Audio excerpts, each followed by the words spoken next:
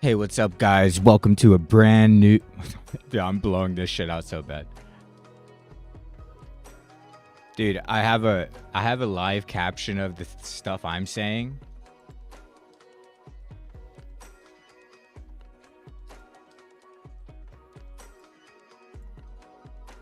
How did this happen? I have a live caption of what I'm saying. IRL subtitles right now.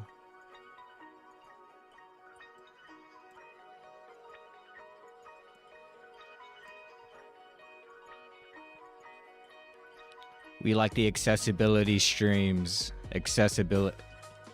One of the things the United States has gotten right. And a lot of other places have gotten it right too, I assume. I mean, it's not right, but it's pretty good. You know, elevators.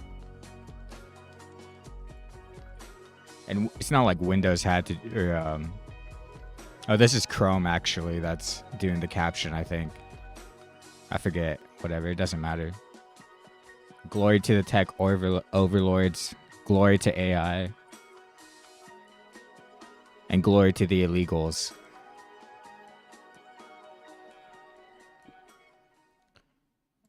Alright.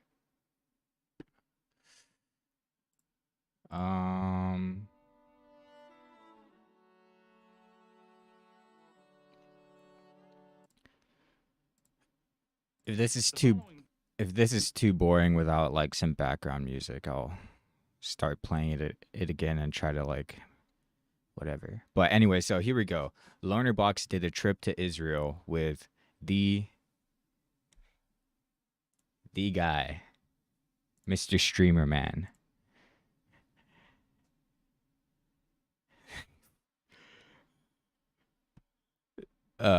A veritable Don Quixote, or Don Giovanni, rather. And so more importantly, they go on this trip with this Yishai guy, which I know from Piers Morgan. And we don't even have to look at the other stuff he said. The stuff he says in this video itself while giving this tour, it's literally like going to a museum and having like, he's like, this is why we have segregation. It's Doctor, not Mr. Anyways, let's just look at the video. Upload the footage. I think this is actually, by the font, it looks like he's copy-pasted Yobel's footage and put it here. Maybe. And I guess Lonerbox at one point or another asked him some difficult questions, or like he at least tried to ask him challenging questions during this tour. Because I mean, this guy is like, he's not just like some tour guide. He's basically the diplomat of the Hebron community, which he is giving a tour to these guys. But anyway, yeah, we'll be second-class citizens, yeah. And these steps original stone, or no? These are Jordanian steps. Jordanian. The original entrance was not through here. Okay. The Jordanians, when they occupied, they made the staircase. Interesting. Didn't make it into the title. He was getting like every other question I asked him, he got really like irritated by. Because I would ask him things like, I would be like, listen, okay, I know you say that you can't make. And there are some, dude, I need a, it's too high. Let me move it down to like, maybe I just need to stop talking so fucking loud. But there are some bombshell secrets, revealed by this tour guide in this video, such as saying the army told some crazy political extremists that there's gonna, on this day in the cave of the Patriarchs, there's gonna be a mass event. And they basically told this crazy guy to go and do this thing. They say like, dude, we have intel from God or from the security apparatus. It really doesn't matter which. And they coaxed at best they coaxed a crazy guy into going and doing an atrocity. At worst, the army like directed him to do it, because this guy literally, Yishai says, yeah, a couple weeks before he did the thing, the army told him to go to this location on this day because something bad was going to happen. And not all of the responsibility, but it was all that guy that did it. He made it sound like, oh, well, we have intel that the Arabs are planning something, but it's just not true. Keep one of these, and that's a very important thing because I want to stress the mothers and the fathers here. This is an anteroom built by the Muslims later on. I just want you to see one thing. This is the way it is. Okay, now look here. This is a famous statement by the sages, Jewish sages, which is 3 places in the land of Israel. The Gentiles can never say we stole because we purchased it outright according to the biblical story. The tomb of the patriarchs and matriarchs in Hebron. The Gentiles can never say we stole it because we bought it 2,000 years ago. And so by that same logic, everyone can say, well, the United States didn't steal anything. They just bought the land. Sure. And I think there's anyone who agrees with that statement, no matter any amount of explaining that I could do, could convince them. And I think it's equally obvious how wrong that logic is to people who disagree with it. The Temple Mount and the tomb of Joseph in Nablus, Shechem. Those are 3 places that we purchased outright in biblical stories. All from the. We purchased outright in biblical stories. Is the Bible historical fact, or is it up to debate? Like,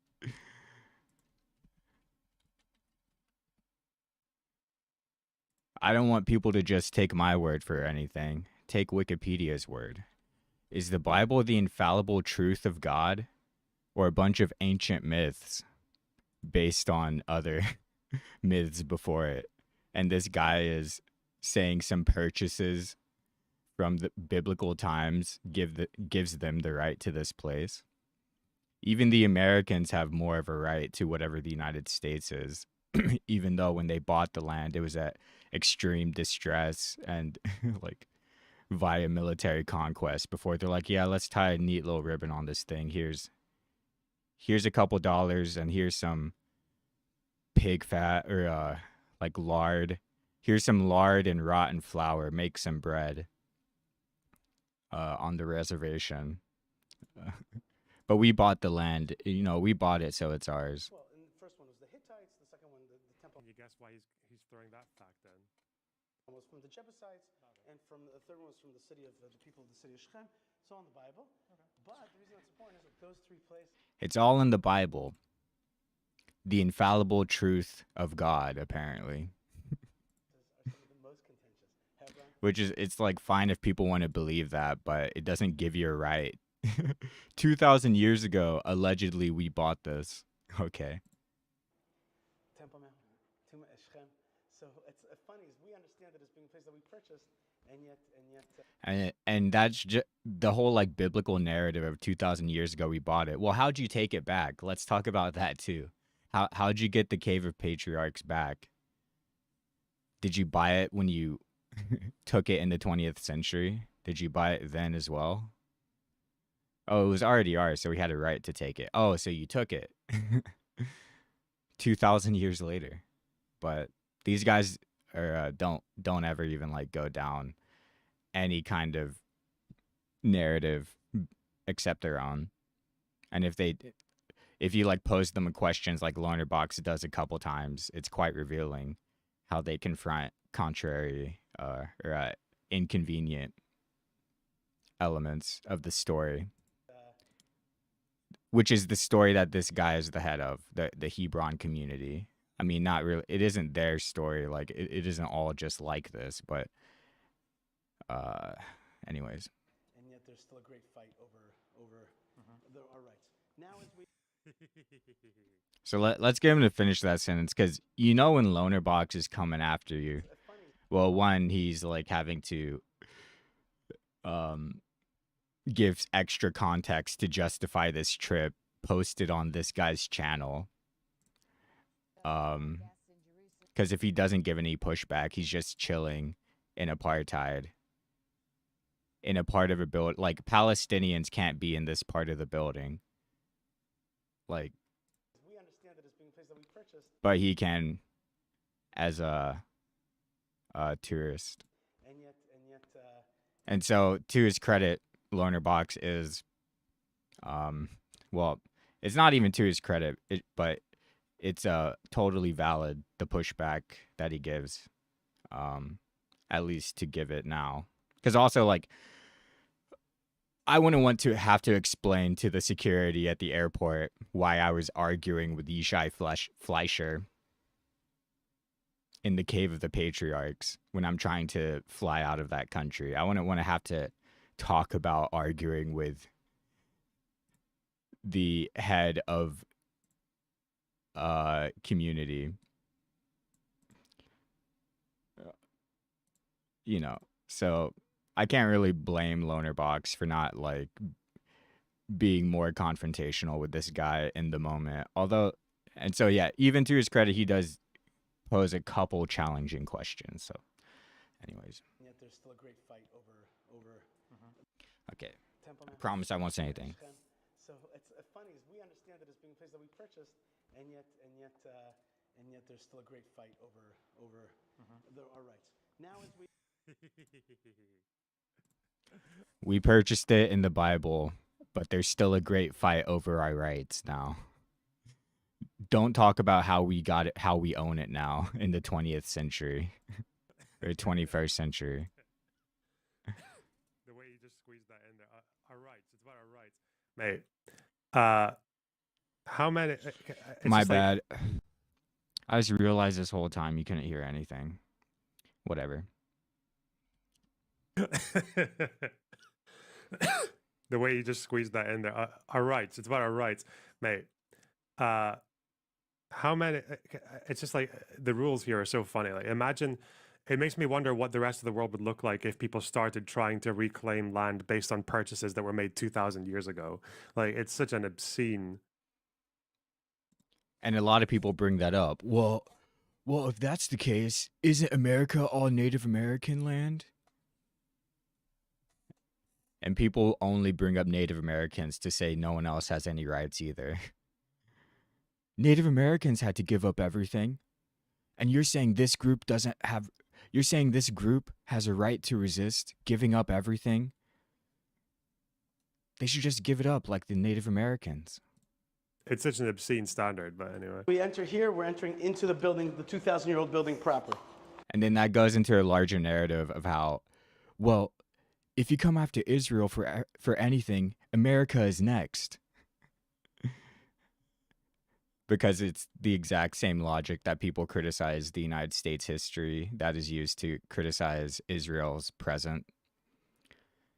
The United States doesn't have separate but equal. They actually ended that. So the United States doesn't have a constitutional ethnic demographic that it's concerned with maintaining a majority. There is so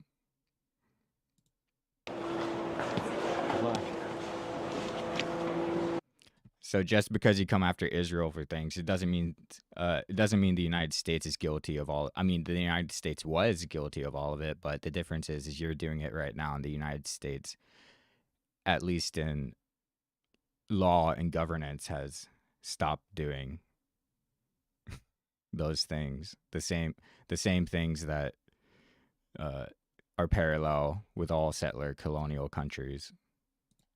Okay?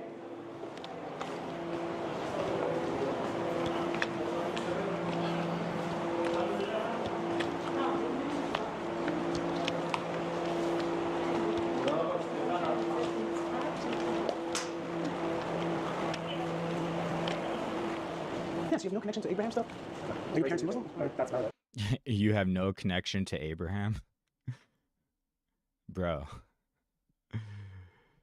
It's just so funny. It's like, you're an American, right? You're a Westerner, right? The Bible's true, right? It's literally like a Lord of the Rings set, Yes, you have no except it's treated like a real country. If only this was just a movie set. for the biggest LARPing expedition ever. Abraham stuff? Are your parents Muslim? My dad's Maronite. Oh, Maronite. That's Maronite Christian, that's right, yeah. The people up there, they all You're from Lebanon. You're Muslim, right, dude?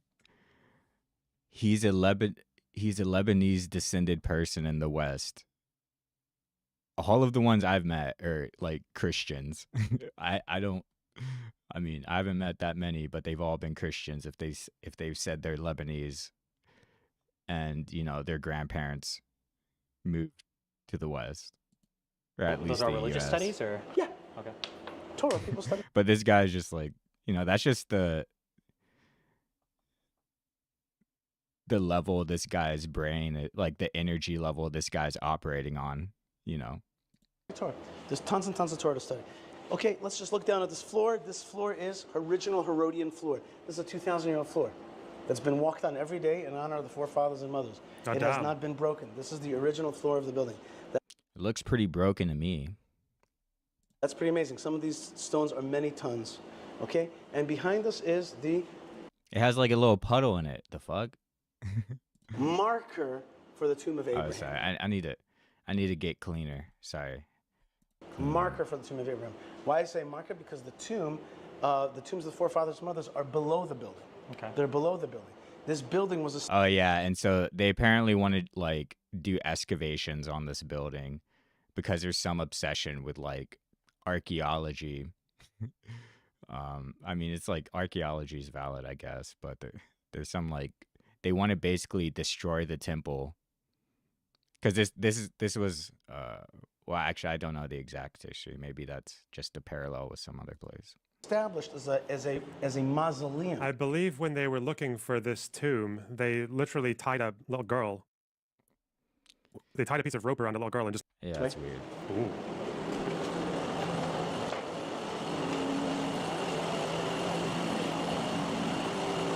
Okay, so we have here a room, that in between them, here's the marker for the tomb of Sarah, and the other side is the marker for the tomb of Abraham. They're buried and represented as side by side, mothers and fathers. Mothers and fathers.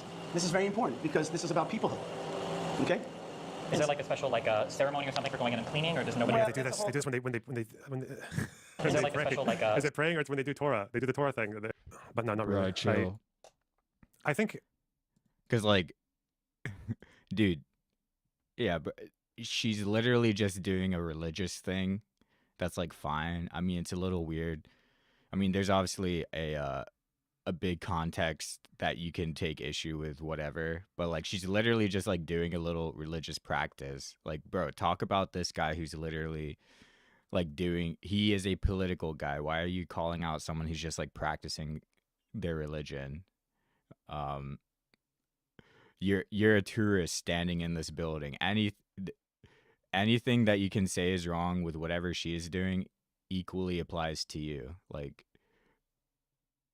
they're just like, it's like why people make fun of people's looks and stuff. It's just it's cringe. I think looking at it now, here's why. It's cringe and it's also like, Okay, here's whatever. Let's here's just let why I him have talk. this thought process about religion affecting the conflict. Okay, let's say from the Islamic side, because that's what everyone likes to talk to, is on the one hand, I think, well, because it's like outsiders coming to a land that's not really like been theirs for a good period of time, and the locals are like, well, okay, I understand why you're coming here, but like it's not really our problem. Fuck you. And when it comes to religion, I feel like all of the things that you could ascribe to, say, the axis of resistance, the fact that they see what they're doing as like Islamic redemption, as Islam is weak, it's been undermined by great colonial powers and all that, and it needs to redeem itself. And the first way to redeem itself is to get rid of the first most. Oh yeah, and this is so Lonerbox is trying to imply that some kind of religious motivation that Palestinians resist. Like, it's not about them being Muslims or being an Islamic culture that they resist. It's a material reality. It's beyond religion. Redemption, as Islam is weak, it's been undermined by great. Yeah, and he's trying to say like Islam has to prove, like, it's been humiliated by the West, so now it has to prove itself against Israel. I mean, maybe that's why like political groups I don't know, dude.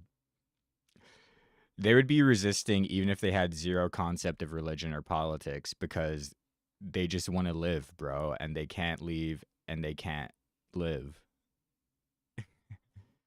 That's how they're being treated. They can't leave and they can't live.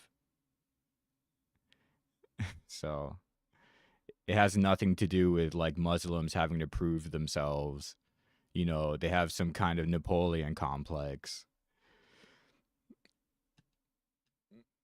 Colonial powers and all that, and it needs. Otherwise, why would, you know, and if like groups all around the world do similar stuff for like completely different reasons, anyways, to redeem itself, and the first way to redeem itself is to get rid of the first most obvious obstacle, which is Israel. This like, because it's the cancer of the region. That's what they call it, right? And Jews obviously that's what they call it. Muslims. He's just this whole thing is just cringe. So I'll let him speak through it, but that's what they call it, the cancer. It's like if I say, like all Ukrainians call Russians orcs. That's what they call Russians orcs. It's like, no, I get that the people who say that have some kind of political motivation to do it, and most normal people don't operate on political motivations and are just living their lives, regardless of their religion or nationality, or who their people might be in conflict or be. Yeah, I mean, conflict seems like too low of a word, but I don't know what I can get away with saying. Jews are supposed to be weak, and they're supposed to be submitting to dhimmi status and scattered as like minorities that can't really be contiguous or can't really have any sizable level of power. Like, they're supposed to be second class, right? So I get that, and that's why they refer to like, obviously they're not supposed to be defeating Islam. Jews are supposed to be weak, and they're supposed to be submitting to dhimmi status. Yeah, and so now you're saying Muslims think Jews should be second class. Dude, you're standing in apartheid with a first class citizen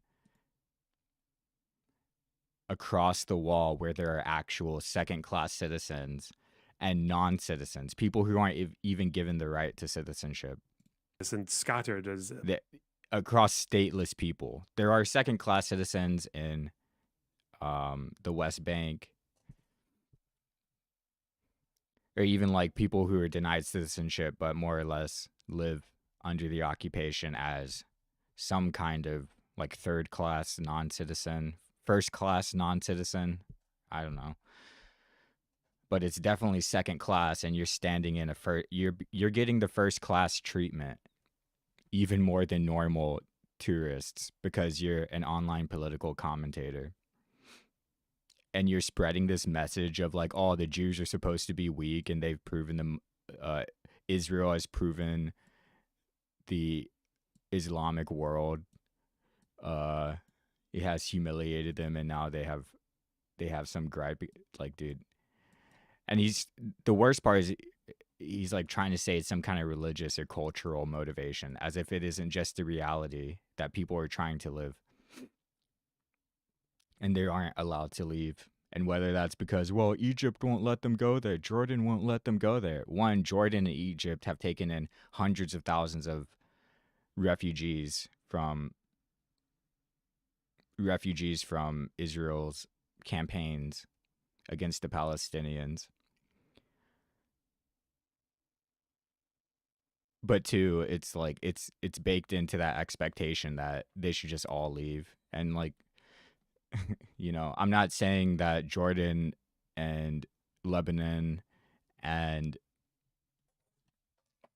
even Syria, I mean, I don't know, the countries around the world, or as the design, you know, they want to say, why don't the Arab countries take them in? No one wants them.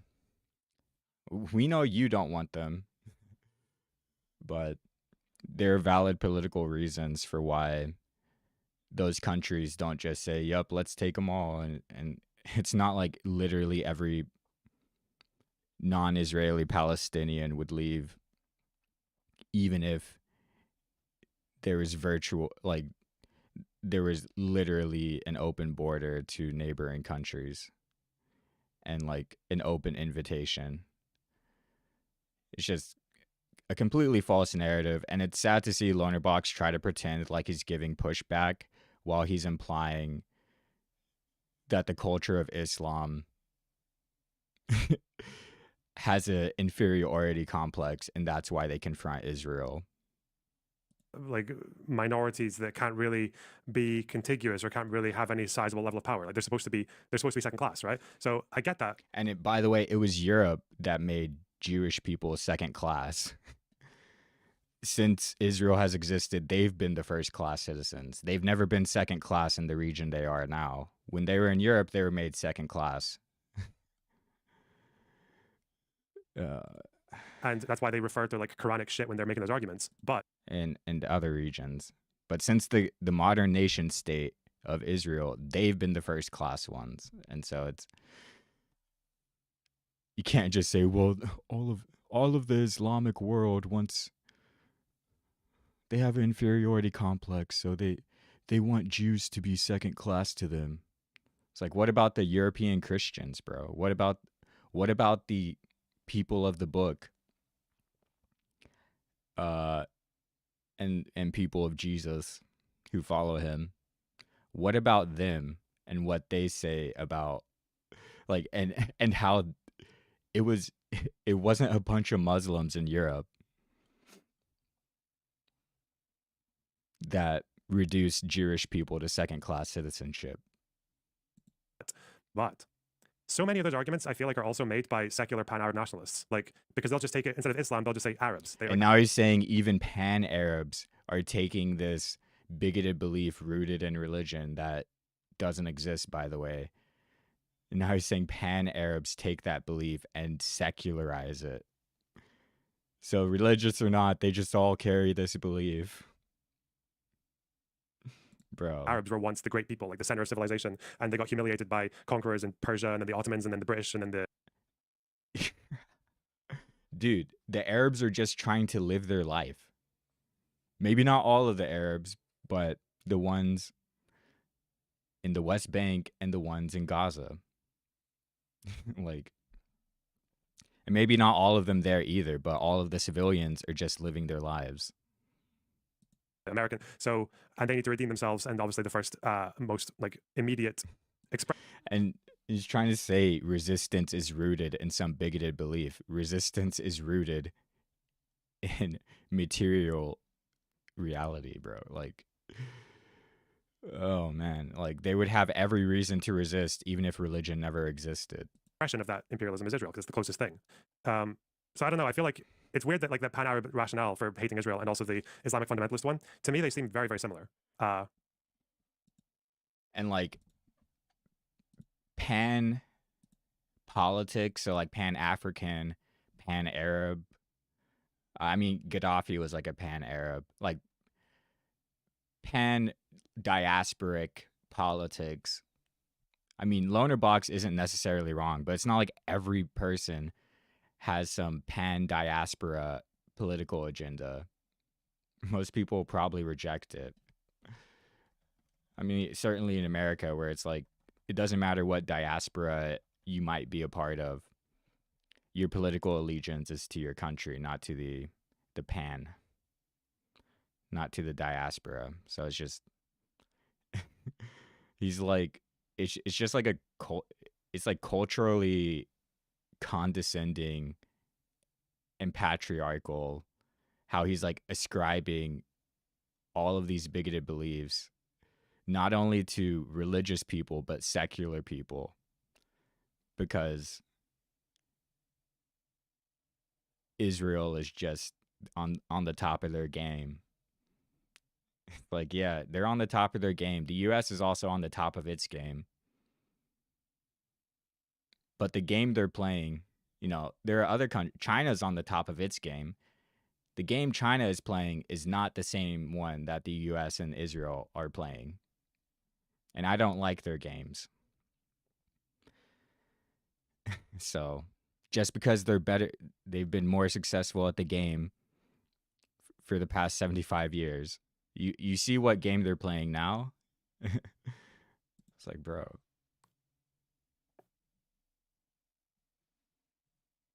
But I mean, it's not even just like whatever. I'm not even gonna entertain this more. There's obviously philo-Semitism and anti-Semitism, and I'm not really interested in commentating on that.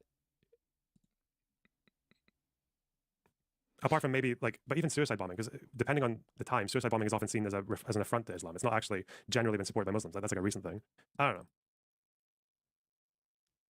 Well, at least Lonerbox is saying it's not generally supported by Muslims. Okay, whatever. Is controlled actually by the Muslim Waqf, and they don't do such a great job of cleaning it, but they control the inner rooms, and we control these rooms, and then 10 days a year, they get full control of the site, 10 days a year, we get full control of the site, And so he's literally just describing segregation and making it sound like it's helped him get along with the people. Why doesn't, if 2,000 years ago you bought it, shouldn't it just be yours? Oh, but you're such nice people, you segregate and allow them 10 days. There's like a kind of deal that's been worked out. Over here This will be with Israel and Jordan, right? The Waqf. Is that what they're talking about? is the doors that lead to. It's with Israel and the Palestinians, right? This is Jerusalem. Why is he bringing up Jordan? Is he talking about something else? The tomb of Isaac and Rebekah, which are on the other side, on the Muslim side. Okay. Okay, so Oh, yeah. So there we go. It's literally, this is the segregation door. This is the water fountain. I mean, it's Is all the the- water fountain, but this is literally the door. doors that lead to. This is the segregation door we built. This is the separate but equal door. This is the entrance to the separate but equal, if they would even claim anything like that, side for the Muslims. Literally just chilling in segregated United States, or I don't know if the UK ever like formally segregated like in an apartheid like way, but it's like our side's for us and their side's for them. The tomb of Isaac and Rebekah, which are on the. Yeah, and so there's like tombs they want to like excavate, and I mean I'm not even gonna say they want to do that. There's just some big thing about wanting to destroy this temple to like prove something from the Bible, but also like apparently it's a part of biblical prophecy. I don't know. It's fairy tales, bro. It's Santa Claus. Other side, on the Muslim side. Okay. Okay, The so- tombs or the markers? The markers. All the tombs are underneath All the of them are- building. okay. Okay? But this room is very meaningful to people because it's Abraham and Sarah. So when you bring here Christians, it's like, wow, Father Abraham, this is a big deal. You bring Muslims here, Father Abraham is a big deal. Okay? So really for billions of people around the world, Abraham, when I bring, majority of people that I bring, whoever they are, they're like, wow, that they get to be close to the story of Abraham. Okay? Like your father, he may be wowed if he showed up here. Yeah. Sorry, I think he. What'd he say? You're just gonna let him talk about your father like that? What'd he say? They're like, wow, that they get to be close to the story of Abraham. Okay? Like your father, he may be wowed if he showed up here.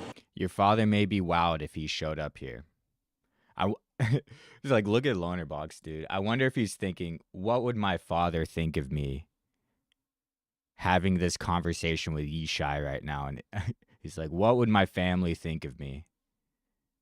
And they're like Westerners, so I mean, they probably wouldn't have a problem with it. But I don't know. Something about that face just says, what is my family thinking of me and my father for letting this man speak on his name while I'm literally standing next to the segregation door? I'm standing next to the whites and blacks only water fountains, or not even only, but the segregated water fountains. Yeah. Sorry, I think he. I don't know if his parents know he's here yet. I'm saying if you would No, say, yeah. I got to be, what about your parents? Would they care? Oh, is my mic not? I don't have my maybe. mic on for this. Why did I Are they do that? Catholic? Yeah, my mom is. She has Alzheimer's disease now, so I'm not sure how much she would care. My dad follows my mom, so I'm not sure. Yeah. What is it? What does the sign here say? It says for women. You know, usually in prayer time, we separate between men and women. Okay. That's the main separation is in prayer time. Okay. Okay? And I can't really talk because, like, when I practice Aliyah to my indigenous community, in Native America. A lot of the cultural stuff I saw is segregated on gender, but there's a lot of people that there's always a lot of people that disagree with segregating on gender. So, but that's a lot of groups. So, and prayer is one thing. Well, I don't know. Because, like, when you get to prayer being one thing, then it's like, well, a building is one thing. And then you can say, so, it's obviously wrong. Segregating men and women is obviously wrong, too. But there's a lot of people that do it. There's not a lot of people that still have a one side for Muslims, one side for Christians thing. It's like, whose building is it? Oh, but we're such nice people. We like to pretend like it's part theirs, too. Come this way. Annoys me as a labor Zionist, the attitude of Fleischer and stuff. Yeah, I heard that from Ulmer's as well. Like, he would always talk about how this is like very antithetical to labor Zionism, because it's not like this settlement building is not really the same as working the land to claim it as your own shit. Yeah. Wait, what? Settlement is all about jobs, food, and housing. How do you think they're gonna afford to pay for their house out there? I get that you just take the land and give it away to somebody, but they have to have a job. They don't. Well, it's just the ideology of settlement. The thing that drives people to the frontier is a pioneer-like spirit that he's trying to separate labor from whatever's going from settlement. Labor from settlement. But if they go hand in hand, obviously. If you're going to a new place, you need some kind of job.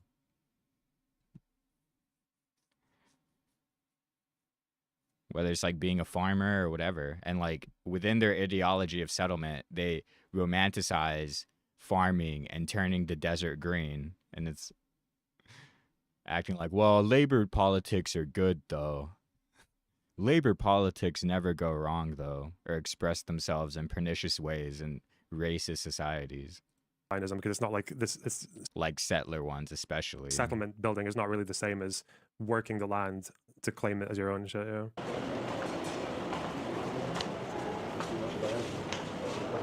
Okay, just to give you a sense.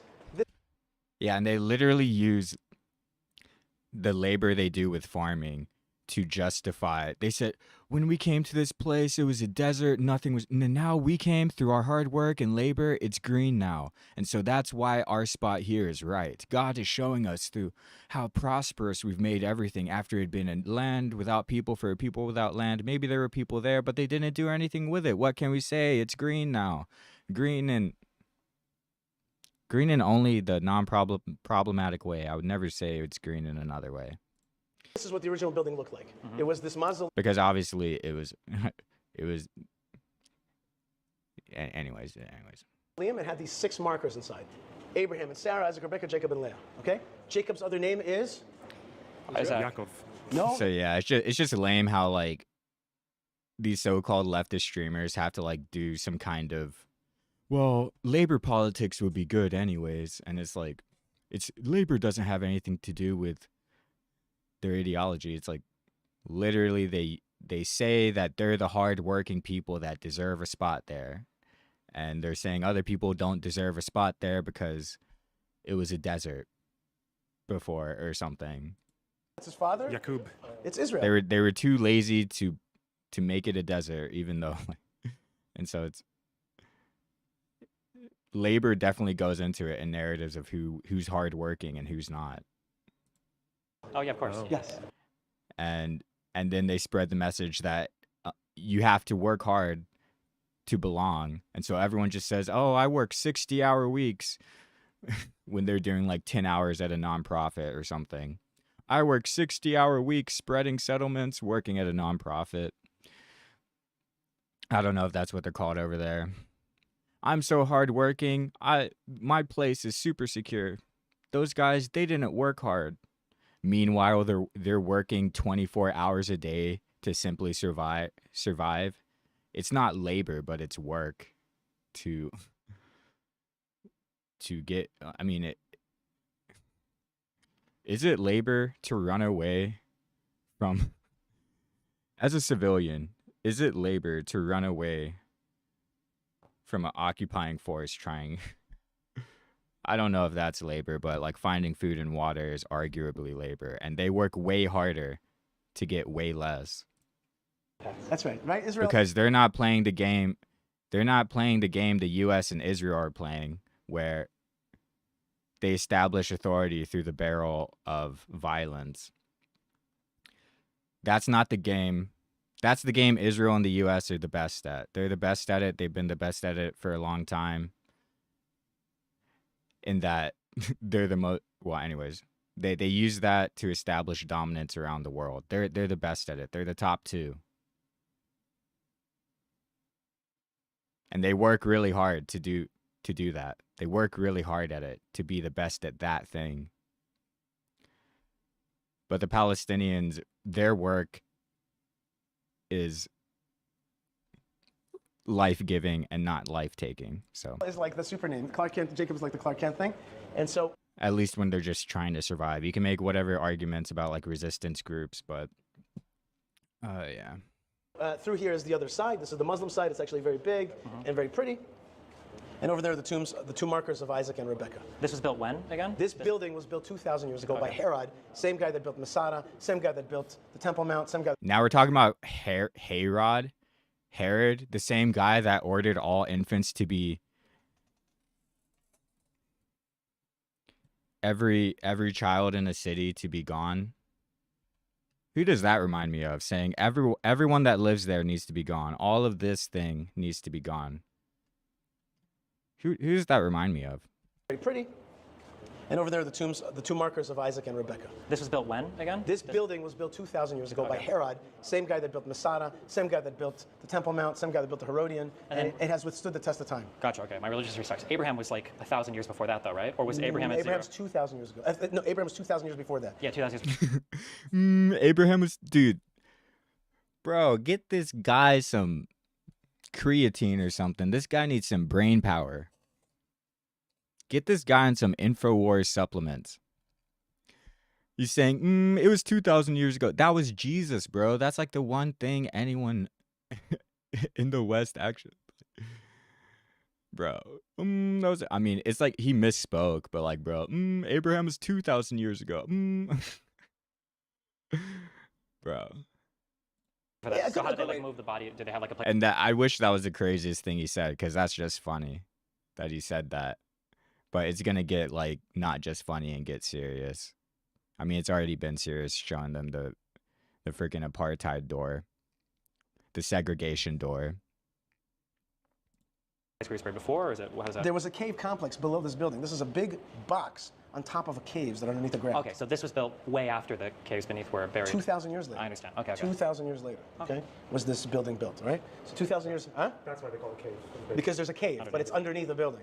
That's why I just call it Tomb of the Patriarchs and Matriarchs. I don't call it a cave because you're not going to see the cave. Okay. Noam Arnon, the guy that... You're not going to see the cave, but it exists. What does that remind me of? We got this computer graphics of the cave. It exists, bro. Trust. You met, Dr. Arnon. He's one of the people that went down into the cave complex. Was one of the last who was allowed, I think, Yes, right? Yeah. correct. Okay. He was one of the people that was really down there, so that's very special. Oh, 6. Does that lead to the cave? Yes, that's the cave. That's where he went down. The staircase through a corridor, and through this corridor. Wait, they literally... So that's the cave? A dark corridor? What does that image remind me of? Of saying... of the things they say exist. Apparently, 2,000 years ago, it was proven. Oh, and they even have this image too. I mean, I was looking at this, but even this one, that reminds me of something too. I wonder if, like, they need to modernize. They need to generate a 3D graphics generation of the cave. And ended up at the entrance of the cave complex. A 12-year-old went there. Correct. Here's the story of the 12-year-old. Here she is. She went. She Look at her go. predated. Dude, someone remake the cave in Gary's mod. She predated Noam Arnon by some. They had to get a little fucking nipper to go. Oh, and that's what Lonerbox was talking about earlier. Like, apparently, a child told us it exists. Like what? I think in 13 years, she went down there first. Moshe Dayan sent her down there. All right. Is there anything ornamental down in the Yes, there is. down there? Okay. The guy seemed to be picking on you. What's your religion? Oh, because he found out I was Maronite. Israelis are really in awe of Maronites because they think it's like their Lebanese fucking brothers who will who will save them from fucking Islam and shit. I don't know. Some shit. I don't know. Wait, now what, like, I know I mean, it's like streamer people's job to just say out-of-pocket stuff like that, but wait, what did he just say? Yes, there is. Down there? Okay. The guy seemed to be picking on you. What's your religion? Oh, because he found out I was Maronite. Israelis are Oh, that guy's Maronite too? The fuck? Alright, sorry. Keep it clean. really in awe of Maronites because they think it's like their Lebanese fucking brothers who will who will save them from fucking Islam and shit. I don't know. Some shit. And so, I mean, that's what this guy thinks, maybe.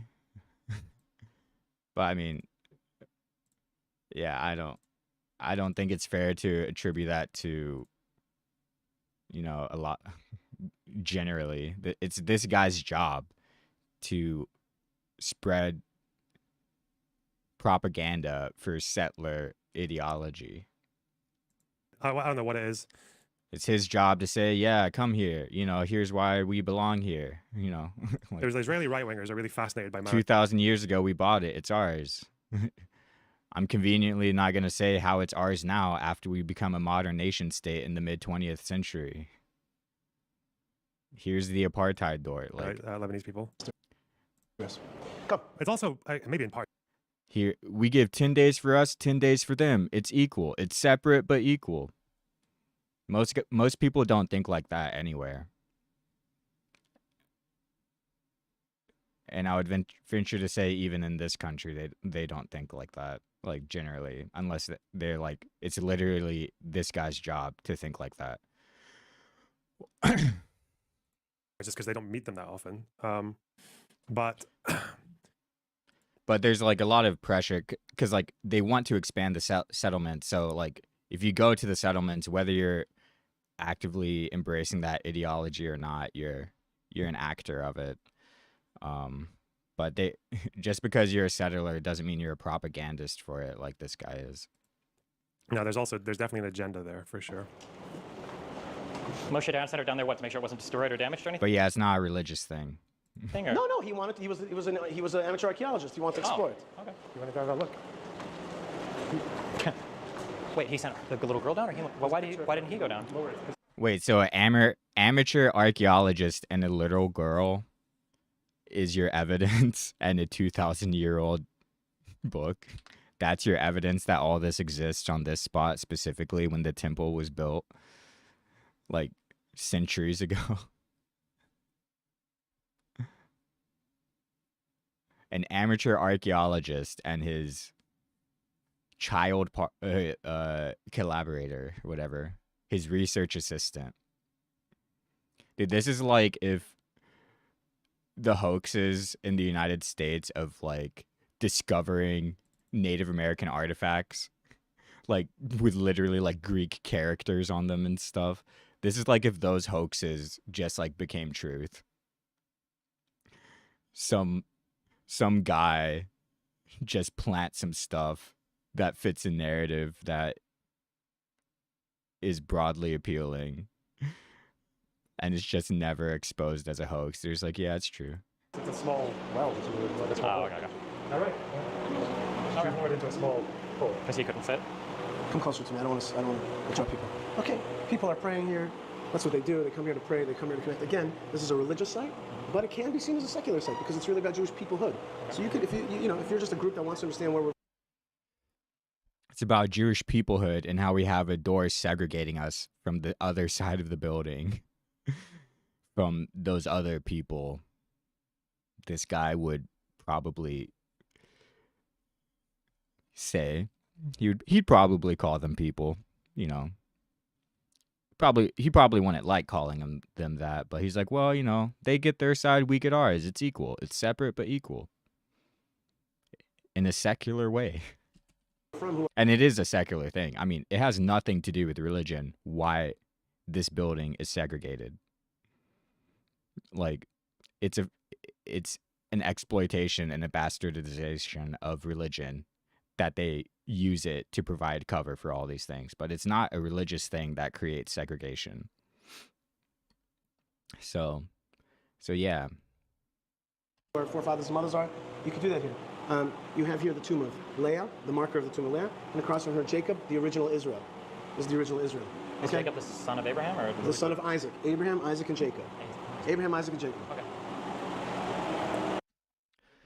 Genesis, Exodus, Leviticus, Numbers, Deuteronomy, Oxes, Judges, Ruth, First and Second Thessalonian, First and Second Titus, Nehemiah, Joshua's, Judges, Ruth, Matthew, Mark, Luke, John, Acts, Romans. Bro, I can do this guy's job all day. And I learned that when I was like 4 years old. I mean, not really, but like less than 8. And do all The right-wing Maronites are very marginal in Lebanese society. Again, I don't really know if it's the same as Palestine, but the way I hear people talk about, again, this is completely just from anecdotal experience.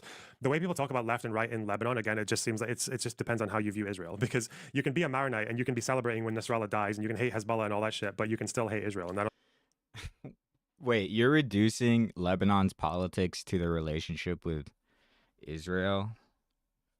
Come on. I mean, maybe he's gonna say it has mostly everything to do with it. Like, I mean, whatever, dude. Like, he can just say that if he wants to. Anecdotal experience.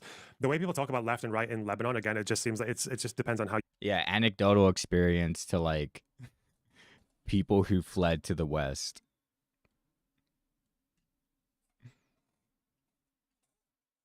Do you think the country that took you in has influenced and has some interest in certain narratives of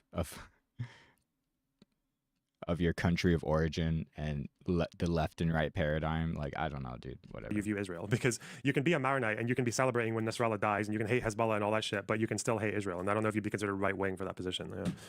tribes come from those three? All the tribes come. Okay, I mean, yeah, that's fair. Yeah, there's nothing right wing about not liking resistance groups.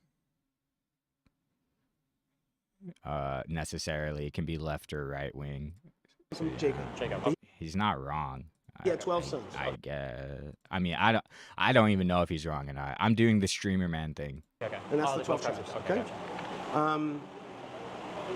Just one kind of point, which is maybe a little more esoteric.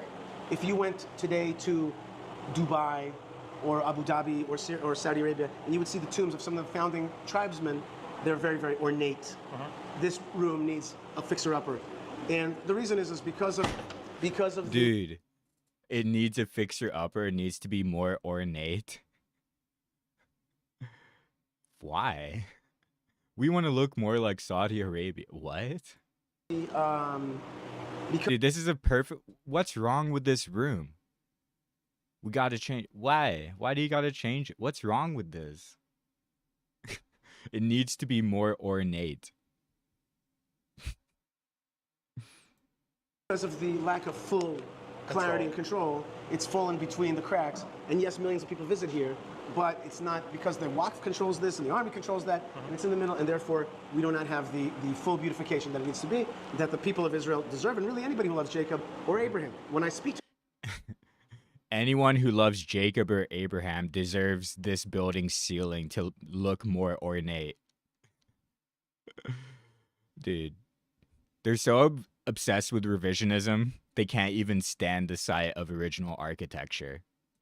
Arabs, I oftentimes say to them, let us take this building and beautify it together for our joint father Abraham. What does that mean? Does that mean like tearing down parts of it? A shared father Abraham. Let's beautify it. Christians love it. Muslims love it. Let's beautify the tomb of Abraham. It's important. So when he says this, and I love like every time he says Christians or Muslims love something, he never says Israelis or Jews love it. He leaves that part out and he just leaves it up. It's implied and up to interpretation. But that's like the second time he did that. It's like Christians love it, Muslims love it. Moving on. his whole theory is that if he wants to integrate more Palestinian Muslims into Israeli society, he doesn't want them to become citizens. That's the difference. They say no. Okay, and that's wrong, right? Take this building and beautify it Lonerbox be obviously was wrong. together for a joint father Abraham, a shared father Abraham. Let's beautify it. Christians love it. Muslims love it. Let's beautify the tomb of Abraham. It's important. So when he says this, his whole theory is that if he wants to integrate more Palestinian Muslims into Israeli society, he doesn't want them to become citizens. That's the difference. And the use of the word integrate there is somewhat of a acknowledgement that it's a segregated system. It's for something to become integrated or to have the potential to be integrated, it is first segregated, you know, like, so. They say no. I mean, Lonerbox probably knows that. They don't say no. Who said they said no? But they Well, say, that's happened, yeah, so I assume something. well, yeah, because in practice they say no because what are they going to now support the Jewish settlement in Hebron? You know? Normalize Sure, it. okay. Wait, what was So they said Destiny's no. They question? said- Well, that's happened, yeah, so I assume something. Well, yeah, because in practice they say no because To become citizens. Christians love it, Muslims love it. Let's beautify the tomb of Abraham. It's important. So when he says this, They don't say no. Who said they said no? But that if he wants to integrate more Palestinian Muslims into Israeli society, he doesn't want them Oh, to so Destiny's question is what if they say no? And he's like, they love it. What if they say no? They love it. Dude, this guy does not care about consent. become citizens. That's the difference. What if they say no? They'll love it. They say They no. love it. They don't won't say say no. no. Who said They they said no? they don't say no. They don't say no. Who said they said no? no, but they Well, say that's happened, yeah, so I assume something. well, yeah, because in practice they say no because what are they going to now support the Jewish settlement in Hebron? You know? Normalize Sure. it. Oh, no, it's because... And so this is like what Lonerbox was talking about earlier. He's like, well, now that... Yeah, anyways. Yeah, okay. Okay, but and I always say that let's forget all that. Let's take something that we can. Let's forget all that. Let's forget all that. I thought you were saying, like, let's come together as one people under Abraham and beautify it. Well, if you don't like that, let's forget all that. Share. As I like to say to Christians as well, I like to say, Forget let's about agree. it. Again, it's like Forget about... he wants to claim this land. He's like, oh, let's forget about that. You know, just make the tomb look nice. To agree.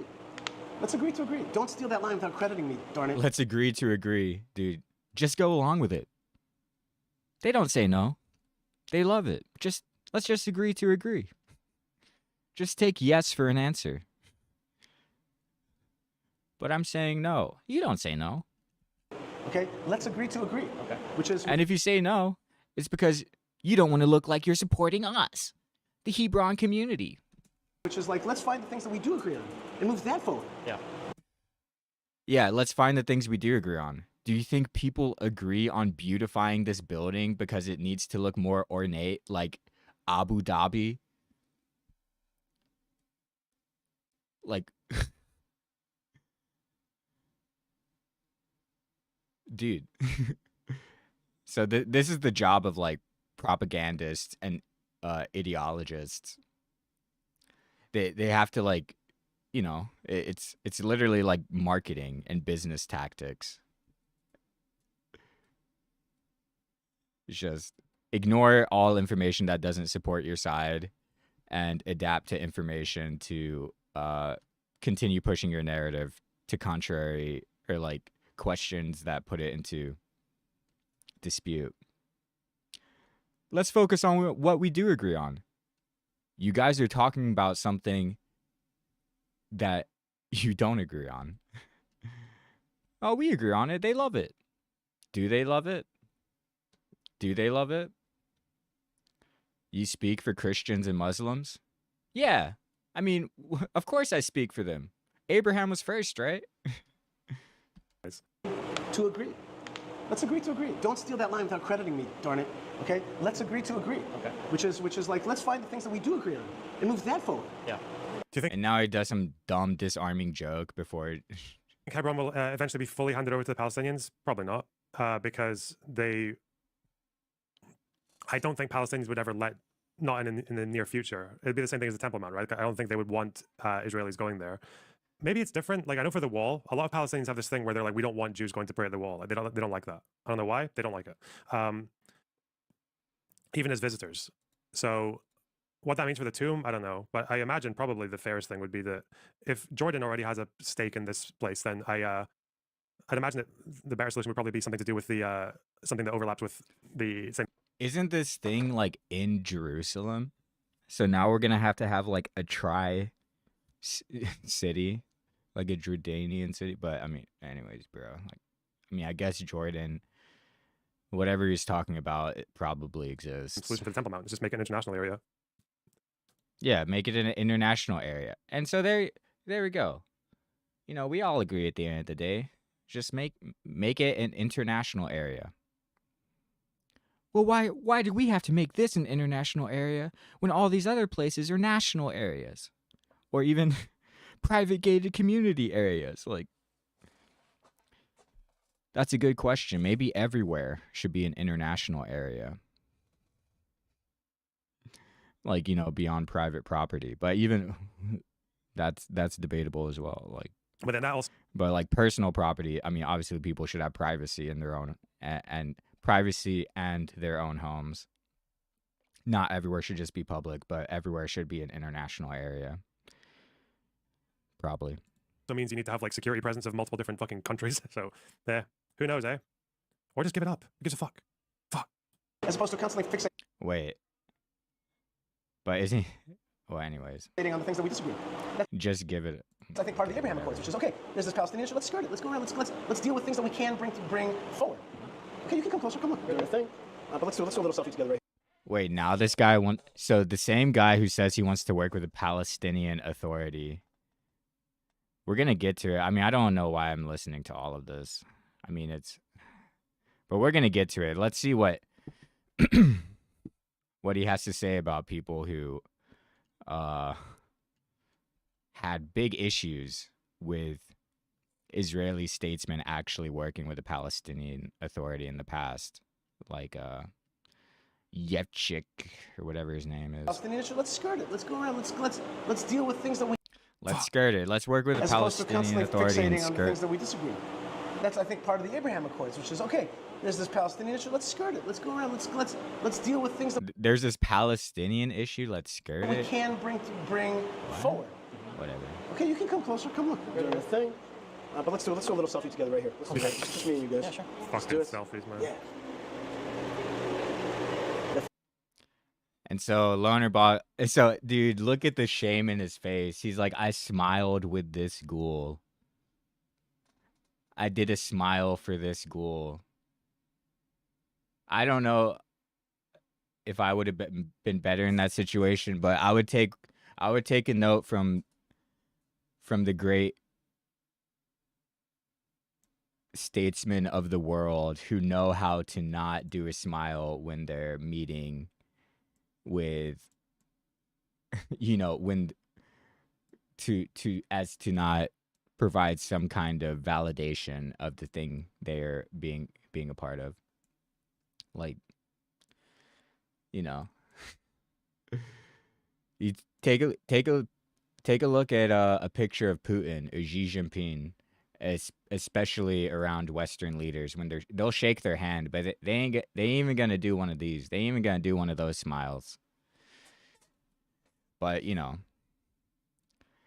Lonerbox has to worry about airport security when he's leaving the country, so he was kind of already, he was in too deep. He's like, it's literally the meme of I'm in danger. He's like, if I don't smile, I'm in danger. Oh, bro. Okay, good. Let's let these nice gentlemen do their thing. Good. Let's go. Is there anything to be said for, because I don't know, for like the way that Jews would construct things traditionally in like a more simple manner rather than super ornate? Is that like part of the tradition, or is it not at all? Or Well, I don't know if you saw this guy. This guy is. more simple manner? This guy's got it worked out. Look at him. Let him go. And so this is another, like, it's like earlier where he, like, said something about a lady doing a religious practice. Now this guy has a weird, or like an interesting look, or a distinct look, one could probably say, without, you know, whatever. But it's just like cringe. Like, stop talking about how people look, bro. It's like, you look like Ethan Klein in those clips. in And Gandalf the White. Bro. Yeah. We So like is to there, keep is there it- anything to be Oh my said for God. just cleaning this up and leaving it as it? You have to do like the Streamer Man dopamine hit and make a crappy joke, dude. Ethan Klein, Or do you think there should be some kind of redesign? it should be beautiful, but very Well, in Catholic churches, there's I've seen yeah, tremendous. yeah, we don't like that stuff. Yeah. We like to keep Wait, so now this guy is saying they aren't idol worshippers, but he wants to beautify this building? Rather than super Stand off the ornate, is that lawn. like part of the tradition, or is it not at all? Or Well, you know, like for example, in Catholic churches, there's I've seen yeah, tremendous. yeah, we don't like that stuff. Yeah. We So like is to there, keep is it. there anything to be said for just cleaning this up and leaving it as is, or do you think there should be some kind of redesign? It should be beautiful, but very. We want to focus on God. Humble, okay. Yeah, and not the material. Okay. And certainly we don't have idols. So God is ornate, and so it went from we want to look to God when originally he was saying we want to look to Saudi Arabia and their example of a beautification and ornateness. But now he's looking to so you know he's just telling him what he thinks he wants to hear. And You know what? I just realized this guy has a purpose. Okay. you didn't realize that when you were standing next to the segregated water fountains. You just realized the guy telling you how everything is actually separate but equal. You just realized that he has a purpose. What? Is there anything to be rather than super ornate? Is that like part of Look at the way he looks up. for like the way that Jews would construct things traditionally in like a Right. more simple manner rather than super? This guy is Special Forces. That's who he is. Okay. Oh, he's still on this guy. He wants, dude. Like, is there anything to be said for just cleaning this up and leaving it as is, or do you think there should be some kind of redesign? It should be beautiful, but very. We want to focus on God. Humble, okay. Yeah, and not the material. Okay. And certainly we don't have idols because we think idols are idolatry. You don't have idols? What is a menorah? You don't have idols? What is a thirst trap? You don't have idols? You don't have idolatry? What is a beautification project? And to make something more ornate is not to simply beautify it. I don't think this guy is talking about planting a bunch of bushes around the building. It sounds like he wants to actually like alter the interior of the building. And he was like gesturing towards the ceiling, which looked totally fine. Catholics don't either. Right. Well, whatever. You know what I mean? Whatever. I know. I'm not here to diss Catholics. Yeah. The truth of the matter is, I have some wonderful. I have actually a very dear friend of mine who's a Catholic. He's a Dominican monk. Was he saying Catholics do have idolatry or they don't like idolatry? I thought Protestants, like Irish Protestants, used to shit on Catholics for. You're all. No, I'm just kidding. We visit, churches. We feel like there's idolatry there, and the Muslims take it even more. They're totally intense about. The Muslims who don't show their prophet's face ever are more about that. They take it more. They take it there more. Not having. What's wrong, dude? He was literally mentioning like the UAE and Saudi Arabia and other countries and looking to them for ornateness. And this guy isn't an idolater. He's speaking out of both sides of his mouth, bro. Anything that even not even a picture. Oh yeah, true. They're really intense about that. I've learned all. Oh, so yeah. So they're even more about it being against, yeah. Oh, so he was saying the opposite thing. Whoops. It represents Babylonian idolatry. Protestants always say we idolize Mary too much. I've heard that one a lot. So. Well, when we visit churches, we feel like there's idolatry there, and the Muslims take it even more. They're totally intense about not having anything that even not even a picture. Oh yeah, true. They're really intense about that. I've learned all Okay, about that. we're gonna go now, but I just wanted you to come here and see it for yourself. Yeah. Cool. Sometimes this site is packed. Today it's calm, but it's a very special site. This is also, I think I'm about to ask him. If you guys don't remember, this is also where Baruch Goldstein, the settler terrorist guy, walked into, I think it's that part there, the Muslim area, and just murdered, 30 people? Was it more? Hang on, I can't remember how many people he killed. As a way to sabotage the peace process. This is the guy in Ben Gvir has the picture of him on his wall, or did have the picture of him. He injured 125. How many people did he kill? 29. Yeah. Dude, most for really 125, and the army told him to go there on that day because something bad was going to happen, and he had all of that with him. We haven't got to that point in the video yet. Holy. People around the world. 95. Holy sites tend to be inhabited more on like Shabbat. Yes. Yes. Yes, Shabbat. But No, 94. here, there'll be, like, just in a few minutes, a bus will come here and fill this place up. People come to this spot. Okay. Even though Hebron is dangerous, even though it's a militarized... Yeah, a bus from our local nonprofit that spreads the ideology of settlements. We'll bring a bus, people. That's who brings the bus loads of people. If not like a nonprofit, then like a school bus. zone, even though a million things, people do come here. People do come here and connect with the spot, not just religious people. People come here, and it's an important site in Israel. That's another thing. If you want to understand Hebron, you can't understand Hebron without understanding this thing at the heart of it, which is the tomb of Patriarchs. You can't understand Hebron without seeing the segregation door. And matrix. It's a key. It's something that you cannot like easily just be like, well, Hebron, just cut it out. Who cares? This is a key component to Jewish history, and it's of course in the Bible. It tells the story of the purchase of this thing. So it's like a 4,000-year-old thing. Of course, dude, just look at Destiny. He's like, dude, I have to be able to fly out of this country, so I have to let this guy pretend like the Bible is some kind of his factual document. He's like, bro, I have to worry about. He's like, bro, just remember airport security. Don't say it. Just let this guy go on his nonsense. Thing with a 2,000-year-old building, and you see that people come here, all kinds of Jews. It's an important site. Okay. Jewish and Muslim sites are really close together. Yeah, there's a door. So when Mr. Goldstein did his thing, did you look at it? Dr. Goldstein. He didn't go to doctor school for you to call Mr. But Yeah. And so Lonerbox, just like a minute ago, just described who this Baruch Goldstein was. And what does Yishai, the head of the Hebron community, touring these guys right now, say? That guy that did that thing, he didn't go to doctor school for you to call him Mr. Give him the respect he deserves. The guy...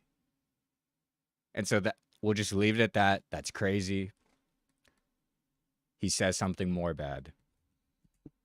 Oh god, like his mood just completely shifts when I ask about Goldstein. You got anything else? he was. You have to understand what the situation there was, and I'm no way, You have to understand what the situation there was. In a second, he's going to say you have to understand the cultural milieu.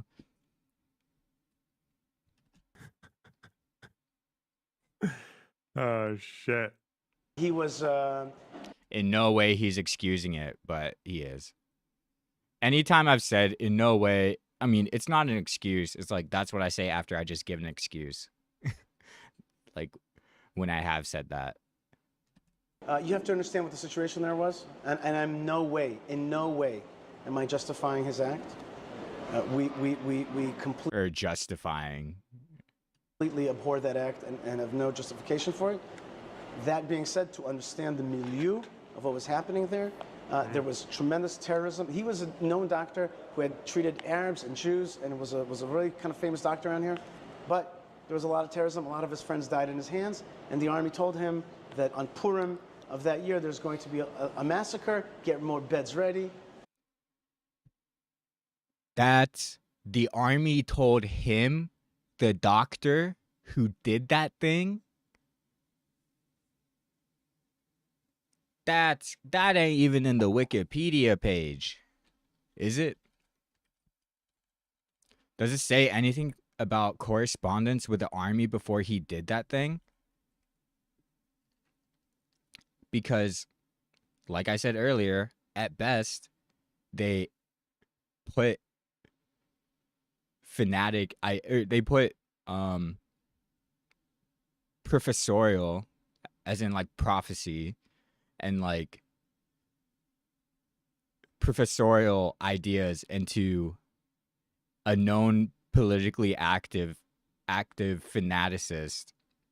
They put the idea of this date and that event into this guy's head, and he went and did it. At best, the army, if that's true what he just said, did that. At worst, it was they directed him to do it, you know?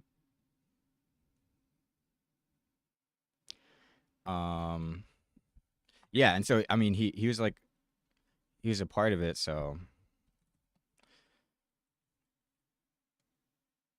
so that's the only times they mention it. So like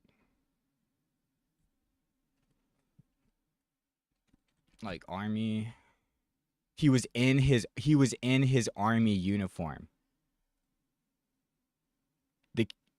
The cave was under army guard, and he injured over 100 people.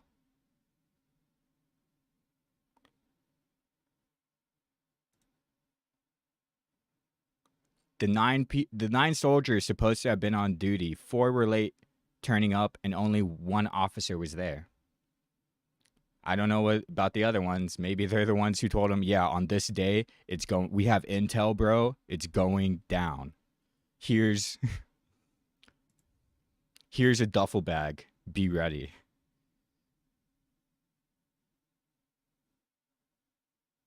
He was not stopped by guards, despite being... Bruh. They assumed he was an officer. He stood in front of the only exit.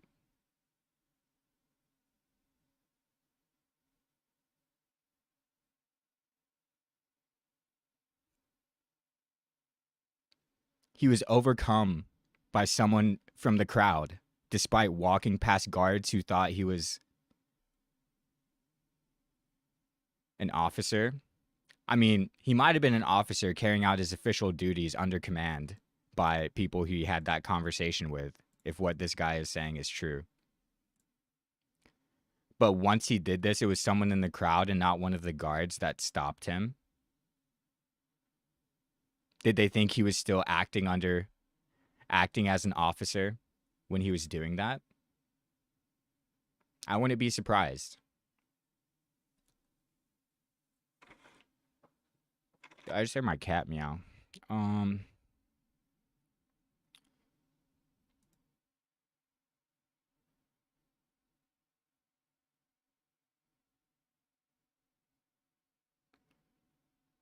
So the Shamgar Commission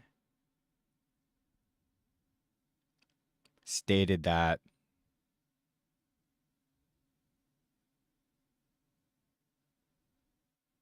this is about a different event, which made it necessary to call in the Army and Border Patrol. Well, what is that about? Oh, they're saying it's like a retaliatory thing. Wait, I'm gonna take a second. I think my cat's trapped outside. Wait, where'd it go?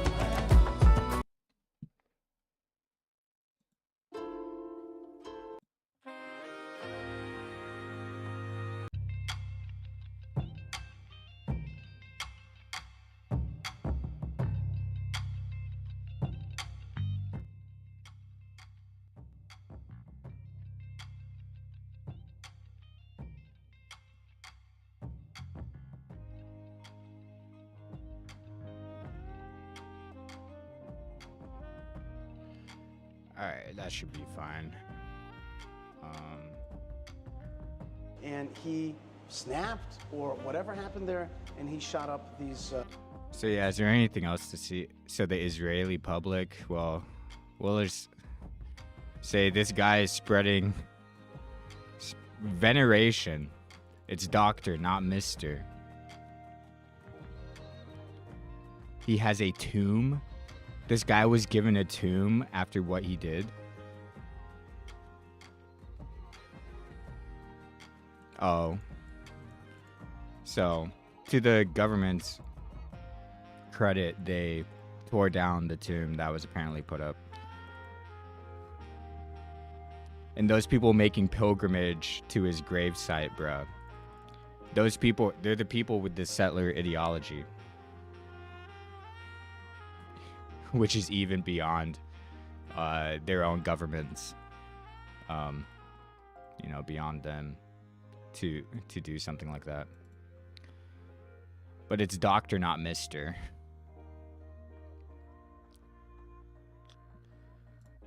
I wonder what the US voted on this.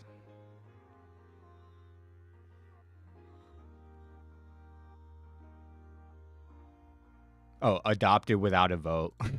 So the US wouldn't have to adopted without a vote. You're like, bro. We don't want to say what we're going to have to say if this actually goes to a vote, because then the United States name would be put on it in a way that shows face. These Muslim. No, this is again because he was like he was. I don't doubt that he treated Arabs, but he was pretty extreme before the killing. No, he was. Yeah, and How long so did he, wait, hang on. Lonerbox is gonna look at the Wikipedia page like me. He was a part of the Catch Party, which is very extreme. A lot of his friends died in news, and it was there was tremendous terrorism. He was known. And so he's explaining how this guy got like he was, but he's also saying the army talked to him before he did it and told him to go there on that day in his uniform. We're like, we told him to not wear his uniform. Why aren't they telling this guy to not? It doesn't even say on the Wikipedia, I mean, at least not what I saw, that the army had any conversation with this guy about that event before it happened. Or that day before the events of that day happened. And the milieu of what was happening there. There was tremendous terrorism. He was a known doctor who had treated Arabs and Jews, and it was a really... A known doctor? Anyone who's a doctor is a known doctor. You're like, he was a great doctor. Kind of famous doctor around here. But Apparently, this is about him in '94. He did treat Jewish Defense League before he left. Well, we'll let... This is Doctor an who actual often article, so let's refused see to what... treat Arabs. He didn't mention that to me. Often refused. So I guess he did treat some, but he often refused. Interesting. And yeah, he was in the Jewish Defense League. Was he before? He was in the Jewish Defense League before he left America.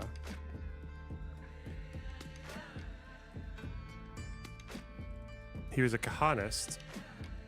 So yeah, this idea that the terrorism like radicalized him, the terrorism might have flipped him to make the decision, but like, he was always extreme. The guy always had that seed in him before he even arrived in Israel.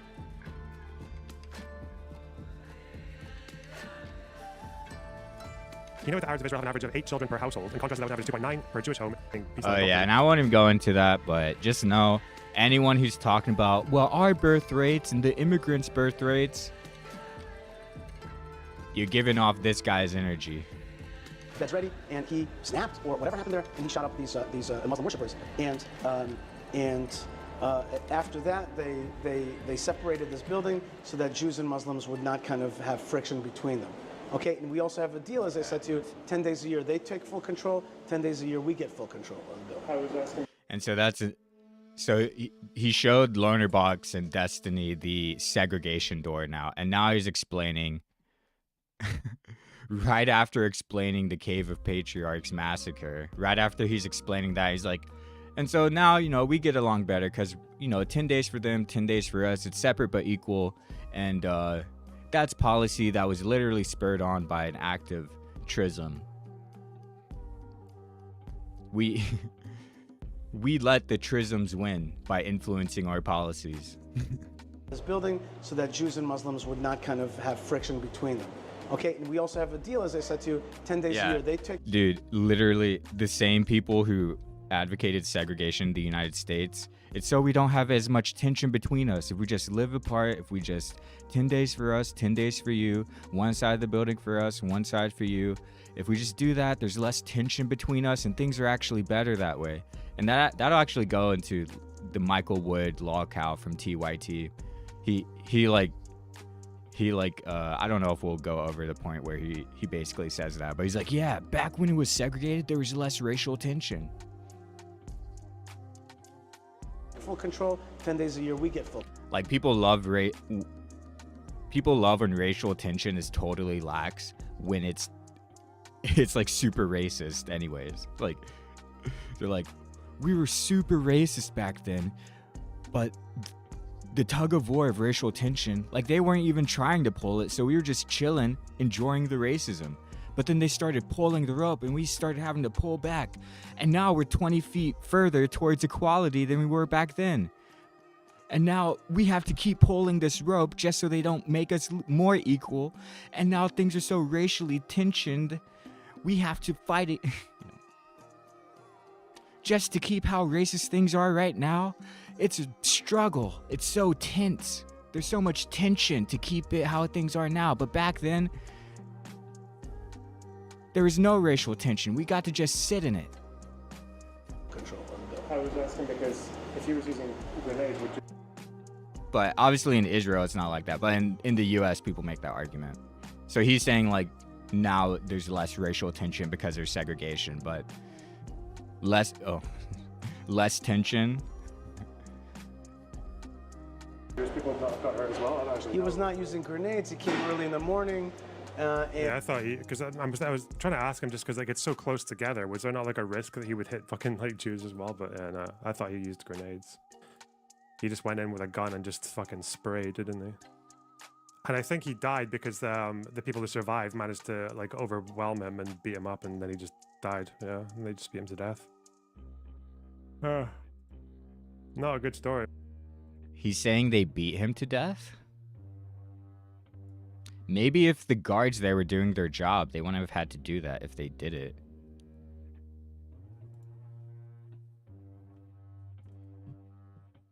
The soldiers were relaxing and laughing. They didn't think anybody was going to get out alive. Eyewitness testimony, survivor of it.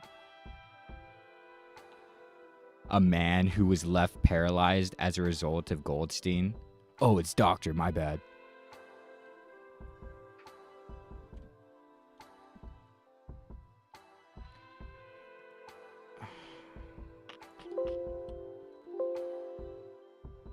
Doesn't even say how. Well, okay. Does this guy have like a Wikipedia page aside from this?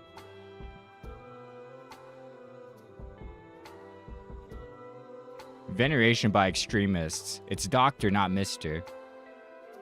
One of the most mainstream figures in an online debate sphere.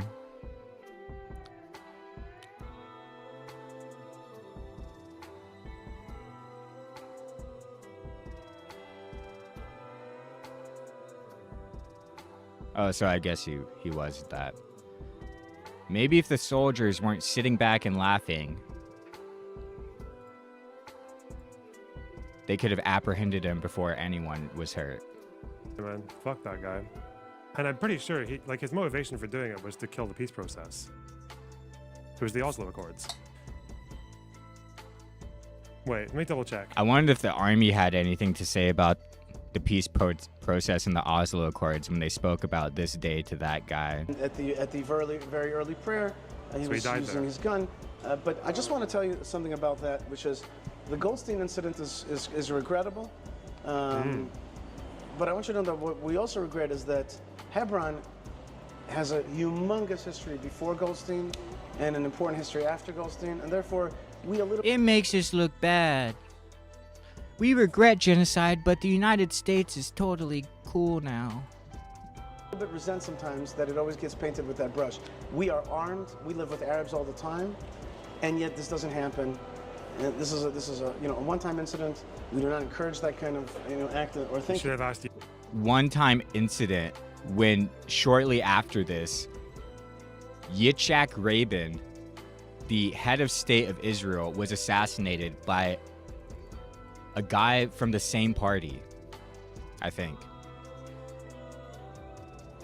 Or like, after Yitzhak Rabin outlawed the party this guy was a part of, he was assassinated by like an associate of that guy's, dude. A one-time incident. Yishai who killed Rabin. Now I know Mordecai Kedar has a theory about someone else killing Rabin, but not Yishai. And it happened, and there's no way to deny that. And you know, I can talk about it. If there was any way to deny it, trust me, I would. But there's no way to deny it. But it's important for us to just say, look, that's an event, but it can't paint the whole history of this place. This is like the whole, like, again, how long was I with him before I asked him this question? It's like everything has to be part of the narrative, you know? Everything has to be understood as how it weaves into the narrative. It's like you can never just talk about a thing as it happened, especially for someone as ideological as Mr. Fleischer.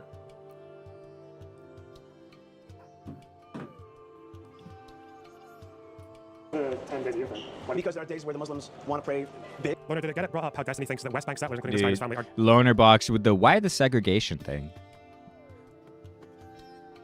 What's up with the segregation thing? Well, Because there are... Fleischer. dead air. 10 days a year thing. Because there are days where the Muslims want to pray big. Loner, did it get it? There are days when the Muslims want to pray, and they're just too dangerous for us to be around. Brought up how Destiny thinks that West Bank settlers, including the Steiners family, are game targets. There's too much tensions right now for us to be together, so we must be separate. But we're equal. To be killed by the Palestinian resistance. No, I don't think that bit got brought up. No. Thank God that bit didn't The way I get would phrase brought it is up. that still under international law, like a settler is still a civilian. That you're not supposed to kill someone just because they're a settler. But the argument is that especially if you're like a land grabber settler, like that's. I mean, unless it's in self-defense. Yeah. Yeah, if it's in self-defense. And by virtue of them being there, there's also something to say about the right to resistance to illegal settlements. But especially if it's in self-defense, when these settlers provoke and start all sorts of... Oh, man, dude. Well, they're still a civilian when they're literally in internationally recognized illegal territories, enforcing their spot there through violence. It's your goal. Then it's like you're just gonna. The people in Indian territory, they were civilians. The federal government was saying they should. I mean, even the U.S. was saying those guys shouldn't be there. Like in Israel, well, I think there are settlements that the Israeli government doesn't approve. So yeah, like in the U.S., when the settlers go into territory that isn't theirs and just start occupying it, they're still civilians though. It's a lot more understandable if they get fucking if something bad happens. It's like, yeah, dude, it's a lot more understandable because the argument is that it's especially in if you're like a land self-defense. grabber settler, like that's your goal. Then it's like you're just gonna. It's a lot more understandable if they get fucking if something bad happens. It's like, what are you expecting? You know, with what you're doing. But no, generally you don't bring those things up in a country where security is tense. Big on the east. yeah, and so I mean, Lonerbox had to go through airport security to leave this segregated country, so I don't blame him for necessarily. I probably wouldn't go there in the first place, or if I did, I would take the probably like few days long fiery debate between the American consulate and the Israeli one. Rather than just like, well, I'm not gonna argue with this guy. You're an online streamer, dude. It's like, that's your job. On the holidays and the festivals and on the 4 Fridays of Ramadan. Especially not in front of this Mossad agent here, okay? Yeah.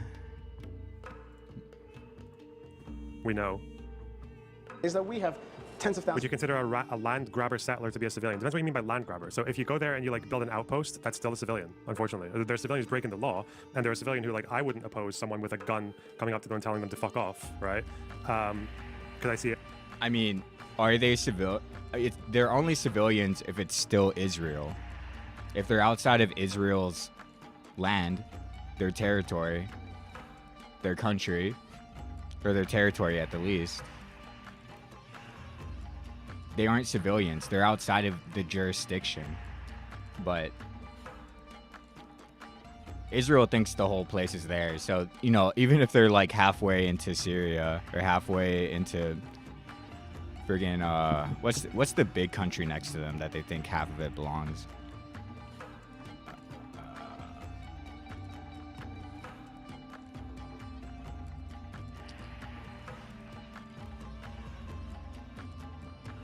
They think they're still civilians.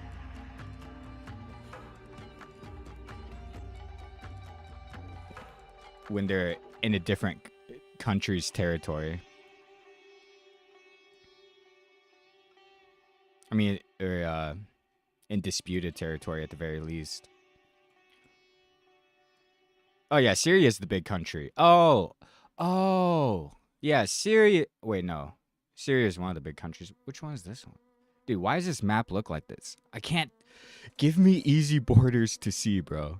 It's giving me like, dude.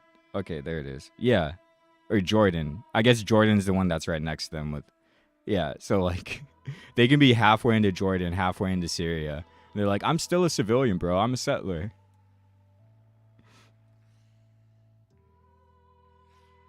Halfway into Iraq and Saudi Arabia. Big. As like defending, it's kind of like similar to the property defense principle.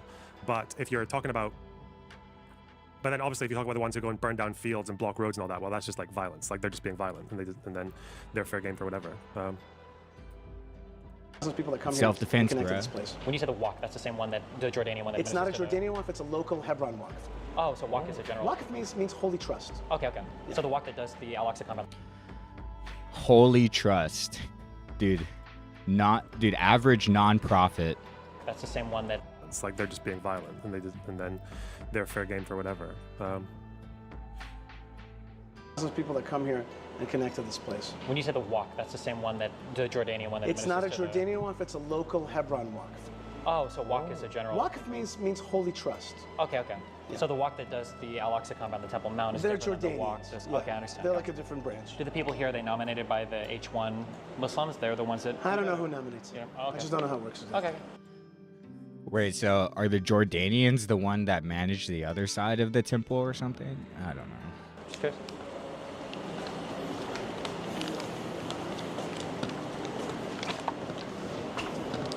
Alright, there we go. Let me switch.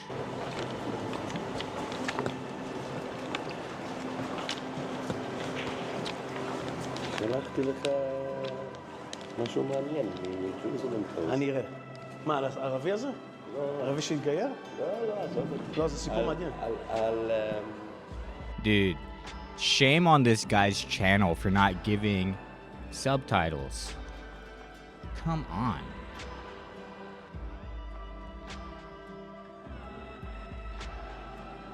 על הסגן I mean, that's basically it. ויילדס. יפה. מי זה? בוסמן? לא, מרקובסקי. אני אראה את זה. אני אראה את זה. Did that guy just say Paruski? Are they talking about Dan? יפה. מי זה? Bosman? לא, מרקובסקי. Oh, Markovsky. קלט תעשה לי ככה. I thought you said Paruski. שלחתי בוואטסאפ. כן. נולד בתל אביב, היה בישיבה, היה ראש What are הליכוד. they saying?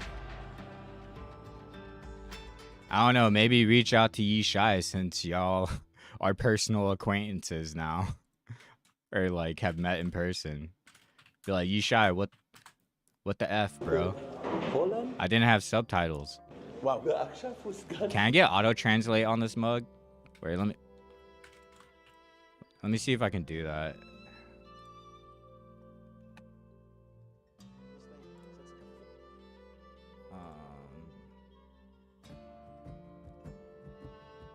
I'm gonna turn the music up while I try to see if I can auto translate this.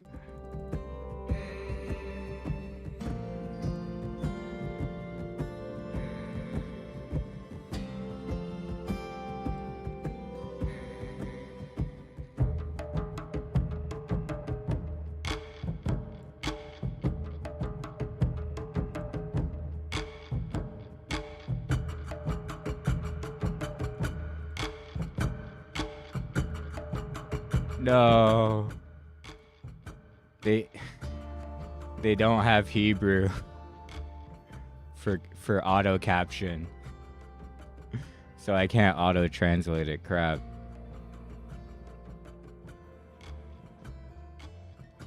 Maybe I can look into some other auto caption and live translate thing, but not right now. כל הכבוד על היוטיוב. The secret about me? What I do? נפתח את זה, לא יודע. What happened? They mentioned the doctor. They mentioned the doctor and called him Mister. That's what you did. And you thought you were playing nice with them and you want to get a conversation when you were trying to fly out of the country.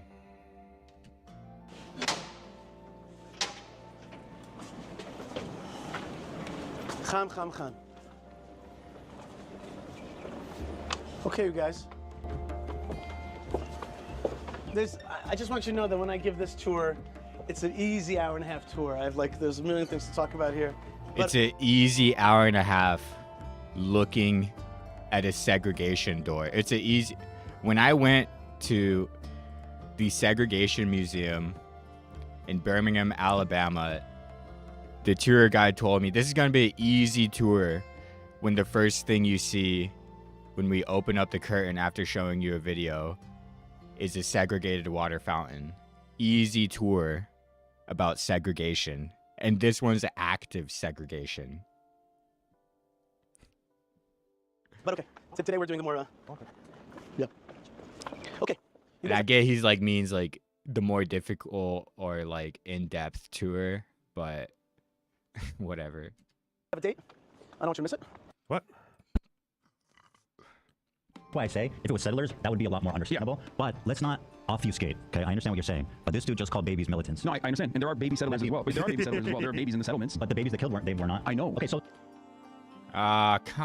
Why did he let himself get trapped into that? Even when like Ethan Klein's wife says that exact thing, she doesn't try to be like, well, what I actually said was this. She's like, I never said anything like that at all. So now that we establish that. I mean, I guess it's at Hassan's at least not. I mean, that's a part of the appeal of Hassan is that he's not so like media brained that he'll avoid ish like that. No, hold on. Now that we established that, the other school of thought here is that all matter of... Okay. It's good to throw in these reminders every now and then because people are trying to like, there's this whole thing. Oh, reminders of what? Dude, this guy thinks he's better than Hassan? You're asking my opinion about settlers, baby settlers. What, like, where is it? I remember when Ethan was bald. What do you mean that long ago? I understand what you're saying. But this dude just called babies militants. No, they have to exist under endless occupation in the West You know Bank. what? And that's why I say, if it was settlers, that would be a lot more understandable. Yeah. But... Wait, so let's see what the Yeah, tweet is. I remember when Ethan was bald. What do you mean that long ago? I understand what you're saying. But this dude just called babies militants. No, they have to exist under endless occupation in the West You know Bank. what? And that's why... What's going on? JT Chapman says, what's going on in occupied Palestine is unprecedented. No doubt we'll have to wall coverage of atrocity. We'll have wall-to-wall coverage of atrocities now that it's the genocidal settlers on the receiving end. That is why solidarity and victory to the Palestinian people. Say, Dude, he has his little black box under chat covering up the tweet they're talking about. Whatever. if it was settled, I understand what you're saying, but this dude just called babies militants. No, they have to exist under endless occupation in the West You know Bank. what? And that's why He called them that when the first word he says is imagine. The attacks on civilians are awful, but Palestinian civilians have been going on for years. Attacks on them have, with little comment. I don't know, the part of the tweet where he apparently brings up children and settlements. But children are like put into the settler ideology. Children are put into a lot of ideologies, like the future of our country, you know, like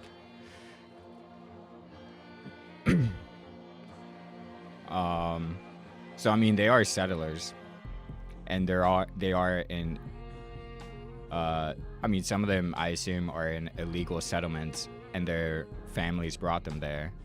But yeah, they obviously aren't militants. Although they probably are playing some cowboys versus Indians, so. say if it was settlers, that would be a lot more understandable. Yeah. But let's not obfuscate, okay? I understand what you're saying, but this dude just called babies militants. No, I understand. And there are baby settlers as well. Wait, there are baby settlers as well. There are babies in the settlements. But the babies they killed they were not. I know. Okay, so now that we establish that, hold on. Now that we establish that, the other school of thought here is that all matter of... Okay. I just thought it's good to throw in these reminders every now and then because people are trying to like, there's this whole thing where I don't know how I'll try to do it again, is trying to shoehorn me into apparently supporting like the fucking murder of children. Meanwhile, okay, sorry, Lolbub, you're never gonna get a clip of me saying anything like that in such a direct way. Oh god. Is it fine for Jews to like pilgrimage and these types of things? Or? Yes.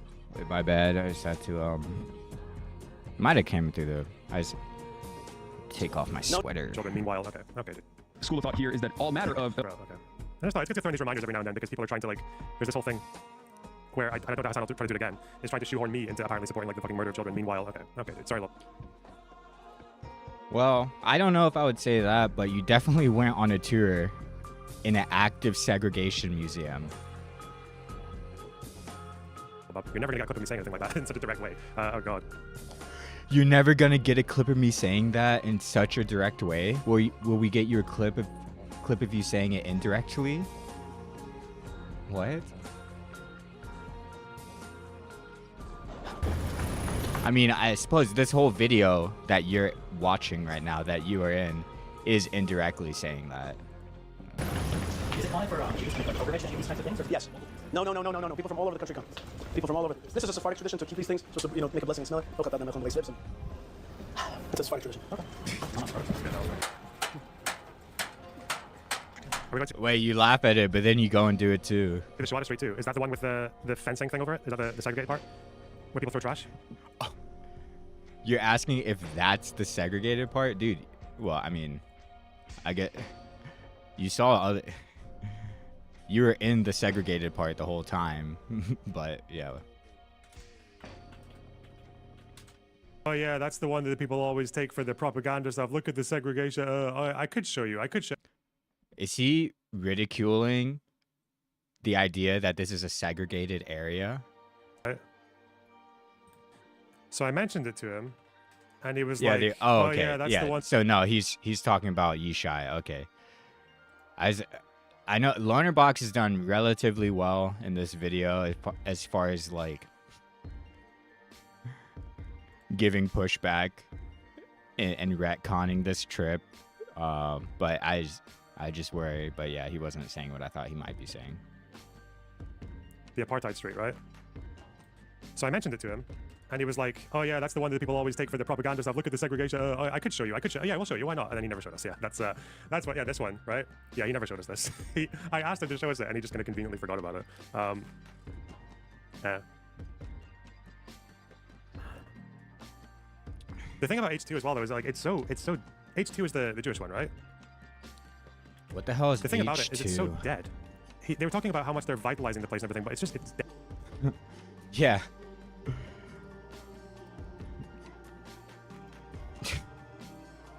they do take areas and talk about how they're filling them with life and fill them with death. That is true. Yep. Dead. There's some Arabs who live there as well as Jews, but it's nothing happens there. It's just really, really quiet. It wasn't like a Shabbat or a prayer day or anything. It was just dead. Which is probably, I guess, what happens when you try to like artificially vitalize a place that's actually kind of like militarily and politically very contentious. Did you see any acts of oppression? Like, what do you mean? I mean, I saw the wall, and I saw the checkpoints, and I saw the fact that they have to store their water up on the fucking the roof of their buildings because of the limited access. I saw all that. What do you mean, like a guard like being mean to someone? No, didn't see that.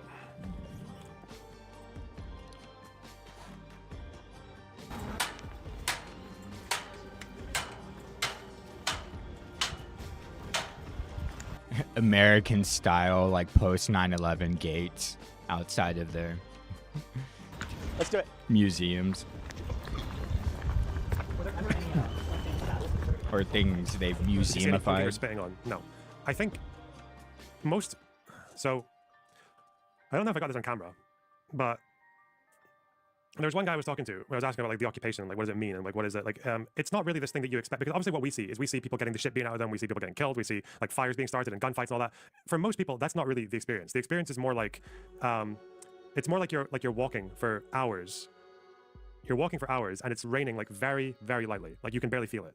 It's just raining slightly, and you don't notice it at all. Then by the time you get in, you realize that you're soaked. Like that, it's like that. You know, it's like a very. That's, I think for most Palestinians, that's like the general experience. It's like a. It's like getting soaked. I was only half listening, but I'll just let him keep explaining. Build up like just a very all-encompassing. What do you call it? What's the word? Ubiquitous.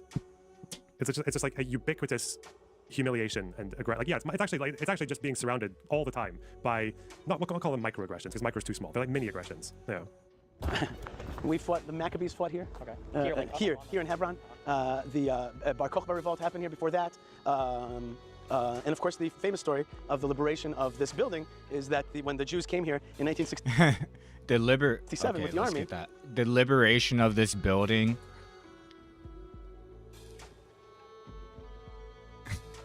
The liberation of this building, which started when?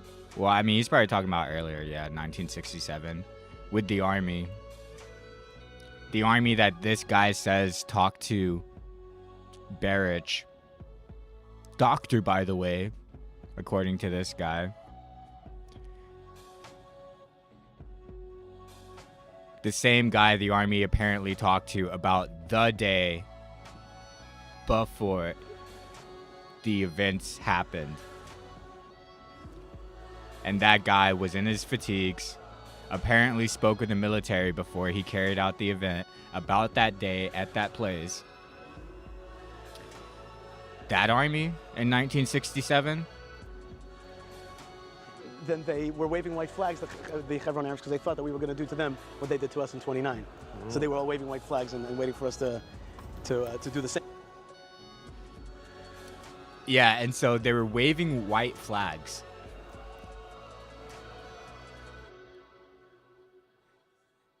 And you see what that gets you. But we didn't. Guys, Bar Kokhba also hid here, he fought here. Everybody fought here. Hebron is like, Joshua fought here. Listen, I gotta get my pistol. You guys go to our white car. What was that? We'll go. Okay. Why is that funny, bruh? You're gonna get your what up? I mean, I guess he's just laughing at the ridiculousness of it. But it's not, yeah, I mean, it's not even ridiculous. I mean, that's like everyday stuff for these. I mean, that's why that place exists. That's why you're allowed in a part of the building. You are, as a foreigner. Go that. The car manufacturer. What is the S? That's like the S we would draw in school. Superman. From 1 to 10, how fast has Trump gone to let Israel annex the? Okay, let's see, dude. If I ever get chatters, I'm never gonna respond. No, I'm just kidding. West Bank. I'm gonna ignore. I'm gonna ignore chats if it says from 1 to Trump, 1 to 10. What is the S? That's like the I S we mean, would draw. maybe this is like a fair question. It's just like the 1 to 10 things cringe. in school. Superman. From 1 to 10, how fast has Trump gone to let Israel annex the West Bank? I don't know if you guys know, but Israel has already annexed parts of the West Bank. It's not like a binary between you annex the West Bank or it's not annexed. Like, what Israel's going to do and what they have done and what they have signal intent to do is they want to annex parts of the West Bank that are basically like, they'll start with ones that are never going back anyway. And then it's going to be parts of Area C. And then it's going to be like, yeah, it's like piecemeal. And all the while, you're going to have individual settlers who are pushing it further than their government even is endorsing.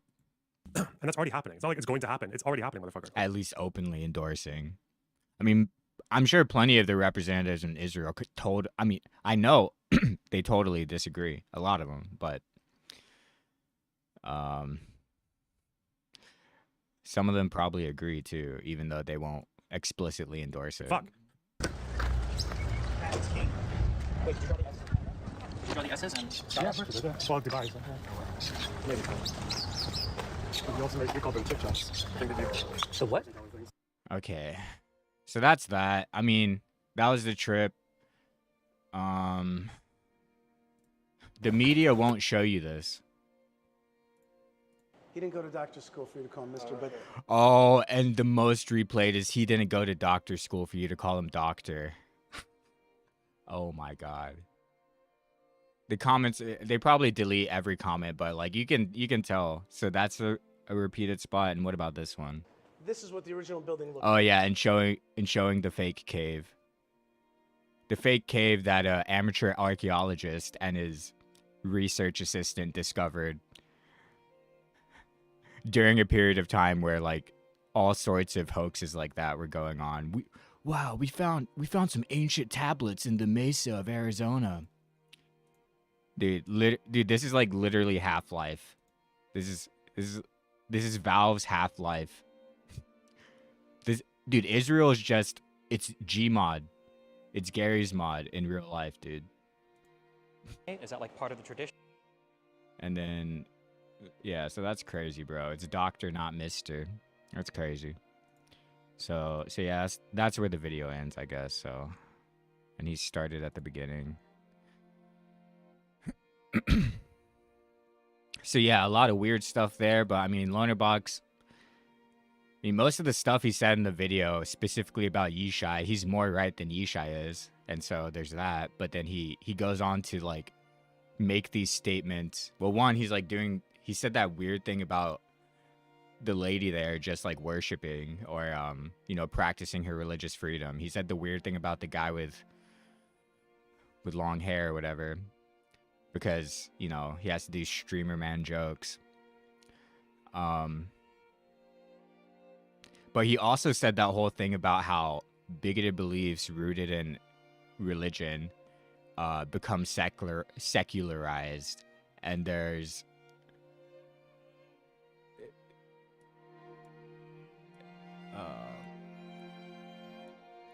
and that there is, this music's too good for me to try to summarize it again. I'll just let it speak for itself, bro. So yeah, when Lonerbox wasn't like directly responding to something that happened between Yishai, he was just like, yeah, Muslims.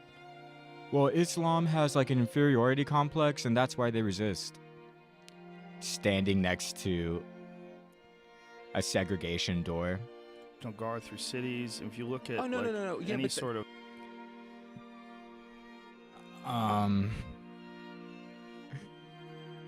But yeah, transitioning into this Michael Wood Jr., the young Lolcows, TYT Lolcow laureate of 2018. Well, really 2021 is when he really went Lolcow, but he literally, can I see like the description of this playlist? Oh wait, no, that's not it. There's a different playlist. And we're live.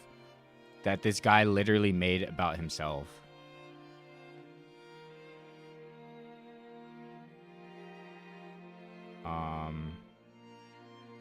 Like, can I look at his playlists? Yeah, Dr. Michael Wood Jr. official playlist. This guy, like, went and gathered 200 videos on YouTube. I mean, like half of them are his own. Half of them are published under Jesse Lee Peterson's brand. Or not half of them, but many of them are.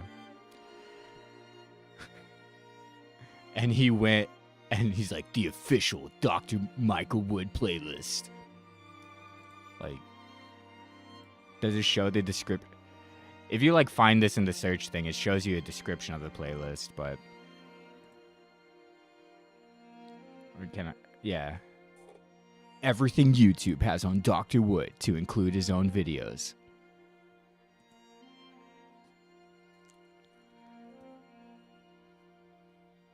So,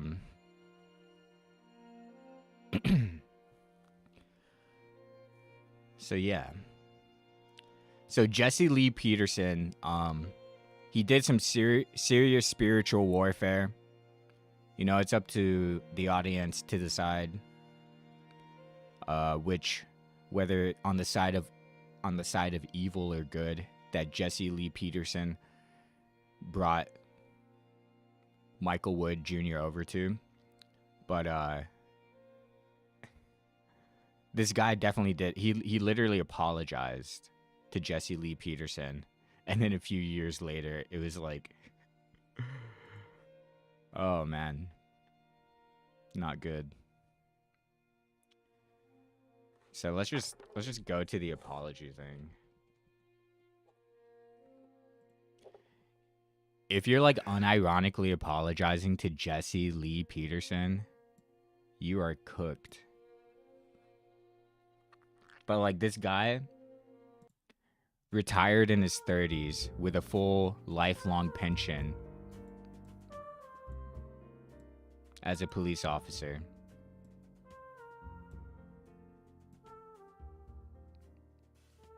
Who gets pensions in this country, let alone lifelong ones, for early retirement in your 30s? Yeah, well, I mean, he was a cop, dude.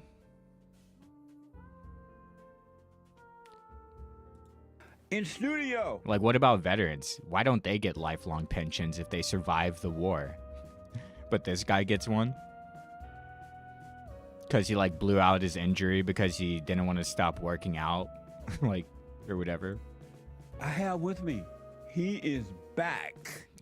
Michael Woods Jr. is back. Okay, so let's just go where he apologizes.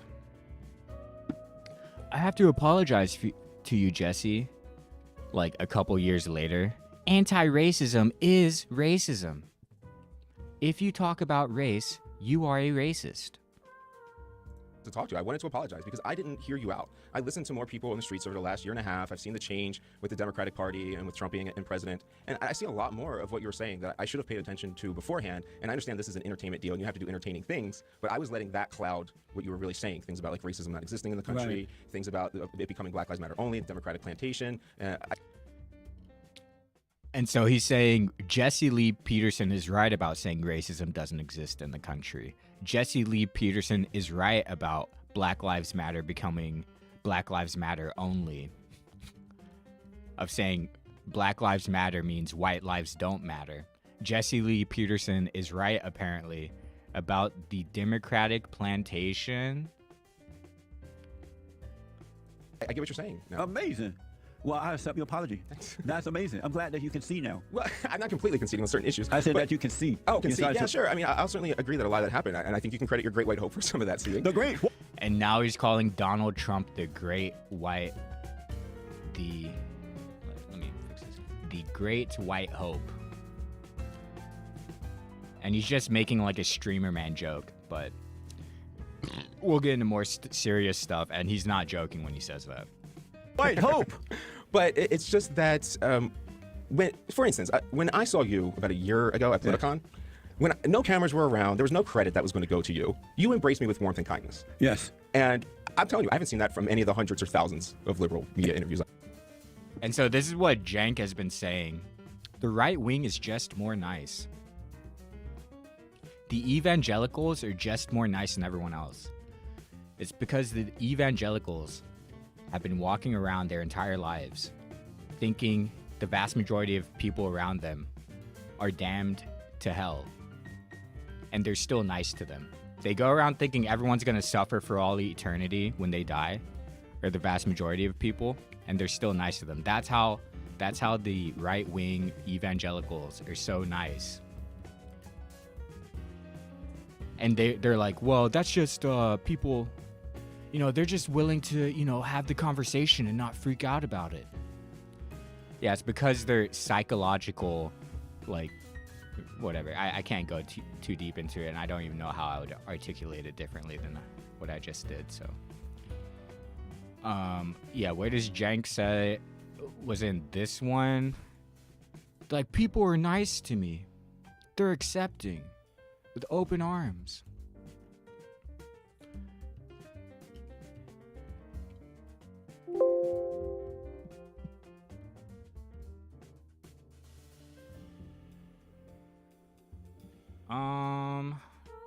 I don't know if I'm gonna find it. It's not even about Cenk, but it's in like a previous VOD. He literally says the same thing about, wow, the right wing's so nice.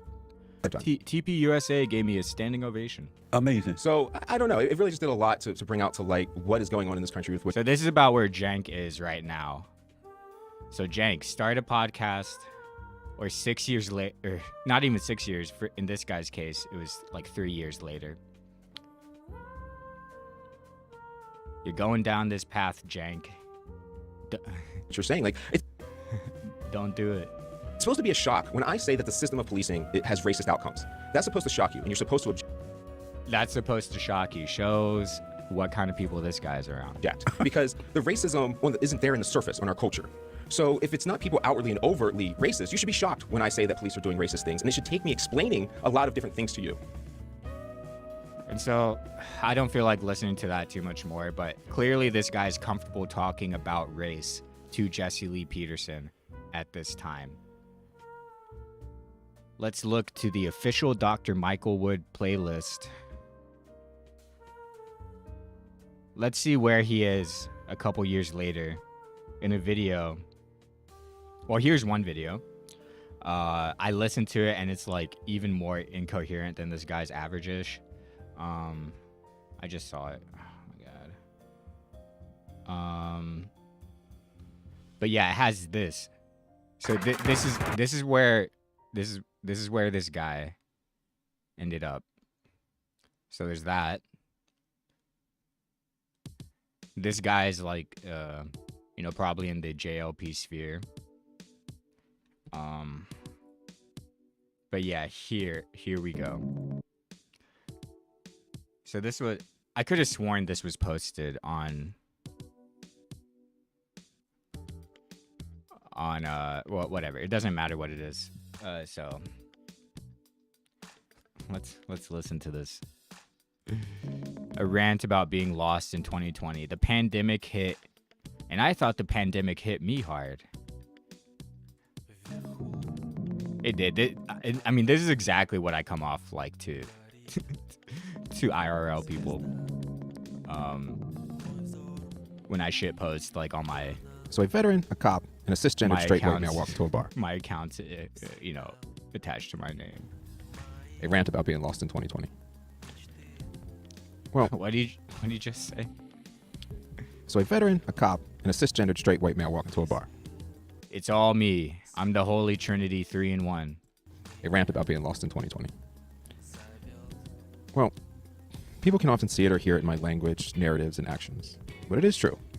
I have no idea what to do, and see how giving up can feel like the only option. I do not think I'm alone here by any means, especially since the response to a pre-existing version of the common cold has taken away so many people's means of productivity and identity from them. Oh, okay. He's saying it's a common cold. After all, most humans need to... It's a common cold that brought in the wave of authoritarianism to the United States. That was COVID. Feel a part of something. And pro-mask or anti-mask is not what I mean. But people will take it.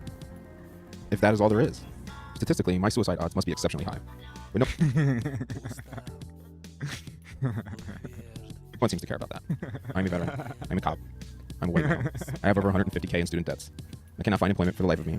You have 150K in student debts, but you scammed $500,000 in personal wealth. Dude, people who like literally pay the minimum on their student loans stay talking about how they have debt. It's like you could have paid it off. And I've been sacrificing and serving my. This guy could have. I mean, there's a lot of people who pay them in that way who don't have an option. But this guy had an option to pay off that in one lump sum. My entire adult life. We have long. And he also gets he gets a free salary for the rest of his life because he retired as a cop at like 32 or whatever, or like 38. Like, imagine that this is a privileged group. The numbers tell an entirely different story. Without question, the most oppressed and neglected group in this country is the white male. I can almost hear your gasp of surprise or I'm not surprised by this anymore.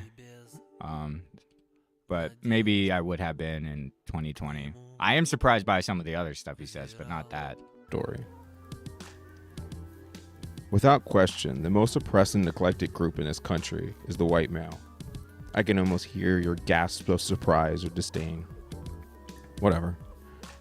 So this guy got his start on TYT. Received hundreds, literally hundreds of job denials for no reason other than being a white male. I've received hundreds of job denials. Dude, this guy walks around thinking because he didn't get a job, it's because he's white. I haven't gotten jobs before, and I'm a Native American. This guy also claims to be like Cherokee. Like he literally claims to be Cherokee while also calling him white 99%, calling himself white like 99% of the time.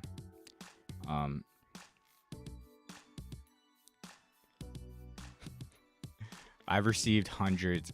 Has this guy even applied to hundreds of jobs? This guy is living on a pension at like 40 and will for the rest of his life. And he's worried about getting denied jobs because he's a white male. I wish my biggest issue was not getting a job denial. Despite being a minority in the country. Because like that's not even like a problem for this guy. He literally has a pension for the rest of his life, dude. And policing, black police executives are the majority in the large police agencies. The majority in the large police agencies. He's just like a fake news guy. He already said that like COVID is a thing of the common cold. It's just like fake news. Despite being in the single digits in policing, women are quickly approaching half of those police executives. There's an advantage to being black. But if you are black, what kind woman, of women? You can be wholly inept and you will be. What kind of women? Praised and promoted like there's no tomorrow. If you're black, you'll get promoted and praised like there's no tomorrow. For just doing your job. They'll still fire you if you don't do your job. California is attempting to take out the civil rights protection in their state laws to do this. This guy would be like, no, they wouldn't. It's so the system's so rigged in favor of affirmative action minorities that they can't get fired even if they don't do their job. Discrimination legally. When people talk to me, they assume I have all this privilege, assume I get job offers, assume I'm speaking at places. Assume I'm living for the rest of my life on a pension, which is equivalent to any working class salary. Assume my books make money. Assume. Still I, like many others, feel the pull to give up, feel the pointlessness of it all, struggle to see my place in the world. I live in a house with a $1,600 a month mortgage. I drive a $44,000 20-year-old SUV. There's no inheritance, no college help, no safety nets. You have a pension, though. Ultimately, the house I live... No safety nets when I literally get a check from the government for thousands of dollars every single month. That's how this guy pays his $16,000 or $1,600 mortgage a month. Live in is better than the ones I grew. Dude, if I got a pension, I would move. Well, I don't know, but dude, if you're so worried about money, you can move anywhere. You don't have a job. Move somewhere cheaper than $1,600 a month. Grew up in, and I'm sure my daughter will live in a house better than the one she grew up in. So that is an objective measurement of success to be proud of. I am in the second of my blood to earn a college degree and the first in my blood to obtain a postgraduate. All of this certainly leaves a lot of credence to those who encourage more practical educations like a trade school. I'm quite literally worse off. Dude, this guy literally says he's unemployed because he can't get hired because he's white. Oh, now he's going to say he's worse off because he's highly educated. For having gone to college at all. I mean, weird, huh?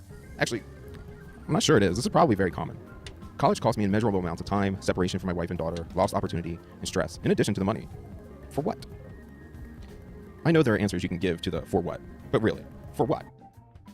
For what? So this guy can brag about being a doctor. I don't think he had done it yet at this point, so that's why. But once he got that doctorate, we'll see in a couple of his debates, he is not afraid of throwing that out there. To add to my alleged privileges and reasons to be silenced, to get closer to the back of the line for empathy, the disposable male has become prominent and overt in American society. The more you try, you're an example of your white male privilege. Even success is failure. Shamefully, I do it myself. When I see a 20-some-year-old male begging on the corner, my empathy level plummets. And I intensely focus on trying to understand and presume the best in. When I see a young homeless person, my empathy plummets, begging for money. This guy gets a pension every month because he was a cop that retired early due to like bone spurs in his feet or something. People. I know they see it in my gaze that I'm looking down on them because I do not look away. I'm not that type of guy. If I am in disagreement with I'm looking down on people who don't get thousands of dollars from the government because I did a job 10 years ago. With you, you will see it in me, eye to eye. Still, right now, part of me is like, but dude, yeah, an able-bodied male asking others for help bothers me. That is my issue, though, for sure. A scar for my own struggles. I think it matters, though. A scar for my own struggles. Asking people for money. Dude, this guy asked people for money and got 1.5 million on GoFundMe and pocketed half of, like 500K of it. And then went on Twitter and said, to all the veterans, to all the Native Americans, that I raised this 1.5 million in your name. I didn't owe you a thing. It was all personal donations to me. And so I'm done like freaking out and like obsessing over those ideas. But I'm gonna bring it up every now and then because it's just like so. This guy is literally like inverted, and this guy's like postmodernist, and has a lot. He's an inversion of an inversion. He's like a retrograde inversion come to life. That if I have occasional feelings of loneliness, embarrassment, or feel the pull of isolation, what is this guy going through? Most likely he burnt a lot of bridges and did a lot of this to himself. But so have I. I am a father and will always have that, but my baby girl is about to fly on her own and will leave me soon. I spent a lot of time. Part of me has been fearing that time when such large aspects of my life will cease to be or will dramatically change. There's nothing I can do to prevent it or soften its impact. No one can stop Father Time. He just keeps getting close. Fortunately, I have weird hobbies that I enjoy. I like growing things in the garden. I like trying to create things with ceramics and welding and other art forms. I like saying that anti-racism is racism in debate. I like debating people online and saying that black people enslaved themselves. We just bought them. I like to find old vinyls and record them into YouTube videos. I enjoy being able to hand a newly wedded couple a beautiful and emotional story of their wedding day. These things should keep the dark clouds at a safe distance and the self-destructiveness to a minimum. But now I hate doing the hard work and writing the sciences and the detailed work needed to create quality scholarly content. I kept thinking he's never created quality scholarly content in his life. I wonder if I can find one of these, because he's like posted on Medium.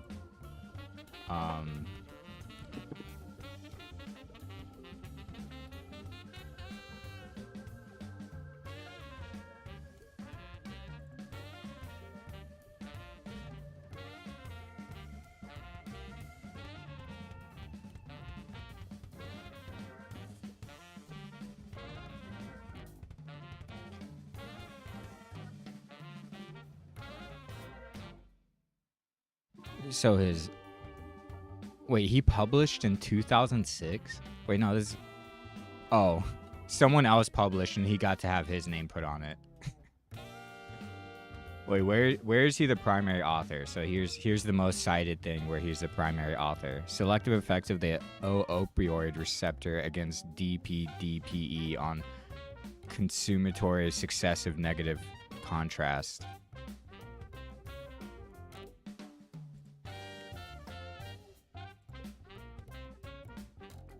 I think it's this guy.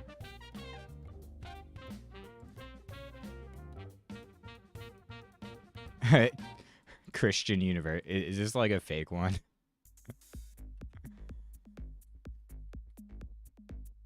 I wonder why he has so many student loans. Oh, it's a private research university.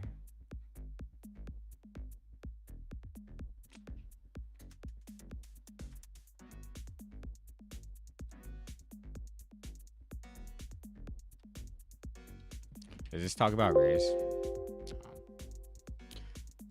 I think this is this guy. Oh, yeah. Oh crap, I closed it.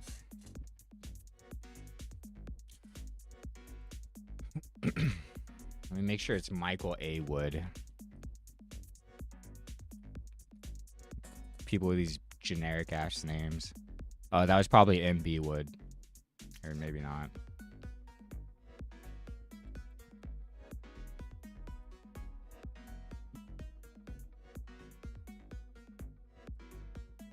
Yes, Michael J. Wood.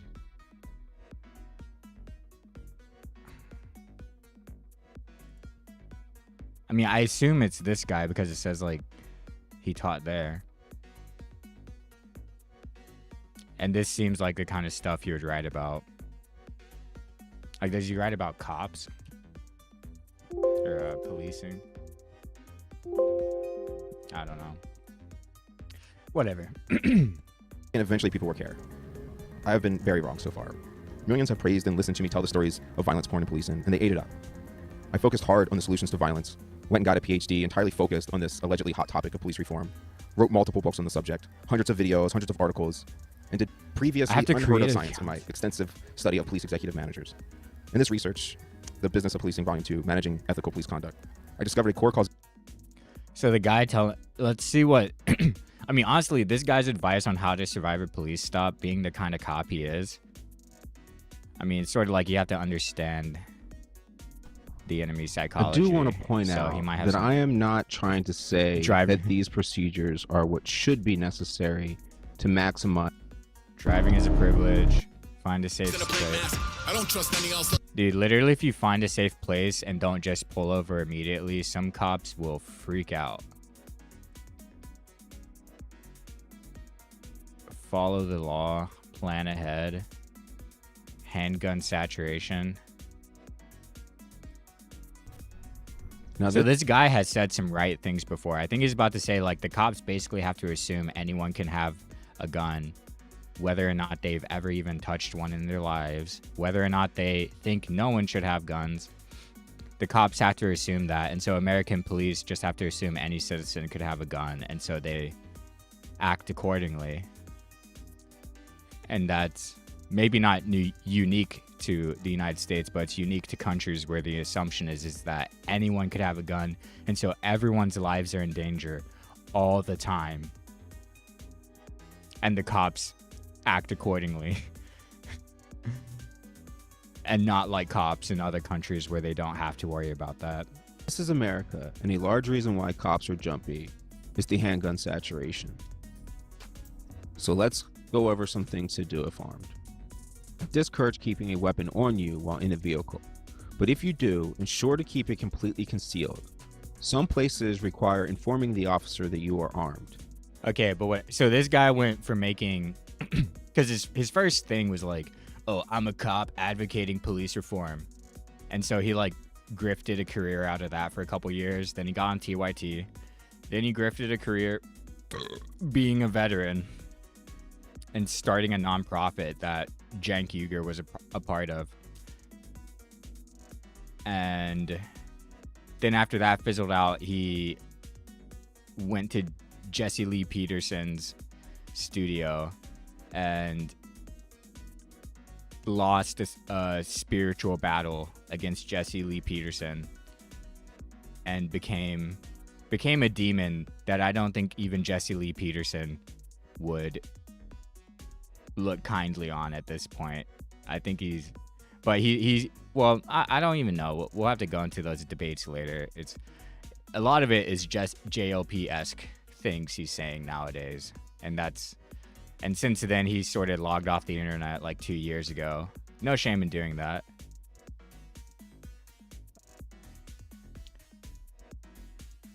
But if this guy ever starts posting again, I will be there.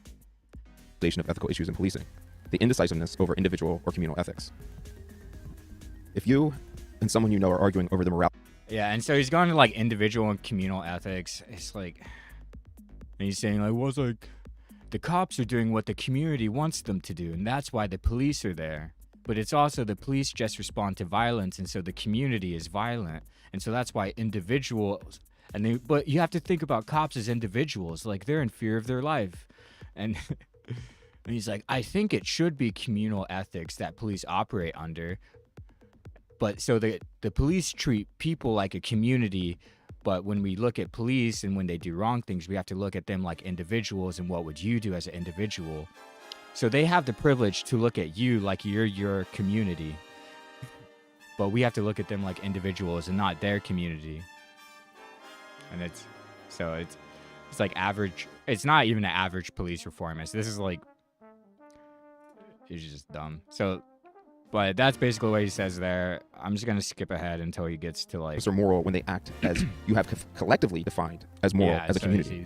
For the most part, I simply do not ask. You must accept the outcomes because you, the community, are responsible for that process. You must accept the outcomes because you, the community, are responsible for that process. Nope. That the moral thing to do is have the state kill this person. No one asked me when I was born or when I voted, do I want the police to continue to exist as they do? Do I want the police to continue to act as they do? Like, no one asked me that. The community didn't get together and discuss that, like, almost ever. Except when they're protesting, but this guy thinks protesting means this. An ultimate eye for an eye. At the same time, most would find it cruel and unusual at any lower level. Vengeance and revenge are individual emotions that we cannot be codifying into communal morality. No, there's definitely communal vengeance and revenge. What do you think happened after 9/11? What do you think happened after October 7th? And so this guy's just like completely illiterate despite having a doctorate.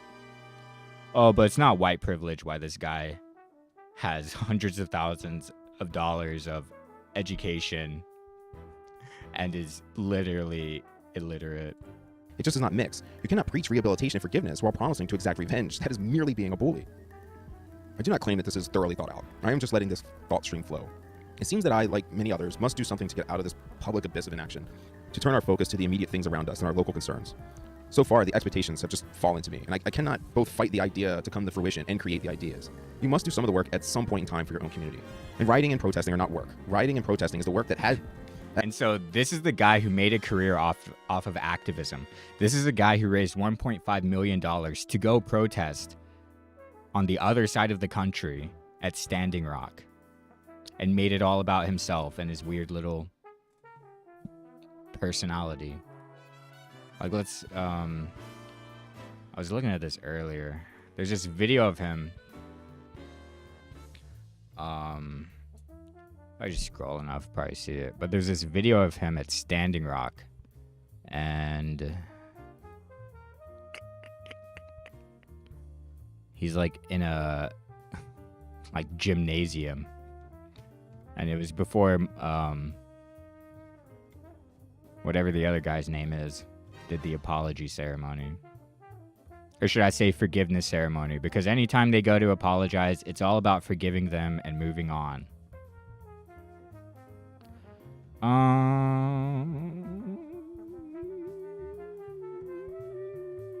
Wait, let me...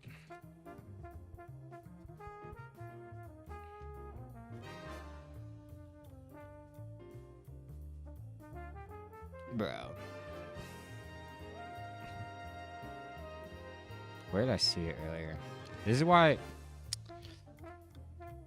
need to be a better content creator. I have to, when I see something, I need to put it in my notes so I don't have to scroll the algorithm to try to find something.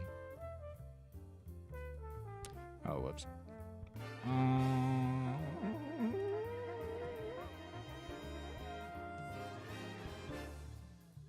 Okay, I'm just gonna keep playing this and look for it off screen. Has been needed to be done to create mechanisms, but here in the United States, the mechanisms exist. They made sure of it in the 60s. I just feel the only. And so this guy's saying the mechanisms of ending racism were made sure of in the 60s, before redlining, or like in the midst of redlining, and for decades. In the 60s, we fixed it. Dude, schools were still segregated in the 50s. But it's suddenly fixed in the 60s. The United States had its schools segregated by race into the 50s, and this guy's like, in the 60s, we made sure of it. You made sure of something. You didn't make sure that racism would never happen again. You made sure it would keep happening despite separate but equal being destroyed, you know. It's like the same thing with like the Roe v. Wade thing. When separate but equal happened, there's all these people who made it their lives work for the next decades to resist affirmative action and everything else like that, and spread a message against it, just like Roe v. Wade for decades after that. And unfortunately, in Roe v. Wade's case, it was overturned later. And the whole separate but equal thing, it's less likely it'll be overturned, because first separate but equal was established, and then the United States segregated its schools, and then it was overturned. So it's unlikely to be turned back to that. But that's what Roe v. Wade, you know, if Roe v. Wade was reinstated, that's what would happen. Like, that would be the process of like flipping twice. It just, yeah. I do not claim that this is thoroughly thought out. I am just letting this thought stream flow. It seems that I, like many others, must do something to get out of this public abyss of inaction, to turn our focus to the immediate things around us and our local concerns. So far, the expectations have just fallen to me, and I cannot both fight the idea to come to fruition and create the ideas. You must do some of the work at some point in time for your own community. And rioting and protesting are not work. Rioting and protesting is the work that had...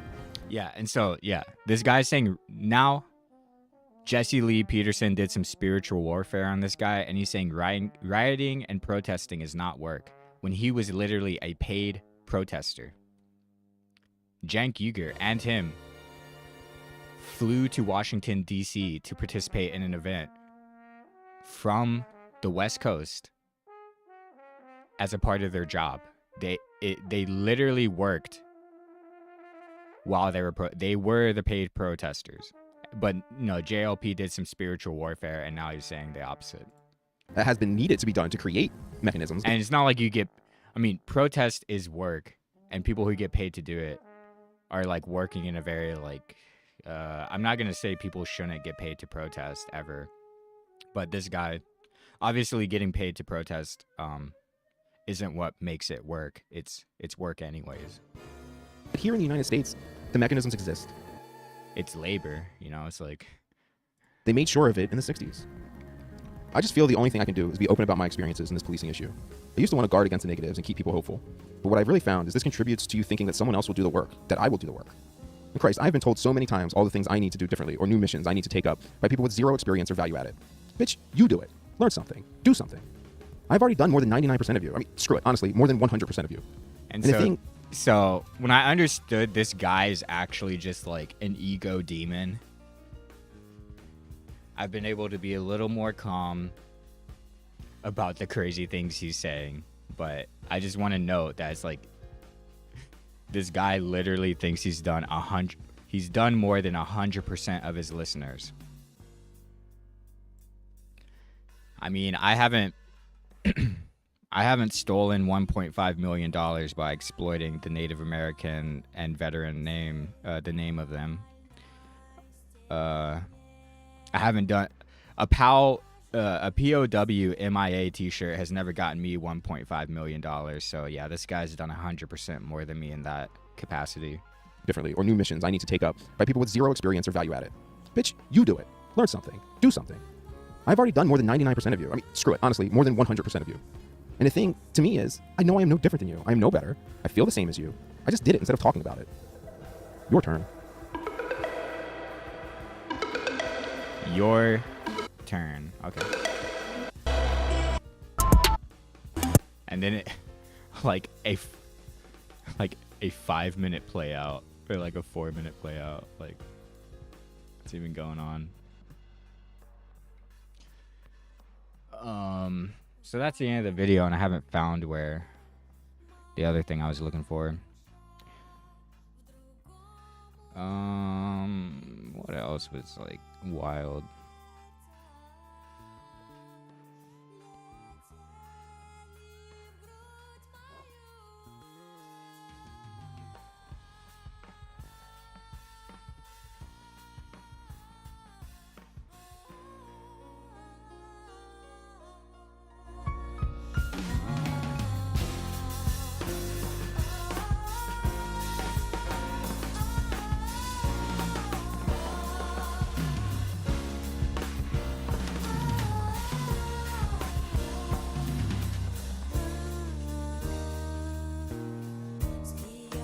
While I'm trying to do all of this, the thing is that in the past 2 weeks there has been about 5 killings in Russia.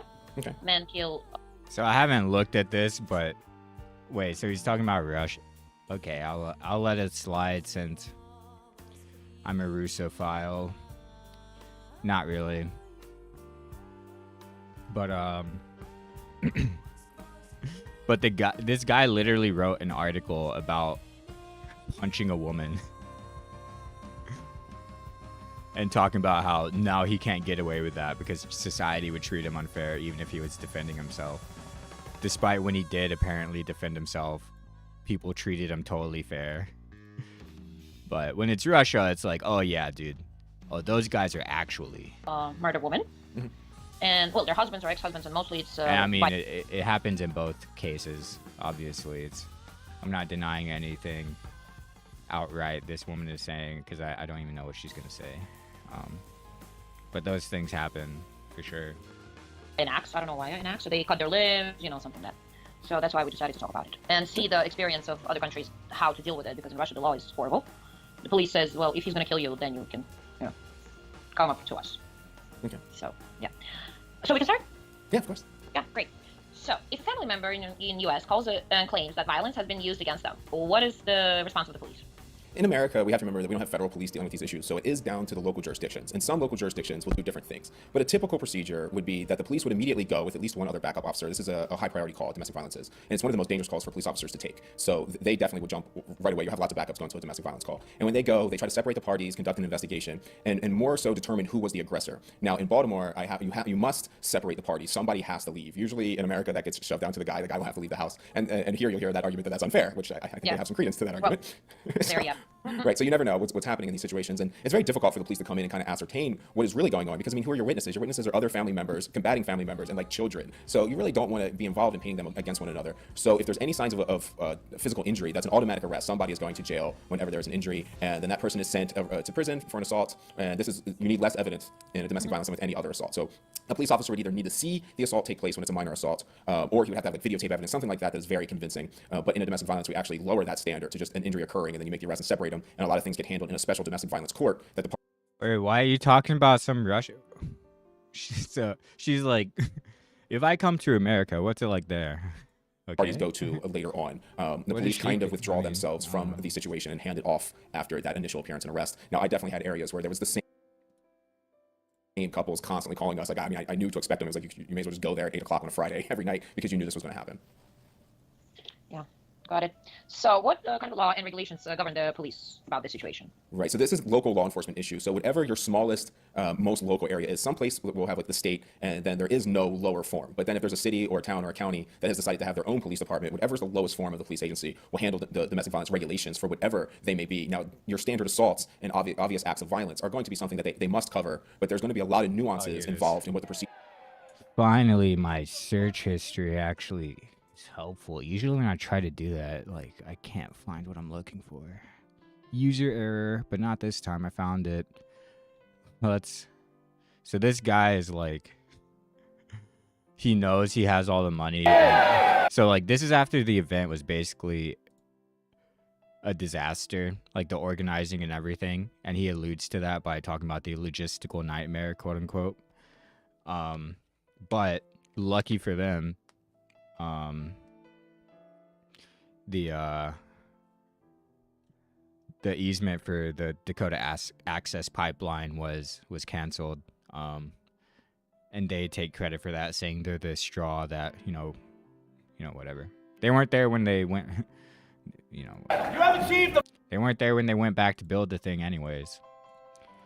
But fucking impossible. I know this has been a logistics nightmare, but the only reason this has occurred is because of your willingness to be, I don't know, a career full of fucking sitting around and wait and seeing the mess ups. That's the only reason this worked at all. This is history-making thing. There's 3 battalions of people that have assembled here to stand for the rights of the oppressed.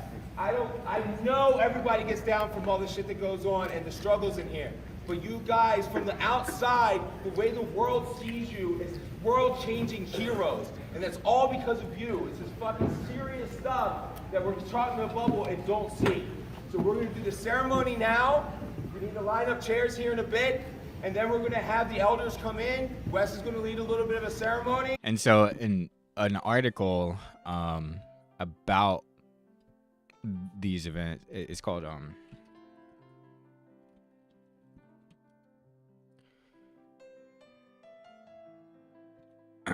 this guy's told this journalist he was uncomfortable with the ceremony that went on afterwards, probably because he wasn't the one apologizing. It was Wes Clark Jr.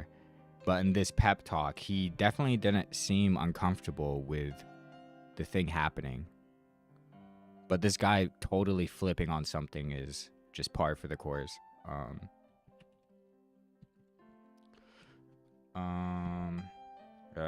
Be easier to talk about Clark, because Clark actually got out before it got too bad.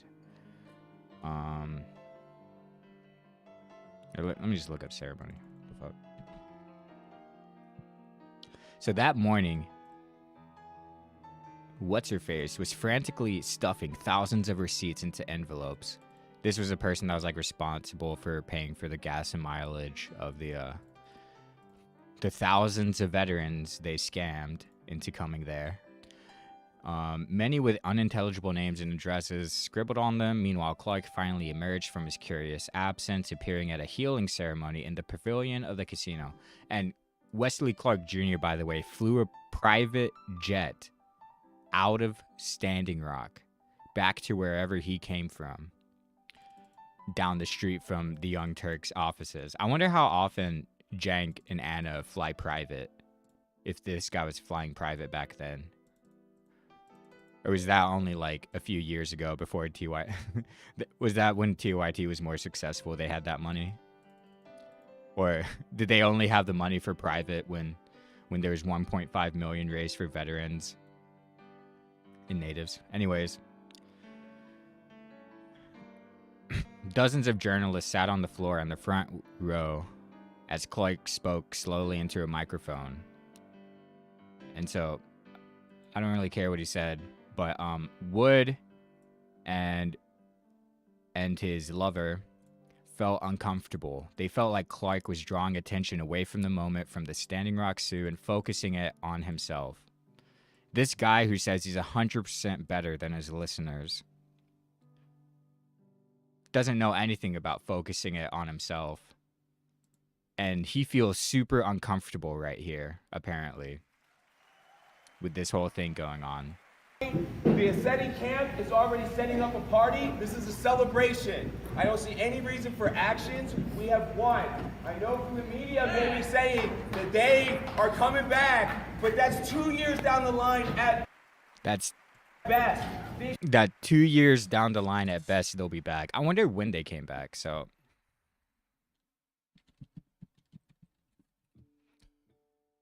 I mean, and 2 years down the line, he didn't come back.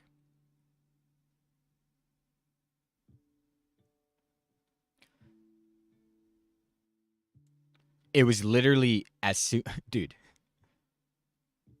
What? Yeah, dude.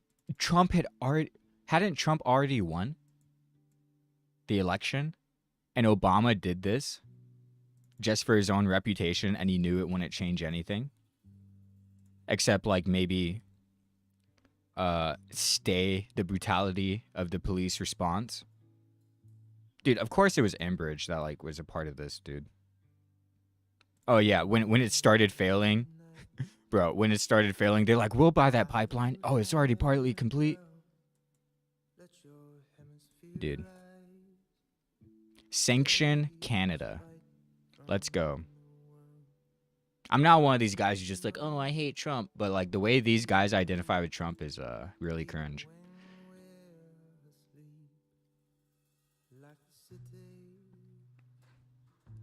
Okay, so there was a voluntary pause, and this guy's calling that victory.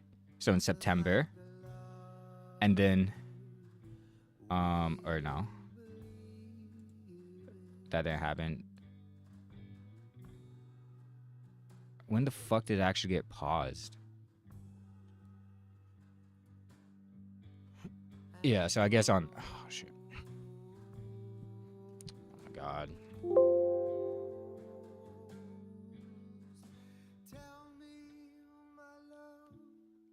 Okay, so on November 14th, the USACE announced that the Army has determined that additional discussions and analysis are warranted, and so they paused it on November 14th.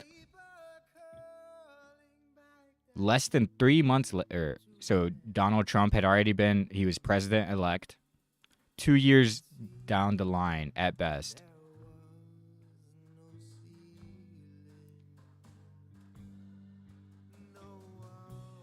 Oh, wait, no, in December? It was December it was actually paused? Okay, so whatever, okay. So yeah, December 4th, 2016.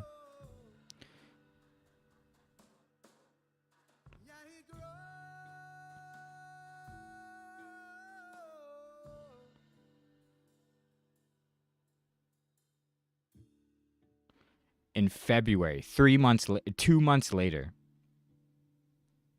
2 months and 3 days later. And this guy is saying it's 2 years down the line at the earliest. And it was completed in April. So in 6 months, they won. This is what victory looks like. This is who the United States has been sending to native communities, if you can call them that, before, like, if you can call them that going back to, you know, our first interactions with these kind of guys. These are the people they send to say whatever they can say. Oh, man. This shit is over. You're hearing industrial talk about police. Yeah, and so these people are all cheering. Meanwhile, 6 months later, it's completed. And years later, this guy is saying he was super uncomfortable and not focusing it. It was actually COAX Jr. that was focusing it on himself. But I was the one with the GoFundMe attached to my bank account. I was the one who went on Twitter and said that I didn't owe anyone anything, despite using the name of veterans and Native Americans. And I'm the one not making it all about myself,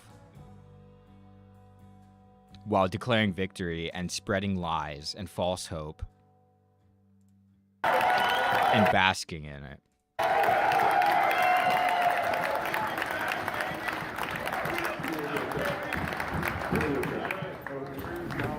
Meanwhile, dude,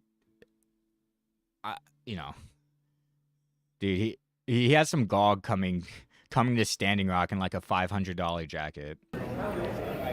Back then it was probably like $200, but still. Yeah! So after this ceremony, we're gonna beg the elders to do a little tinier ceremony at Oseti, and you will be free to go down to Oseti and party for the rest of the time. And now he's calling it a party, and so you see what these activists are like. It's like about partying. It's like basically, I don't know. I mean, this guy looks like really young anyways, but it's like, bro, and I thought I was stuck in college. If you want to go home, we will do everything we can to get you back home as quickly as possible. And you stay and party till the 7th, and we'll make sure that we have enough logistics and supplies, theoretically, obviously.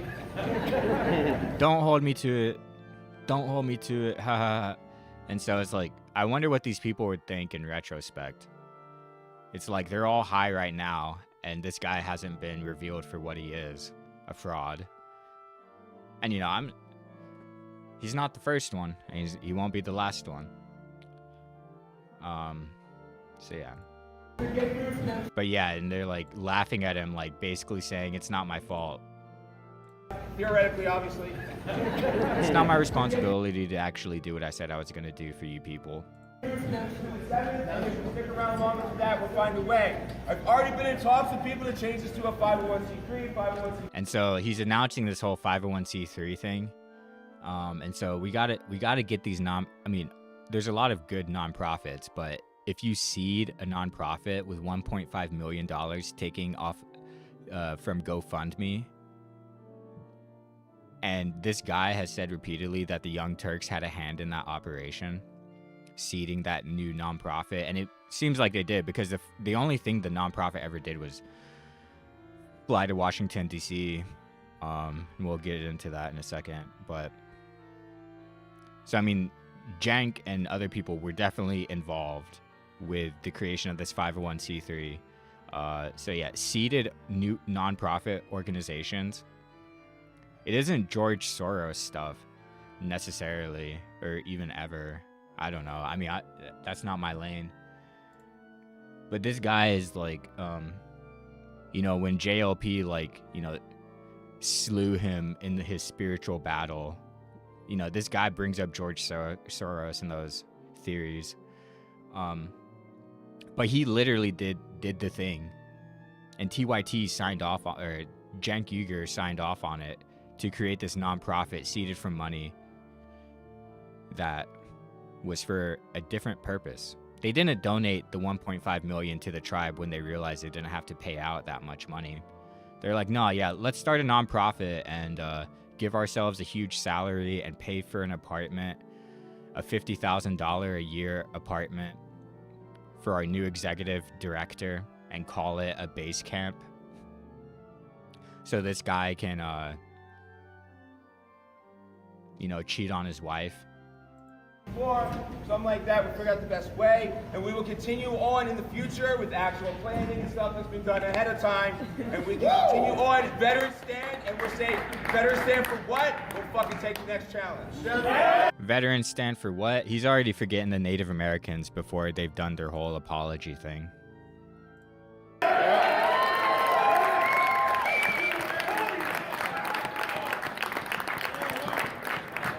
So for now, we gotta grab up some of these. And perhaps the most evil thing about this all is that this new nonprofit 501c3 was silent when the pipeline was complete 6 months later. So like in their most active time, probably, which was as soon as they started, because they only did one event in DC, they didn't even bother to do an event, like anything. And I mean, maybe the tribe was saying, you know, like, we're just gonna take it, so don't come, but whatever. Chairs, line them up here so the elders have a place to sit in the front, and then we're going to stay in the, well, we can stay in the seats for now, but then when we get ready, we want to form in the back to just do a little presentation to the elders, to thank them for letting us in, allowing us to serve them, helping with their victory. The date's established. This credit does go to them. We are just the final straw. Yes. Okay? Thank you.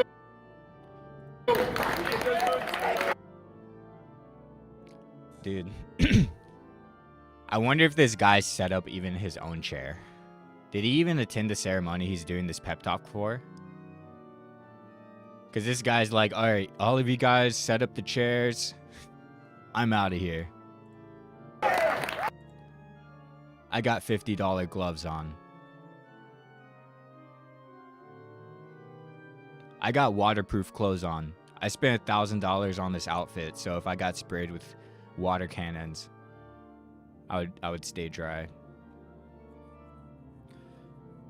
So they did do a ceremony after that, but let's just go into the debates, because I don't even...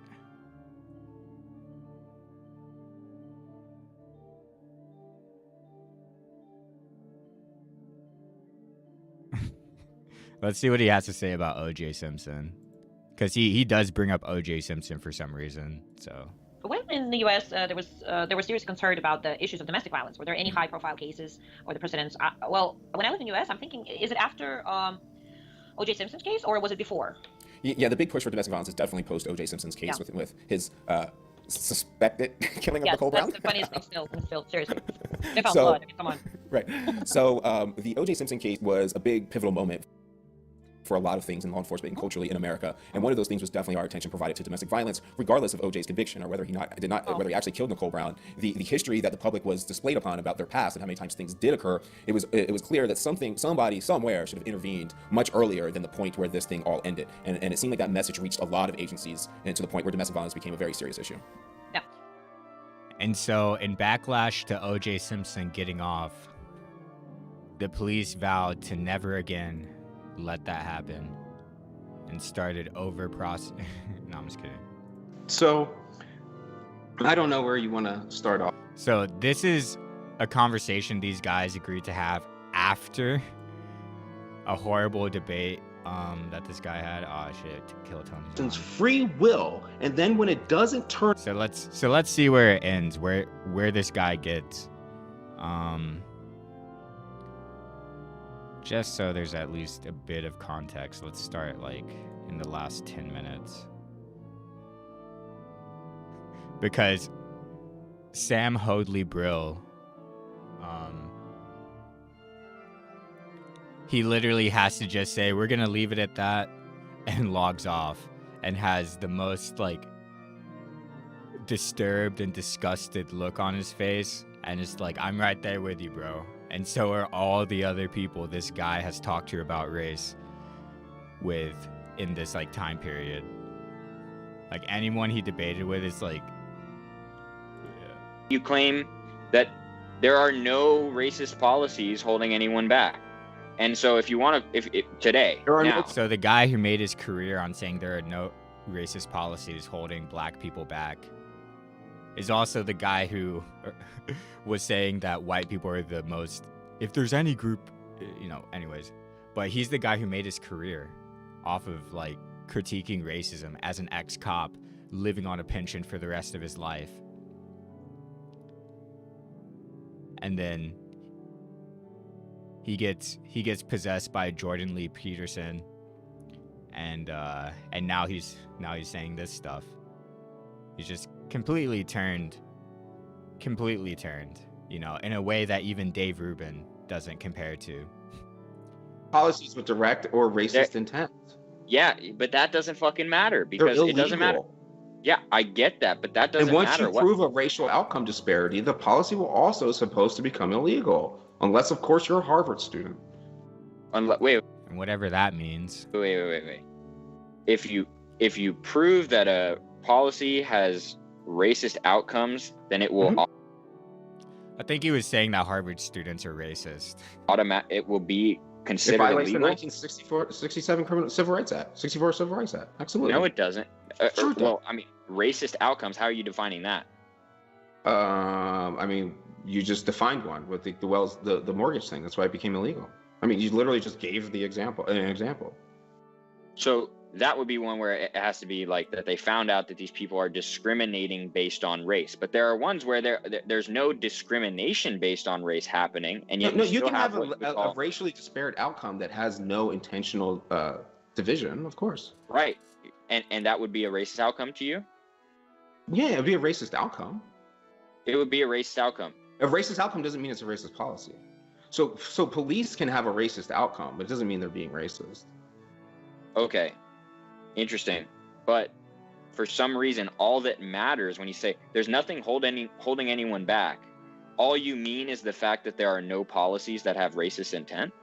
There's a mechanism for anyone to achieve anything on an absolutely legal and equal plan. And so now he's saying, so the question was, all of the policies are unintentionally racist. Any of them that happen to have racist outcomes, it's unintentional.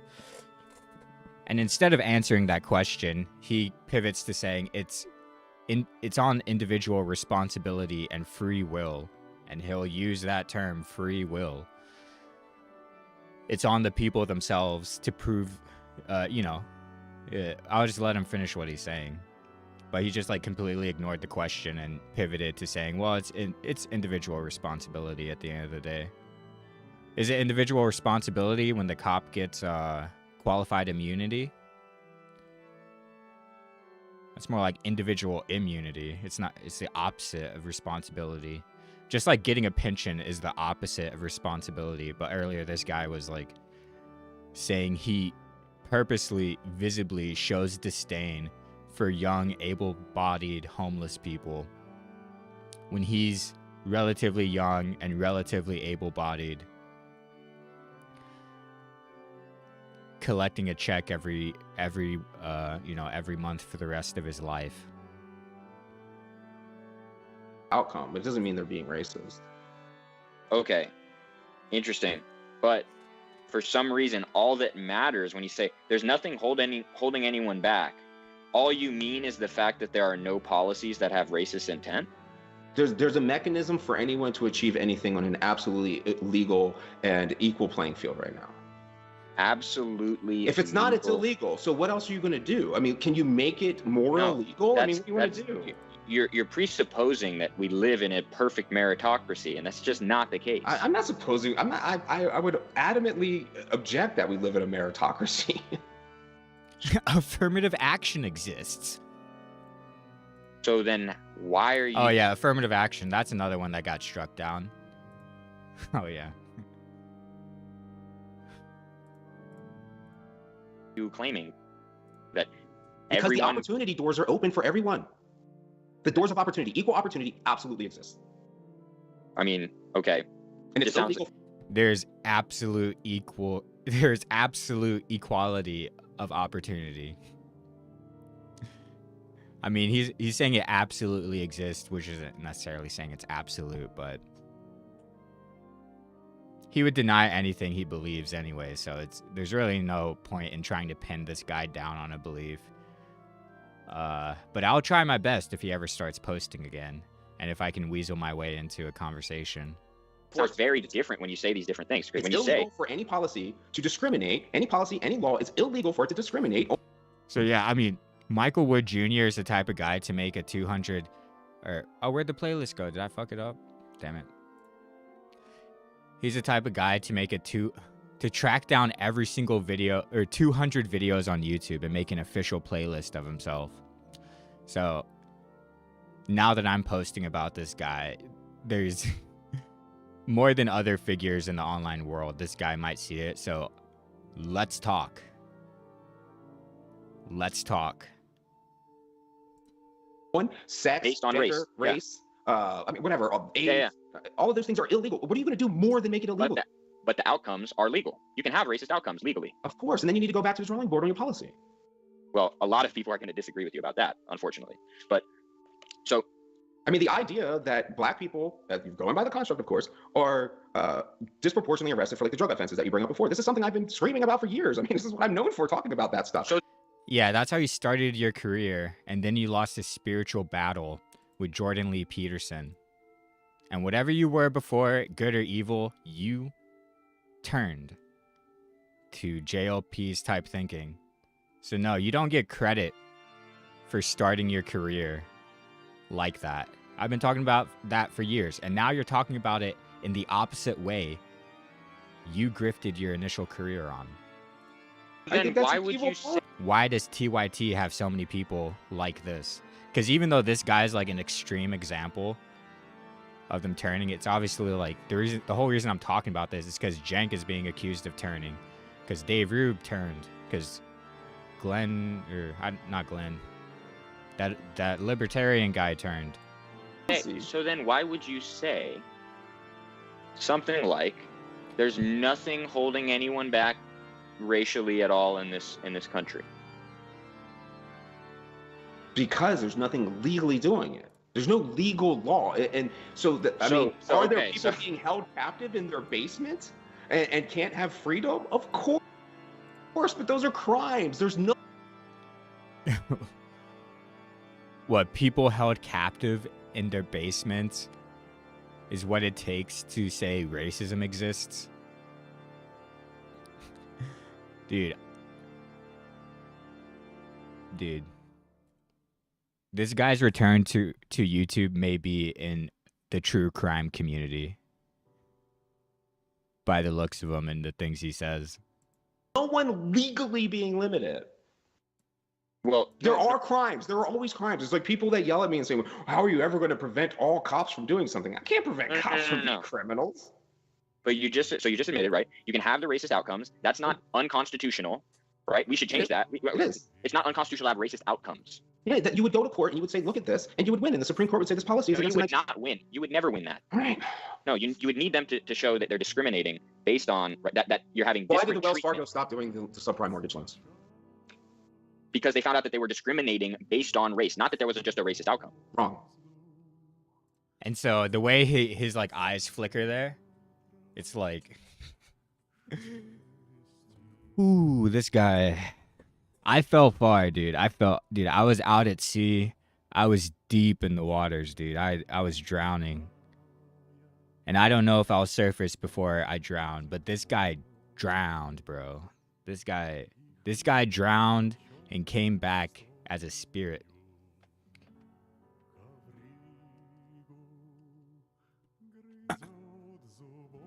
And so he just says wrong.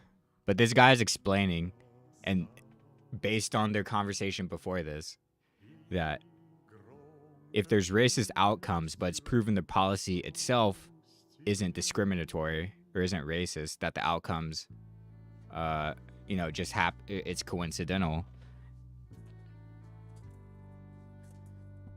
then nothing will be changed.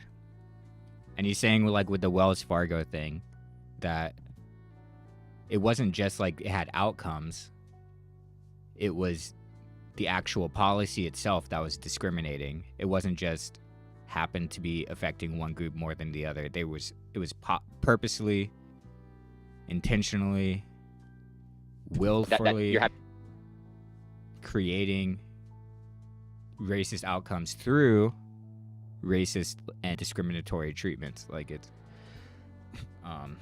so yeah. Why did the Wells Fargo stop doing the subprime mortgage loans?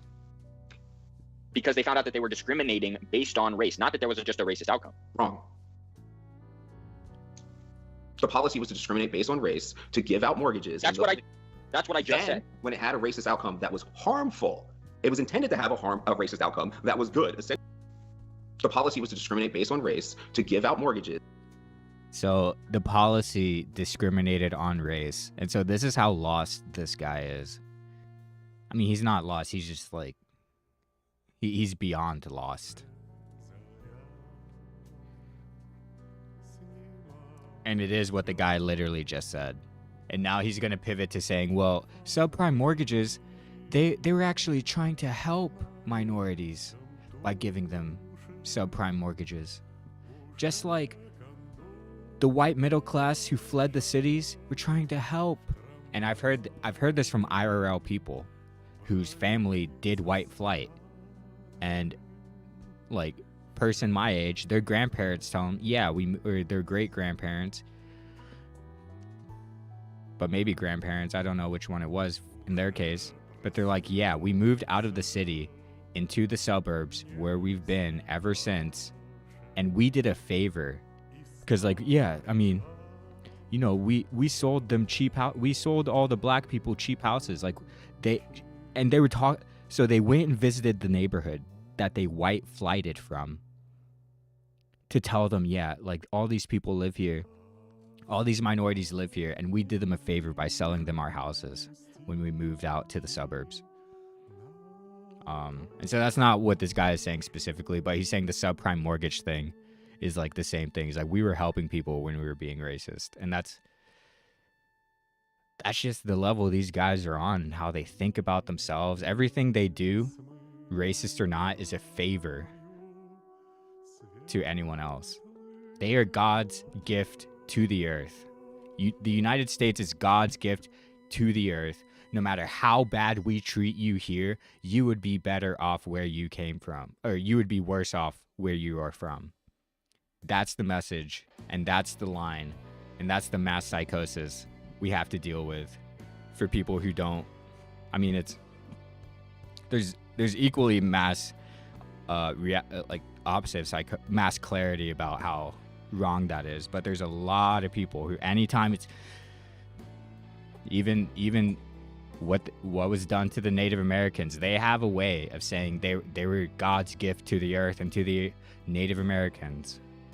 Whether it's because they Christianized us or, you know, they Christianized pagans, you know, whatever. And they were super nice about it. They were super nice about it the whole time they were doing Manifest Destiny and everything else. So unfortunately, this guy's a normie. Like, this is like what a normie looks like. I mean, he's not even a normie. He's like, he's like a possessed, like, he's a simulacrum of a normie that is possessed by Jordan Lee Peterson. So normies aren't as bad as this, but they'll say the same type of ish. That's what I just said. When it had a racist outcome that was harmful, it was intended to have a racist outcome that was good, essentially. But once it became out and the outcome was looking bad for the people they were intending to help, it went and they got fined. Wells Fargo was fined extremely hard. They were criminal. They were penalized. Yeah. It's illegal what they did. And then the government came in and said, no, you can't do this, and fined them millions of dollars and forced them to restructure everything. Disparate treatment, not the disparate outcome. I mean, you can say that all you want. That's the only means that the court had to do that. No, you're wrong, because the disparate outcome is the only thing that brought attention. And so now you're saying it's not because they did this, you know, when they were treating people discriminating and with disparate treatments, when they were doing all of that, no one was paying attention. And it's just when the outcomes, and so it's not about what brings the wrong to light. It's also about the wrong, you know? It's not about you raising $1.5 million off the name of Native Americans and veterans to go to Standing Rock. It was Standing Rock that mattered, not you. Not you that, quote unquote, brought attention to it.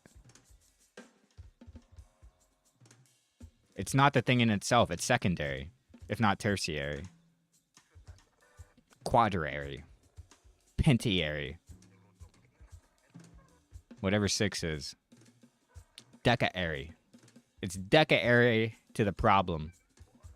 The primary problem that you erase. So, I mean, that is like a conspiratorial reading of it. You can have that reading. I'm just telling you, like, in terms of, like, the Constitution. You just demonstrated it yourself, man. You explained that when these had these outcomes, the data, you showed the data of these, and talked about the data of these policies coming out. And so you can see this guy really giving up on this person. Because no matter how much they're saying the same things, this guy's just going to pivot to something else and say, you know, he's right and you're wrong. And having bad responses for the subprime mortgages, and then once everybody found out about the bad responses, it went to court and Wells Fargo lost. And it's terrible because they were ordered to do this by the government. They weren't even the real ones that did it. He doesn't know that they were ordered to do this by the government. But that's the same shit. It's like saying residential schools aren't, the Catholic Church is scot-free because they were federally funded. Anything that the federal government funds around the world, it's not the actors that are actually doing the thing that is funded. You know, it's not their responsibility. They're just the cog in the system. And this guy has said stuff about that, like the police. It's not on the individual officer. He is an agent of the system. So it's on the system.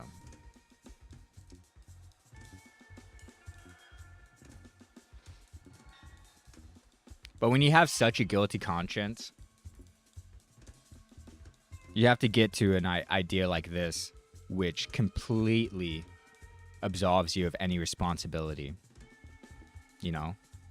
Like, he got to the point with the money from Standing Rock, the 1.5 million, on Twitter saying, you know, is it in this article or the other one? Yeah. Standing Rock donations. Let's be clear. The fundraiser was not a charity. Legally, it was all personal donation to me to do as I pleased. This is the kind of guy. And I would like to say he just duped everyone. He duped Joe Rogan. He duped the Young Turks. And now that he's been exposed, he wants to absolve himself of all responsibility because his guilty conscience is all he has left. And that's just me projecting. Okay.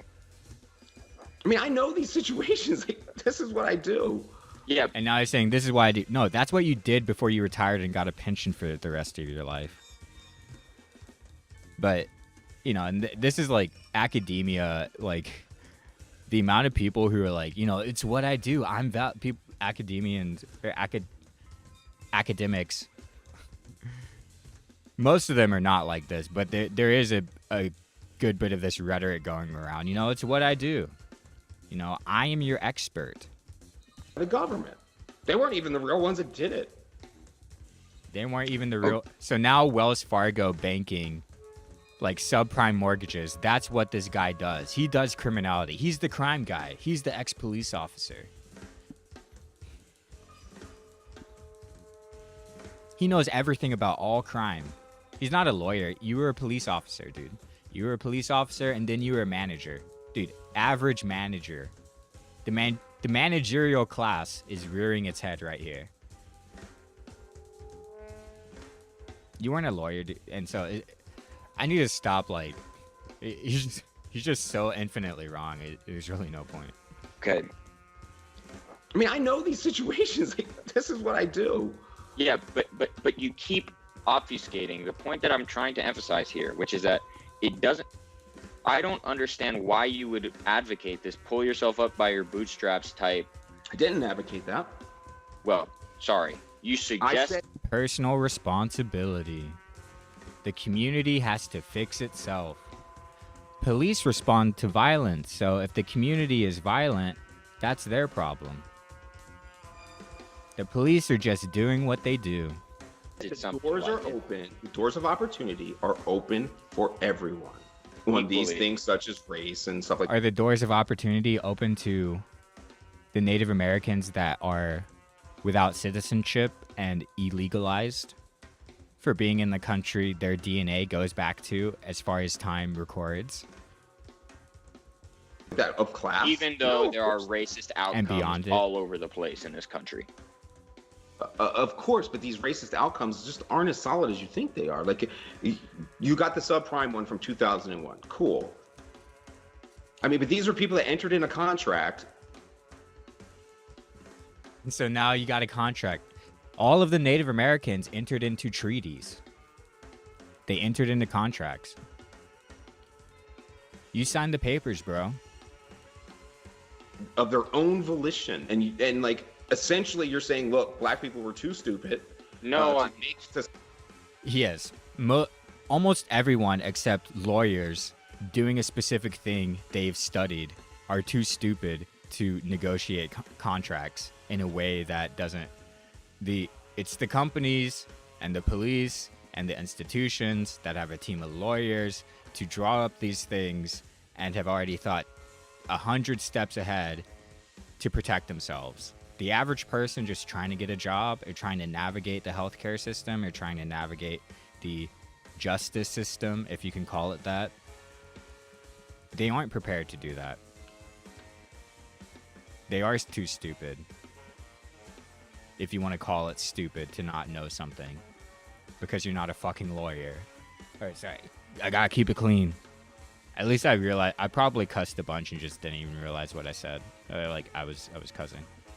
You are, because these are all free. This was all free. And so this guy's like, you know, he's doing one of these.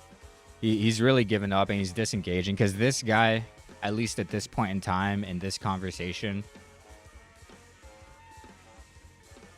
went into it not, you know, he's like, whatever I do, I'm not gonna freak out. I'm not gonna lolcow, no matter how much this guy is like being incoherent.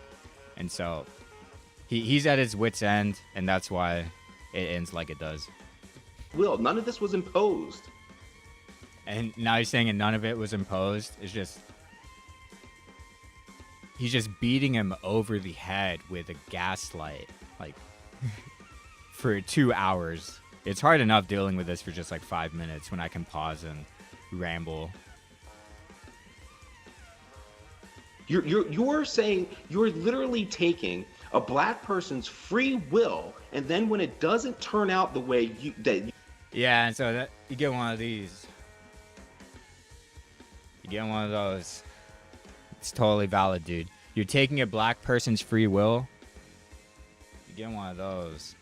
You get one of those, bro. And this guy, I'm pretty sure he's still active on Twitter. I might just like add him and be like, I covered the debate, dude. how, and just like clout shark a little bit, but also just be like, dude, how'd you keep your cool that whole time? like parts of his brain are more developed than mine. Those parts of my brain are pretty damaged. You think it should. But actually, no, I would be able, if this guy ever starts posting again, I'll be totally not. Michael Wood Jr., I know you're so narcissistic. You made a playlist of 200 videos yourself as some kind of magnum opus, which is a bunch of trash and verbose, pseudo-academic ramblings. And I know a bit about that, but... So, yeah. This guy, even though he hasn't posted in 2 years, he's probably like still Googling his name every week to see like anytime anyone has ever posted about him. At least I hope it is like that. And so yeah, dude, let's go. Let's talk, dude. I know you want to come back to the internet. I know you want some more attention. Then it's someone else's fault. A lot of times it's just their fucking fault. And now he's there. And so this guy's like, so let's get the, so this guy's already checked out like a couple minutes before, like almost. He's running on fumes, and this guy's like shoving those fumes out. So let's just let this play. Person's free will, and then when it doesn't turn out the way that you think it should, then it's someone else's fault. A lot of times it's just their fucking fault. No matter who you are. Because you couldn't pay a loan that you signed and agreed to. That's nobody else's fault, really.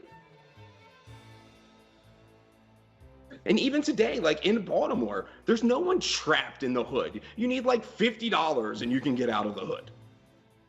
These are choices. People have their own volition. Yeah. And so this guy, dude, I bet this guy was screaming into his pillow when he left this call. Dude. And he would be right too.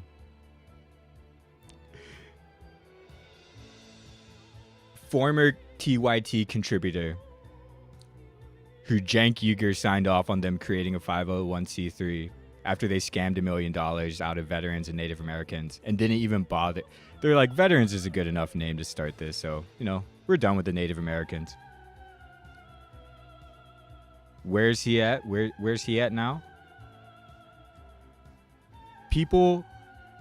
Anyone can make it out of the hood. It takes like $50. And this wasn't like 10 years ago. This was post-pandemic. The United States gave every single citizen stimulus checks that were 20 times more than $50. And it didn't take anyone out of the hood. But this is the guy who will say it takes $50 to move out of the hood. So if you haven't moved out of the hood, if you haven't made $50, it's your personal responsibility to go and make $50 and move out of the hood.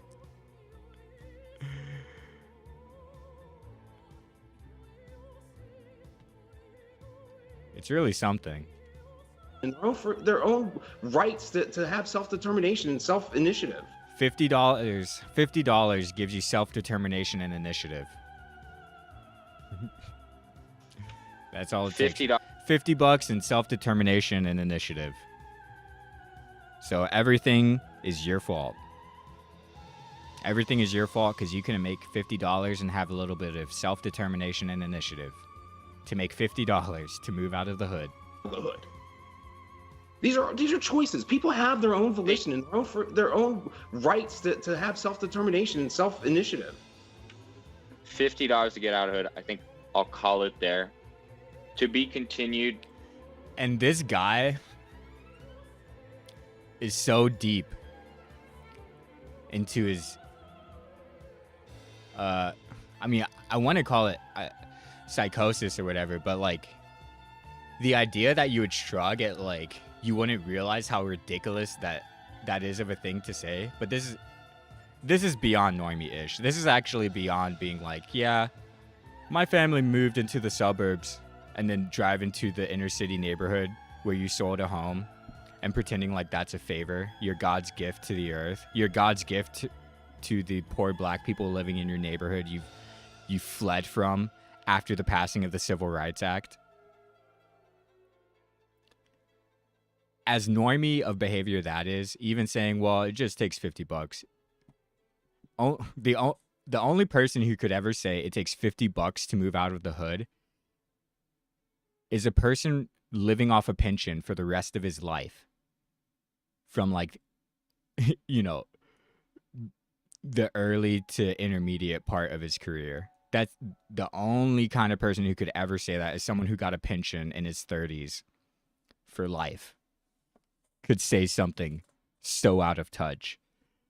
And when he gets a little pushback on how ridiculous that is, he shrugs it off and says it's a weird ending that the person can't bear to be in your presence anymore. Have a nice night. That's a weird ending.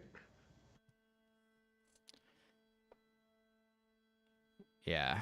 So that's just the last 10 minutes of this.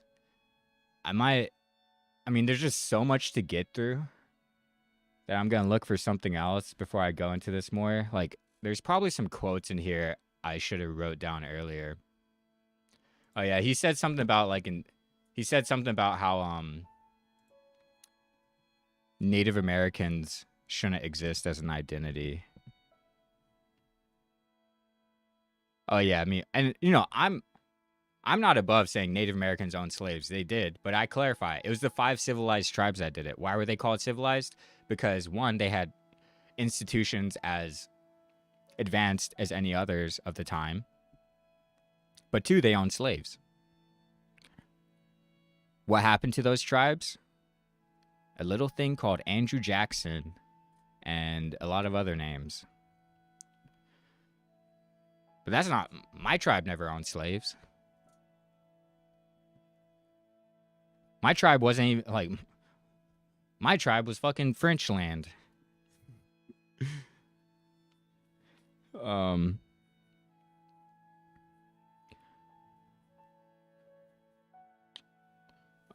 So yeah, I'm not above saying, yeah, Native Americans own slaves, but I usually only bring that up when people are like shitting on black people. I'm like, Native Americans get a lot, and so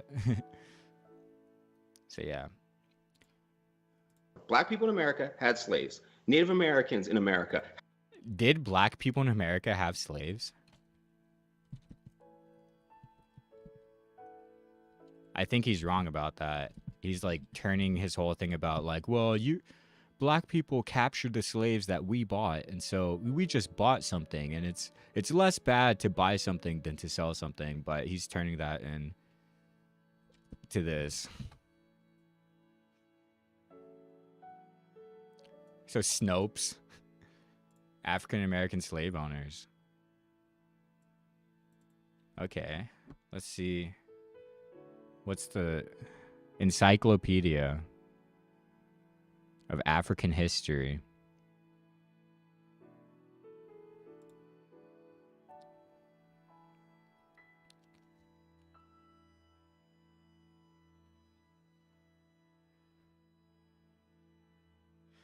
And so it's now of at least partial African ancestry. These guys were all white too. Any black slave owner was also a white slave owner. Almost 4,000. Yeah, they're mixed. Yeah, they're saying they're black, but they're like mixed, dude. They're as white as they are black. Or they're both, at least.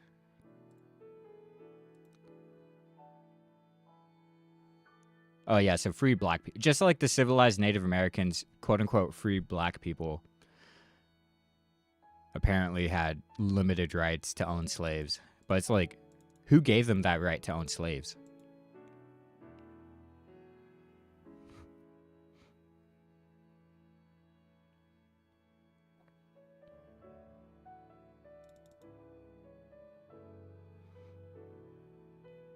So whatever. You know, it's just when people bring up random, you know, I could say anything about Europeans did the Holocaust. Europeans did colonization. Europeans did the Congo. Europeans would dismember people as a punishment for disobeying colonial policies because they didn't dig the hole fast enough. Europeans were cutting off Africans' hands. And this guy, who also claims to be a Native American Cherokee, to Jesse Lee Peterson, saying Native Americans own slaves. Not wrong, but just presented in a way that drives into a narrative that is completely wrong. It's like another favorite of this guy, he brings up like a 650 statistic or even a 350 at some point, which is an offshoot of the 1350 statistic. And obviously the narrative that thing is used for it, you know, I got this one statistic that I want to throw out and draw this whole narrative. Or this one like fun fact, this one trivia, and draw out into a whole narrative. Dude. If this guy was even remotely normal, he would be joking right now by making this face.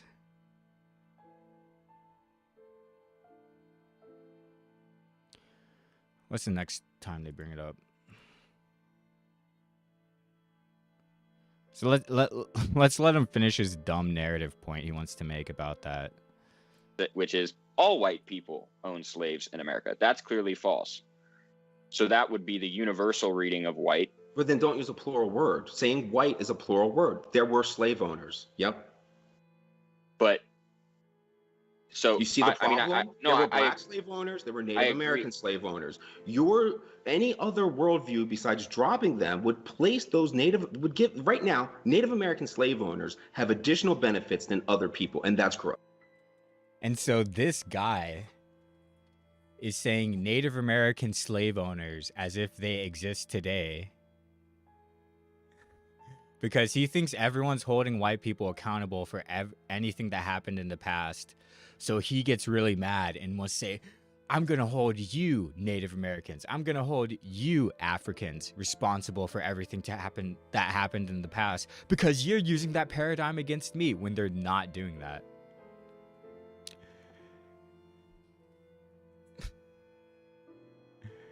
And so yeah, actually, this is the part where he says Native Americans receive additional benefits than other people, which is federal recognition under the Department of the Interior.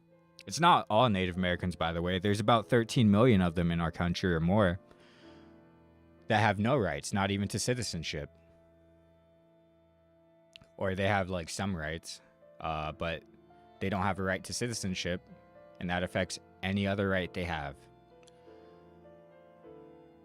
And so this guy's basically saying that the entire Bureau of Indian Affairs and any kind of Native American policy in the Department of Interior or elsewhere should end, just like affirmative action should end. And this was progressive sounding policy when Justin Trudeau's father, for example, advocated abolishing indigeneity in Canada, or when the United States did do Indian termination, as it was called, and just made us citizens like any other. Oh, that didn't fix everything? Oh, wow. And then the United States had to reorganize because we have a right to our tribal governments and shit based on the own law and treaties. And so this guy thinks, this guy probably thinks white people are the most discriminated against and Native Americans are the most privileged. And New Zealand, for example, was considering a bill, you know, just for posterity's sake. God damn it. So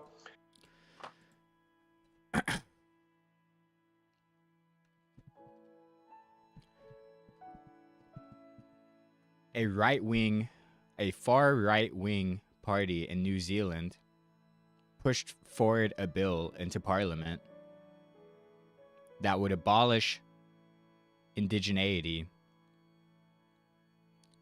as a, as a concept within the structure of government that is recognized. And so yeah. I don't need to go into all of that, but it is what it is. And, you know, this far right-wing party in New Zealand, whose head of state, by the way, remains the Queen of England, but they want to worry so much about indigenous people and their privileges when they literally have a crown at the head of state.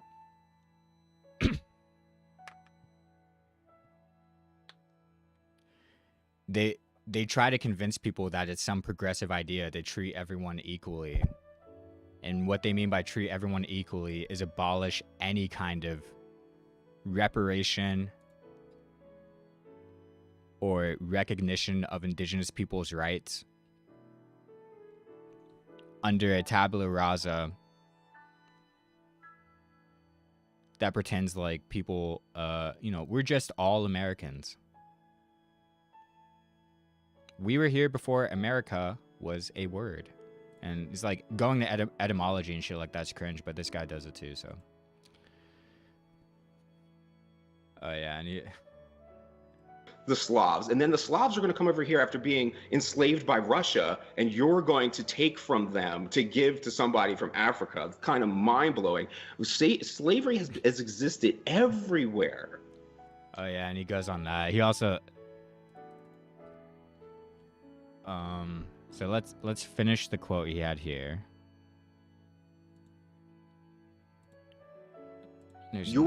Any other worldview besides dropping them would place those right now, Native American slave owners have additional benefits than other people, and that's gross. That's gross. So I was just trying to make a point about the language. When you say white people own slaves, there is the universal reading, but there's also the non-universal reading, right? When I say zebras. Okay, bro. When I say zebras, I'm sure he's going somewhere with that, but it fucks up the transcript when you have it playing. Oh yeah, here's another classic from this. He thinks he's a scientist, even though his advanced degrees are like in management. And he also thinks, so why does he act this way? Like, why does he does the debate bro thing. And so he thinks it's his responsibility to prove other people wrong. And something charitable. I'm a scientist. I understand things critically. You can be critical and charitable. No. That is not the job of a science. The job of every scientist is to disprove every other scientist and every fucking piece of paper they ever wrote. Which is like a super that's... Some people somehow get PhDs and pass their like dissertations and everything with that mindset.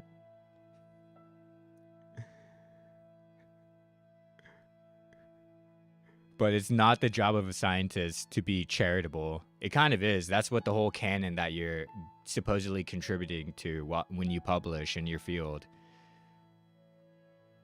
You're being charitable to the whole canon that came before you by even like participating in it. But he thinks you have to prove everyone wrong. No, the canon you build atop of... The field exists because there's a canon of research that preceded you. If you set out to prove everyone wrong, like, you're an iconoclast, you're a postmodernist, like, you're worse than you think you're a postmodernist, but you're not. You think it's like, oh, we gotta abolish gender, we gotta abolish race, we gotta abolish all the social constructs. Every social construct is fake. You're the straw man of postmodernism. Pretending like the field that exists, it's your job to tear it all down. And so obviously that's impossible. And so this guy just flails and completely invalidates any contribution he has ever made. So what? The next guy that comes along, his entire job is to prove you wrong? Even though you got published? So anything that's ever published, needs to be proven wrong. And so again, it's like this guy's just like on a different level. It's like No. That is not the job of a science. The job of every scientist is to disprove every other scientist and every fucking piece of paper they ever wrote. One of the first rules you a not so common misconception. Learn when you take a critical thinking philosophy course is the principle of charity. Is that That's cool. It doesn't mean it's right. And now he's saying, yeah, because he thinks the entire canon in the field that he's apparently a part of is wrong. It's his job to prove everything anywhere in his field wrong. And so when this guy brings up a very valid point that he probably learned in undergrad in like maybe a 300 level course, but probably like a 100 level, is the principle of charity. But because it's this guy's, this scientist's job to prove everyone wrong, anytime you bring up anything that like your field has established and is more or less agreed upon, everything's up to debate, but everything isn't wrong. And so like this guy's just right about everything until the next guy comes along and proves him wrong about everything. The only person in that situation in reality that is provably completely wrong and invalid and fraudulent is this guy. Not the canon, not the field he claims to be a part of. It's only him that is entirely provably wrong, like on anything he's ever said, because nothing holds weight because he said the opposite about it. So if you think he was right when he was on Joe Rogan at some point, you know, now he's proven himself completely wrong by doing a total 180. It's really like it started with a 180, then it did a 360, and then 540 and 720, and this is what I'm talking about, like postmodernist. This guy's just like made himself dizzy by spinning around so much, and literally lost. Like this guy's like actually mad. Like in philosophy, it's not the same thing as science. Science, the rules are in philosophy course is the principle of charity. Is that That's cool. It doesn't mean it's right. in philosophy, it's not the same thing as science. Science, the rules are clear. There's no need for charity there unless somebody's just being, fast and loose with their language. It's a philosopher's job to prove the other philosopher wrong. No, not necessarily. Well, then you guys are fucking up, man. Sorry. It's the philosopher's job to prove the other philosopher wrong. No, this guy, I don't remember where, but he claims to have like epistemic principles or something. Like he claims to have like moral, the classic, well, not classic, but the utilitarian thing where it's like, well, I set a basis inspired by like Kant or whoever else for my utilitarian framework, and everything else is built upon that. It's like this guy's acting like Slavoj Žižek has no inspirations. No philosopher has ever been a student of anyone else, an acolyte of any other framework. No, it's just every philosopher is proving everyone else wrong infinitely, to infinity. So this guy is like postmodern, like neoliberal, like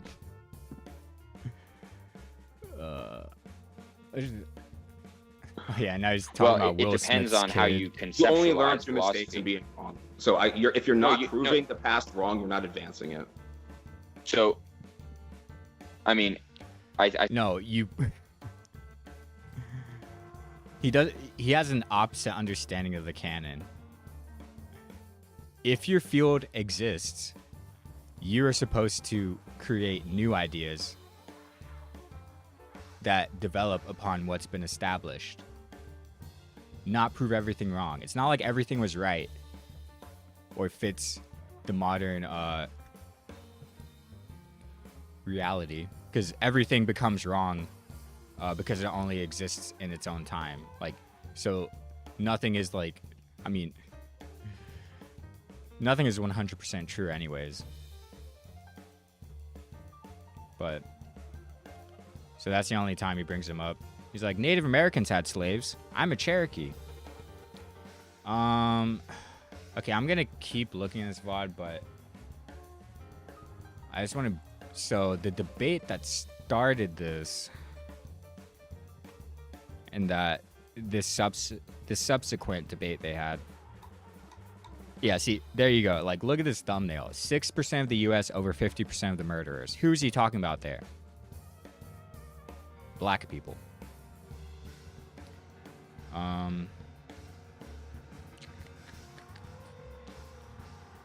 Where's this other debate he had?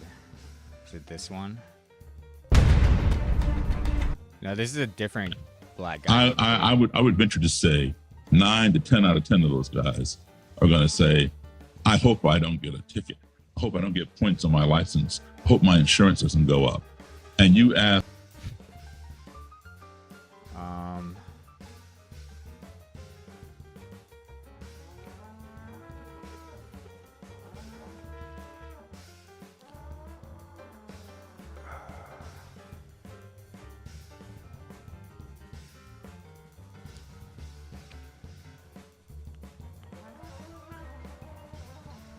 Bro. Oh yeah, I forget. It isn't even called a debate. So I'll just use this. This guy titled his own video this.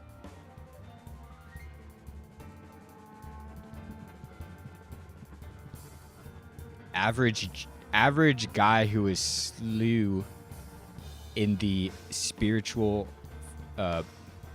warfare. Average victim of spiritual warfare by Jesse Lee Peterson. If you stare into the fallen state, you will go into the sunken place.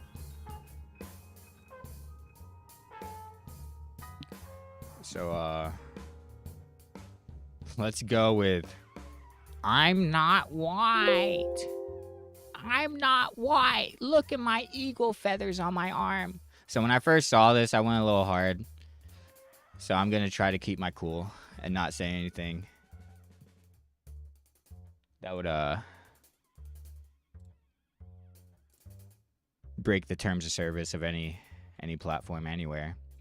But why would it not white people? Why it's always been the elites. That's always been a misnomer to think it's not the elites. Okay. And so there's, again, the whole reason I'm covering this guy is because jank. And this guy says a lot of the same stuff. Even when he's saying all this other crazy stuff, here and there, there's just stuff that jank is on. Says, it's always the elites. Because he's so obsessed with courting the right wing under the guise of populism. So let's see. Let's see what other statements you can make by saying it's always the elites and not.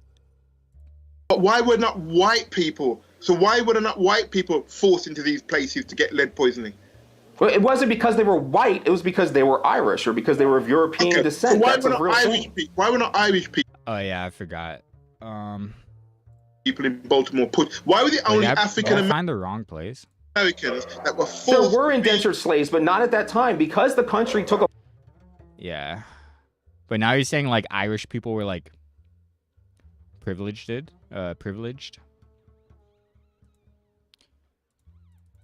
Oh, sorry.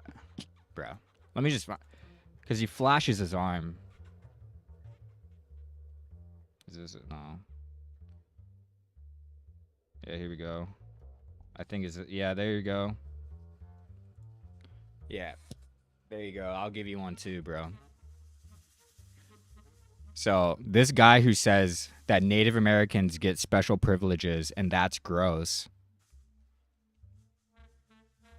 says this. It's got to define these terms before they mean anything.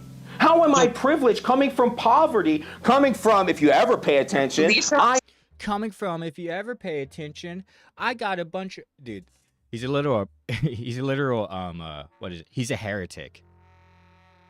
He has like the medicine wheel on his arm. Oh yeah, no, his literal IMDb. He describes his tattoo that he's flashing to claim he's not white. He's saying he's not from Europe.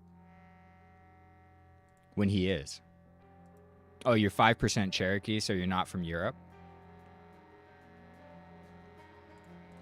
I am not from Europe. I am not from Europe. Oh, man. But then I just remembered this guy has a pension for the rest of his life. And I'm like, dude, this guy's literally untouchable. We have found the most privileged American in our country. Not really, but... I agree. But what I'm saying is... Privilege coming from poverty. And so these guys shouldn't be coddling this guy like this. They should have said, no, you're white, and just made it... Oh, man, they could have made this guy Lolcow out, like, so hard if they just said, yes, you are white. They could have made this guy, like, scree. Coming from, if you ever pay attention, I am not from Europe. I agree. But what I'm saying is you were part... So he's saying he's not from Europe. What does he tell Jesse Lee Peterson? He tells him he's a mutt. I'm a mutt.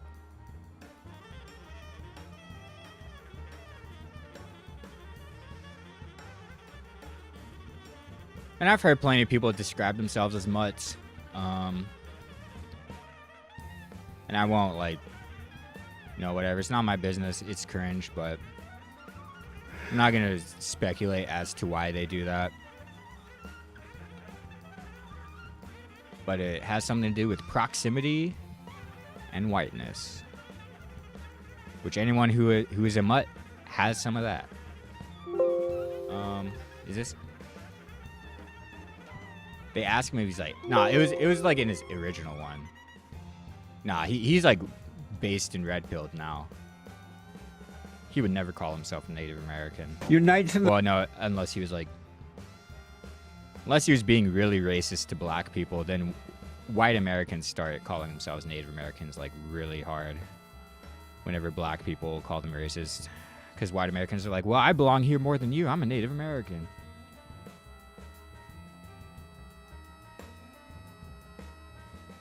Are you Indian? Wait, is it? Is this? The races with truth instead of dividing them with lies. We're also rebuilding the family by rebuilding the man. I'm Jesse Lee Peterson. Welcome to the third hour of the show today. It's Country and Western Tuesday. I hope that you like the music. Also, check out... It doesn't have an S. I still say it was. Okay. We're going to jail today. Going to jail is like going on a... Wait, this is in the middle of it. God damn it. Oh, sorry, I'm cussing still.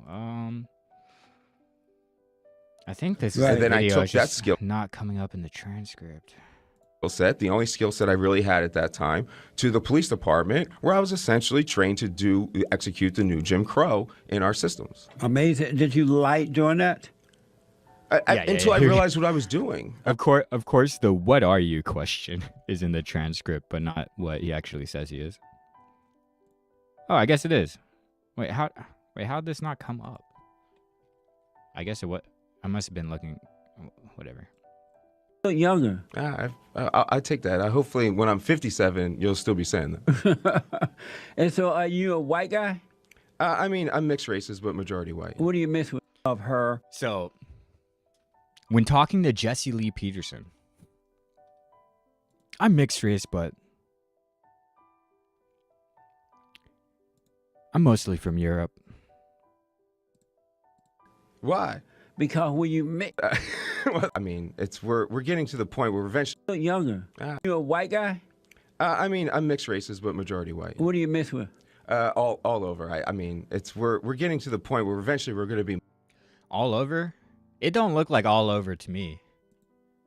Really doesn't look like you're anything but European, to be honest. I mean, you look like 1/8 Cherokee, like, and that's valid. I'm not shitting on my 1/8 cousins or whatever, nieces and nephews, really. But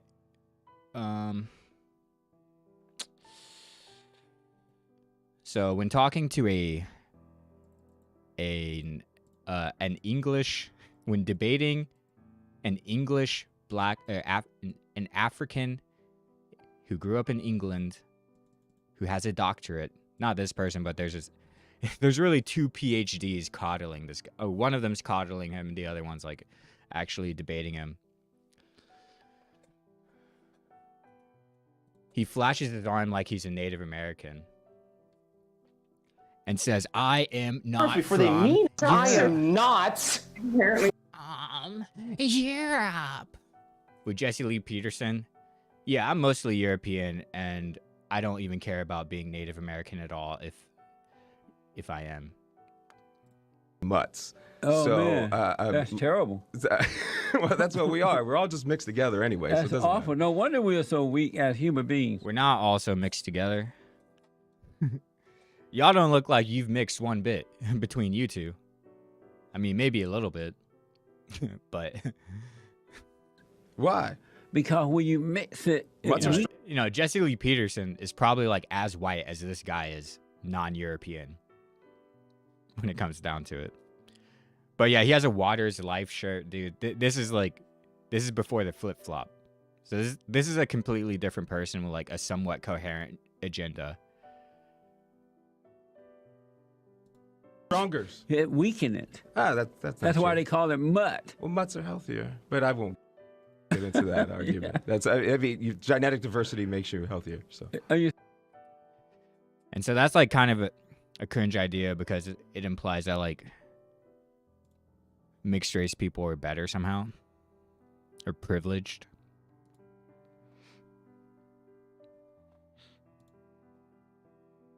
I don't know if that's like provable science. Some people have that idea. You think so? Yeah, absolutely. Oh, man. And then not too long after this, they asked him if he's an Indian. I wanted to talk to you about the relationship between blacks and police and the government. So let's... Or maybe it was before that. Let's get this out. At one time, you were a police officer. Right. I spent 11 years in the Baltimore Police Department from 2003 to 2014, where I was a street patrol officer, a foot patrol officer. I was a narcotics detective, a major case detective, a sergeant, a commander of units. That's major. So. And what was it like working there as all that?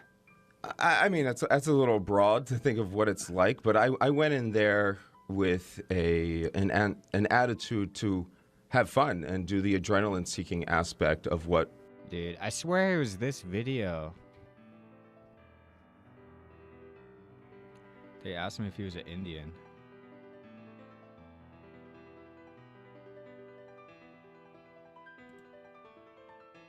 Jesse Peterson. But I won't accept it. I simply won't accept the labels or the division. But I am a black conservative. I'm a black Christian conservative Republican. You're free to define yourself that way. Total 100 to the core. Right, and I'm free to shed those labels, though. I'm so far right that I made the alt-right look good. Well, I mean, I doubt you're a Nazi, but okay. Might be. Well, that's far right. So a black person can literally be like, I might be a Nazi, and this guy's like, nah, you're not one. But like in this debate, he's literally yelling at these guys that they're the racists. So far right is Nazism, far left is Jesus. Just remember that. And speaking of... remember that. Okay. Jesus, are you a Christian? I'm not a Christian, no. You're not a Christian? No. And do you, what are you? When it comes to religion, I'm an atheist. You're an atheist? Yes. Meaning what? I don't believe in any of these labels. I don't believe in any of these paradigms. You don't believe Jesus exists? I mean, no, I don't believe Jesus exists. It might have been this other video when he came back to apologize when he's like, yeah, I'm a native. Yeah, I think it is. One of JLP's producers must have dug it up and told him to ask him it. Because I knew it was like early in the video. And I thought it was around when he said this, but it's in this other video. I'm saying I'm an atheist doing my best Jesus. Really? Yeah. So you're an atheist. Have you ever been a Christian? I mean, I was too young to say. So I went to Catholic school. for a couple years, and I wasn't even an altar boy, rang the little bell and everything. Right. But I can't say. I mean, I have tried. I've been around Pentecostals. I've gone to churches and been. Let's But go with this classic JLP question. Head of your wife. Sure. Are you the head of your wife? Sure. Sure. Yeah, here we go. And no. So this is 2018. The Jezebel spirit or whatever JLP has, its effects have not.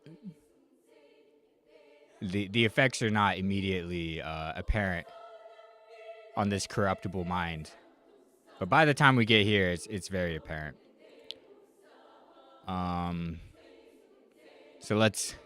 But yeah, this so-called Native American, who in like maybe we'll track it down later. He implies he's Cherokee. It might be here he says that.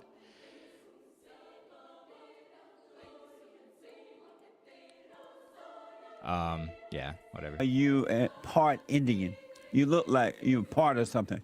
Yes. Part Indian? Yes. Really? Yeah, but I mean, the I ones don't. with the feathers? Yeah, but I mean, I don't follow the practices, so I don't think it really matters. And I'm totally agreeing with you that I'm American. That's what I am. Right.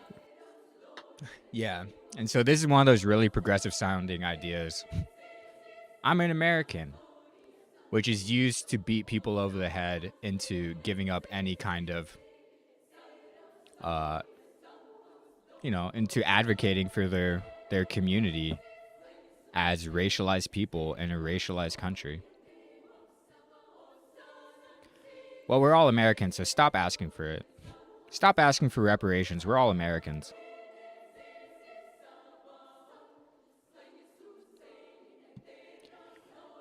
Let's abolish the Bureau of Indian Affairs and not replace it with anything. We're all Americans. Amazing. And so he talks about the Dakota Access pipeline a little bit. So then he starts going on.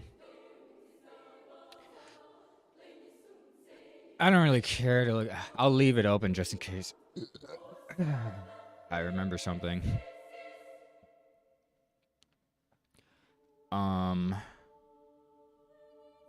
Okay.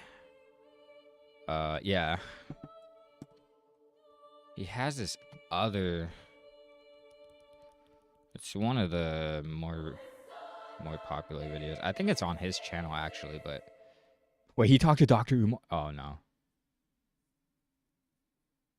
Dude, we need a palate cleanse, dude. Okay, while I look through this. Let's go. Dr. Umar. I was going to say, please don't let me down, but obviously that doesn't matter. You can let me down or not. It's your space I'm walking into, but I could really use a palate cleanser right now. Let's see how this goes.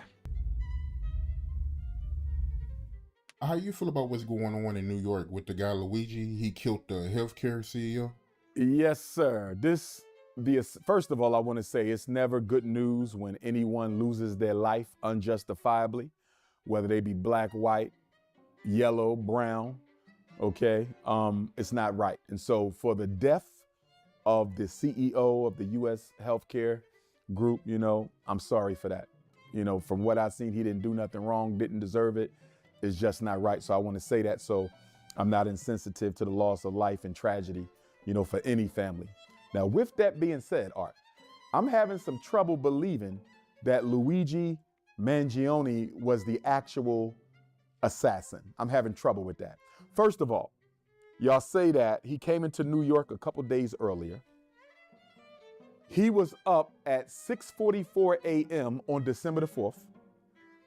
And he allegedly unalived Brian Thompson, which was the late CEO's name. And this is the largest health insurance company in the United States. So this is the CEO of the largest health insurance company. Oh, shit. No! Oh, yeah, so Dr. Umar's going to go on that guy knew too much. Maybe. I mean, it's conspiratorial thinking, but Mangione sometimes shit ends up being true, and the government really was lying all the whole time, or whoever was else. the actual assassin. I'm having trouble with that. First, I believe he's being scapegoated. Now check this out. Because whenever you deal with assassinations, you have to deal with the cover-up. You also have to deal with the timing. Brian Thompson, the CEO of the U.S. healthcare group that was unalived, he was on his way to a U.S. healthcare group investors conference, Art. A very important investors meeting. The question becomes, what were they going to discuss at this investors meeting? Who stood to lose something because Brian Thompson was coming to the investing meeting? Who stood to gain by him not being at the investors meeting? And who amongst the U.S. healthcare group needed him to be unalived for whatever reason? Remember, when Caesar These are all very important questions. The entire Senate orchestrated his murder. The white power structure killed Brian Thompson, not Luigi Mangione. The question is, does Luigi Mangione and his family have enough resources to take on the United States government? Because look what they did to James Earl Ray, Art. He didn't kill Dr. King. Even Dr. King's family tried to get him out of jail. They couldn't do it. The guy who they said killed President Kennedy didn't kill President Kennedy. Some of the people who killed Malcolm got off scot-free. I mean, just look at the history of assassinations and cover-ups and plots and planning. Do you know that they were already psychologically profiling James Earl Ray? And you're going to read this when you read the book, The Assassination of Dr. King by William Pepper. They were already psychologically profiling James Earl Ray to be the fall guy for Dr. King, Art, at least 2 or 3 years before he was the fall guy. Did you hear what I just said? 2 or 3 years before King was murdered, they was already setting him up to be the fall guy. So when I look at Luigi Mangione being blamed for Brian Thompson's death, I believe they was already psychologically profiling Luigi to be the fall guy for this thing. And this is why, Art, Let's go. I don't associate Let's go. with people I don't know like that. Yeah, and so Dr. Umar is not giving any kind of like support for Luigi.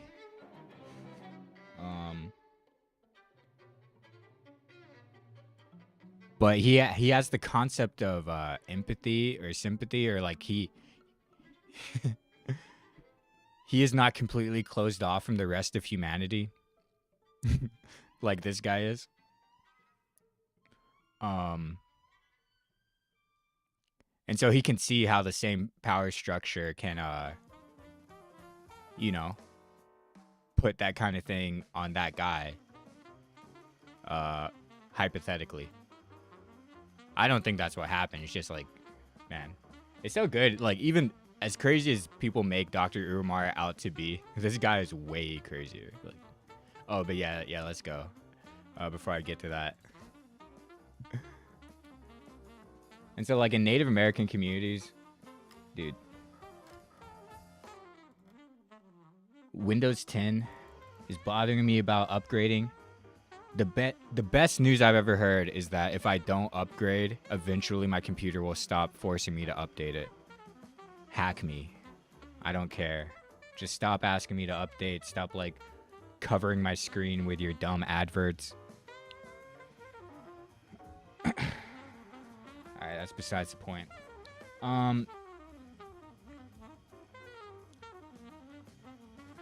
So yeah, in the Native community, there's a saying that goes around of, it's not about who you claim, it's who claims you. Which, you know, puts, you know, this guy's all about personal responsibility of the community to fix itself. And so then that puts the onus on the community of who belongs and who doesn't belong. So when people go around acting like they belong, saying they're this, saying they're that, and no one claims them, it's very familiar. And it's straight up pretend Indian stuff. I mean, I believe this guy's like 1/8 Cherokee or whatever, but he's acting like a pretendian. He's like a descendian, as some people have said. Well, he's just like whole like meticulously. What? Was it a different? What?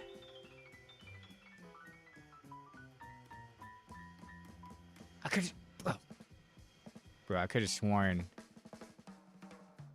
Oh wait, no, it's not this biography. It's like the one on his website. Yeah, it's the one on his Medium page. Oh wait, or his LinkedIn maybe. I think it's his Medium.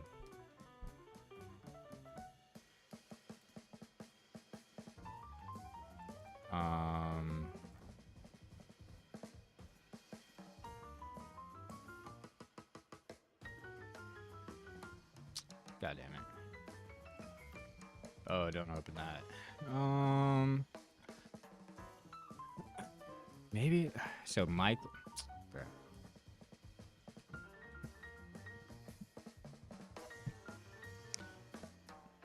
This is why I'm researching for stream. I need to take notes. Swear to God, that was it. Is it this one? Is his biography here? No. Wait, let's look. What is he selling though?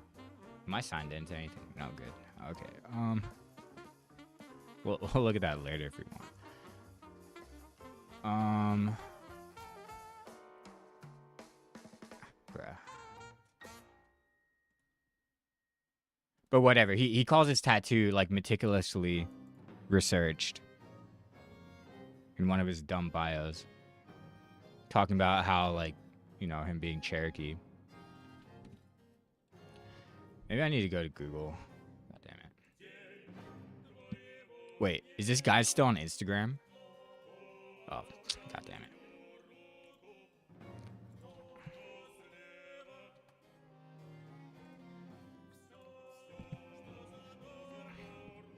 Do you want a precise location?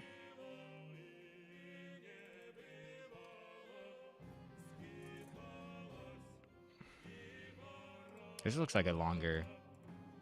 No, that's the same one. God damn it. That's not him.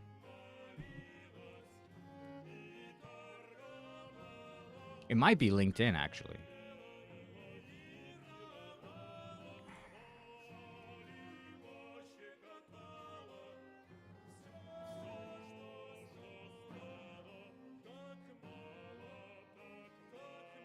No! It can't have been LinkedIn, because... I mean, maybe it was.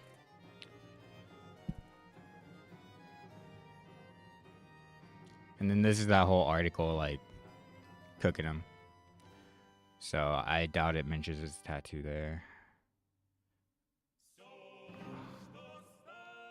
Whatever. I guess I can keep looking for it. Wait, is this a picture of him though? Is that actually him? It doesn't even look like him. Yeah, that's not him. That's my father.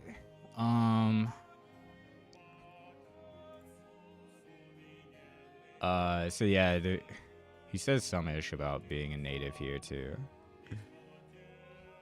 And there's like fucking this guy who's like, I grew up in all tribal people called themselves Indian. Did they ask you to call them Indian? All black people call themselves the N-word. Did they ask you to call them the N-word? Maybe there's a different video with this guy. God damn it.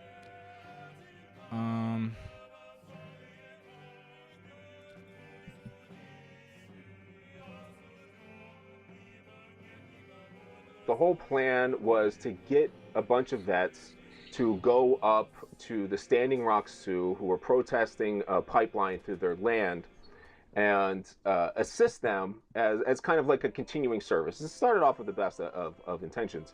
Like a continuing service after you leave the military. It's not like your commitment to the country stops. I mean, maybe that was a plan at first, but in that video we watched earlier during his pep talk,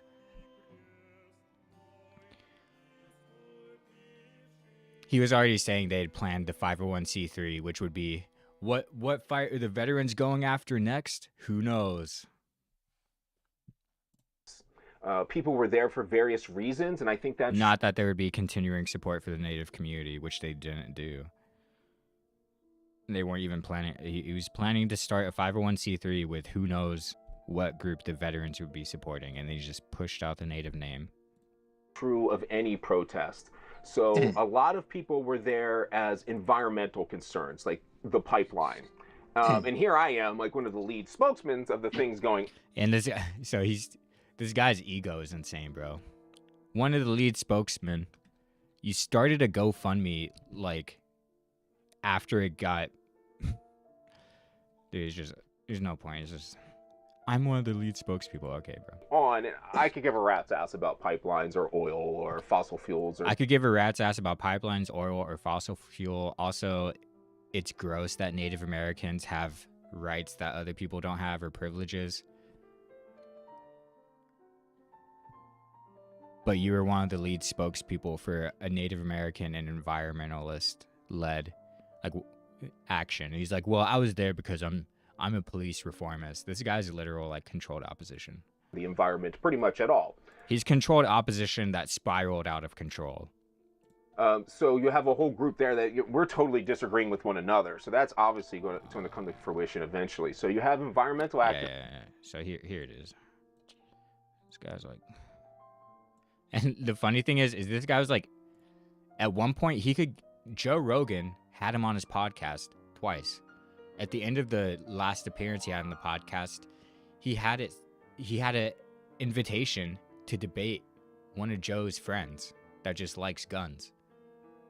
He could have been on another time.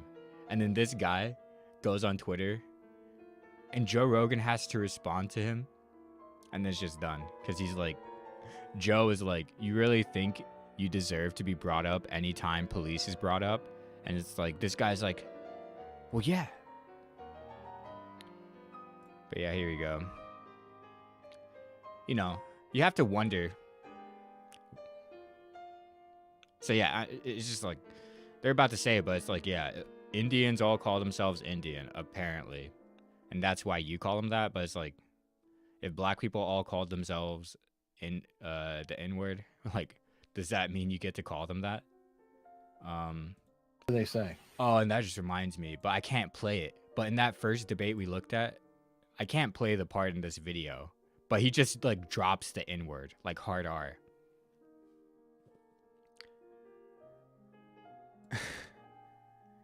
In 2021.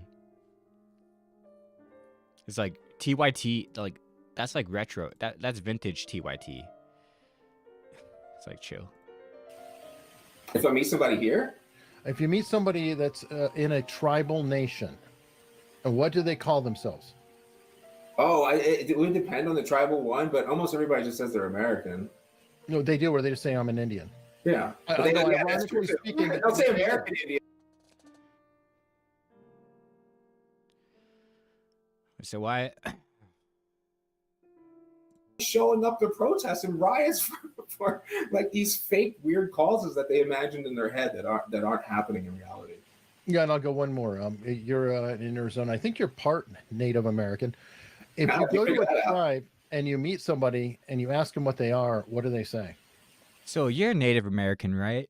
Can I call you? Dude, this is like, dude, if this guy. Wait, so he goes to talk to like the first black person he's seen in 50 years. He's like, what do you call each other like in your group? Because I want to call you that. If I meet somebody here? If you meet somebody that's in a tribal nation, and what do they call themselves? Oh, it would depend on the tribal one, but almost everybody just says they're American. No, they do, or they just say I'm an Indian. Yeah. Ironically speaking, they'll say American Indian. They don't say American Indian. They don't say Native. They just say, yeah, I'm an Indian. This guy's saying they don't say Native American? I'm tribal. At least double whatever this guy is if he's anything at all. I call myself a Native American. Because you apparently understand how that term isn't completely right. Do you understand how the term Indian isn't completely right? Oh, it's right, because they call themselves that. I'm calling myself a Native American. Does that mean the term is right now? But yeah, I'm just ranting into the void. And that's the hard part to get through to a lot of people. It's like, no, it's not even racist. It's like, it's not even racist to call people Indians because they call each other that. They don't call themselves Native Americans. it's not racist to call black people that, because rap music, dude, average. If you talk to anybody there, Sure. Yeah, I mean, it's so common that I didn't even think about it. I mean, that's just like you said. It's just what they say, and they would say their tribe if you really wanted to go further into it. But like another example there is when you talk about the flag. I mean, I kind of had this face. To me, I always kind of viewed it as just, to me, like, I guess I'm the British are coming, burn authority at pretty much almost all times. Okay. Probably more aligned with libertarians. But when I would be somebody that would, like, to them, to most Native Americans. And now he's saying to them. I mean, so he's apparently part, but he's not saying we, because it ain't we with him. It's only I'm part Native American when they're attacking actual Native Americans saying something, or like when they can like use it to spread their own narrative if they're like in agreement, which also happens. Like if they brought on some like Native American that supported mascots, or like said, I mean, they probably heard it from a Native American because, you know, they got that chip in their brain that Dr. Umar talks about. And so they like to make the white man smile. And so they say, yeah, don't call me Native American. I'm an Indian. Especially the ones, the Navajos and the Sioux, who participate very heavily in the military. That flag represents this land. It does not represent the causes that liberals were associated with. And now they're saying like there's so many Native, it's as if we're a monolith, you know. And so it's like there's all these Native American activists who, whether it's like GS or not, paying them to like, or not even paying them, but like paying somebody to spread the ideas. It's like there's so many Native American activists that desecrate the flag.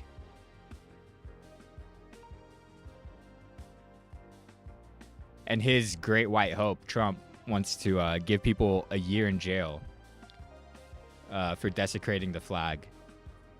And yeah, there are a lot of Native Americans that participate in the military. There are a lot of... we all have that chip in our brain, and a lot of people it activates.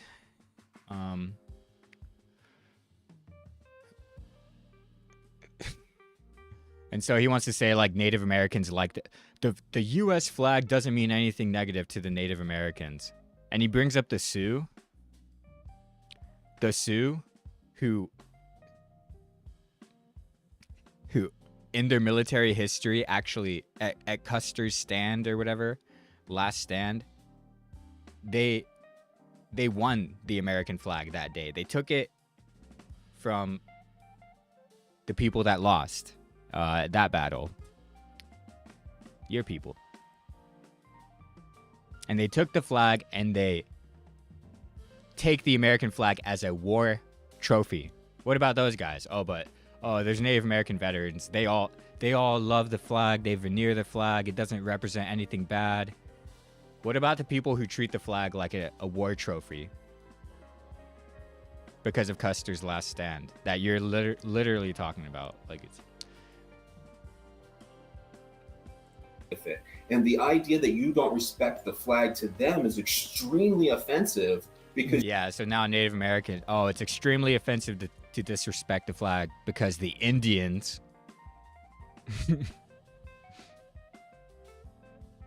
You're talking about the land that their ancestors fought and died for, the war... Yeah, if our ancestors fought and died for this land, we lost. The only land we have was not because we fought and died for it, it's because it was in the treaties when we lost. Any land we have was not won, it was lost. And, you know, maybe we fought and died to have treaties that weren't even respected in the first place. I think we were fighting to keep the land, not sign a treaty. So that, you know, when they take the land, at least they aren't taking literally every life left. And I went over this in the other stream. You took everything, and we should remember that. The United States took everything. There was Indian termination. There was no... At one point, They took everything except the few people that survived and their descendants. Everything was taken. Every conceivable thing was taken. You had it all. Except the people that survived. The only thing that was not taken is that the people that survived and their descendants. And then in the 20th century, with federal reaffirmation of tribes, 574 federally recognized tribes have been given things, but they weren't given back the land. They weren't given back sovereignty. Or like they weren't given there are things you can't give back too. There are things that are just gone. So yeah, it's anyways, I don't even know where I was going with that, but it's important to remember the United States took everything except the few people that survived, and so everything was taken, and then some things were some new things were given during the 20th century.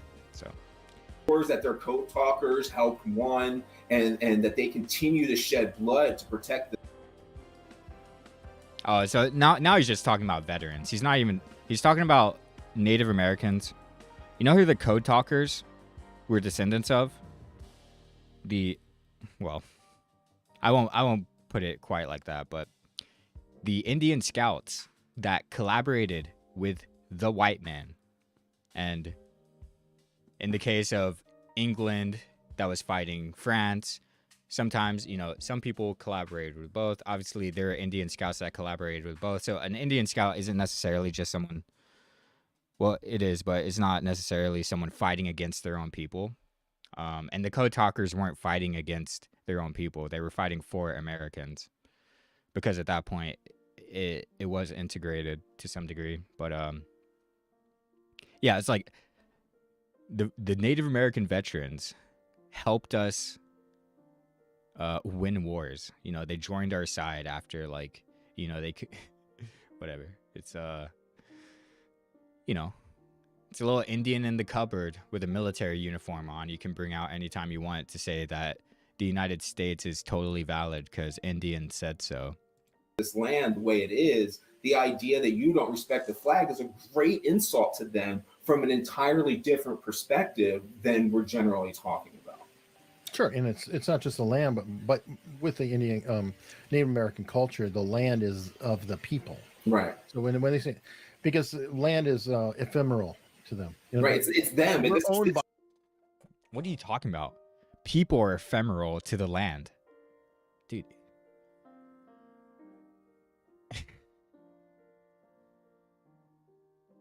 Land isn't ephemeral. What are you talking? Dude, this guy is so dumb. People are ephemeral. Nature, or like plants, animals, they're ephemeral. They evolve. The land is always there. It evolves with it. I mean, our effect on the land is obvious. But it's not ephemeral. The people are ephemeral. Dude, what is he talking about? Us? Like, what do you mean? You're not standing for us? You're not burning us? Yeah. Exactly. All right.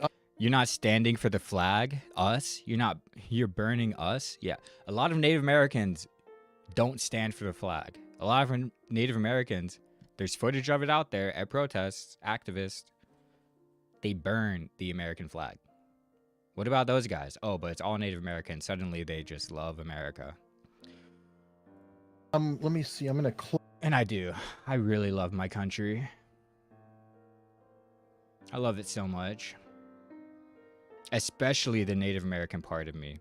The white part of me kind of hates it because, I'm a liberal. So the white part of me kind of has a problem with it. But the Native American part of me loves my country so much.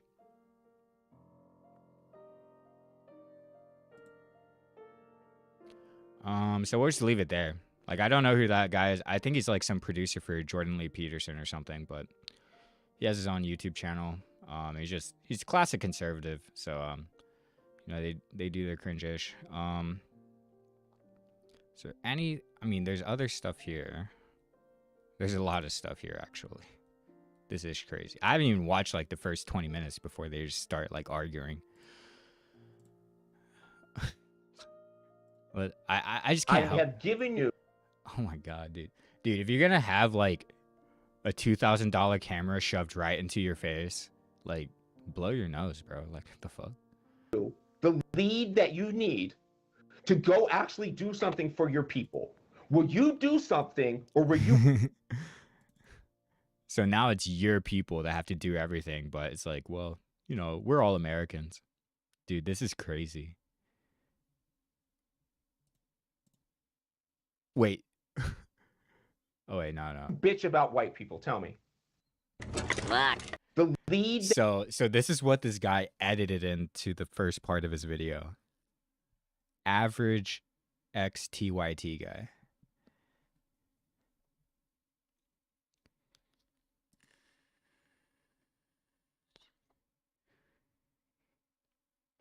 So he appreciates somebody not even watching his video, but just saying, you're right.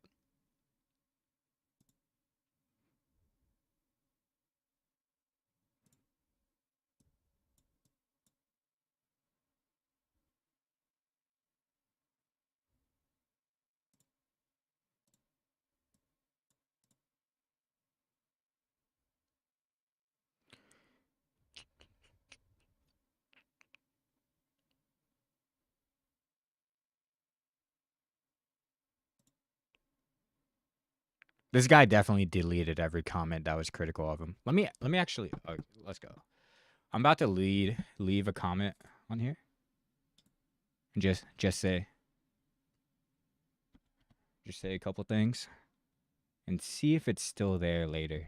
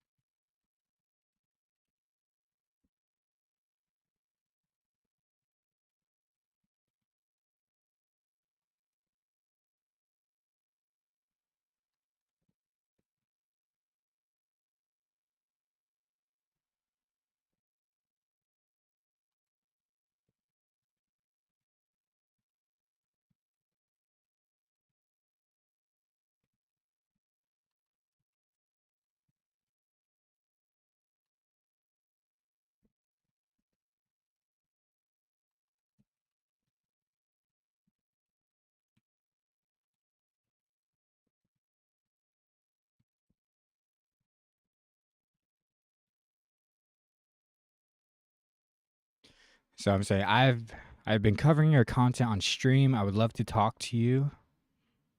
By the way, you should laser off those eagle feathers on your arm. You have no right to them.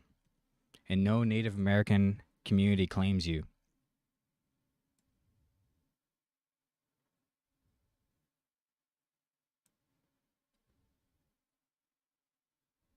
No Native American community claims you. In your own words, you are a mutt who is mostly European. Let me make sure I pop the link in there. Well, I don't think you can put links into I'll put the title of it. Okay, this is the wrong thing. Let's see. What was it? Does he say he's mostly European here? Yeah.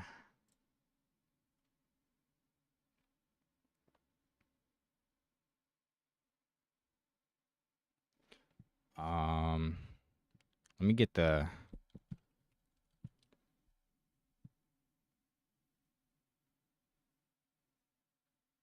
I mean, we're. And even though he doesn't look younger, you a white guy? I mean, I'm mixed races, but majority white. What do you?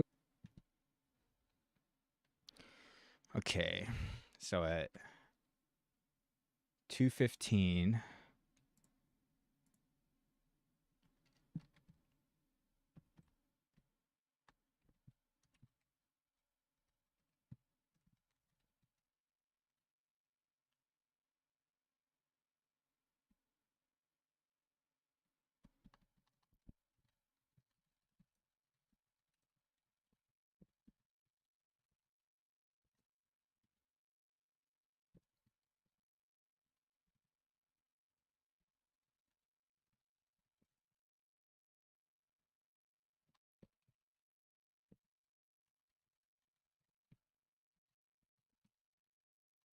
Yeah, I was gonna leave it at that.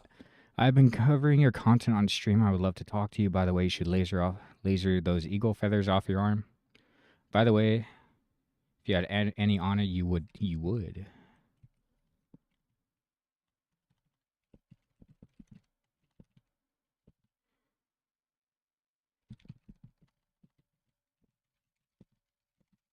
You would laser those eagle feathers off of your arm. You have no right to them, and no Native American community claims you.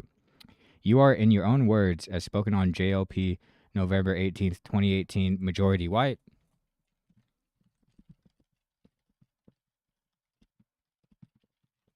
We're flashing.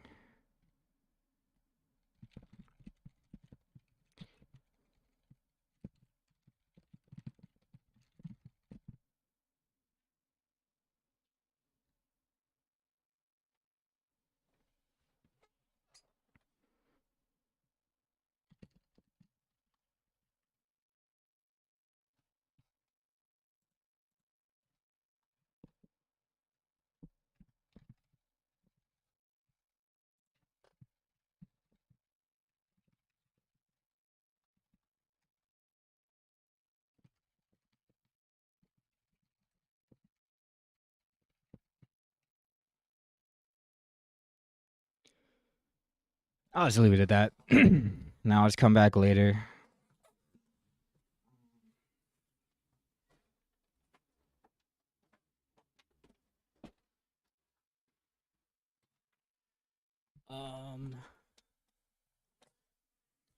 And see if he deletes it. Let's see if he deletes the comment. Please come back to the internet. Okay. That you need to go actually do something for your people. Will you do something, or will you bitch about white people? Tell me. We're independent thinkers. Roger, roger, roger, roger, roger. I wonder if this guy says he's Native American in this Damn, that's video. a shame, guys. I am. We have to open a new fucking tab. I guess feel hopeless that any of this will ever change. If only this guy I hope actually gave up conversations hope matter in some way, shape, or form for those that listen. If only this guy actually gave up hope and did what he's statistically prone to do, apparently. Just kidding. Yeah, I just need to open a new tab, hopefully.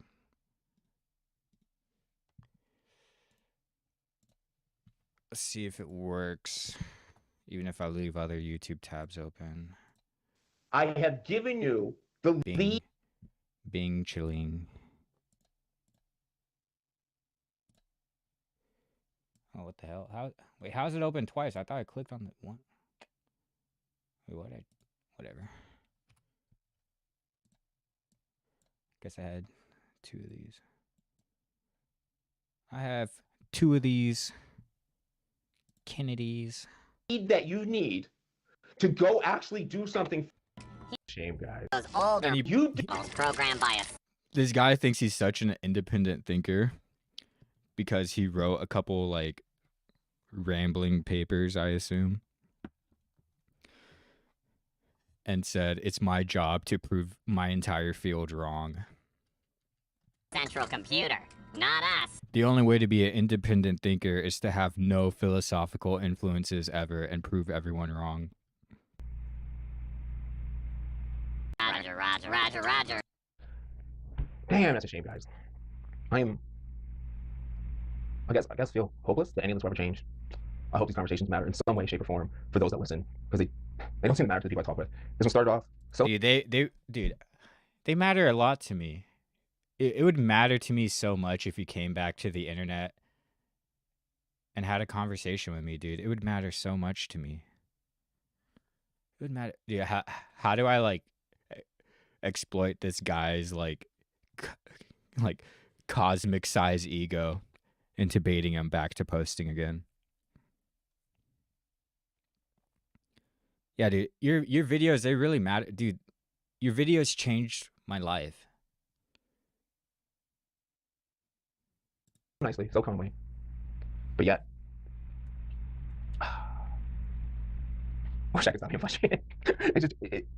It drives me mad that people don't actually care and aren't willing to put in the work for the things they think are hurting them or their community, and would rather just listen to the mainstream media, feel like a victim, and do nothing.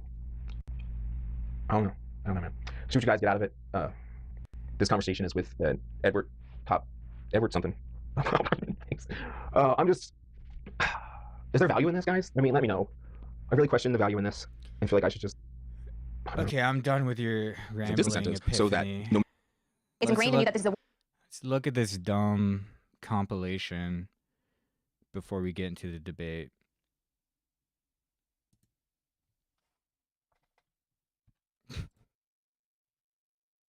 Me and the dog, and we'll be here trying to make some videos and get some things out of the way and get caught up on some issues that we've hit upon earlier. And see you guys next time.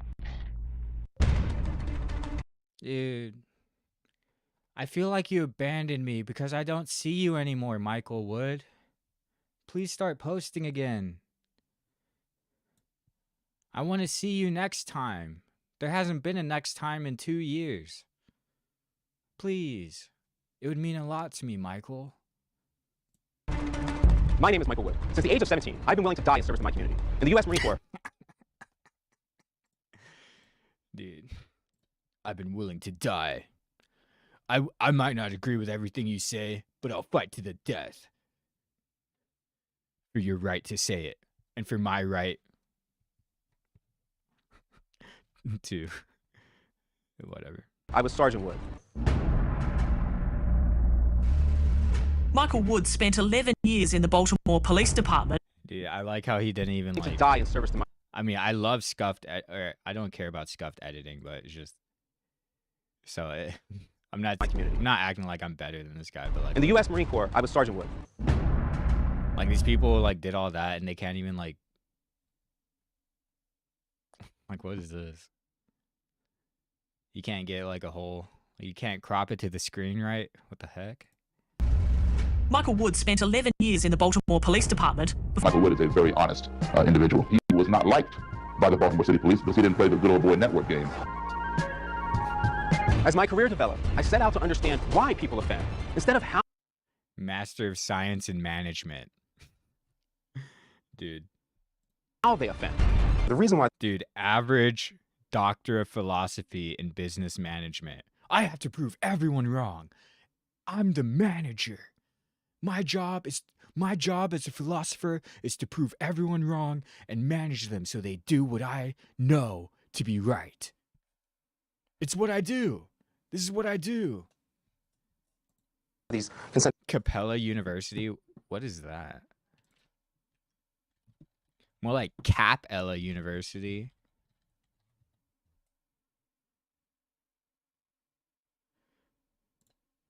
Ha! Of course. Dude, average for-profit alumni. Dude, never get a DMA from a for-profit school. Never, ever, dude. You'll have $150,000 in student loans.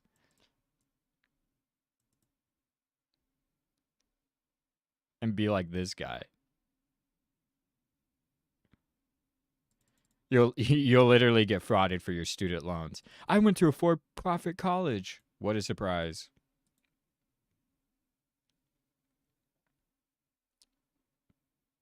Guy isn't even on the...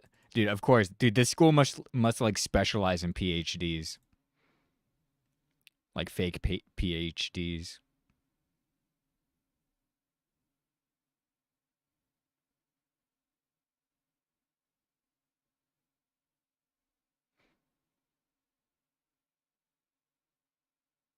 Yeah.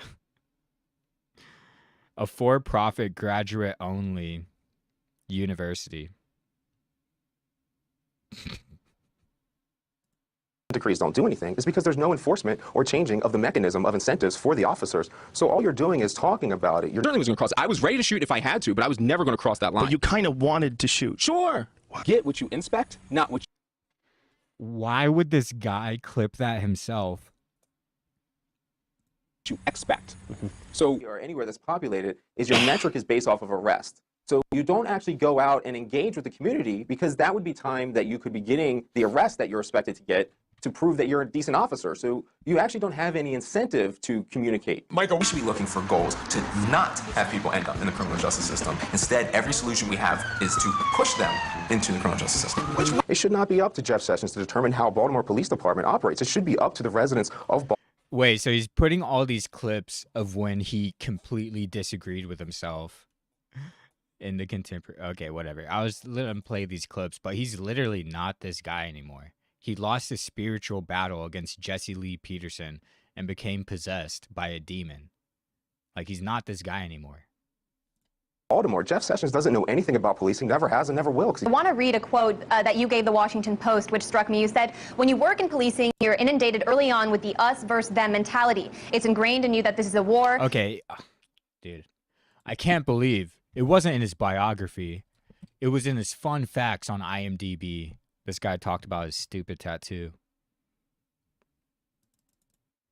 Michael Wood Jr. is tattooed on one arm with a painstakingly researched modernization of a Cherokee warrior lost tradition.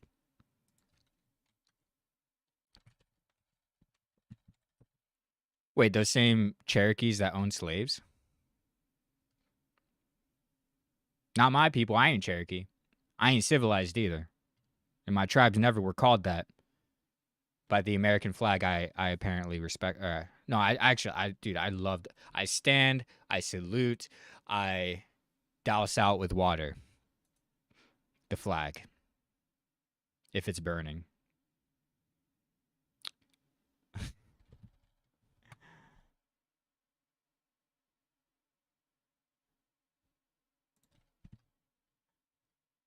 Meticulously researched.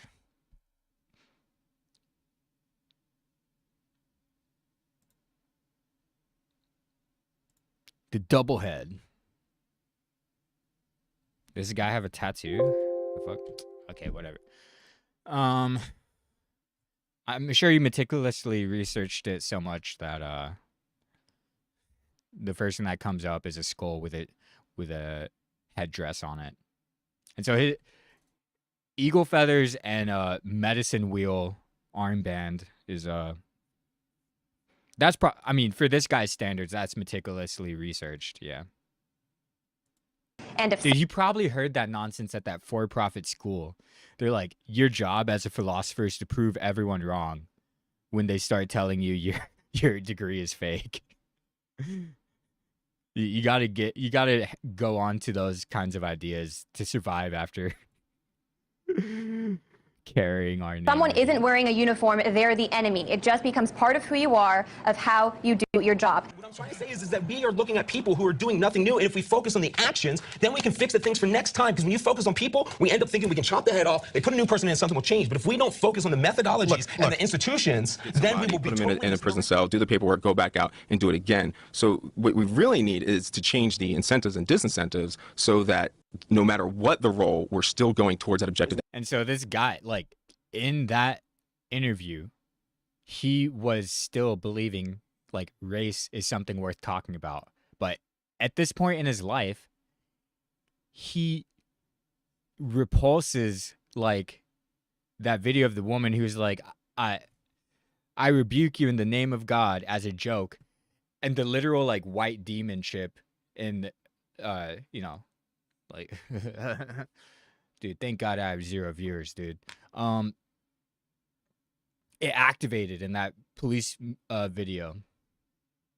He's like, and whenever someone calls this guy white at this point in his life, that the demon chip activates.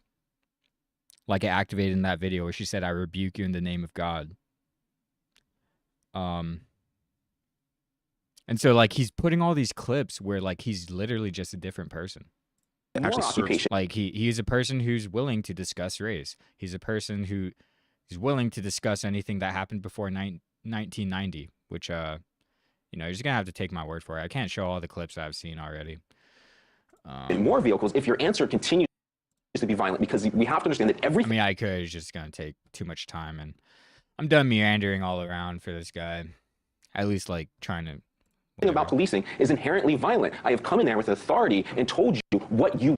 Yeah, the police are inherently violent because they enforce the monopoly of violence. The state claims a monopoly of violence and makes a police force to enforce it. Yeah. Yep. I wonder if. Will do. That's great. That's great. So I love to see that you are wearing a T-shirt from one of my last remaining heroes. Dude. Make me, dude. That's one of your last remaining heroes, a band that ended after the singer topped. Dude, become my hero, man. Become my hero. Become my hero, dude. There you go. Yeah, man. I love the band. I love Kurt, man. And I'm actually going to stay in Nevada today. Oh, perfect. Look at that. So it's nice to see you. My computer is down, so like I'll look down a lot so I can actually see you, because when I look up, I can't actually see you. I don't know where you want to get started on anything. I would like it if you could just introduce yourself quickly. I don't know enough about you. And some experiences maybe that you have that would lend some credence beyond what I know. In the lens of my own eyes, I understand completely. I'm Edward Keaton Jr., and I am a third-generation longshoreman of a primarily black union in North Carolina. I'd say that for this crime, high school dropout, jack of all trades, master of none, and a self-taught scholar. I've actually had a poem published when I was in the 5th grade nationally, and it was actually about. Dude, who is this guy? Slavery. And you would think in 5th grader's mind, you couldn't possibly be able to come It's up. no hate to him. It's just like, dude. Almost 3 hours.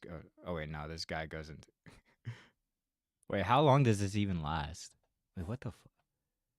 Well, I guess it's like usually just on his face. Wait, does it only last like 5 minutes? Wait, what the? Oh, okay. Oh, that makes with how this guy is coming into this debate, I'm not surprised it only lasted 5 minutes. And that's not a point against him. I'm just like, you don't see the guy you're dealing with. The fucking I need to stop cussing. Is Yakubian a TOS word? With something so that would do anything of that nature, to blow everybody else out. To me, it was just writing my own experience. So where I came into finding you was the YouTuber Sam Bill. I want to definitely give him a shout out.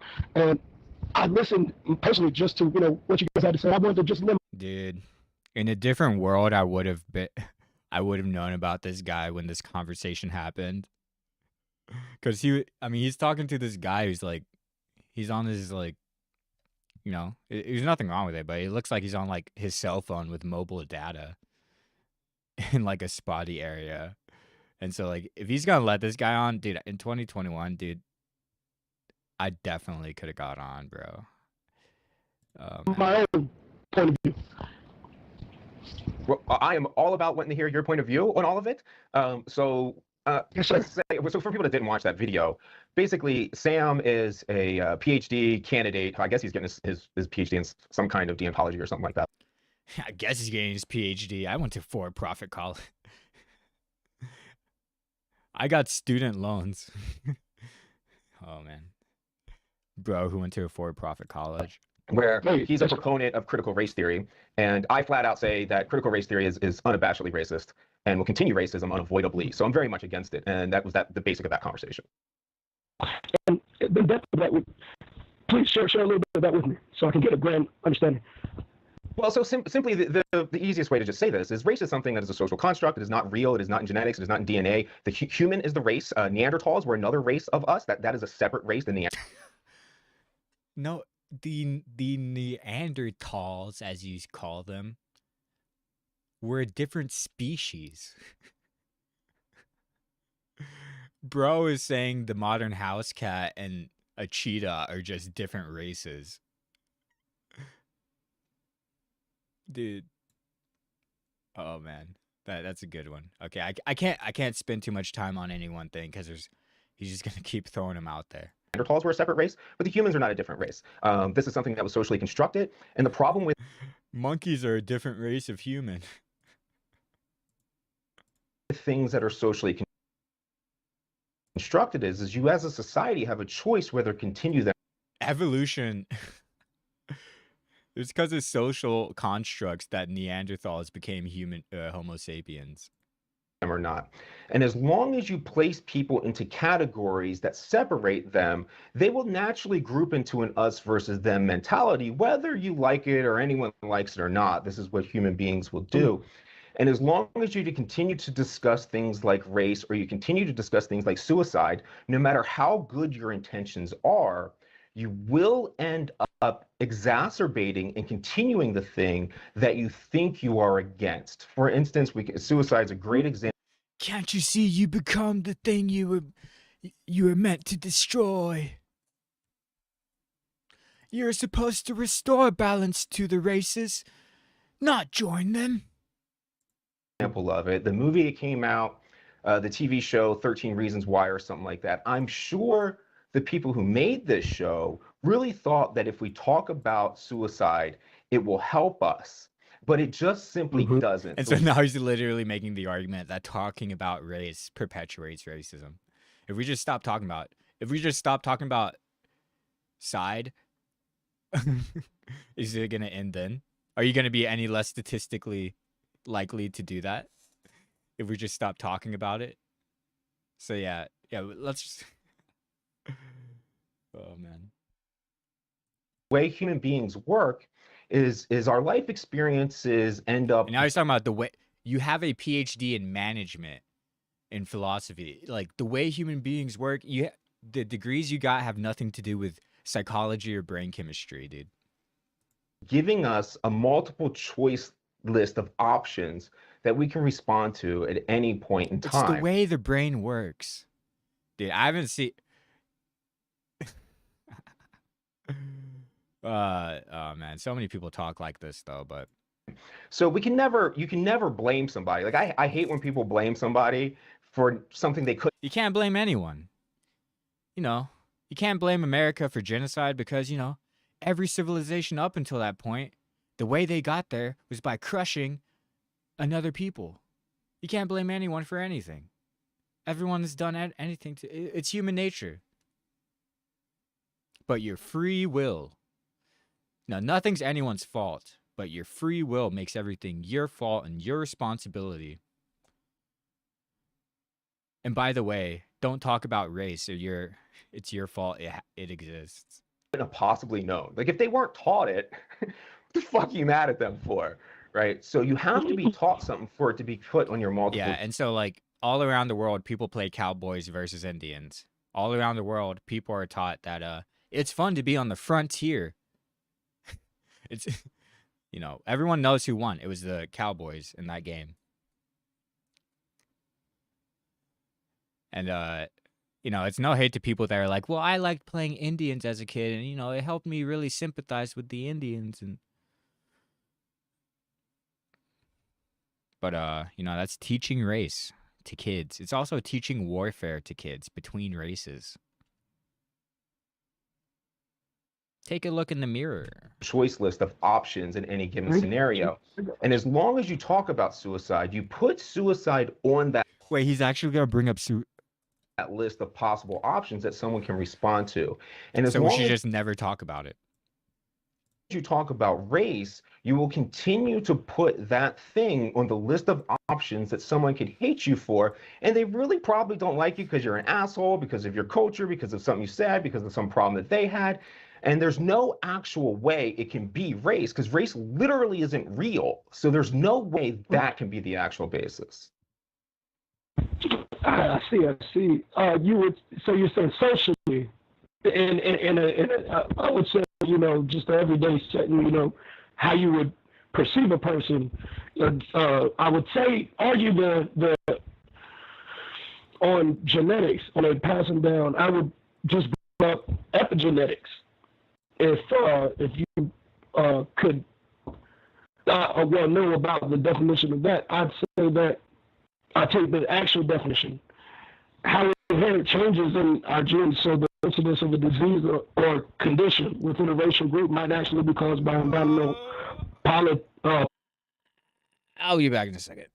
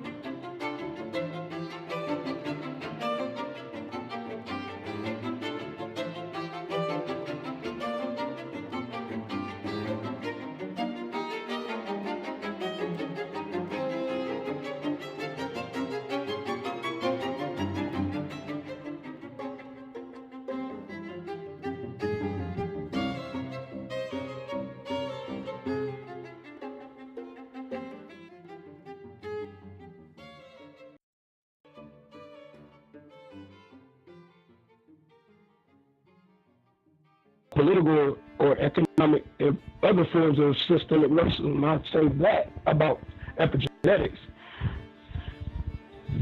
So with epigenetics, you're saying that there's geographically based differences?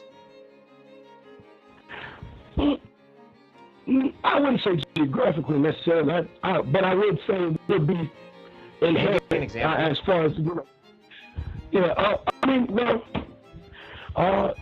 passing something on, something that you know to be true onto to whoever comes after you. I don't know. What do you mean? He's saying that epigenetics is how your lived experiences are intergenerationally passed on, which is, I don't know anything about it, but I know people theorize about that. Just slow this down for me. Maybe I'm not hearing you clearly. So the people that come out, Dude, this guy, you're so good at talking over people. Why don't you just like finish your thought? Just lay it out for me. Like, give me an example. You know, okay. Sickle cell anemia, maybe. Not every white person is peanuts, correct? Whatever the other thing is, the milk thing. Lactose intolerance. I don't know if that's epigenetics, but it sounds like what he's alluding to. But it is something that is passed along. Right. So we could agree there. Okay, I wouldn't necessarily say that hanging could be something like. And that's kind of crazy, actually thinking about, because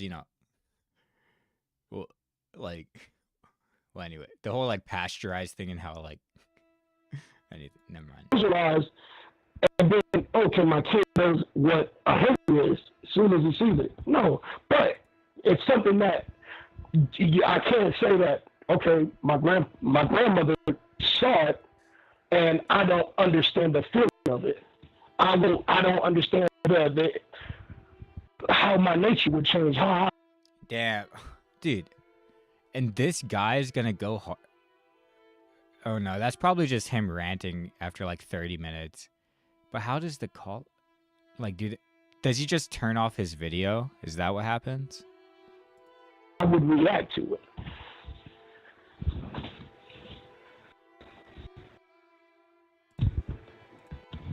it. I lost you there for a second on your connection. I didn't catch the end of that.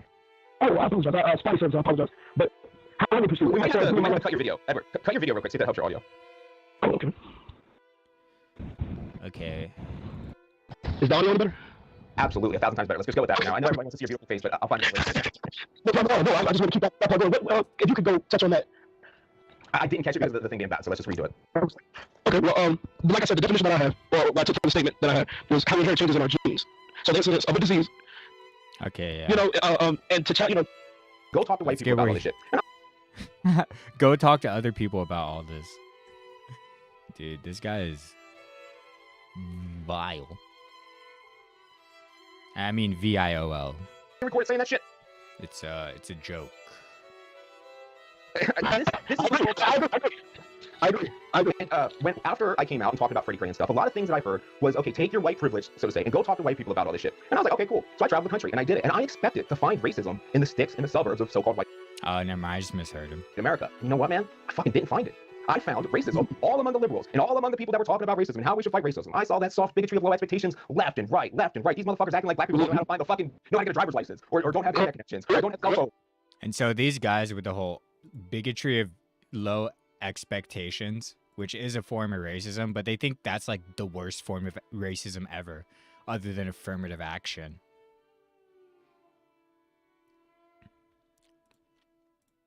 Never in my life did I arrest somebody that didn't have a goddamn cell phone, and that was 20 years ago. I'm with you.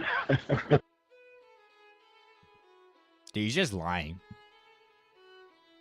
04, people all had cell phones. I mean, probably. The big bricks. Okay, so these are the things I'm pissed off about. These are the things that bother me. I don't understand how we can be arguing about shit, whether it's male and female, and like, you know, gender's another social construct. Now, in this day and age. And so in like one of his other debates around here, he's like, sex is real. Race isn't. So you'd think he'd get used to distinguishing between gender and sex. But now he's like, basically saying they're both social constructs. Hey, so these are the things I'm pissed off about. These are the things that bother me. I don't understand how we can be arguing about shit, whether it's male and female, and like, you know, gender's another social construct. Now, in this day and age, yeah. The idea that you know, the NFL is disproportionately male or man or black is fucking stupid. The NFL is disproportionately people who have dedicated themselves to playing football. That's what. What is this edit?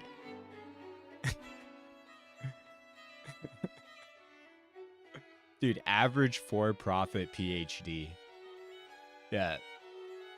African males play in the NFL for the same reason that lead causes all violence.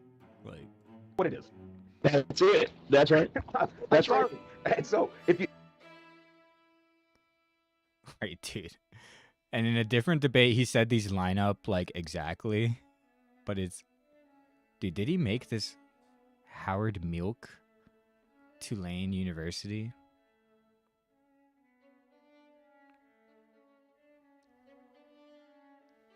And it's lead in the air.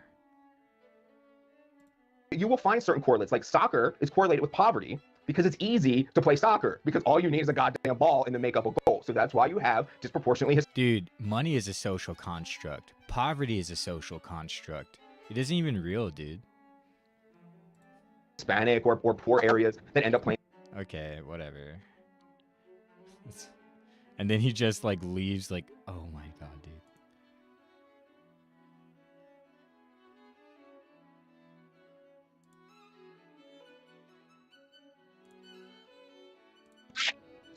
Disproportionately black? Disproportionately black? Or okay, he's starting to look. Ooh. Dude, I wish this guy had a worse camera.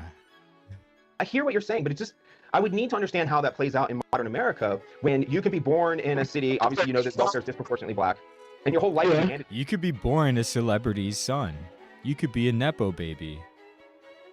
Dude, Hollywood. No, I'm just kidding. I'm not gonna go there. You want government assistance that's stolen from you. disproportionately black, or I mean, well, I don't have a graphic. Again, black schools are funded more per pupil than white schools, disproportionately, dramatically so. Welfare is disproportionately, dramatically more. Oh, dude, he's just lying.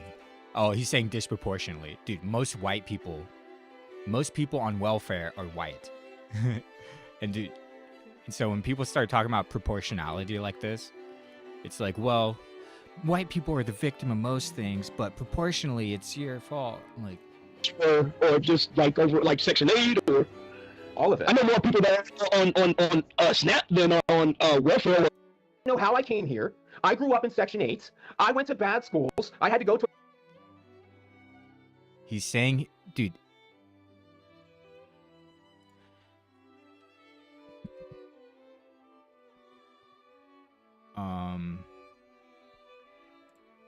I think he talks about his parents here.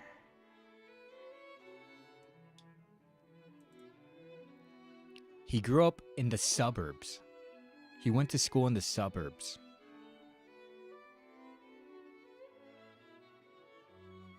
In Maryland's Woodsdale Meadows. Dude, he's just lying. He's saying he grew up in Section 8. Is there like a Wikipedia for these? Or what do these homes look like? Oh, I mean...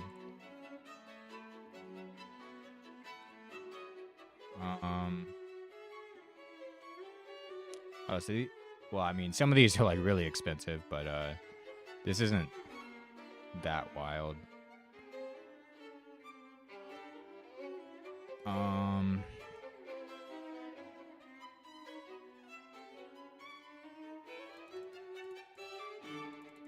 He doesn't put his whole Section 8 thing in this though.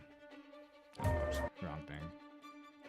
I drove to a different district so I could go to a good school, quote unquote, which I don't think changed the goddamn thing. Were you ever derogatorily named? Were you ever derogatorily labeled? Were you ever put to a class by yourself and other people that look like you? Do you think we're having these conversations? Because at 41 Dude, I'm so...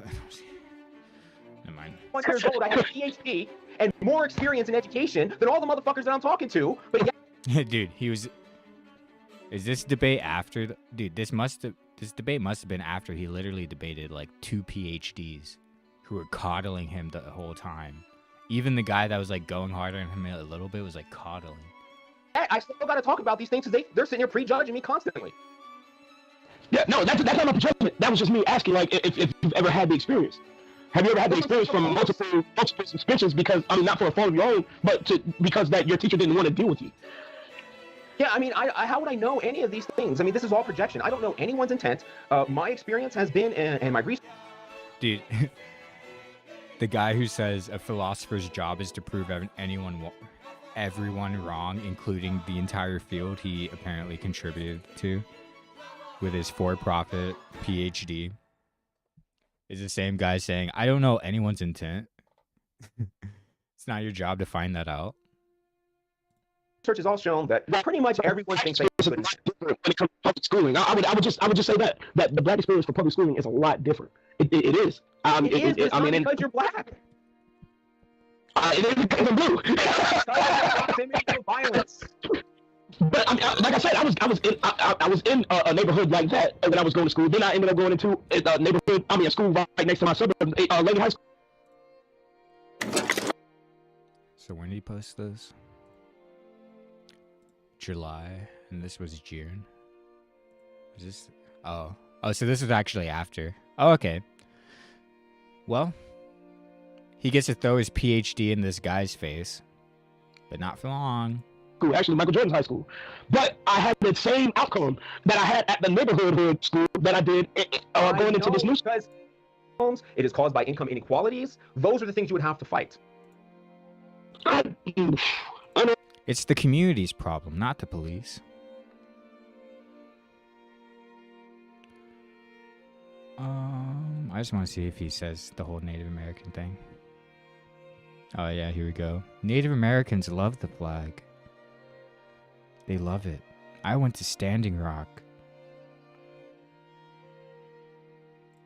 these people, what they'll explain is something entirely different than what you're projecting onto them. For example, Native Americans are the same way when it comes to the flag that most of the... And the average person is like so not knowledgeable about Native Americans. You can say whatever you want about them and people will like go along with it.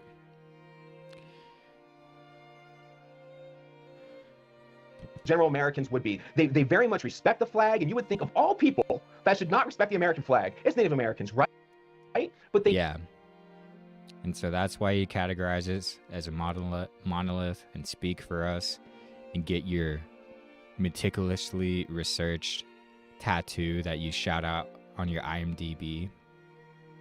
That's why you raised 1.5 million off of our name and off of your own veteran status, the name of veterans, of which you're doing whatever stolen valor that people do. Like, you were stolen valor is like funny. Like it's funny to do stolen valor, like not like on like the actual crime, but like the social like I'm a Delta Force Marine. Like it's not illegal to say you're a Marine, you're a veteran. But like to actually use your veteran status and exploit it in that way is like what I imagine people who have an issue with stolen valor feel like when I see this guy do that. Yeah. See it through a different lens. So yeah.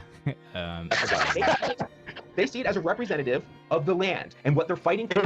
And so he's putting these like totally unrelated things on screen. He has no evidence that Native Americans love the flag other than the things he tells himself to sleep at night and not laser off the tattoos. How many of the natives of the land that they inhabit now are actually native or actually of European descent? Let's go. I ain't even mad about it, bro. Let's go. I ain't mad about it. There are a lot of Native Americans out there that are like, you know, more than 50% or like less than 50% white, you know, like more non-white than, or more native than they are white or whatever, if you want to put it that way. If you will. But the vast majority of them are not. And the most of the time you hear someone calling themselves a Native American, they look white, or they don't look native. You know, a lot of, you know, black people do it too. You know, I don't. It doesn't really matter what I think about it, but yeah, no, this guy's spitting though. Most people that say they're native don't. It's a surprise. You're like, wait, you're native? You know, and that goes for me, who's like federally recognized, who's like, you know, my DNA test doesn't show 100% European. I know that. So, but even people, I mean, it depends. It hasn't happened in a long time, but I assume a lot of people, or no, I know people go through, they're like, there's something off about that white guy. But no, this guy's totally spitting though. How many of them are really just Europeans? More than people think, probably. It's Native Americans, right? But they see it through a different lens than the rest of us. They see it as a representative of the land and what they're fighting for, their safety and protection. That are actually native. How many of the natives of the land that they inhabit now are actually native or actually of European descent? Yeah, man. Everything No, again, you're pretending to know that which you do not know. And dude, this guy loves saying that which you do not know. Why are you quoting Jesus on the cross? They know not what they do. It's not even like that which you do not know. It's like, is that even? Much of Native American culture, especially my tribe, which there's the other side of my DNA. Which tribe? Especially my tribe. My tribe, dude, we're the Wanabe apples. We're the wannabes. My tribe, the wannabes. Here's some apple cider, dude. Bro has like a headdress on and like a pretendian garment, and the wannabes, and he's trying to like tap the glass of apple cider to like send this guy to the sunken place. My tribe? Which one is that? The Cherokee.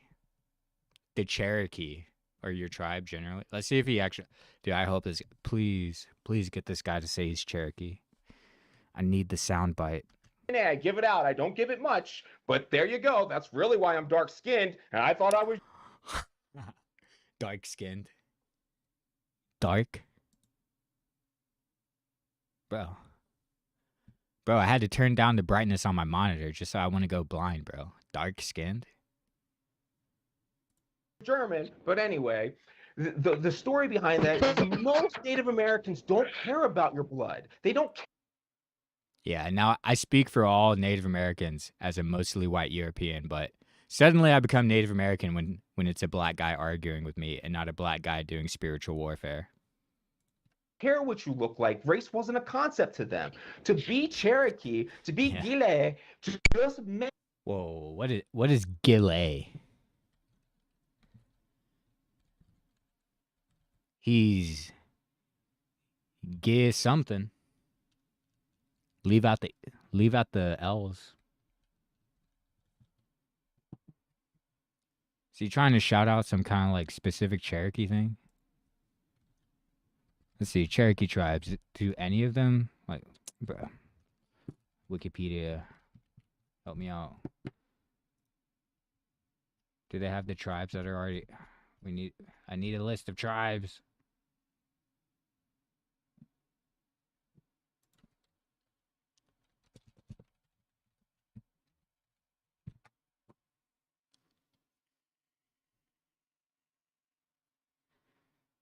So is the Katoa...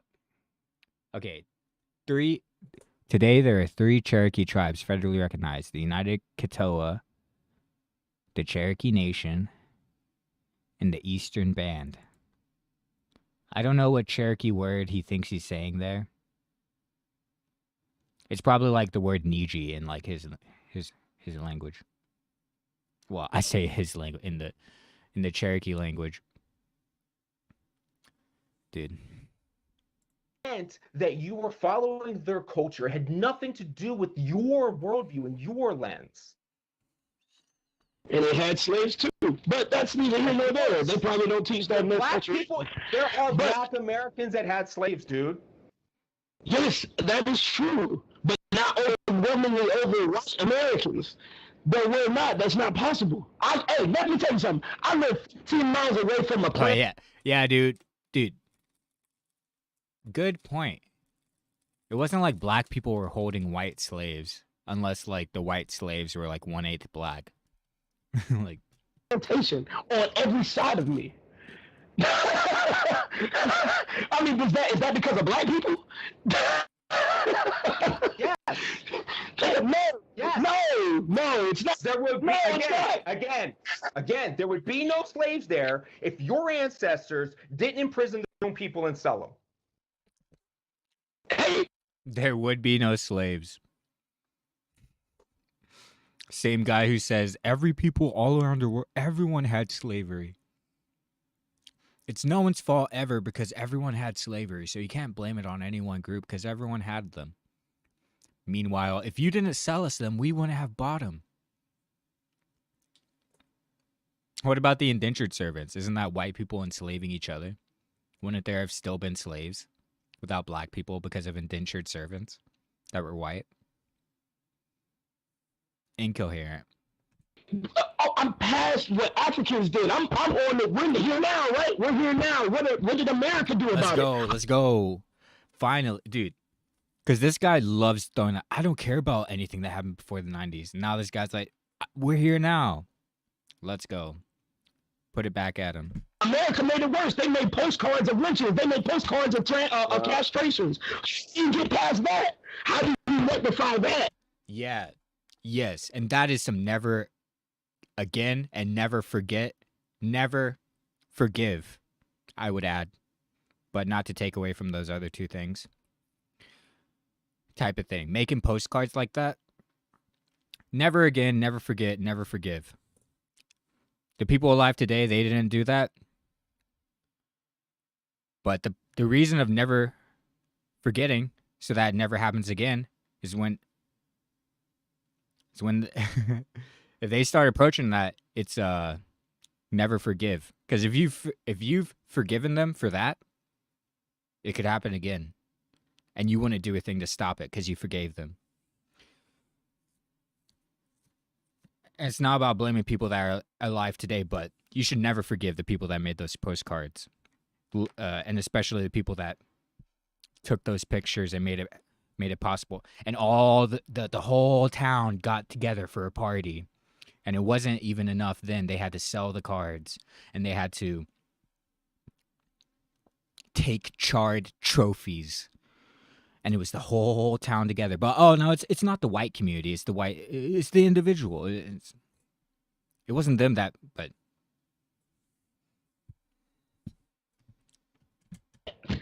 How do you put America fought a civil war?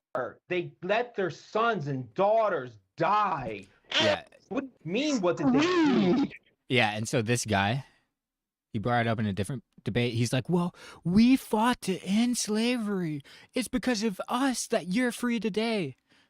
Casually erasing the 10% of the Union forces that were Africans.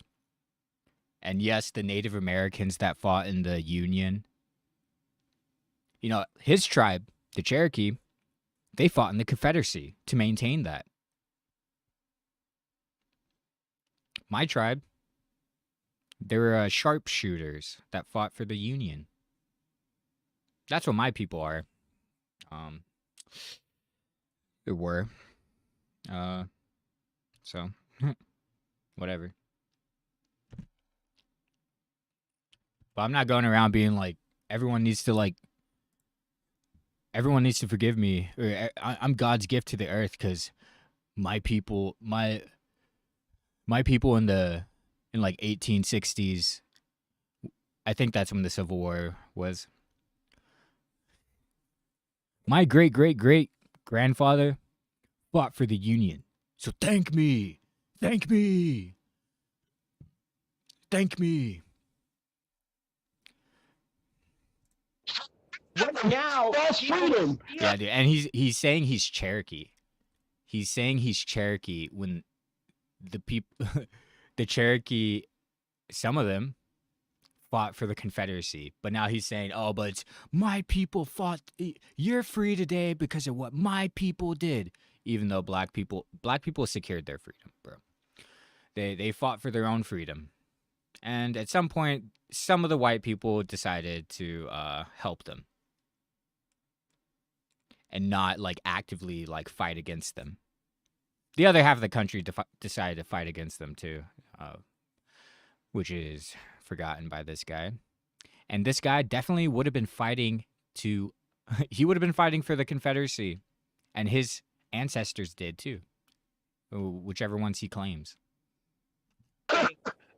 Dude, right now people are stealing through forced taxation. Tell me if you lie to me at every step of the way. Why do I care what anybody has to say about policy? Why do I care about anybody has to say about violence? You lie to me every step of the way. We govern our own. And if people don't see that by now, I'm sorry, but black people govern their own. The fact that you actually have court systems, it's just lucky for you. Black people govern their own, have for a long time. The murders that you think are happening, they're not just murders, they're actually things that have been put into play, just like Italian mafias back in the day, just like Mexican mafia and cartel members now. That's what it is. We govern our own. Period. Yeah, so let me give a scientific breakdown of what the difference between violence and aggression. So okay, so now this guy's just gonna say, well, cars used lead for a while, and so that's where violence comes from, not from Cain and Abel. Violence comes from lead. And if they govern themselves, then just like the Native Americans do, who has a right to say anything else? Just because it's not legitimate, just because it's not on paper. We're Americans. We are governing ourselves. Wait, why did my favorite holiday come up? Coherent thing that somebody who has their mental capacities together. Do I think, dude, okay, well, let me say this. Do I think that it was fine for George Bush to send over a bunch of troops to kill people that had nothing to do with 9/11? No. Oh, yeah. No, yeah. Wait, I misunderstood it. Yeah, that's actually, yeah, no, I don't think that's right. Yeah, that ain't right. No. Okay, then that doesn't make it right, but it is what it is. You can't change what is. You cannot change what is. I guess. I They're already think it's being defensive, man. Dude, I've never seen this guy even say something like I guess, which is like almost concede. I've never seen this guy concede even a little bit. He just endlessly contradicts himself. Dude. Wow. Dude, I'm Michael Wood, please start posting, dude. I don't know what he just sort of conceded to, but I haven't seen this since Jesse Lee Peterson slew him in a spiritual battle and took his soul to do what he wanted to, you know. You can't change what is. You cannot change what is. I guess. I They're already think it's being governed. defensive, man. No, I'm just saying, if they govern themselves, then just like the Native Americans do, who has a right to say anything else? Just because it's not legitimate, We're just because it's not on paper. Americans. We are governing ourselves. We're divided into states. Yes, correct. But that doesn't stop. They didn't stop the tribes from being able to govern themselves wherever they were. They still govern themselves. Okay, so what? So what? The whole sovereign nations thing didn't come about until the period of federal reaffirmation, which is totally irrelevant to the time period they're talking about right now.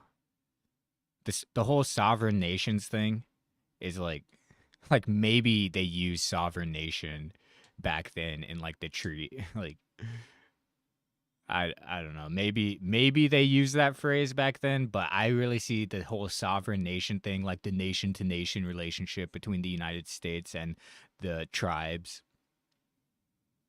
That's a product of federal reaffirmation and exists within the wider context of nation building projects of the United States across the world, where they do nation building projects and create them in their own image to be their, you know, nice little puppets. The only difference is that in the United States, the tribes don't, you know, it's all the United States anyways. It's federal land if it's not state land. And if it's tribal land that isn't in federal trust is still like policed by you know, there is no inch of the United States that isn't under some kind of federal authority. But so yeah, that's the difference. Like the federally recognized tribes, the difference between them and the nation building projects abroad, like in Afghanistan and elsewhere, is that we're here and we're not somewhere random that the US can just pull out of. The United States just can't just pull out of some random reservation somewhere and leave them to collapse overnight like they did in Afghanistan. But it's the same like nation building, like paternalistic project that the United States, it's the same logic and general direction that created federal reaffirmation in like 1978, I believe, is when it started. And the various nation building projects the US has had since then and before, but around that time period and continues today. So gangs, just because they're gangs, they're not. That's what it is. They're gangs. In your view, yes. To them, no. They're a government. They're a government. Dude, federally recognized gangs. Let's go. Into themselves. You're not many brothers. Let's be real. Dude, dude, how'd this guy win? I was not expecting. Let's just be. How'd this guy get? Dude, again, he's saying, I guess. Dude. Masterful. Dude, that's awesome. What about that? They're a government all to themselves, in prison or outside. So why is it then that like when somebody gets shot, gang members come kill another gang members, the gang members pick up the phone and call 911 and have the police come prosecute the person? I've never seen a gang member call 911. So you got that? Yeah, dude, let's go. Well, how come two governing bodies fight each other over territory? How come the U.S. like fights any other country, dude? That's annoying me. 911 and have the police come prosecute. How the come? person. How come? How? Dude. So you don't. So your security isn't built upon your ability to retaliate. Oh no! Everyone just respects everyone's space. Why does that happen? Dude, it's because it's two powers struggling over disputed territory. Like even, I mean, in that way, this description of gang politics isn't dissimilar to militaries responding to aggression. You know, it's defending yourself to retaliate. At least in the national and international context. As far as like, anyways. I've never seen a gang member call 911. So that's annoying me. But do they actually retaliate? Yes. That's what I guess our governing system would do. When we get attacked, we attack back. Do we not? Yeah, dude, is he about to get this guy to say, I guess again? Please. Go for the hat trick. This guy, I can't believe this guy won. I can't believe he won. This is a win. The fact that this guy didn't just disagree and has sort of agreed twice. Dude, let's go for the hat trick. I don't know. I'm not following. Oh, now it's still, I don't know. He was about to say, I guess again, but now he's I don't know. Dude. This line at all. Maybe I'm just too dumb. But we do. Just like 9/11, we fought back. Just like Yeah. Oh, let's go. I can't believe this guy actually got a couple points through that he can. That what's his face, Michael Wood, isn't just like shutting down and just contradicting himself endlessly until his opponent gets frustrated and leave. I can't believe he's actually listening to what the other guy is saying. Dude. When the gun thing happened with the guy in the movie theater, you know what I'm saying? There were a bunch of things to fight that. Things happen and then you govern off of that. I can't be upset that black people govern themselves. I can't be upset at that. If your government, so your argument then is again, black people are governing themselves because they kill each other so much. Is that? Yeah, just like Europe governs itself because they killed each other. Dude, this is the whole human nature guy. All of humanity governs itself because they kill each other, dude. This is the human nature guy. Free will guy, dude. Like any other group, yeah. Is that your opinion? No. Not because they kill each other so much, because the police have a bad interaction with them and there's no way for them to deal with each other. Why do you think there are so many gang summits where all these police chiefs come together with different forces and things to try to bring these people together? Don't you think they do it because they have no idea? You asked me a question. I think they do it because they have no idea what the fuck they're doing. The police don't know what they're doing? What gives them the right to enforce the monopoly of violence then if they have no idea what they're doing? Does the state have no idea what it's doing? Oh, but the police are just actors of it, so they have no idea. They're just unknowing, but also perfect arbiters of the state's enforcement of its, monopoly. I'm with you. But you have them doing that because they know that you can only say so much to a person, So earlier this guy was saying he grew up in Section 8, but he didn't go. So, dude, he might have gotten Section 8 in the suburbs, but I imagine white people got Section 8 in the suburbs. Probably. I didn't grow up in the city. I just worked there. Yeah, but you're going to see going to the terrace, right? You know you're going to Franklin Terrace. You know what you're going to see, right? Hand to hands. I would say when I first became the cafe what was that 19 so do you remember Dallas fucking podunk hillbilly West Virginia. All the entire nation had a dramatic. I've been through I've gone over over 40 across the entire cities. country. I have $150,000 in student loan from for-profit universities.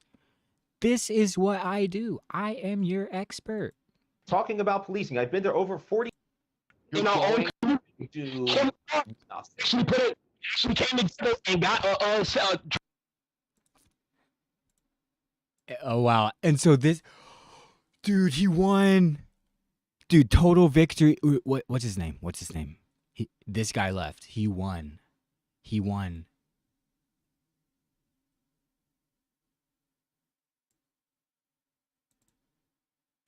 Dude, he won.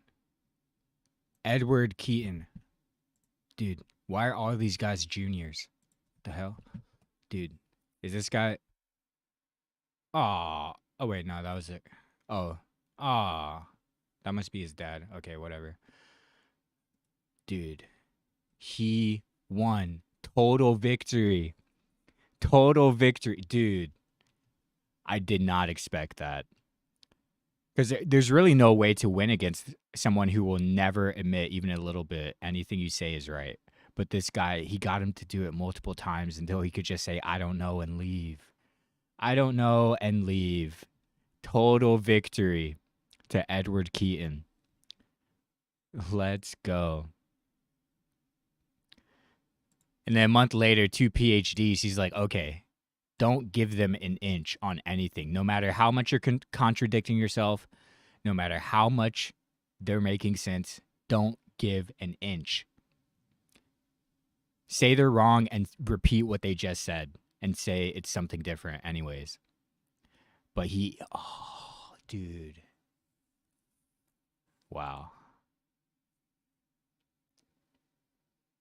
All you can do is shut off his dumbass camera. Dude. Never heard this conversation. Nobody would have ever had brought this up. I agree with the fact that here is that you're not actually willing to learn and you're not actually willing to help your community. And this is the crux. You're not willing to help your community because you're not willing to learn what I say and do what I say. I'm gonna look it up, Mike. Soon as I get off, I'm gonna look it up, and I'm actually going to put the research in. Right, and I will send you. I will even email you hundreds of papers in breaking this down. Right, but the question is, I'm asking you, listen. I'm asking you a question, man. Stop interrupting me. I'm asking you. You think I'm fragile? After you look at the data and you realize how it is 100% scientifically and logically rational and how it's the absolute truth, I want to know what you're going to do about it. What is the absolute truth?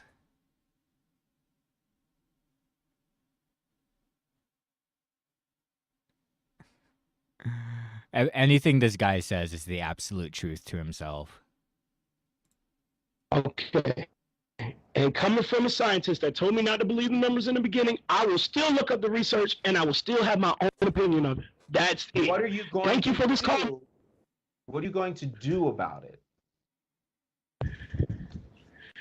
The same what we're doing now, actually, in our nothing. No, own community. Actually came together and got Oh, and so this guy says thanks for the call and says you're gonna do nothing.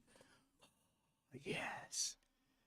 For a second there I thought the guy was actually leaving first, but nope.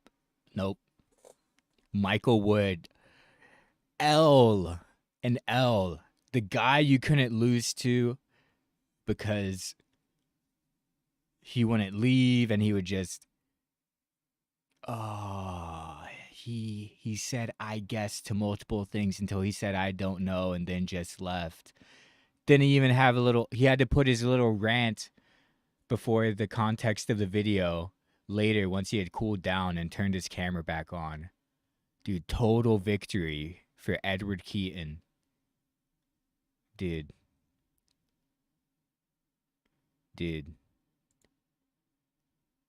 Amazing. Okay. Let's go. Wait, I want to see the Washington D.C. thing. Oh, my thing's getting super laggy again. Oh, Brad, chill. Okay, I'm gonna play this. So this is a video. This is like before they, I think it's before they actually went out there, and it's just once they had like a shit ton of money, once they had raised a lot of money on GoFundMe. So this is one of the interviews they did. And so this guy wants to say, he's like, I'm one of the main guys. Dude, I wonder if he went this whole time around them saying he's not a Cherokee. Like saying, you know, I'm never mentioning it once.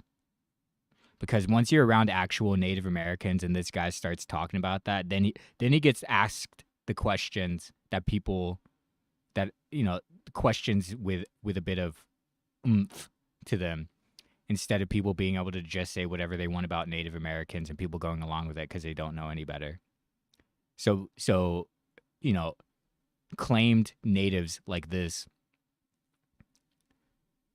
they get real quiet, real avoidant around actual native people.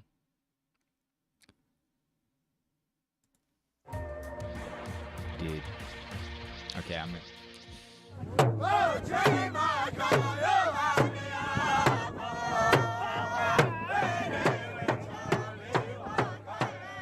On Wednesday, February 1st, the Morton County Sheriff's Department deployed militarized police to disband the Last Child Camp, one protest encampment resisting the $3.8 billion Dakota Access Pipeline. Authorities said the camp was on private land, even though the property belongs to the Standing Rock Sioux tribe, according to the treaties of 1851 and 1868. At least 76 were reportedly arrested. This is nothing new. Over the past few weeks, dozens have been arrested or shot at with rubber bullets opposing the Dakota Access Pipeline. Dude, it's literally freezing now. Okay. I'm done with that. I mean, these are relatively easy to find, so I'm just gonna.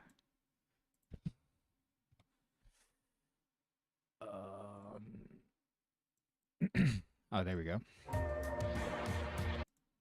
They have come to Highway 1968. At least 76 were reportedly arrested. This is nothing new. Over the past few weeks, dozens have been arrested or shot at with rubber bullets opposing the Dakota Access Pipeline. And unlike, well, anyways, but needless to say, this guy who's doing this this interview, you know, dude, once I got in the GoFundMe, it was like boom, boom, boom, boom, boom, speaking engagements, conferences, the Young Turks.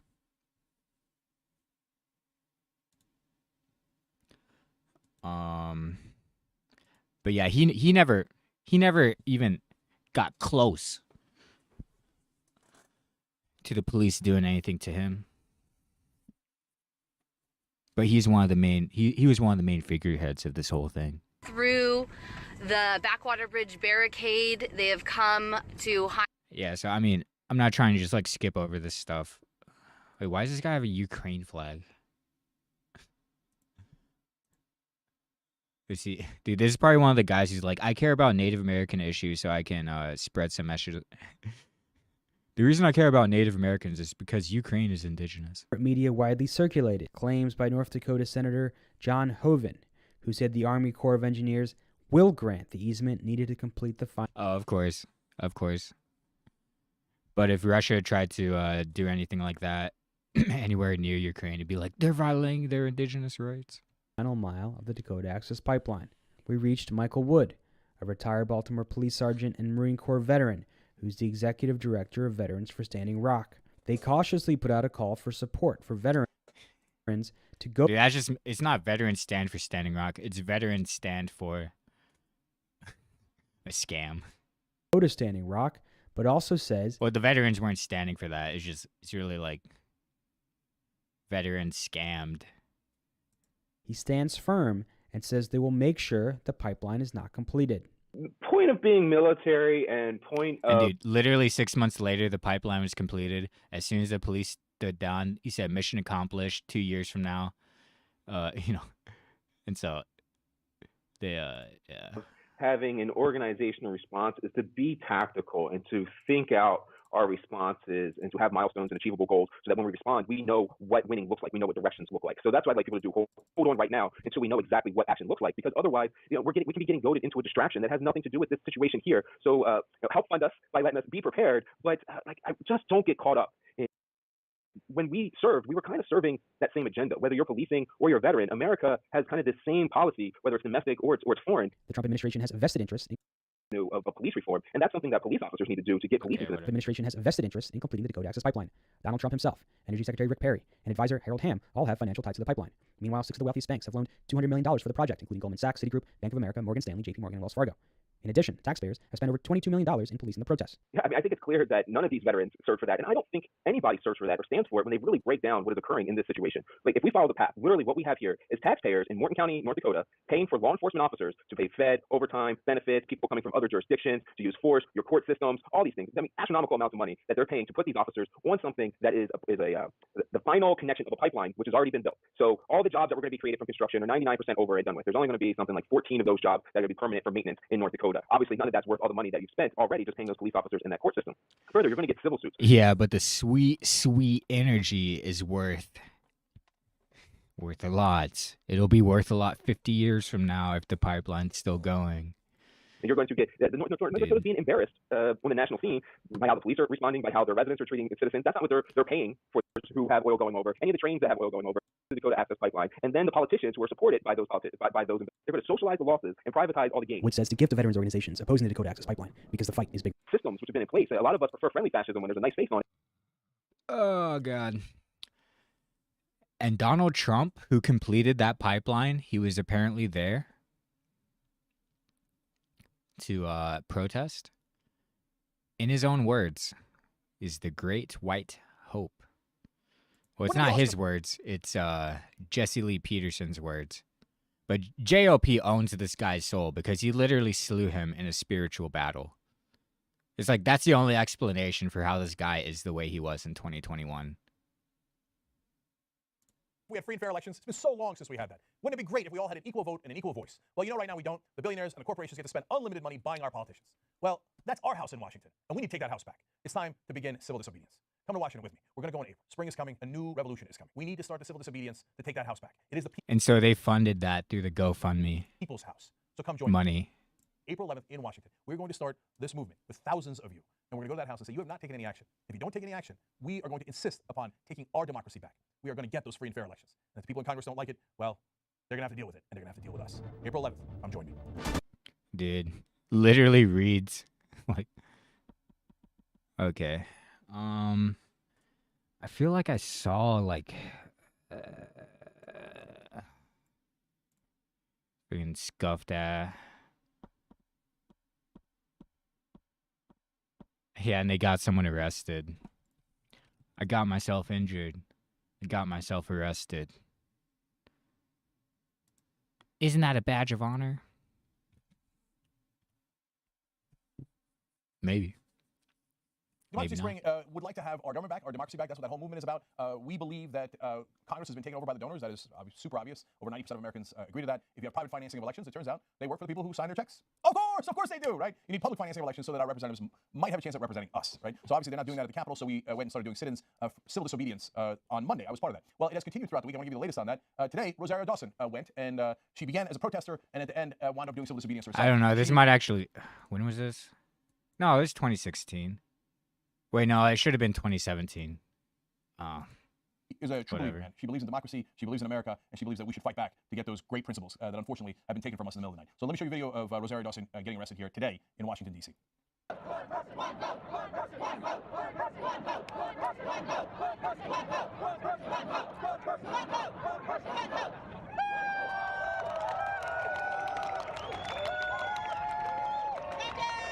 Wait, so why did someone get arrested? They're just walking.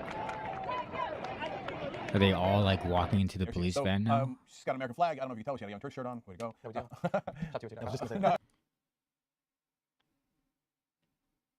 But actually, okay, let's go here.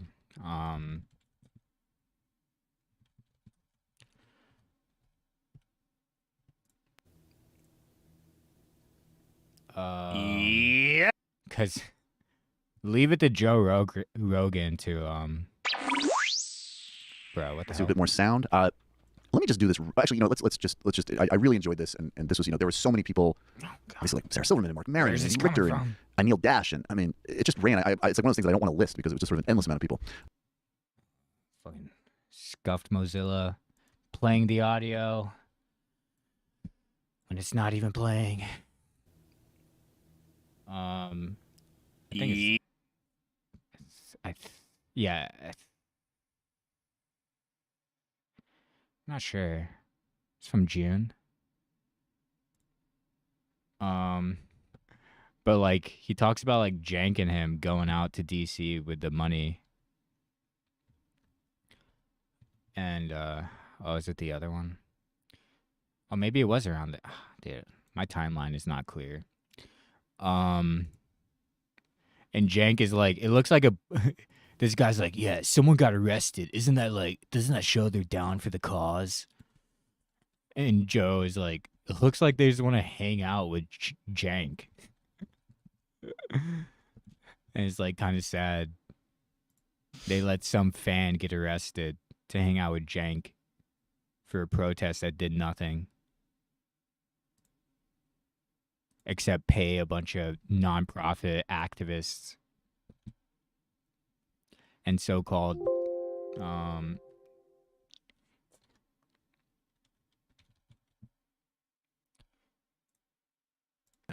Fucking hey, man.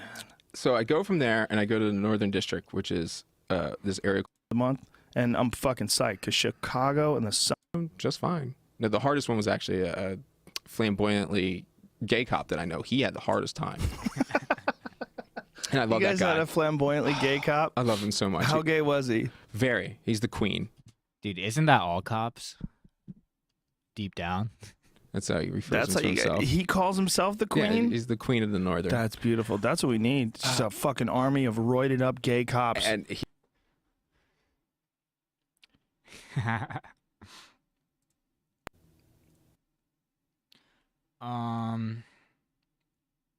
because these were his only 2 appearances, and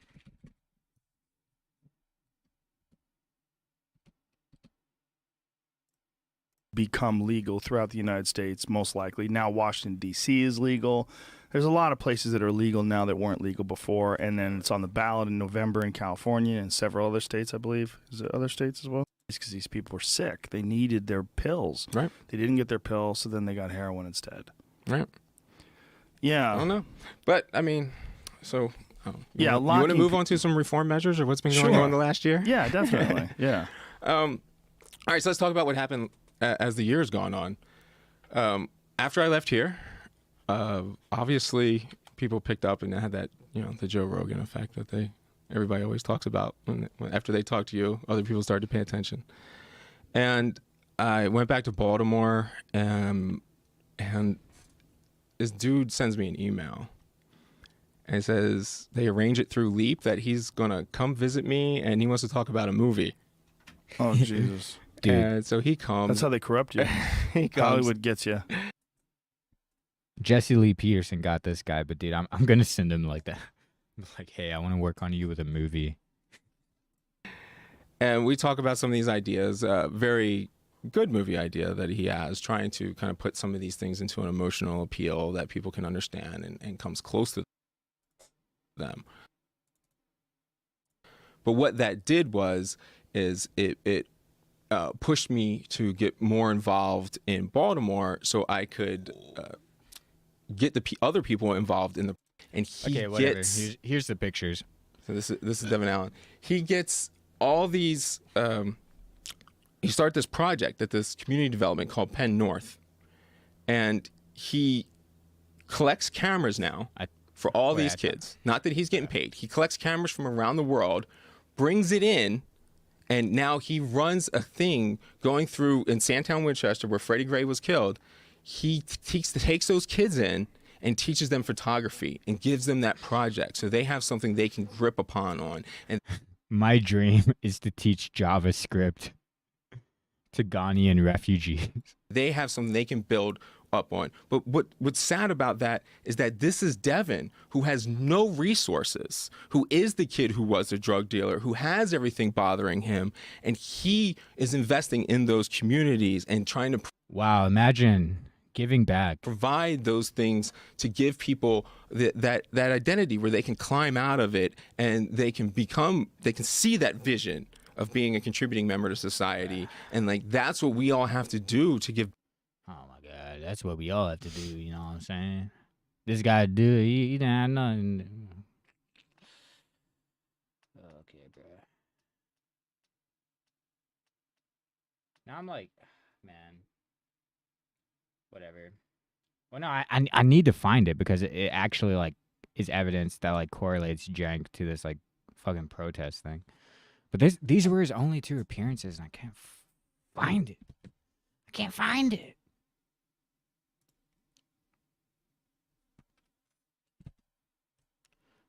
Okay. Wait, Washington. Fucking hey, man. So I go from there, and Man. Oh my God. Is there like more than just these 2? No, it has to be these 2, and that one was like way earlier. Less threatening behavior where black or Hispanic. It looks like they just want to hang out with Cenk. Is the phrase "hang out" in the transcript? Just hang.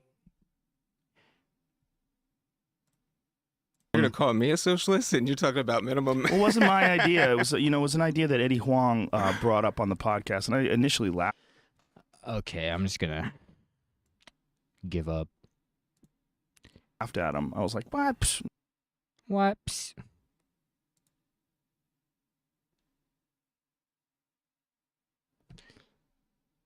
So let's see the local group that like got swung into this whole thing while I try to look for this. A new confrontation is brewing over that Dakota Access Pipeline. Protesters near the Cannonball River have been ordered to leave immediately, but they say they're not budging. KXY4's Drew Reeves working for you. And Drew, you spoke with a local group who plans to join those protesters. Yeah, Nadine, that local group is made up of veterans and concerned citizens who want to take a peaceful stand with the protesters who call themselves water protectors. They plan to like on Spokane this week, ready or not. At Vets Garage in downtown Spokane, these veterans are planning a road trip unlike any other. On Thursday, they're packing up this school bus and heading to protest with the Standing Rock Sioux tribe. We don't think it's right that 17 million people's water should be at risk. Let's go. All right, dude, finally a real human being. Oh my God.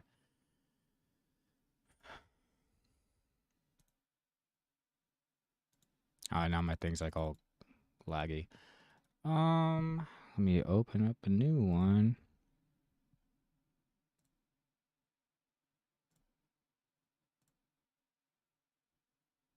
A new confrontation is brewing. The group is made up of veterans and concerned garage in downtown Spokane. These veterans are planning a road trip unlike any other. On Thursday, they're packing up this school bus and heading to protest with the Standing Rock Sioux tribe. We don't think it's right that 17 million people's water should be. Oh, wait, dude, wait. Dude, it wasn't even that guy's idea to go. Or maybe it was, maybe it wasn't. What if he, like, stole the idea from this guy? And so the veterans of this country So that sounds good. Standing Rock to stand Native Americans, veterans, that sounds good. Oh, sorry. I'm interrupting this guy. Let me finish. should be at risk. And so the veterans of this country are going to Standing Rock to stand with Standing Rock. The tribe is protesting construction of the Dakota Access Pipeline. They say construction of the pipeline could affect their drinking water supply and put downstream communities at risk for oil leaks and spills. So these local vets will be joining about 2,000 veterans from around the country who plan to join protesters. They've been collecting supplies, preparing for just about anything. Yesterday I was actually given a bunch of gear from a friend that does estate sales. I've got a bunch of wool blankets, a few sleeping bags, some leathers to help protection against rubber bullets. This afternoon, the group met at a Denny's restaurant to discuss plans for the trip. Rachel Monto is not a veteran, but plans to travel to North Dakota because for her, this is personal. I'm native Cherokee Nation, and I think what's happening Our people right now is absolute genocide. Over the weekend, the Army Corps ordered protesters to leave the area by December 5th or face arrest. The Standing Rock Sioux tribe says it has no intention of leaving. This local group says joining the tribe in North Dakota is just the right thing to do. That's what it's about. Compassion and empathy. And this all comes after a violent clash with protesters last week. Protesters were confronted with tear gas and rubber bullets, but the Army Corps says its order for demonstrators to leave is for the safety of the general public. Reporting in The safety of the general public in the middle of nowhere, where the only thing that is there is fields and the pipeline. The general public safety needs this oil. National Guard. Is that what they're saying, though? That's because what it's they saying meant. the right of the people to keep and bear arms. Right, they shall meant the not be people of the infringed. state, though. So, issue. So we treat that with health professionals, not with jail cells and police. So while it's not like I'm saying. I thought maybe that like the archived one would. I mean, this one it's 242.39. This one's 242.40. So you'd think it'd be a little longer actually. But like, I wouldn't be surprised if they like edited out the part that like showed Cenk there at the protest thing.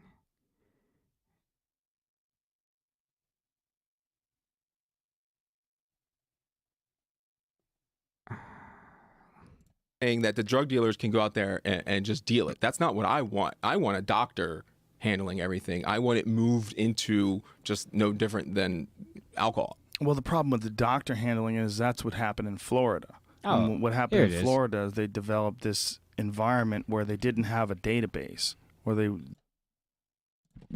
It's like towards the end.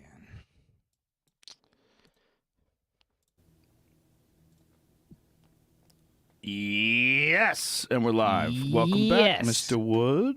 Meaning you drink yourself into an early grave. People's lives. That's a weird fucking statistic. From 2006 to 2010, shortening the that this community development called Penn North, and he collects cameras now for all these. At the end of the day, it's just your house, you know. That it's just where Wait, you live. I found it and I lost it. Is it comfortable? Is it safe? Yeah, that's days. So it was a whole week long. This was the okay. He's an actual lieutenant said that. Right. Holy shit. But these are Capitol Police. I've sang their praises before, but they don't face a lot. So they had there's Cenk. And so, wait, what is this from? Is this page still up, bro? Why is it 480p? Maywood photography. Oh, this is, dude. This guy took the pictures too. I've sang their praises before, but they don't face a lot. So they had there's Cenk. So that's Captain Ray Lewis. He also was arrested. And who is he? Wears his uniform. He's a retired Philadelphia police officer. And he wore his uniform. Yeah, he does. And got arrested in his uniform. Jesus and they Christ. took his sign and threw it away. And they charged. What does it say? What does the sign say? Massive civil is scratched out. Disobedience is next. Warning: massive disobedience is next. What does that mean? Well, because I'm assuming what he means by this, but right now the disobedience is civil. Right. So we're protesting. And we're doing things like this. And dude, civil disobedience is still a crime. Like, you can get charged with civil disobedience. It's not the protesters being civil. It's disobedience against the civic state. Like, it's just such a, like, so dumb. It's like, the protests have been civil, or the disobedience has been civil. It's like, dude, civil disobedience. I thought this guy was a cop. Oh, of course he is. Of course he doesn't know what the law or the terms mean. He doesn't know that he's using a term that's literally a crime. But, like, I'm flabbergasted that the black community in these neighborhoods hasn't really said enough is enough yet. Yeah, so he's there at this point, and I don't know if it's his, like, Fed handlers or JLP really took this guy's soul in a battle of spirituality. But he goes from this to saying, black doesn't exist. I'm not from Europe. Here's my eagle feather arm. Testing. We're doing things like this. But, like, I'm flabbergasted that the black community in these neighborhoods hasn't really said enough is enough yet. Like, the idea that they have children and family members dying in these streets. Well, they're probably scared to get arrested, man. They are, but I just there's a breaking point that's coming, and that's what he's trying to say is, and what I've tried to hold on, don't scroll. What's up with the dude with the nose ring? The fuck's going on there? Oh, he's an actual. Wait, why do you put it like that? And I love how this guy, he's an actual Native American, because whenever this guy says he's a Native American, he's not actually one.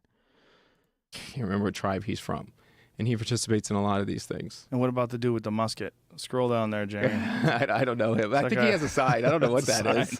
It's wood. It looks like a musket. Dude, he looks like a Fed. That's a plain. He has a tie on. What the heck? He doesn't even try to hide, dude. When I was only seeing the tip of it.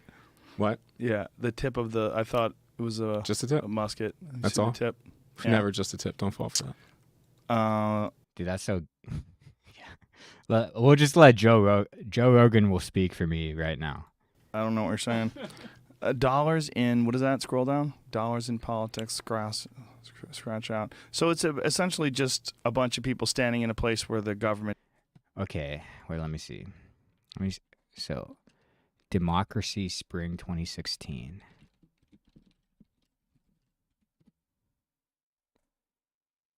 Didn't think you should be able to stand. Right, and we kind of, dude. When you bring this up, here's dude. Cenk 1000% told this guy, "I don't want anything to do with you anymore." But in those debates and stuff, we might go into it. But in those debates, he literally brings up Cenk and like implicates him in this fraud nonprofit that did this one event and then disappeared. The nonprofit that had seed funding from a GoFundMe that was for Native Americans and veterans. Keep drawing attention to this money. But yeah, here's what comes up. I wonder if Internet Archive has this. That'd be based. That'd be based and red-pilled. In politics, because I really think that's the root. I mean, it's the root of everything. We can't end the drug war because of this. We can't move anything forward. We can't do police reform because of this. Democracy Spring, they're calling it. Yeah, that was the one day. Different groups did different days, so it was a whole week long. This was the first day was the biggest day, and you'll have me in handcuffs at the end eventually. Dude, of course, dude, I got arrested. Isn't that like so authentic? But so now, how long did you have to stay in jail for? Just the night. Oh, annoying. A lot of people snoring. It wasn't a real jail. There were so many people that it was just like they were keeping us in like animal pens. It felt like so we would just be like penned off. Like they took us to a different. Yeah, I think he was only detained and not arrested. Place really? And had like he got in handcuffs, dude. I got in handcuffs just because, like, bro. You can tell, it was like the first time I was in handcuffs is when I was doing civil disobedience and I didn't even get arrested. Fences, like portable fences, and they would like put you like. So it's like a lot of other people been in handcuffs just for being in the wrong place at the wrong time around the wrong cop. So it's not like you really couldn't get out. You could get out if you wanted to. It was just. I guess I could have if I really wanted to. I wasn't going to. None of these links on the Wayback Machine are working. Man. I go for an escape charge. This is so silly. This seems like this is a dumb way to handle it. Everybody's smiling, getting handcuffed. Jesus Christ. So as you see, it's a pretty white crowd. White as fuck. So I think that helps on the way the that helps. Police act. It's like some people are just psyched to be hanging out with Cenk. Yeah. Yeah, and so he's laughing about that. It's like you all almost or did get arrested.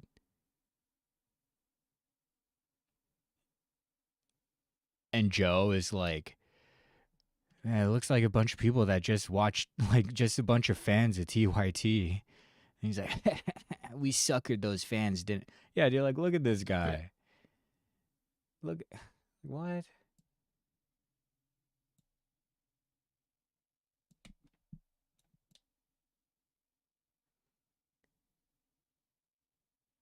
But he's like, it's okay. Cenk is here with us.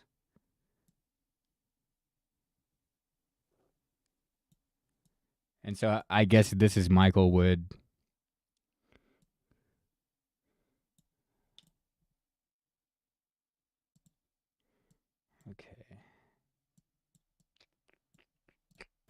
Jesus So as you Christ. see, it's a pretty white crowd. White as fuck. So I think that helps on the way the police act. It's like some people are just psyched to be hanging out. More than 900 people got arrested at this event. Dude, has anyone talked to TYT about how they got baited by a federal agent into getting hundreds of their fans arrested? Out with Cenk. Yeah. You know, it's weird. So, I mean, that's an example of another thing. I mean, you can go and you can participate in these things. So if that is a passion of yours, I think that's another identity thing that we have. You can go and these groups, there's all these groups out there. And like you're saying that these people feel lost and they're turning to other things. But we have all these things out there. And if you don't have one, just create one. Like they're out there, like the TYT. Dude, he's literally Soros. Family, like your family, like Black Lives Matter. We have tons of movements going on that you.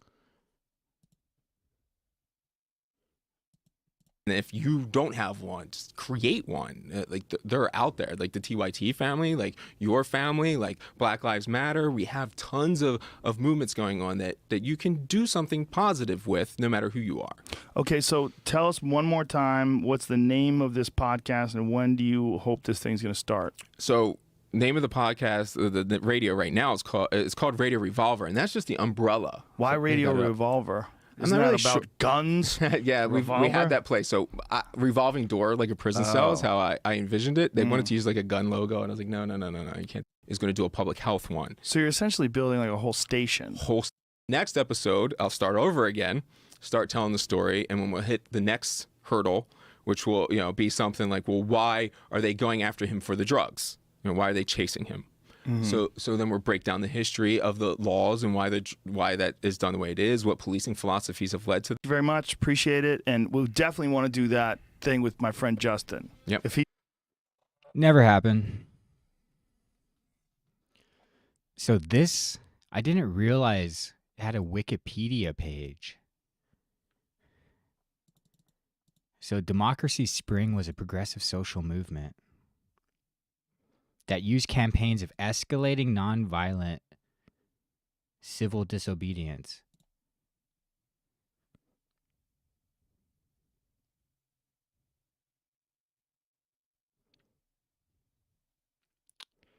But yeah, civil disobedience is a real charge you can get. So watch out. We're here to end the corruption of big money in politics and protect the right to vote for all Americans. Cenk Uygur, he's like, the right wing is agreeing with that. Take the win. With our meaningless platitudes that can be used as much to advocate their side of populism as mine. They got almost 1,000 or more people arrested. It disbanded. Yeah, of course you can't find the link. The protest began with a rally, and participants included Cenk Uygur, Rosario Dawson, Lawrence Lessig, Francis LePay, Chris Hedges. Oh, well, there you go. I mean, and so like with all these like things, they get like people who aren't just like grifters into it as well. So Ben and Jerry. Wait, those guys they made a new company, dude.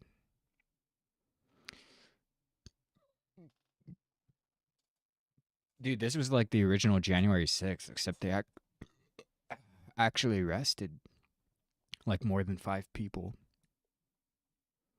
at the event itself.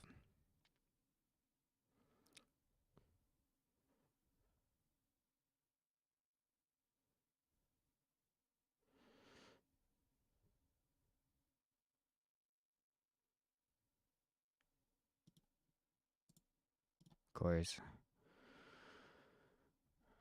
The organizers said it was the largest mass arrest at the Capitol building in history. Sounds like something that Michael dude would say. Third day, 100 people are arrested. 130 people arrested the fourth day.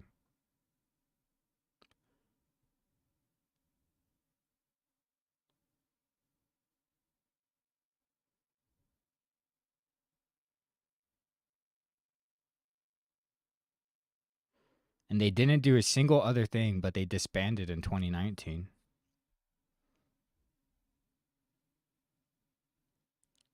What if we did like a color revolution, but like in our country?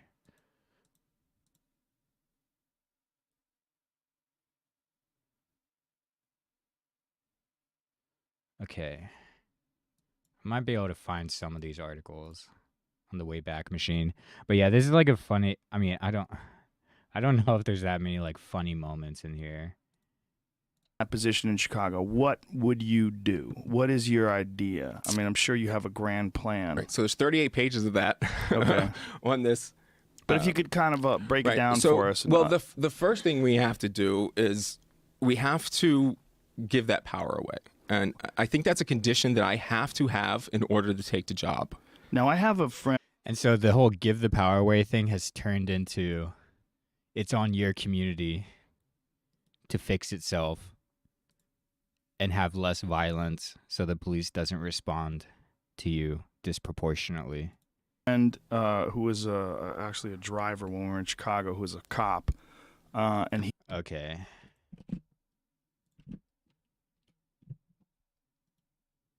Democracy Spring is no more.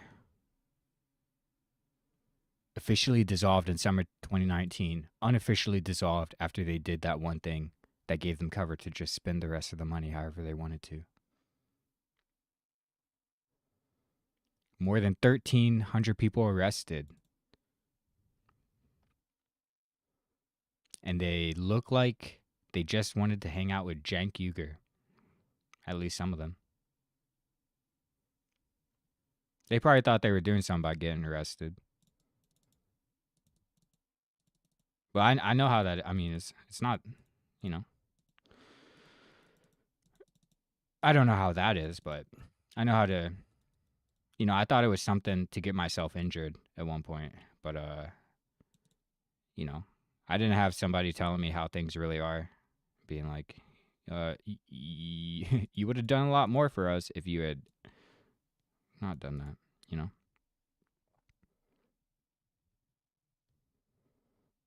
I mean, not necessarily. Well, anyways, I don't want to get into details.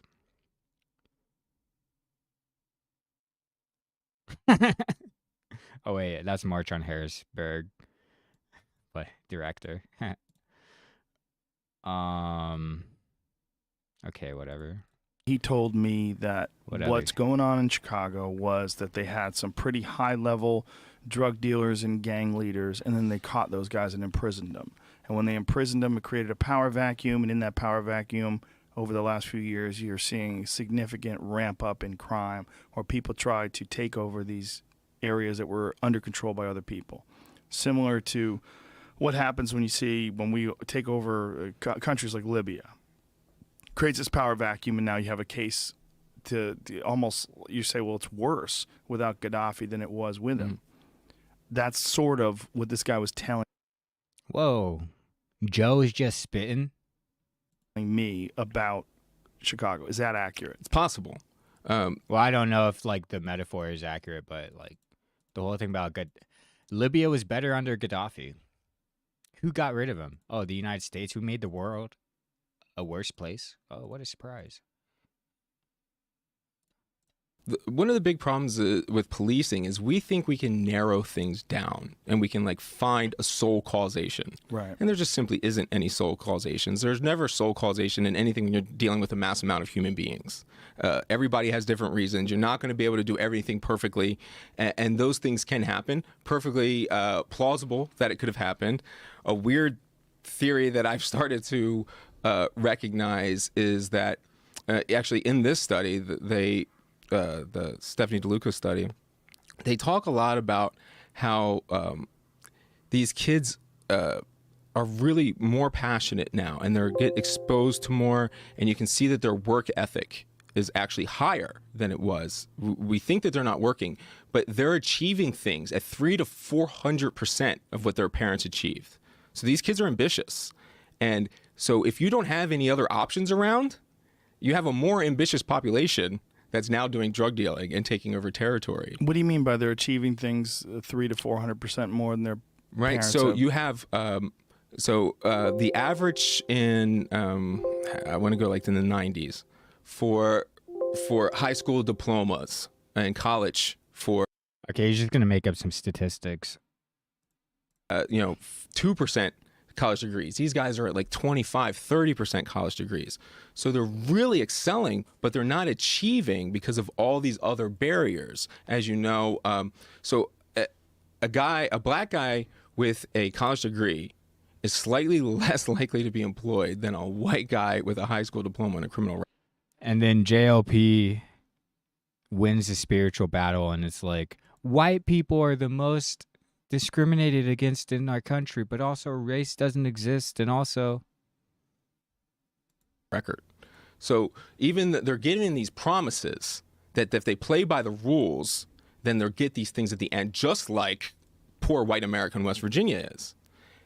And what happens though is they see these examples with social media or whatever, and they're understanding that if they push hard, they're told they push hard and they achieve these things, then they'll get these rewards. But they're not getting these rewards. They're just not there. So if you have a more ambitious population and they're turning to drug dealing and to crime, well, it's just as likely that they're also more ambitious and dedicated to their criminal endeavors as they were to their college achievement. Right. So they're better criminals because they're working harder in school. Each generation improves, right? Yeah. Is there any improvement in terms of crime rates? Well, I mean, there are. Crime is still dramatically dropping, and open letter to the billionaire class. We live in the safest era in human history right now. And so it's like this guy, I mean, he was wrong then, and he's way more wrong 3 years ago. But like the whole idea, we live in the most peaceful and prosperous time in history for everyone, all of us. We benefit from that. Nope. In Palestine, the world is as evil as it has ever been. And it is tied with the mass atrocities of history for that. At a certain point, it gets so bad, it's all kind of tied. Not kind of tied, it all is tied.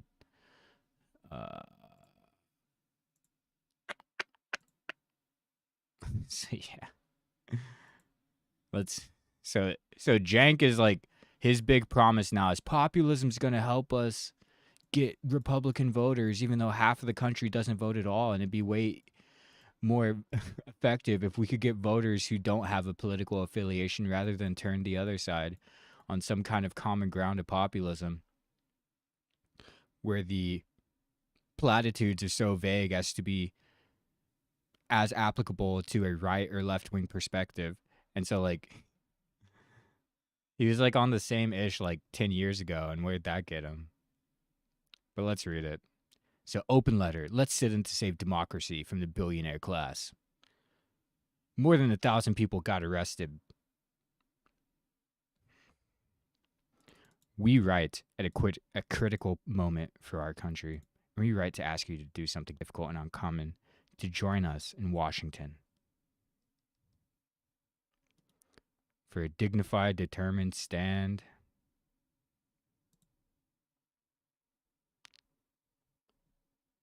Oh, wait, I have the wrong thing open. Wait, no, I don't. Wait, what?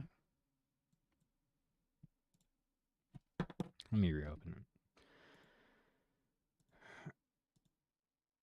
it.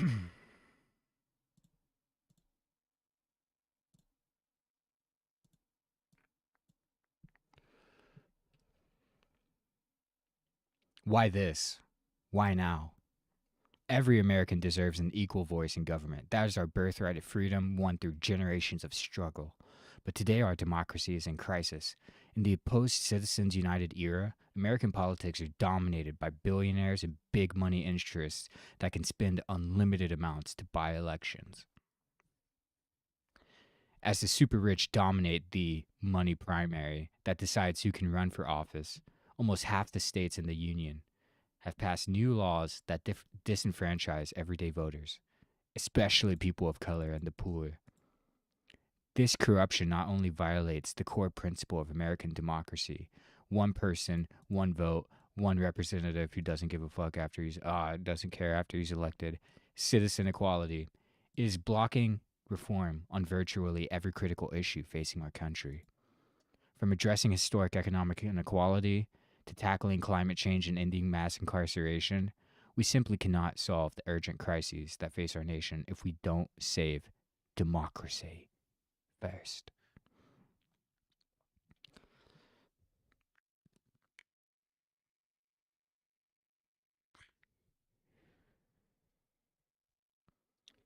Okay. Yeah.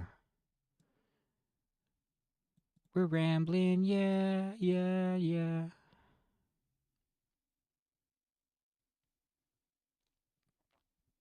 What if we can intervene in a way that no one can ignore to make this election a turning point toward freedom or reform? Toward at least they put the reform thing. Otherwise, this statement is very broad. The moment is ripe. Poll after poll shows partisan public frustration with the corrupt status quo.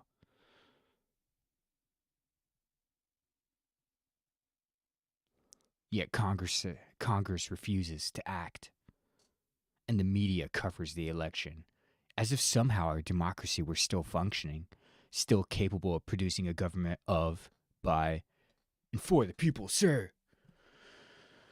That could deal seriously with our country's problems.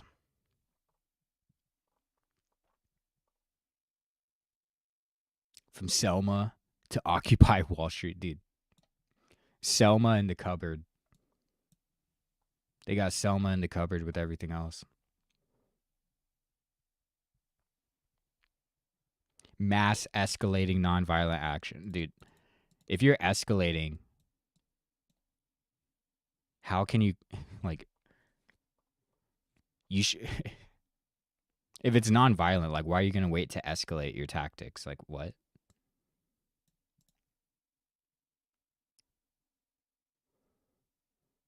If only we, dude.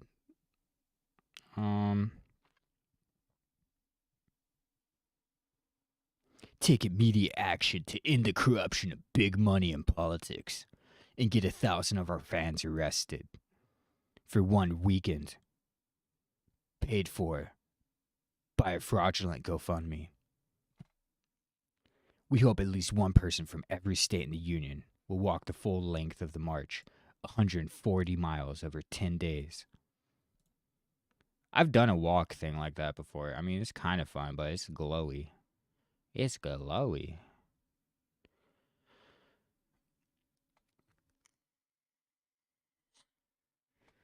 Reclaim the people's house in mass nonviolent sit-ins. Dude, it sounds like January 6th.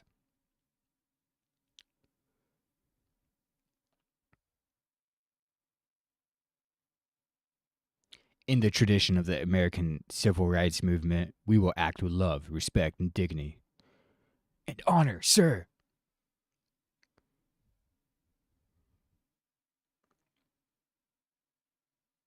We will stand together, progressive, conservative, Republican, Democrat, Independent. Jenks, I've been waiting for years.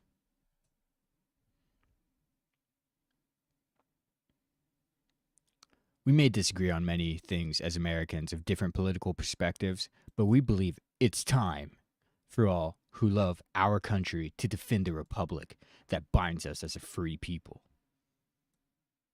Just Americana musings. Americana musings that got 1,000 fans arrested for no reason.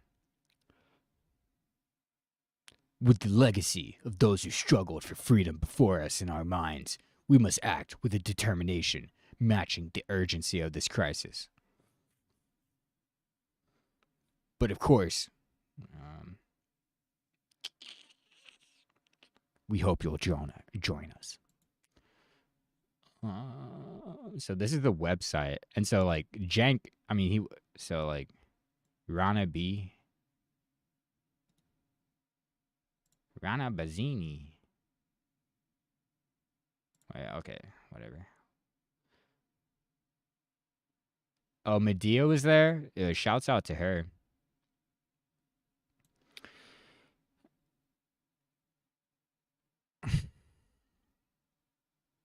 Although that's like a sus ass name, but I don't care if she's a Fed or not. Shouts out to her.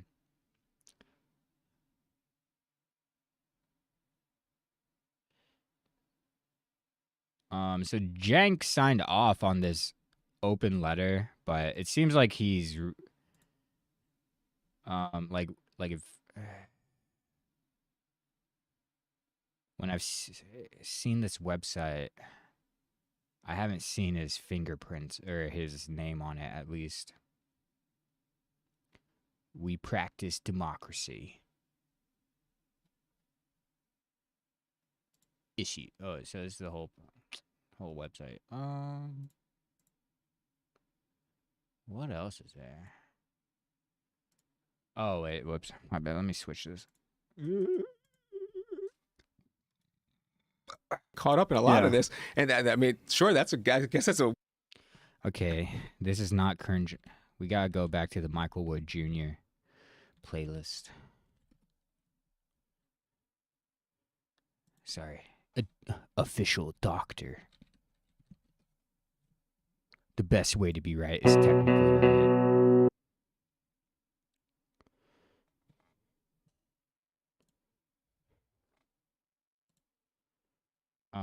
Let me just open this whole thing. God, let me open a new tab.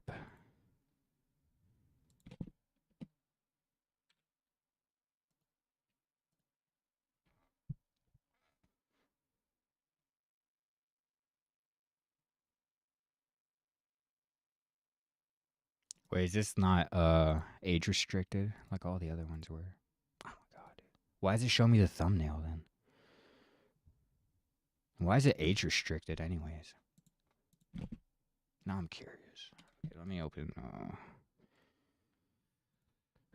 god.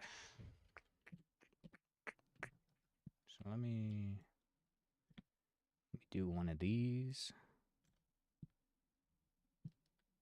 Do one of these.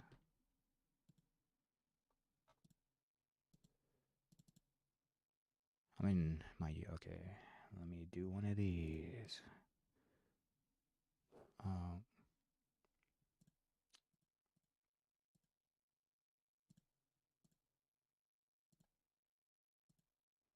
Get rid of this one.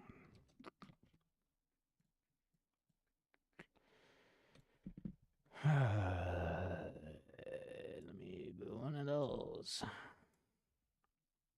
Does this have like it doesn't have an engagement meter? Does it have a transcript?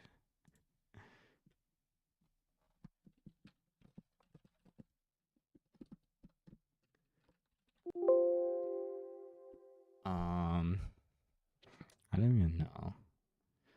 Is there anywhere where he looks like triggered? Oh yeah, dude.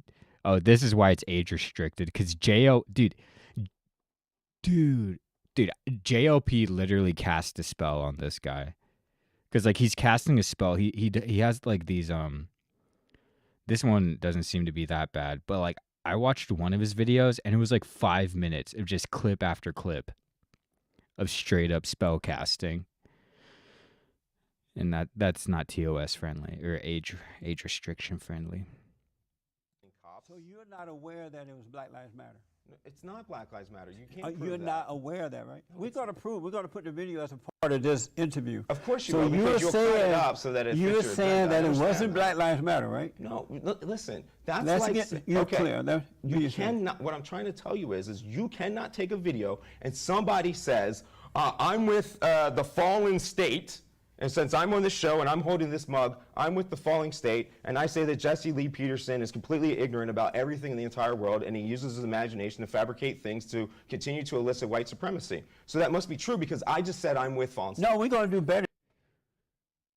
Dude, he's always been this guy. It's just at one point he was like doing it left wing, so like at least Cenk or somebody was giving him slightly coherent takes. But then he just flipped to JLP side and started doing his entirely incoherent takes. No, I'm with fallen state. We're going to put Black Lives Matter on video. No, when white her? people, No, that's not racism. When if white... Oh, no.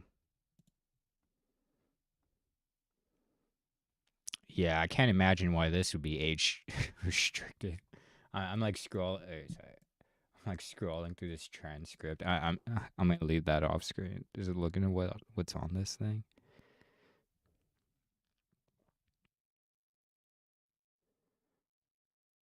Okay.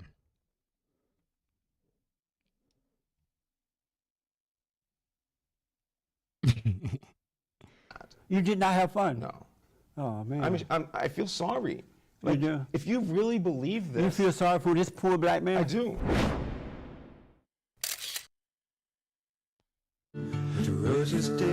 And he has dumb veteran stand t-shirt on that he paid some chick or some lady who wrote an article about him later.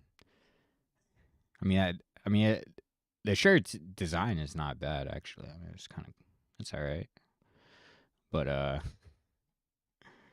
yeah, it's like anyone who was paid from the veteran stand, and even before that during the GoFundMe when they were like making t-shirts for Standing Rock for the veterans, it's like the people getting paid weren't native, that's for sure.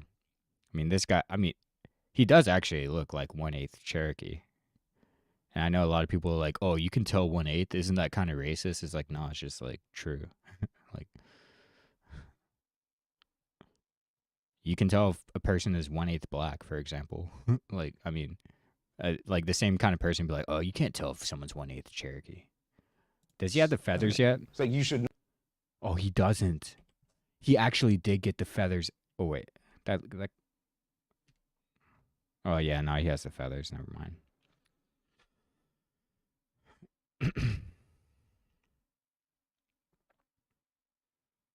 Okay, I don't care about this convo. Oh, I'm completely ignorant. Come on, man. Barack Obama was in the White House for 8 years, and I write about this in my column. You're going to do liberal again, aren't you? Here we go. Liberal, Obama, liberal, Obama, liberal, Obama. There are no sides. You argue Obama, or you argue Bush, or you argue Gore. These are all the same thing. It is about system. Sort of. Yeah, again, I mean, he got these takes from someone else, and it's like systems and institutions. That's it. It's people like you who hate black people and see them as... Wait, he destroys Trump? Oh, dude, of course. He destroyed Trump.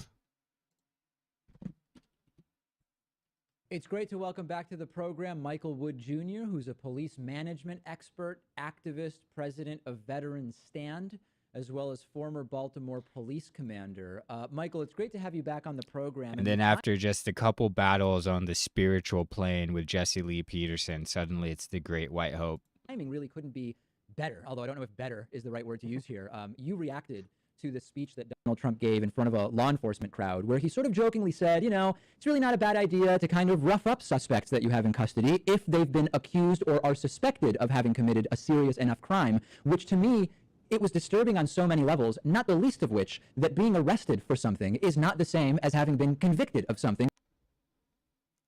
Yeah, that's a good example. Or whether I put someone into bond, or whether I was looking at, so I thought I was a narcotics detective hunting down narcotics, but I wasn't. There was an entire half of that city, which we know empirically without a doubt, and anyone can argue it, and I know it from practical experience, that white communities have just as much drugs, if not more. One reason why cocaine sentencing is much higher is not because of a racist thing intentionally, it's because cocaine is a white drug. And so white drugs end up having more resources, so a mid-level dealer ends up being much higher on the scale of being resource, same damn word I used a second ago. But so those things that when we end up doing, we think this is normal, but when we end up going after the drug, where do they put me? They put me in East and West Baltimore. And just, okay. Because let me make this actually shorter.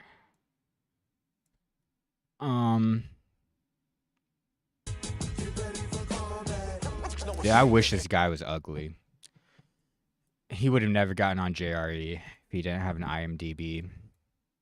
Let me, YouTube's making it slow again.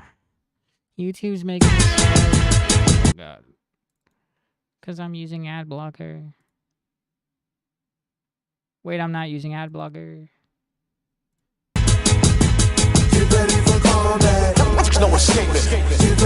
Oh, damn it. Oh, I forgot. It's not video. Oh, crap.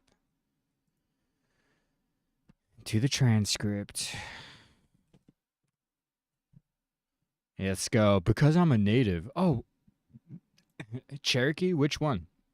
Dude, it's so funny. It's like Cherokee, they have 3 federally recognized tribes. And these guys who like fake claim it, they don't even take the time to like figure that out. So yeah, but that's a pretty good picture of his meticulously researched tattoo, which has a arrowhead on it, a medicine wheel armband, and eagle feathers. Because he's apparently a Cherokee warrior. No, I'm just gonna leave it like this, since like it doesn't have any video to it. Just get that right there. Lasers can clear that right up, buddy. More. Let's speak on that because I know New York, I know Brooklyn. I'm from Brooklyn, and I know like even in the hottest spots in Brooklyn, because I'm a native, there's a sense of appreciation. Oh wait, really this guy's saying he's enjoy a sense of a native of Brooklyn. Okay, never mind. Never mind. Let's see what they gotta say about this. But now I've tempered my language so that the conservatives can help that. And the other is the continued genocide of the Native American people.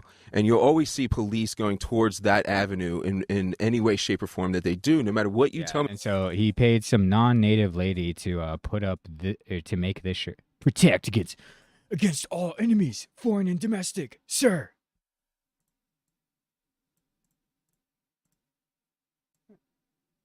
Okay, this is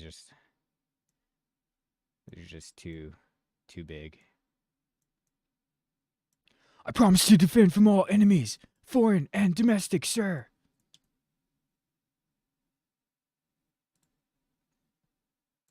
The police are due, I'm going to be able to tie it into one of those 3 things, and that's why you have something like Standing Rock that just clearly encapsulates all 3 of those issues.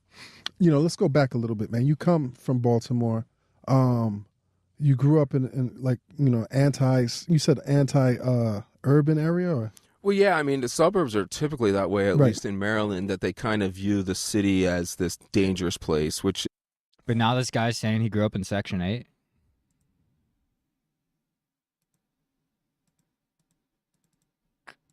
It's even statistically, it's not. I don't know if a lot of people know that. If you're not involved in the game, your odds of being shot in Baltimore walking through the hood are the same as walking through Iowa. Right. If you're not beefing with anybody, if you're clean 9 out of 10, nothing's going to happen. Right, nothing's going to happen. Right. And I forget where I was even going. Well, did you have any interaction with black kids when you were growing up? Or black No, people? I lived in a mixed race neighborhood. So, I mean, we just had that kind of anti-city feel to it. One of my big mistakes was growing up in assisted housing and in mixed races is that I was race blind. Oh. So he gets, I mean, I get this. So it's like, he goes to this like extreme guilt of scamming hundreds of thousands of dollars, not even staying like at TYT despite getting a year-long lease there. Anna Kasparian roasts this fool over a fire. Joe Rogan says, dude, you seriously think I have to bring you up anytime I talk about police with a guest on Twitter? And so he's realizing how it was a problem. He grew up, quote unquote, like blind to race. But then once he goes through all of that, he returns to the thing that humiliated him and asserts it as truth to, like, cope with the conscience. Which is like, people will men will literally regress to 14-year-olds instead of going to therapy. I mean, we just had that kind of anti-city feel to it. One of my big mistakes was growing up in assisted housing and in mixed races is that I was race blind. So I tried to make myself that intentionally in policing. I thought the good cop would be the one who is race blind, does the law equally and fairly, and goes where they're I don't see assigned. race. Right. So that was actually what blinded me because once you start you have to pay attention to the race because that's what our entire system is directed towards enforcement on a few particular groups of people. And it's like, well, even if I'm being impartial, this system is steering me here. But I would even imagine just on a broader scale. You know, when I meet somebody, I want, and they're different. I'm intrigued by their background. Like, I want to know what their culture is. I want to know what their food. I want to know how the women or how the men and the women interact with their music is. So I can't afford to be colorblind. You know what I mean? I think that's such a soulless thing to. And so this guy, once JLP took his soul in a spiritual battle, gouged out his own eyes and made himself blind again. To promote, like, I'm colorblind because it's like I don't see you, or I see you as a shade of me. And you're not seeing what the person has to The go through totality, because, right. you know, it's a categorization. Race is a social construct. It didn't exist 100 years ago. It didn't even exist. It was created in the late 1800s, so, you know, just around 120 years or so. So it's something. Yeah, and so he literally knows race was created in the 1800s, and I didn't cover it in this VOD, but in one of the debates, he's like, that was the 80s. I don't care. I don't want to talk about the 80s. I don't want to talk about this or that. But he literally knows all this stuff. He's just like, Jordan Lee Peterson literally has his soul in like a little like vase, and it's controlling it. Stuff they can still marginalize and villainize Native Americans and Black people in a Black Lives Matter rally, but the idea of thousands of veterans who are all mixed. I mean, the people that came with us came from every corner of the nation, and from if our demographics were like probably representative evenly of the country. And then on Joe Rogan's podcast, he's saying it's a pretty white crowd when he's talking about this same event, I think. They're also at the mercy and the whim of their supervisors. You know, they're just following out orders. But one of the things that scares me right now, man, is the way this guy is acting. And if he decides to have the military move in one way or another, is that going to be an issue? Or, I mean, I don't think he'll do it. Right. For the most part. Yeah, I think for the cops and the National Guard and stuff, they can still marginalize and villainize Native Americans and Black people in a Black Lives Matter rally. But the idea of thousands of veterans who are all mixed. I mean, the people that came with us came from every corner of the nation, and from if our demographics were like probably representative evenly. I mean, he's probably talking about the Standing Rock It's great thing. to welcome. But it's funny how it like turned super white at the next event. I mean, that podcast seems okay. Are they still posting? I'm actually kind of curious. Oh wait, where'd the video go? Okay, whatever. Wait, it's around here, right? Oh, I must have picked it up. I wonder if this guy even added it to his playlist.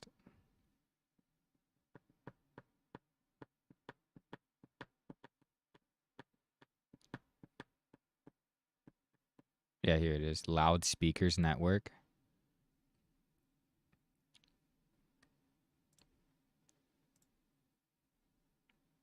It's good to see they've done a blow up.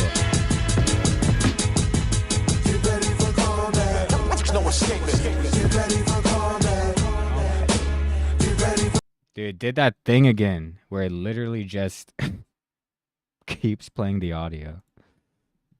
Oh my goodness.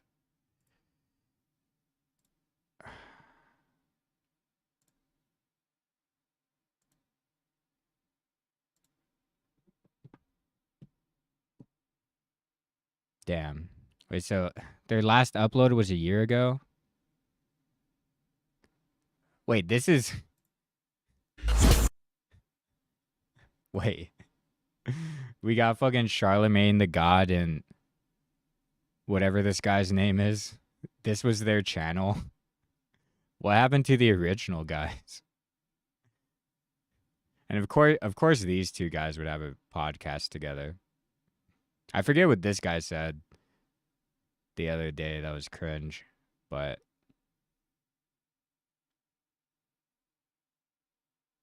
that's crazy. Dude, when did they take over the channel? And that's crazy. These two guys were like uploading to like... when does it become the channel that was... that guy with...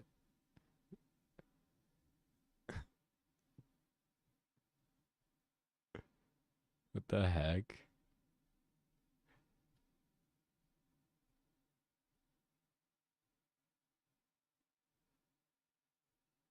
Well, I guess at this point, when is this person? Was that the only thing they had with Michael Wood?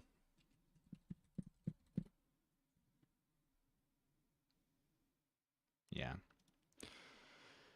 Okay. I'm just gonna switch back to here. More to go after drug dealers.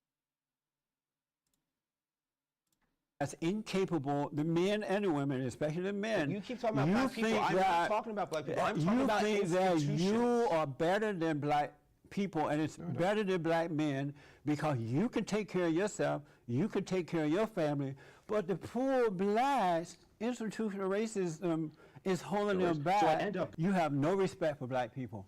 And literally no one can take care of themselves and their family without the state apparatus protecting like it in the first place. Like there are dangers domestically, but it's like there's an institution defending you from the things that like it's not all anyone's responsibility to do anything. Like we pay taxes. Like they're like, oh well, no one should pay taxes ever. You are the true hater of black Americans, and people like you. If you cared about black people, you would treat them in the way you would treat your own family. Can you tell me how you voice outrage about Tamir Rice? Raise your children, allow your kids to grow up without parents and become thugs. Those values are held in the black community in the ghetto and by drug dealers and by everybody else. That's why I know you've never been there. Those values are not held by drug. Yeah. And it's bad enough when people talk to JLP like this. But when they lose and JLP takes their soul and then he starts talking about that to like the people JLP doesn't like, it's like probably worse. Dealers, if they were held by drug dealers, they would be drug dealers. Sell drugs so they can put diapers on their children. That's a lie. Okay. That's I know. I have been. There are people. There are dealers without children. But yeah. There. That's I actually have been there. But they lied to you. They told you what you wanted to hear. They lied to me. I was the lead detective on a major case narcotics team doing the. It's what I do. By fact, what I am, and it's like this. This is like what like or, you know. There's people that do this, but usually you grow out of it, and you don't grow into some like spiritually void specter actual of the Jordan Lee Peterson universe. Observations in court with video documentation. Are you calling me a liar? Yes. Yeah, there you go. That's the worst thing you can call a man. I believe you believe what they said, but they lied to you. I was the one saying, I do not follow. I am a leader. What? Do you understand the difference? I'm a leader. I do not follow. Meanwhile,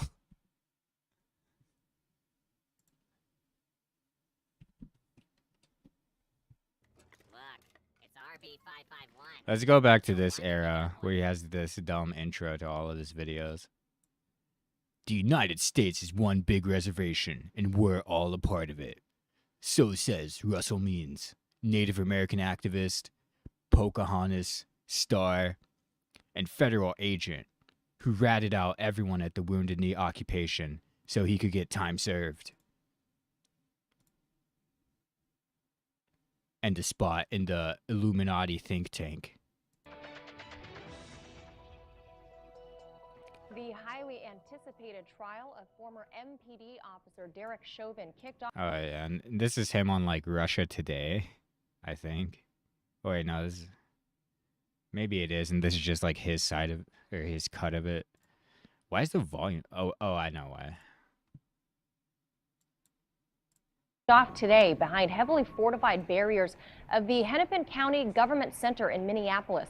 Razor wire, 12-foot fencing, and boarded windows speak to the tensions still simmering around the controversial death of George Floyd last year after Chauvin knelt on his neck for over 9 minutes as bystanders reported the interaction. Chauvin already facing 2 charges, second-degree. So by 2021, this guy's completely cooked. And he's already talking to JLP a few times by then. He's apologized to him. So let's see how cooked he is on this.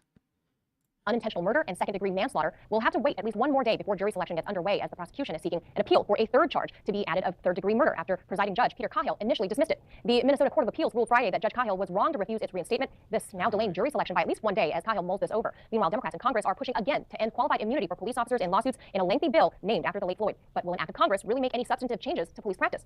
Joining us now to discuss is retired Baltimore PD turned police management scholar Dr. Michael Wood is here with us. Dr. Wood, good to see you. First, let's look over to police management scholar, because I got a management degree and I used to be a cop.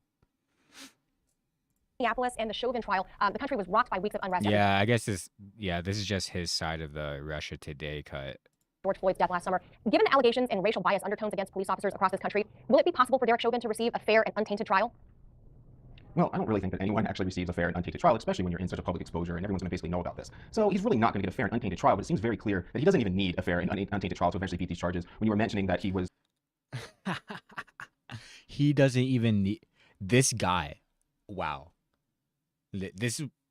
So if you imagine, like, what kind of person can look at that video and come to the conclusion the man is innocent? Because, like, I thought of anything. The George Floyd thing, there's almost no one who justifies it, even at all, or says, like, it falls under qualified immunity. So, here's the guy. Here's the guy saying, he's like, dude, he can have the most unfair trial ever. He did the right thing. They were talking about adding the murder charge. That's a clear sign that they don't actually know what their intent is. They don't know the angle they're going with. You can't be charging somebody with accidentally killing somebody and intentionally killing somebody at the same time. So they don't have their story together. I think the case is obviously very weak. That's a good point.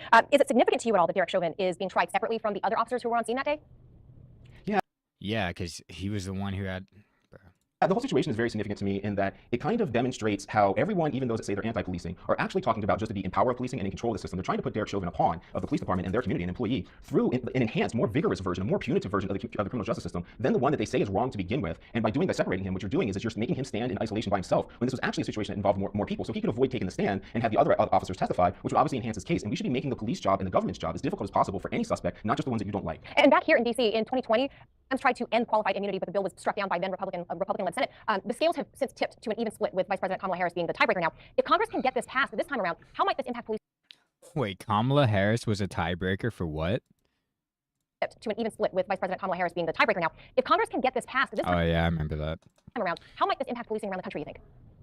This is going to be extremely detrimental to communities that really want their policing. Let's take the Derek Chauvin case and actually explain what qualified immunity will mean. Qualified immunity means you can't sue the city, you can't sue the managers in charge, you can't sue the politicians, you can't sue the police department and the city that did this, that created this officer and set this officer out there to do these missions and train these missions. Instead, you're actually going to go after Derek Chauvin and after him personally, and he would have to end up being protected by something like private insurance companies. So what you're going to end up doing is making it so that victims of police brutality will have to sue an insurance company, and then officers will be acting in accordance to the insurance company's policies, not your policies that your community is setting, because they're going to avoid being sued, not avoid following what you want them to do. Imagine. So here we go. Here's the video.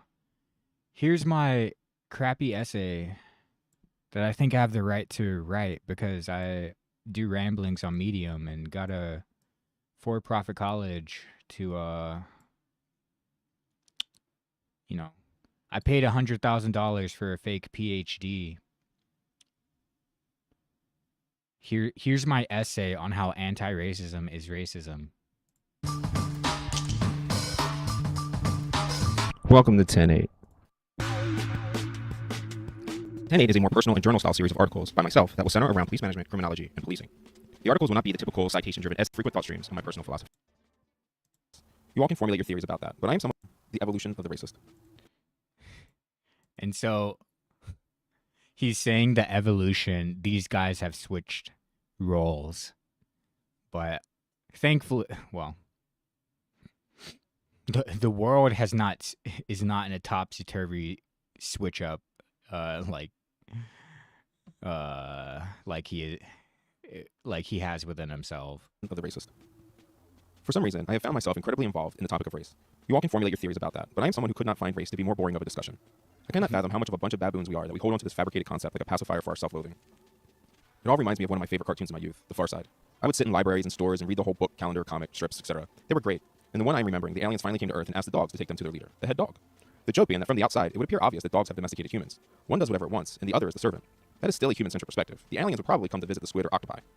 Another that frequently comes to mind is the one with the bird's eye view of the world that has bullseyes on all the people's heads. I guess I am projecting that if I were a bird, I would fly around crapping on humans. Well, I would not limit myself to humans. Back to the topic. I'm often mentioning how much I've been around and how much access I've had for a few years. Dude, did this guy take a creative writing class? Wow. That's some journalistic rhetorical flourishing right there. Well, back to the topic. After the killing of Freddie Gray and the Baltimore protests in response. It was critical in informing my greater understanding, though. In retrospect, I would have just kept my mouth shut and lived my life. I hate the idea of how much I have contributed to providing the grounding narrative. Yeah, and I guess since 2021 or so, he has kept his mouth shut and lived his life as a pensioner for life. So, lucky him. Look, it's RB551. No. Now delayed. Oh, that's what we were just on. This is. Oh yeah, here's where he was.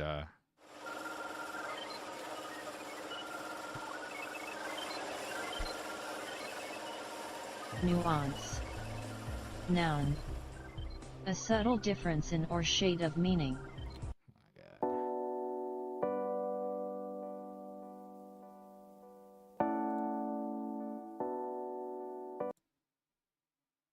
This sort of negative feedback cycle.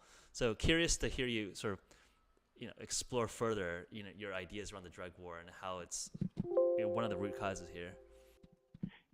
Well, it's not a causation of crime. It's like a contributor to. I don't know how I would. Michael A. Wood Jr. Okay. Yes. Be precise for the many agents. And so, like, in 2020, he's like interview from some time ago. This guy is so. It's at the Bureau of Yeah, man. And I thought I was narcissistic. Indian Affairs is now moving in a mop-up action. Is that correct? Yeah, that's correct. And the National Guard and State Police and U.S. Park Service. So they're all there. I guess really the problem in a lot of that is that Ochetti is, I guess, federally government recognized as being their land, although I think those arguments are so funny that we're arguing about whether it's the second, third, or fourth time their land has been stolen and how we're going to go about that. But both of those. And so it's like, how can he, like, I don't know, man. Those other two camps are technically on locations that aren't legal. So we're trying to regroup some camps back in areas that are legal so that they don't have that excuse. And that's the excuse they're using to be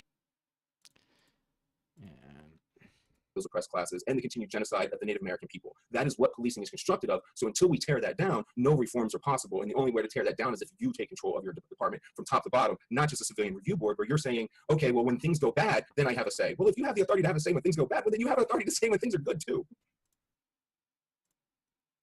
Wow, he's just making a little too much sense there.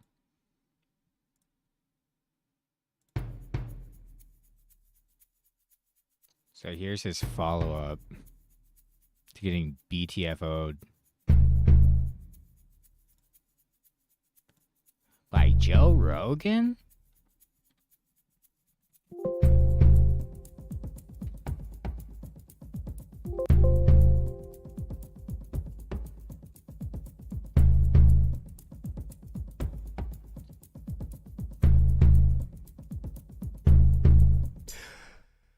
From the iMember Media Sonoran Desert Studios.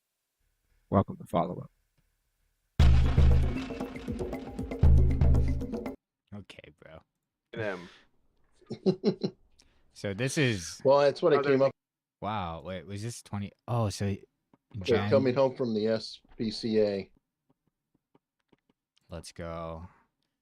Yeah, so I don't know. I'm just... I mean, I'm looking at before Jesse Lee Peterson stole this guy's soul in a spiritual battle and after, but I'm kind of curious about his retrospect stuff. And they want to be offended for people who haven't voiced offense.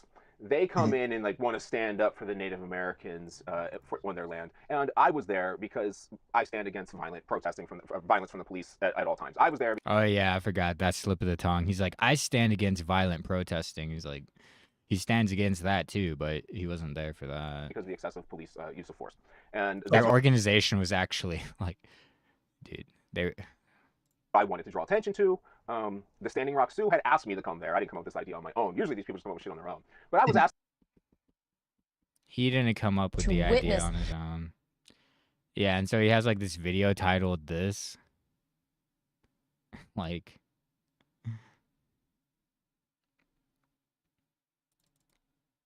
Governor Ralph Northam signing this into law, calling it Breonna's Law. So joining us to discuss police tactics here in the U.S., retired Baltimore PD Sergeant turned whistleblower and activist Michael Wood. Michael, thanks for being with us today. First, having been a beat cop yourself at one point in your career, would you say that no-knock warrants are dangerous to both the home's occupants and the police serving that warrant? Well, I mean, it depends on the situation you're talking about. As a general rule, it's very dangerous. I mean, anytime you're doing a raid, it's going to be dangerous at all. I have a big problem, personally, from when I would do it. It would seem like a lot of times we would go and we would do a raid and bust into a house when there really wasn't a reason to do so. We could have just waited for the suspect to get out. I mean, we have all the time in the world as police officers. So I would rather do those apprehensions on the street and then search the house later. There are exceptions to this, of course, but it seems like whenever we establish something, whether it's racism or it's going after drug dealers, we get these ideas in our head of a word and what it means. And then the vocabulary expands and includes a definition of things that don't matter. So no-knock warrants, when they come in and maybe like if there's a terrorist or a murder suspect that can flush evidence and you need to get this evidence to do something, it's very important. So then it's justifiable. But then it's like the definition expands to, well, if it's terrorism, why not murder? If it's not murder, why not drug dealing? You know, drugs and violence are tied together, so why not do it for these drugs? yeah, what he's talking about seems much more likely. Is like they might flush the weed before we can arrest them. Then it just expands until everyone was doing it. I did a lot of no-knock warrants, and with the idea that you're even blaming police for it is kind of weird because no-knock warrants are ordered by judges. That's another angle I think that a lot of people fail to examine. So I think that's a valid point that you bring up, to not blame the cops, rather to look at the magistrate or the judge. Now, Virginia is 3 out of 50 states to ban these no-knock warrants. And of course, we can't leave out any federal legislation on the matter that hasn't yet been tackled. Breonna Taylor's family is calling on the incoming president to take action on this. Do you have any inclination to believe that Washington will intervene on such legislation? I don't really think they have a right to intervene. Policing is a local thing, and it's a tactic. Whether you do a no-knock warrant or not is entirely up to the police department itself and to local areas. You're not going to get the FBI to stop doing it. I mean, they're going to think that they're doing real situations. And again, with them, it's also a judge issuing it to be that way. The judge is saying this is necessary to go ahead and execute this warrant because it has probable cause and have established that. But I really find that the framing of the entire situation from police reform in the last 4 to 5 years has really changed dramatically. I have to really point out that because you are a victim to police violence doesn't mean you understand police violence or the solutions to police violence. You're actually probably the worst person to suggest something because you've literally been traumatized. And let me just quickly give an example of this thing. When it's based on race, all these things are talking about race. Like this is going to stop some kind of racial issue. And policing is about systemic racism. It's not about individuals being racist. And let me just point this out real quick, and I got the newest data. So in 2019, blacks went from committing 53% of murders to 56% of murders. That's 8.2 times more murder than everyone else in the United States. And this should mean that black people would be victims to 8.2 times more of police violence because police respond to violence. They do not respond to demographics. It's a silly idea. That would mean that like 20% of police violence should be committed on children and another 20% should be conducted on the elderly. That's a preposterous idea that has anything to do with it. But last year, there were 249 blacks killed by the police and 405 white people killed by police. That's actually completely flipped upside down on its head. Dude, well over half of the population is white and less than 20% or around 20% is black. If you double the amount of black people, they would be equal to the statistic you just provided. If you triple it, they would be more than the statistic you just provided. And tripling it is like the minimum to make that would like actually like make those things correlate. He's just like, oh man, dude. For a time, like I thought the Russia Today Twitter was like actually worse than their real reporting, but clearly not. Blacks killed by the police and 405 white people killed by police. That's actually completely flipped upside down on its head. There should be 8.2 times more committed. It's 26% white on. Yeah, and so now he's saying there should be 8.2 times more committed on black people, even though white people are like 2 to 3 times the amount of, their numbers. Unarmed males were killed last year, and 12 black unarmed people were killed last year. All these. Okay, and so I don't know if his statistics are even true, but even then, it's like it's just crazy. My name is Michael Wood. Since the age of 17, I've been willing to die in service to my community. In the U.S. Marine Corps, I was Sergeant Wood. Michael Wood spent 11 years in. Most people aren't going to conduct activism that eliminates their purpose for the activism because that becomes their job, that becomes their identity. Right. So your identity has to be fighting crime, inviting the causes of crime, because there always will be a new one that comes up. There's going to be, once we figure out lead poisoning, sure, maybe we get being the one that actually saves Gotham, and that's why Batman has to run away, because the real hero was the Joker. Funny. Whoa. And he had a plan. It was all a plan. I wonder if the directors and the writers meant for you to interpret it that way. I think so, and I think the original mag doing that. You know, just like the left will say, okay, you can punch a Nazi because you think that that person is going to be worse and treat people that you love and care about in a negative fashion. I don't know why it's different.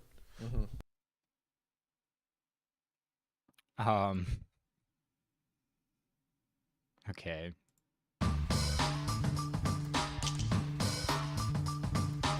Welcome to 10-8. Oh my God. My Medium page, published books such as Amazon. Mind just asked me what it feels like to live in a blue state. Well, I have always lived in blue states. I left Pennsylvania just as it turned red. I'm not a middle of the road fence sitter aspects of the Donald Trump agenda. Yes, I will dismiss any opinion you have about his demeanor, as should everyone else. I do not Biden energy here, and a very high Trump energy. It feels as confusing as watching Bernie crash in 2016. Oh, now the sound is back. Now the sound is back. It's back. Are you doing a rough intro? I'll do the rough intro. Oh, you know, I was thinking that, like, you gotta do like an awkward white handshake. I mean, like, you know how like people have different. So if you're a talk show host, like, they come out in different ways, and they have these different trademarks. And I've heard them talk about how they don't know how to act when there's like these awkward moments or something like that. It's just right for someone embracing the awkward white handshake as like this recurring entrance. How awkward and how white? You know how it is how they try to go for a bro hug, but it misses. Yeah, like they can't. So it has to be different every time. So it's a slightly altered, awkward white handshake every time. That's going to be hard to pull off on a purely audio format. Yes. It's going to be a lot of. Oh, and who's supposed to be the stars of these types of events? So I guess we should start from the beginning. Yeah, then. let's go to the beginning. Where do you want to start the story? I guess the story starts from, if anyone's listened to any of the episodes of Nuance so far, we know that I've been fighting for police reform, that we've talked about these things here in Baltimore for a long time. And as my police scientist endeavors go, I'm infatuated with those three things of American policing, which are the creation, maintenance of the slave class, the potentially white property, and the genocide of Native American people. So I'm always open for any of those three fights. Sure. And then I get a phone call from Westcott Jr., who was the son of Supreme Commander Clarkson, who we talked about before. So when he called, he said that he wanted to make a call for all the veterans that feel the sense of service and desire to go and stand up for the people, that we should rally them all and organize and stand in rock to help them protect not just the water, but whether it was land rights or it was just respecting the treaties of our past, whether it was service towards the people and the Americans who have served the highest percentage per capita and the group in the United States. So there's all these different avenues of why. But he says he wants to go ahead and do this. And I don't know much to it. I'm living in activism land, which is perpetual skepticism and pessimism. That nothing's going to happen. These fools are nobody's going to rally. Nobody. So but I think it's interesting. It's a good idea. So he decides he wants to start GoFundMe. How far back was this? That the effort to start organizing this began? I don't know exactly that phone call, but I guess we took it seriously starting November 10th. Okay. And that's our official start date. Which that's 2 days after the election. I mean, would you say the election kind of lit a fire? For Wes. I don't want to speak much for Wes's motivations. I'm very different than mine. I'm just focused on those three issues. He has more climate change, more spirituality, more fight the system with Trump. And as we talked before, I care about systems and actions. I understand rhetoric is bad, but I want to know a tangible fight that has things I can measure, and I'm not really interested in speculating about what the armchair wants to do. Sure, fair enough. And do you think that's sort of the military background? No, I would think I would have bought into something before. I think it's more the educational aspect. And so I know that other agrees, but I'll look at them all inferior to a PhD because a PhD is the only one that teaches you how to think. So I'm constantly trying to be in that. Anyone who doesn't have a PhD doesn't know how to, teaches you how to think, not what to think. Ooh, man. Oh, no, if I'm going to evaluate everything that way, and that means to look at all these things objectively. So I do everything I can to eliminate my bias, and we're not protecting anybody. When people go and you're operating in the desert in Afghanistan for all this time, you know that the Afghanistan people are not your enemy. They want to see that. And if you're not doing anything to help them, people, so we're not helping America, not helping here. What am I doing? So there seems to be this line of internet generation veterans who are exposed to the truth, exposed to a lot more of the history and big picture, along with their unfulfilled desire to actually be a contributing member of society and serve in that manner. So that all came together in what ended up being a rapidly escalating idea of people who wanted to help and people who wanted to help donate and provide money to get veterans up to standing rock. And this crazy idea of what is essentially designed to be like a convention. So it was here, you guys come up here, we'll have places to stay, we'll have resources in place, equipment, we'll have all these things here, and then we'll do some events. And then I pocketed as much as the money as I possibly could. And will serve the sue. And the way things were escalating, I think a lot of people were looking for that fight that North County Sheriff's Department very much seemed to give. So as we start gathering people, to get these, like this is a veteran themed thing, and we have less than a month to get ready. And what is, at the time of conception, thinking maybe $100,000, maybe 500 people. If you're lucky, and those 500 people you're going to get are going to be these survival type, hippie progressive vets who are all going to go up. Right? Not worry about them. They're just going to show up, and we'll be able to have a few things out there. Maybe we at least do give that fight, or we need to help build camps, or whatever it is we're supposed to do. The initial idea was just like convention, we all go down here, we'll reimburse some funds, and everybody will go on after this, and we'll evaluate how we serve as this issue progresses. So the money starts just coming in, and we're getting these volunteers. So we don't even know these people that well, you know. And everybody's involved. You have to have people hands in the cookie jar. And what happens essentially as the big stumbling block is everything in this GoFundMe is tied to me. Okay. And it's a personal contribution legally and everything to Mike Wood to do as he sees fit. And that's cool if we're talking about $100,000. Yeah. So what happens is we're trying to get all these resources and we have people signing up. The people signing up in the public see 500,000, 600,000, 700,000 in this rapidly growing GoFundMe account. I don't have any of that. So that money comes down and takes 5 days to get out of GoFundMe and go into a service provider. And the service provider takes 3 days to transfer to your bank. And then the bank has it for 3 days before they release the funds as being cleared. And all this time we're trying to get supply. And then I say it's all mine. to get up there, to have them pre-staged. You also have a small shipping window of everything that's even available to get up to North Dakota, where looking at a map, you say to yourself, yeah, this is the middle of nowhere. But if it's in the middle of nowhere on a map, yeah, let me tell you how fucking nowhere it is. It's in the middle of nowhere. Yeah, and it's winter. And it's winter. And shipping takes a long time. Yeah. So we don't actually have any money because those days are business days as well. So I have a credit card that has 45,000 available on it. So that gets all expense trying to get things like tents and these little things with stoves and butane heater things up there so people and radios that will all be being used. So we run all those. Everybody that's involved intimately is like running up all their credit cards and all their money, just waiting trying to get this money into these our funds. And as this is finally coming down, the deadline's ticking, we have contracts. And then I said it was all my money and all that stuff you dug deep for. I don't have to reimburse you. Going with these bus companies, right? So we have a $200,000+ contract with Coachways to go all through the country, picking people up and taking them up to the sites. And then So wait, how much was that? Wait, dude, he's literally busing protesters. He's literally doing the thing. $200,000 plus contract with Coachways. Then we have flights that we're buying for everybody. These are all coming out of personal accounts because all of this is like my game. Well, M&T are my bank that I have personal accounts. Bureaucracy is a pain, but like they don't let you do anything with this money. So even when you get the money, people don't understand that you have $5,000 like daily spending limits. Period. Yeah. It's still again tied to personal account. Right, you can only get $500 out of an ATM. You can only do certain things a day. So it's like if I have $5,000 with MREs and $5,000 with tents I need to order, I literally couldn't order it. And so all these deadlines are coming. Despite everything I planned, we have a big snowstorm that goes in North Dakota, and so our shipping stuff all gets delayed more. And we just keep having like every single problem that could be a problem. Sure, yeah. Like comes up, and this entire thing is getting everybody up there. Which is exactly what you want when you're planning a trip to North Dakota. Exactly what you want. And so we started getting concerned that everything was just too big. The entire point of this mission is a show of force. At this point in time, we had like 1,700 people signed up, and the thinking is as well, 1,700 people signed up, but we all know that means 1,000 people show up, right? And so we don't think much online. So mission is a show of force. The idea is that it's not just that there's veterans there. There's been a lot of veterans in Standing Rock, especially since Native Americans can do with 2,000 people coming out, because the entire point of this mission is a show of force. The idea is that it's not just that there's veterans there. There's been a lot of veterans in Standing Rock, especially since Native Americans again. There's a lot of veterans because there's a lot of Native Americans there. So when we go up there, this should be about we get as many people there as we can, and we show like, look, there's way more of us than there is the state-sanctioned private enforcers for private money to get the proceeds out of society. You know. And let me just ask, how large were the protests generally prior to you guys showing up? I mean, we can only go by what we see in pictures, but at the camp, dude, you can, dude. There was 20,000 people. Okay. It's down to this now, 3,000 now. But you would see hundreds. Yeah, I wouldn't say any protest on our streets here. Essentially most. It's a conversation about banking deregulation. I said for Bitcoin people, there's never been a Bitcoin person. It's trouble moving things around. Figure all these weird ways of moving around. Really, there's a conversation about banking deregulation. I said for Bitcoin people, there's never been a Bitcoin person. They would be going crazy about how this makes their case, and it certainly does. That's very great. So we're playing with just we have people that even know at this point go find me fight, go swim, and this is what the world sees. I mean, something like this accomplished. Well, and we've gone down the scope. It was supposed to be this members convention. Yeah. And now it's kind of morphing into this full-fledged event where you're assisting everybody out. We finally call in and GoFundMe comes to our rescue. Okay. They literally dropped us $150,000 on word. Wow.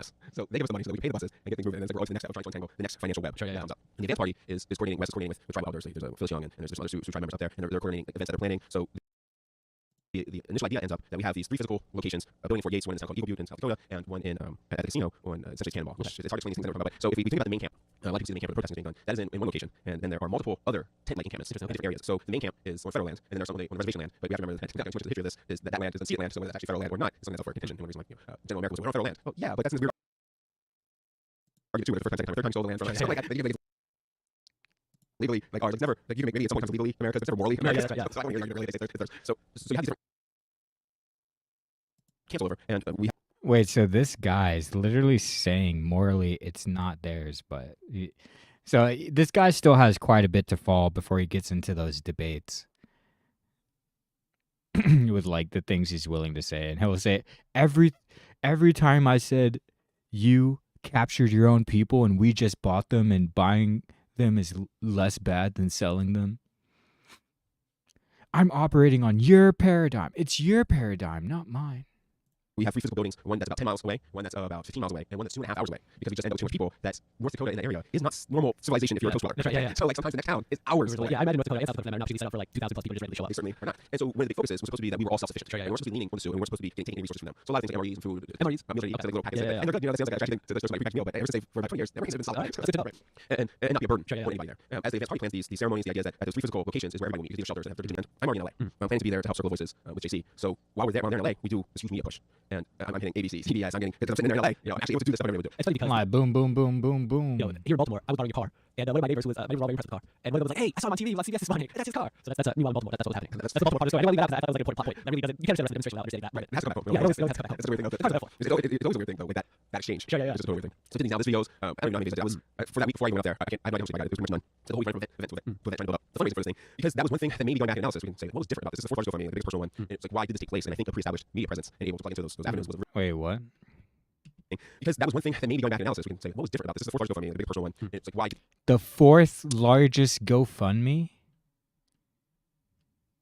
Ever or what? Did this take place? And I think the pre-established media presence and being able to plug into those avenues was a really big key. Sure, to yeah, get that done. We have to figure out all kinds of things about how this thing took place in the end. So all these people signing up, and all these people we don't know, coordinating people we don't know, to go to a place that we don't know for what was really a rather foolish idea. To be able to get everyone up there, which is why I did establish that if you get 2,000 people up there and back alive, that was also a job in organization for such a short period of time. Definitely. So everybody, as this thing got bigger and more organized, the idea that it was more of a convention kind of fell away, and it became this conceptualization that everyone took on of like a deployment or an assignment mission. So it kind of got this overtone to it that was militaristic.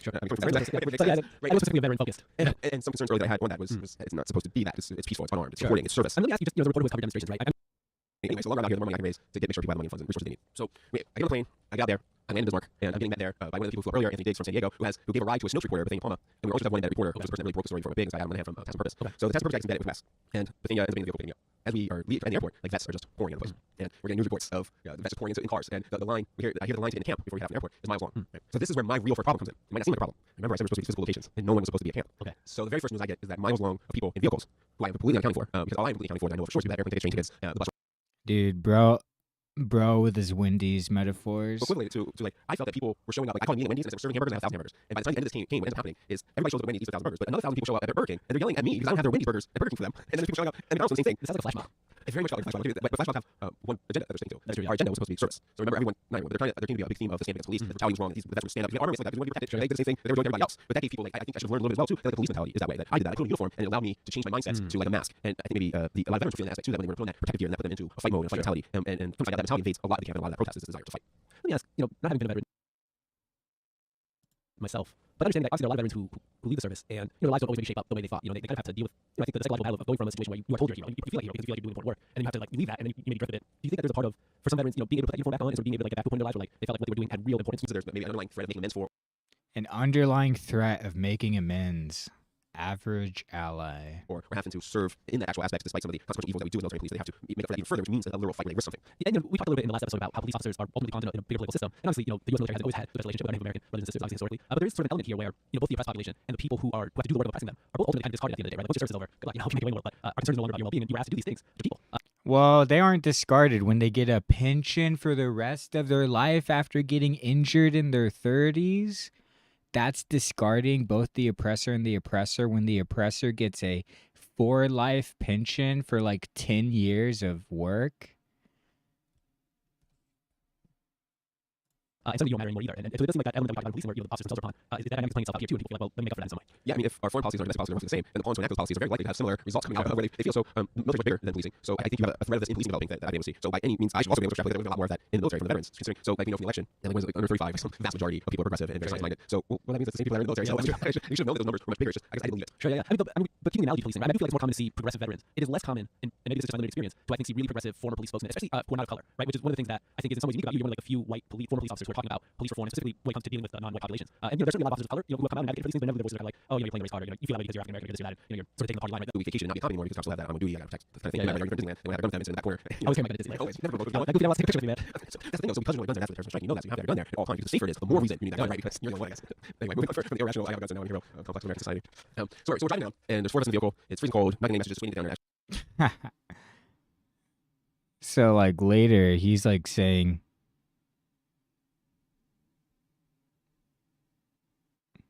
he's talking about the Army Corps of Engineers. And so he's saying a full environmental impact study is going to delay this by years. The pipeline was finished in less than 6 months from when it was paused by Obama and when it was finished by Trump. Like, look, this is obviously something American people need to address. We need to look at this in different manner, to full environmental impact study, which is going to delay this by years, which is such a big thing. Sure. So beautiful. That was amazing. It wasn't amazing. It's not what happened. You said it would be 2 years at earliest they would finish it, and it was less than 6 months. And like, you're 3 years later talking about it's a beautiful thing. We got that accomplished when it wasn't even the delay we hoped for.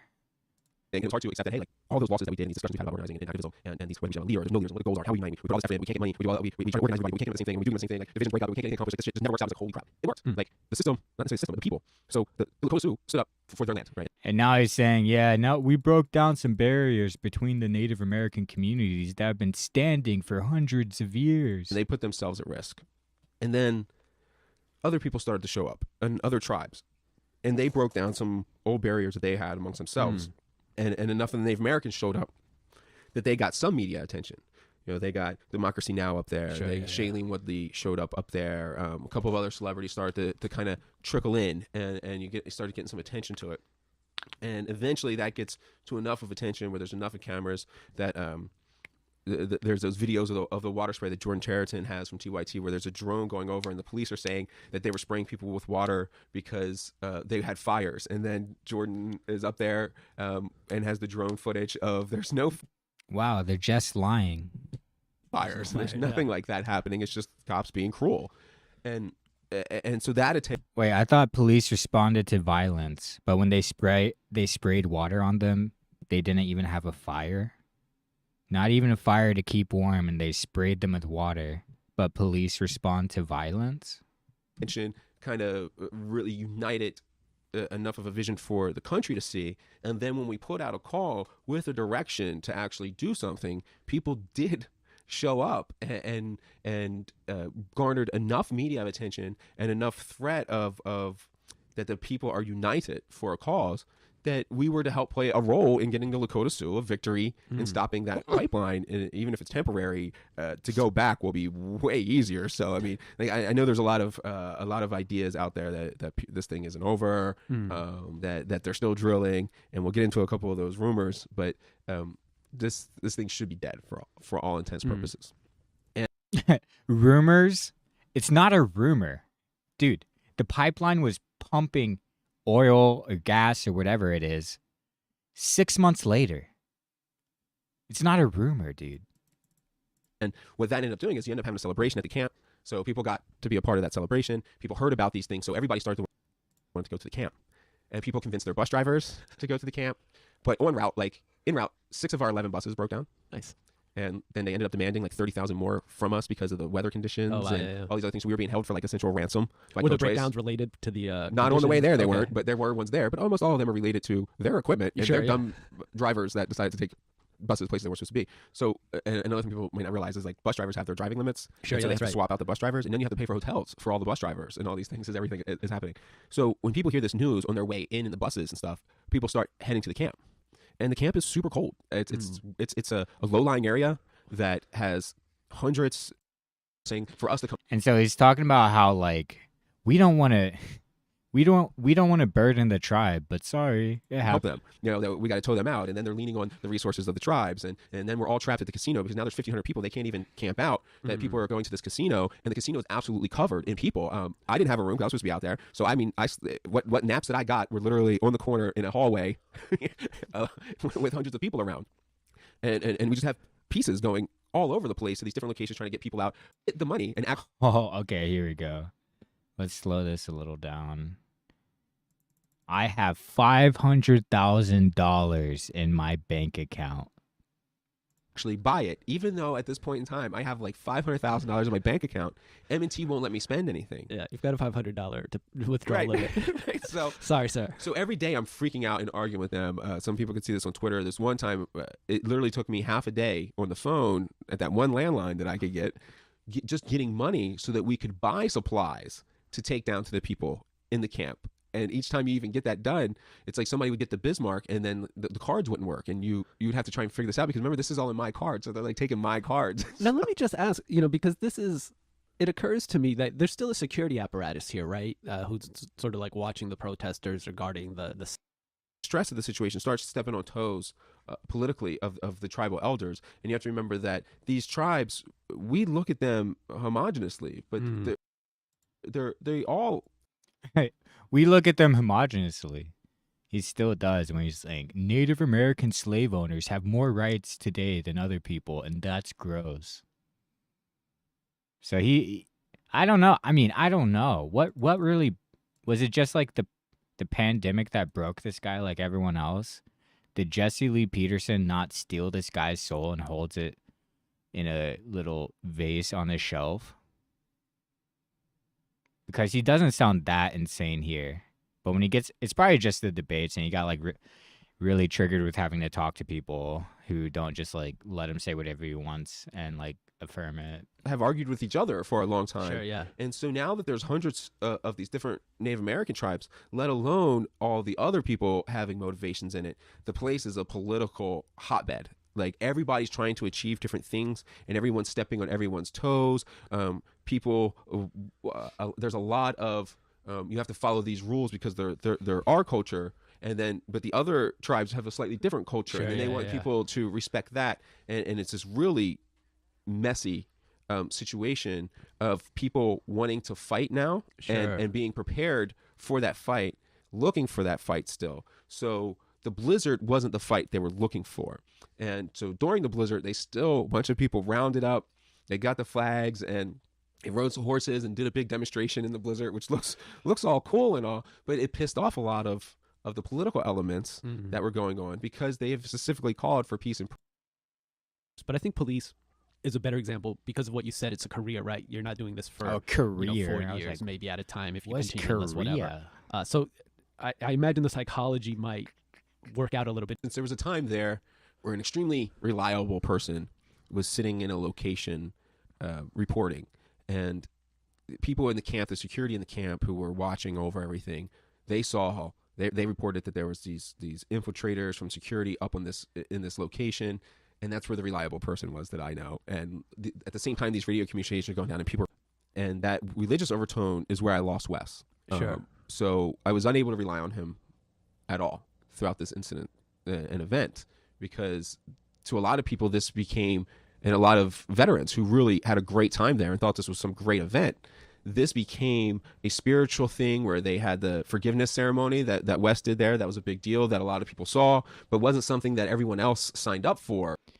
I just gave a pep talk before it, and I'm just mad that the pep talk is a little like B-roll thing where Wes got to apologize, and I'm a veteran too. He would be talking about this way different if it was him who did it. And offended a lot of the veterans, but for a significant amount of the veterans, it felt like this wonderful thing that they got to take part in. That was the spiritual awakening that bonded them with their Native brothers and sisters, which I thought was great, but I didn't have any time to appreciate any of those kind of things because there was some serious real world stuff going around. So I don't want to take away from the spirituality aspect. It's just that it grated me in an extremely offensive way when I have things actively going on that risk people's lives. And then it became, for the people at camp and for the people trapped, it became how I get them out of there because another storm was coming. So they don't have their gear, and even if they can't get to a certain place, like say they got to get to the place that's 2.5 hours away, you're supposed to be bringing cameras so that you can listen to Lakota Sioux, their history, what happened at Wounded Knee in those very same lands, why that's a sacred site, who violated their treaties, why that poisons the water, why the water pipelines was supposed to go to Bismarck, but when they argued about it, they realized that, oh no, you can't have our water be a threat, so put that down to the red people and then the people downstream from them who can deal with the threat. And so this guy, again, I didn't bring this clip up in this stream, but in one of the debates, he laughs at someone for using the word yellow for Asian, but he just used the word red for Native. And this 1/8 does not deserve those feathers, which is worse than just being a fake one. So while we've had oil pipelines leaking in that exact same area, it's not worse than being a fake one to be 1/8. It's worse. You know, what how he uses his apparent nativeness. I'm not from Europe. Yeah, I'm mostly European mutt. Area the entire time. So these are the discussions we're supposed to be having. We're not supposed to be having these big long discussions about how Mike Wood and Wes Clark were during the veteran stand for Standing Rock. Yeah. But all in all, so what ends up happening is we get everybody out of there, and there's some people left over, and it's like, okay, so we're getting people out of here. They're going about their way. Some are happy about it. Some are not happy about it. It's our one solid victory that was reversed within 6 months. It may be our one solid victory that we can point to for all of 2016. Exactly. So all these things have to be taken into effect, and what the ultimate come out is that we ended up raising $1.14 million in a couple of weeks. We got it was 1. 4, not 1-4, but okay. Over 2,000 people up to an environment and formulating somewhat of a loose organization that has never been done for that amount of people in the history of the world. Should never be done. That's why it's never been done. But It was a bad idea, but still. Oh my God, you should be able to buy Gucci tents for everybody. Everything that you want, right? So it costs $50 to move out of the hood. I do want people to hear how this equates out. That is 5% is taken off the top from GoFundMe. 3% is taken off of that, like crapping this money pretty much the whole time on credit. After a $250K bus contract to get everybody up there, about $100,000 on planes, rental cars, train tickets, things like that. Private jets. We're down to $664,000. And remember, we didn't even have access to this, so we're like crapping this money pretty much the whole time on credit cards from individuals. Then we have we ended up giving about $50,000 to native groups that showed up that we wanted to do the ceremonies with. So like the Navajo code talkers that were remaining were there. And so we wanted to have that kind of culture experience, because if it was going to be nice weather, we were going to do these ceremonies, all that stuff was going to work out wonderfully. So people want to know where was all the money for the emergency FEMA operation. It wasn't budgeted nor scheduled as a FEMA operation. Hell of a job, Brownie. Right. So, and then we ended up spending about $50,000 in the emergency cash, trying to get whatever it was. I mean, borrowing people's cars. Sure, yeah. Then we spent about $50,000 on food. So we had, and then we spent about. So if you're bleeding all the money, where is the money to seed the new nonprofit organization that was Veterans Stand?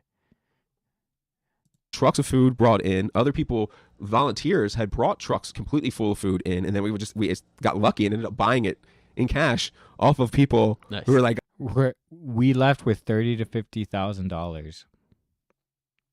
Lies. Entrepreneurial or just willing to help out. I don't know, but I don't think they like made much money off of them. I think it's got pretty much cost. And then because of people getting trapped at the casino, well, the only thing they had there was a $10 a person, $12 a person buffet, which was a decent buffet. I have no idea why they didn't charge people a lot more, considering the mode of opportunity.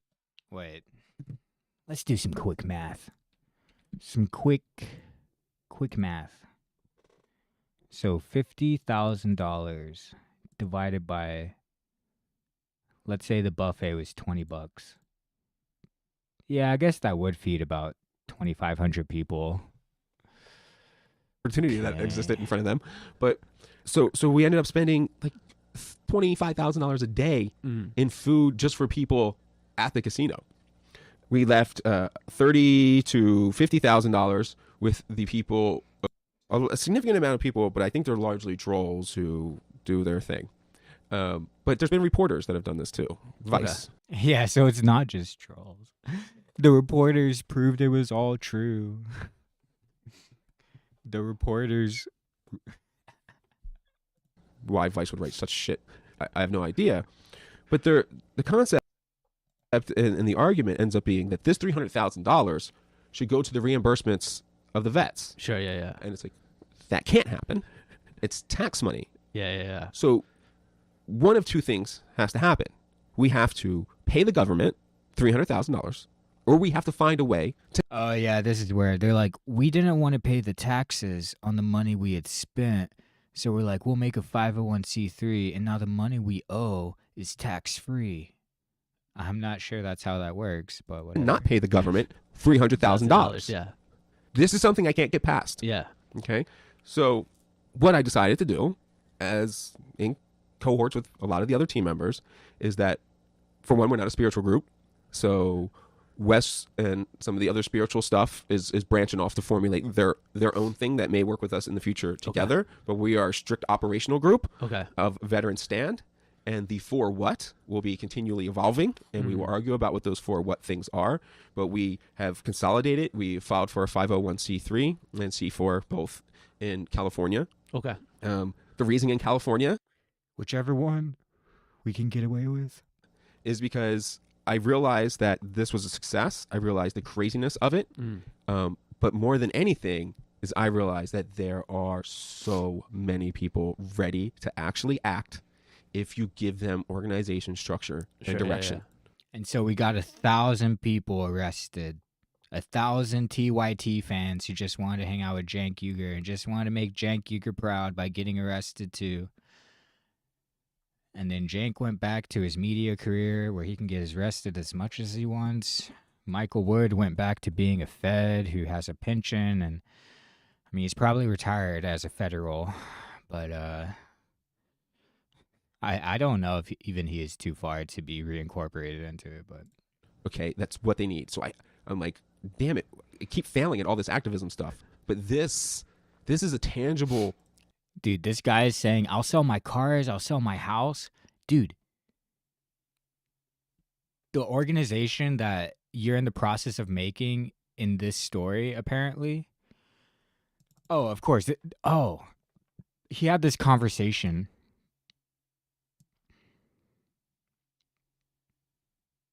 In 2015 and 2016. That's why he doesn't sound like completely insane yet. Although it wasn't 2015 at all. It was like, it would have been like in 2017 by this time. Like, it was at the end of 2016 when these protests took place. Way that this might work. So I'm going to commit to it. But yeah, he's like, I'll sell my cars, I'll sell my house. I always want to hear this line again. Okay, that's what they need. So I'm like, damn it, I keep failing at all this activism stuff.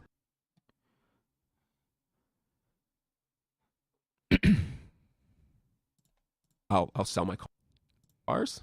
I'll sell my house. I'll put it all into this 501c4. We'll take this through. And then the 501c4 will pay my $50,000 for a year in a LA apartment down the street. And he actually goes to this point next. That's so funny, dude. $300,000. We'll set aside half of it to go ahead and formulate our organization going forward, which means to give us this physical location in LA, to pay for our lawyers and CPAs and bookkeepers and assistants that we have right now that we're already moving forward with. And that frees up that $150,000 to now we have enough money to cover the reimbursements, which are looking to be $125,000 in total that people have claimed. So that gives us another. Yeah, and so one of the articles I looked at, it was reported that he said there was like $7,000 that they actually paid out or something. About $75,000 for operational expenses to carry us in some manner that will ensure our survival for the next year, to plan and organize these things in an actual structured way that we can have employees, we can have real chains of command, we can have communication, we can have all of this stuff well planned out ahead of time and continue to build partnerships for this fundraising. So if I go out there and I do that thing I never wanted to do and sell myself to the media to get the money, to make the connections that we need to make to get the funding for this, this may be the platform that can go forward. Everybody is stoked because we've been talking about Flint, and everybody we're going to approach because a lot of people are going to want to be on this board. We have a former governor, a delegate, and one celebrity. Okay. So, dude, he was bragging in text that Cenk was going to be on it, but I guess Cenk had pulled out at this point or something. Right now, who want to be on it that we've kind of already had relationships with, and Justin Bieber. Definitely not Justin Bieber. Are you sure? Pre-travel and the taxes and stuff ends up being like $125 a person. And it's like, if you want $2,000 in reimbursement, and there's only enough money for a veteran stand, and we'll have a whole bunch of different ways of doing it. Like, I'm auctioning that car that we talked about. So the famous car, the Batmobile. The Batmobile. So I'm going to put that off and auction it, and all the money is going to go into it. And we're doing an entire clothing line. We have, so like if you think Wounded Warrior, who's not a good company, not a good charity, that they have clothing lines and all that stuff. So we want to bring in different revenue streams. So we're not talking strictly about getting donations from everybody. And we definitely don't want to pull donations as like we did from the poor. The biggest donation that we had that I saw was $500. There was one from Nurses United for $50,000, but that's another group. And I don't want to count that. But also everyone, thank Nurses United. Absolutely,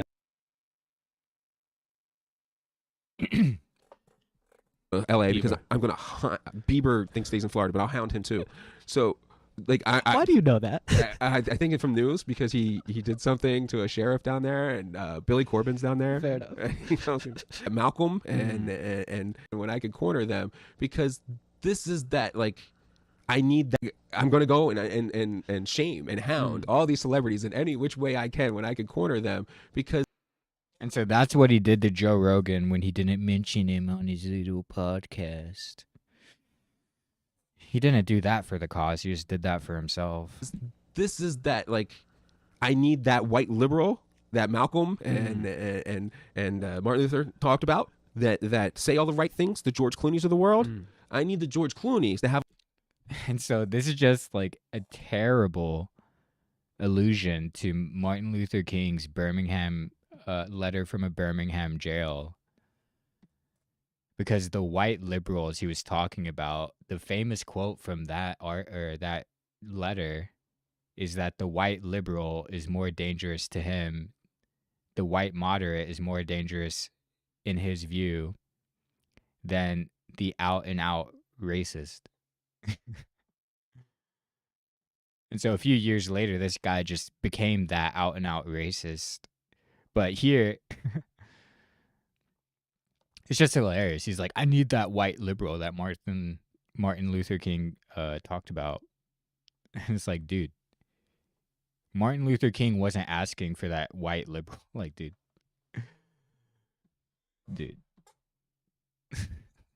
Have a little meeting with me to put action and force behind those things that you say that you can do.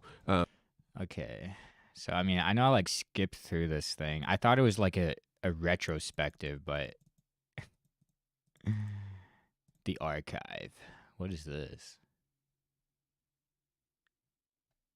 Oh, this guy has a different thing. The archive.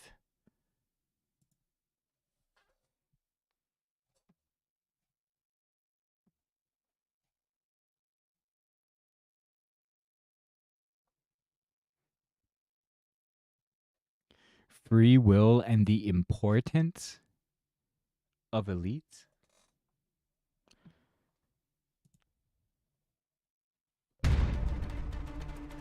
My name is Michael Wood. Since the or your ability to absolutely understand something at all. And like, so I think this leads into the postmodern discussion real quick. And what the example I've been trying to put out in public is when I get told to elevate black voices, I say, guys, this is a crazy concept. Would you like me to retweet Sheriff Clark every single day? Or would you like me to espouse the policies of Eric Holder? I mean, like, that is not your measurement of where voices should be elevated. That is preposterous. Why are you saying this to me? Yeah, so, I mean, and it's one of those ones, has the left thought through its the implications? Should we elevate native voices? And like representation is like pernicious in a way, but it's like representation, as they say. I'm not even gonna say that, but he's just like, he's like, we need to. I hate that idea. We need to elevate voices when he was like doing that thing. I have a couple of issues of the basic problems that I have. If you're agreeing, you're pretty much not a scientist anymore. Right. Wow, you're not a scientist. I'm a scientist. I paid $100,000 for a fake PhD. I obviously, for those listening who don't know, I come from Maryland, right outside DC, and I've traveled a lot over the past year to 20-something different states, and each state, as I'm sure you know, Michael, because you've done a lot of traveling, each state is like its own little planet. I mean, every state is very different, and COVID is no exception to how they're viewing it. So Maryland right now, from my policing is constructed of. Yeah. Okay. Am I done? The left's fetishization of race.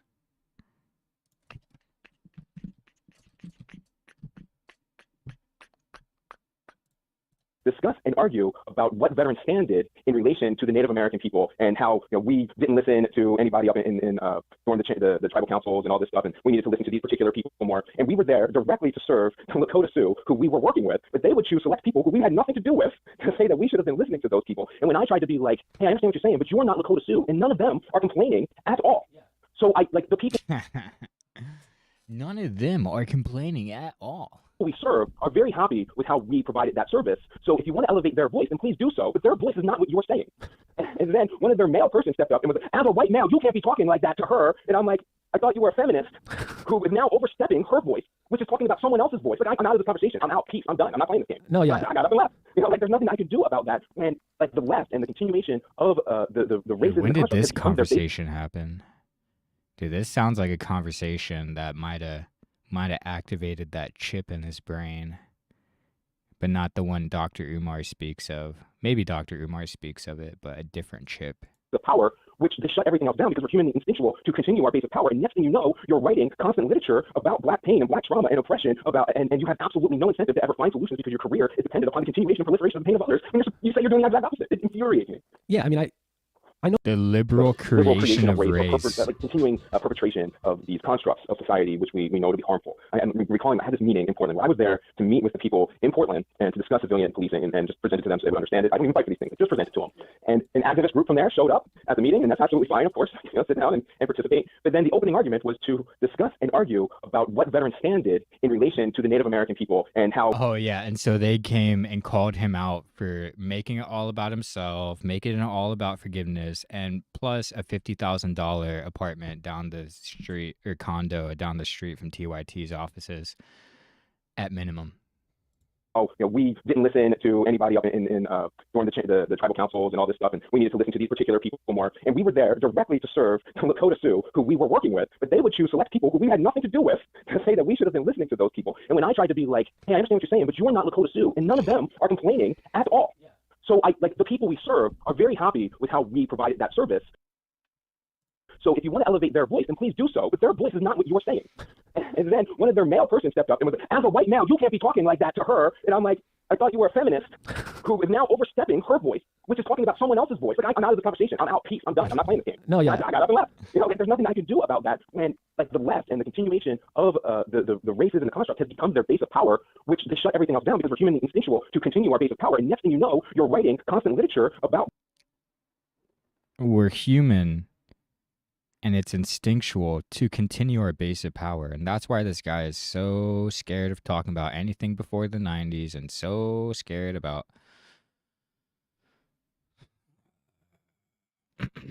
saying he's white.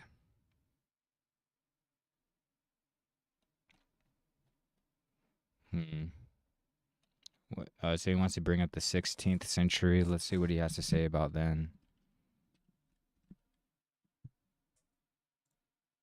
But it's, around the beginning of the 16th century, really the shit. Oh, so it's... Wait, who's this Alejandro guy? Does he have a fake PhD as well?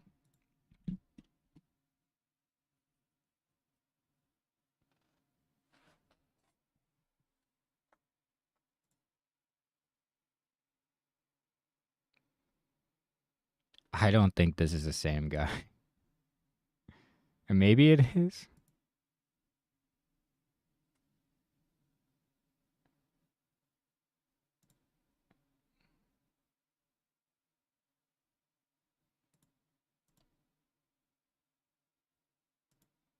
This looks more like the guy.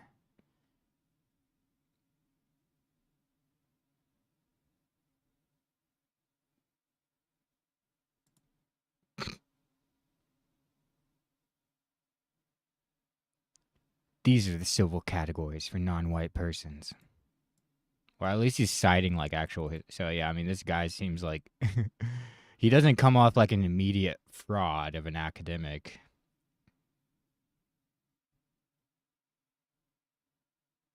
But yeah, he's still like doing the same ideas. DEI is racist. I mean, the term person of color is cringe.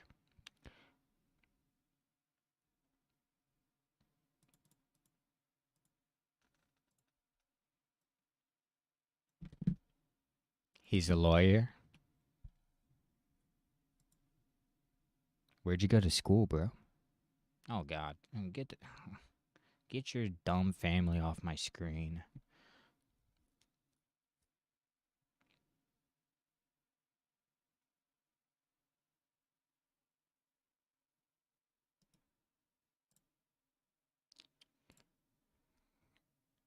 Wait, it doesn't say on his LinkedIn where he went. Maybe I just didn't look.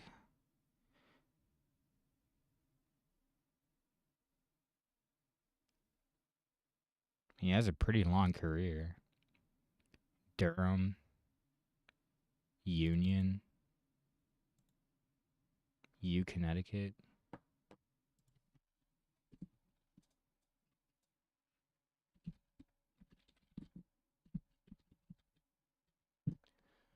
Well, I mean, the University of Connecticut school. Well, I don't know. I don't know. You never know. UConn School of Law.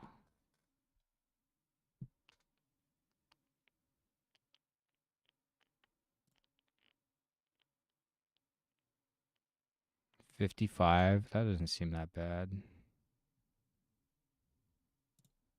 Seems like a real university.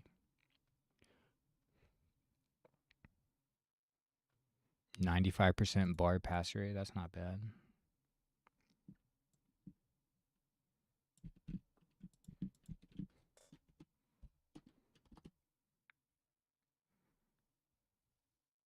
He went somewhere. Okay. So I don't know if that's the guy he was talking to, but oh, did I just close it? Lame. Let me close this. Asked to be there and asked to. So let's. I just want to get where he said. I think it's in. It might be in this video. I mean.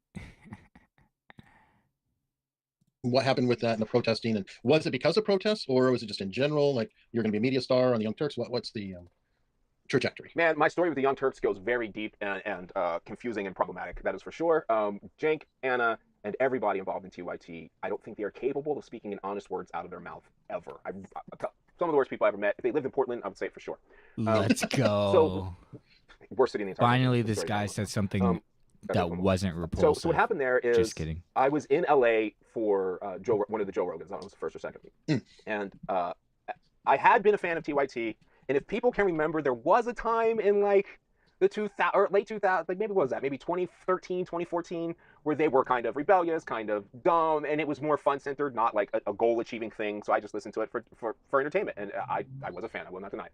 And so I messaged one of them and said, hey, I'm in town for Rogan. I'll come over and do a show with you guys too, because I mean I was doing shows with anybody. I didn't care. I was more concerned with getting the message out about policing and some of the problems. So Joe Rogan got this guy a guest spot on TYT. I thought it was before that this guy was collabing. Maybe it was just Wes Clark Jr. Changed. You're here with me. I'm actually much more discerning now, which maybe might not make sense to some people talking to you, but there are definitely a lot of people I will not talk to or converse with any longer. I've told you this. The author made this story available to Medium members only. I have to sign up for a fucking Medium account to read this guy's gossip ass article. A million times. If I'm still talking to you, it means I care and I like you. Oh, look at this. What you're doing. So like I go there and I meet with them and like I develop some friendships more with not the main cast, but like the people that work there. And the Jimmy Dores. I would go on all the time. Yeah, Jimmy Dores and stuff. Who also turned out to be a big fella. So I would go to these things and I would do all these events and I would just talk about policing where I could and co-host the show and things like that. And I didn't mind that. And I don't know if I know Wolfpack per se. Bad for Medium. Oh my god, I was about to freak out. Enough. The people involved in it, I'm not interested in. But the whole concept, I still believe in. Public funding of elections, I think, is a very critical thing for us to address. And that is how I got involved in, especially with Wolfpack. That's even how I actually knew Wolfpack before I knew TYT, because I was more interested in getting money out of politics, as the colloquialism goes. I was in it for the money. But as with every other door I have opened, and I preach it constantly, what I found behind it isn't really what I expected. And there are. So, I was right. He crashed. He did a motorcycle crash in May of 2017 while riding in Los Angeles after leaving a filming with TYT. The Young Turks, there's a lot to discuss about them. One of these days, as I believe that no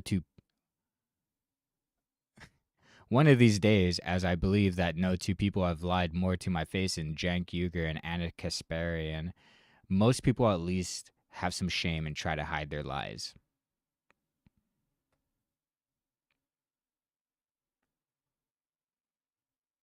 Is that the only thing he mentions about him in here?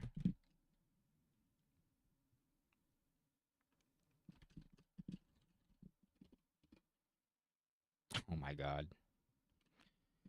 Bruh, chill. I suppose this is a good time as any to go a little more into the rotten apples concept with a video I did a while back on that darn TYT network. It is what it is. Too late now, but here it goes.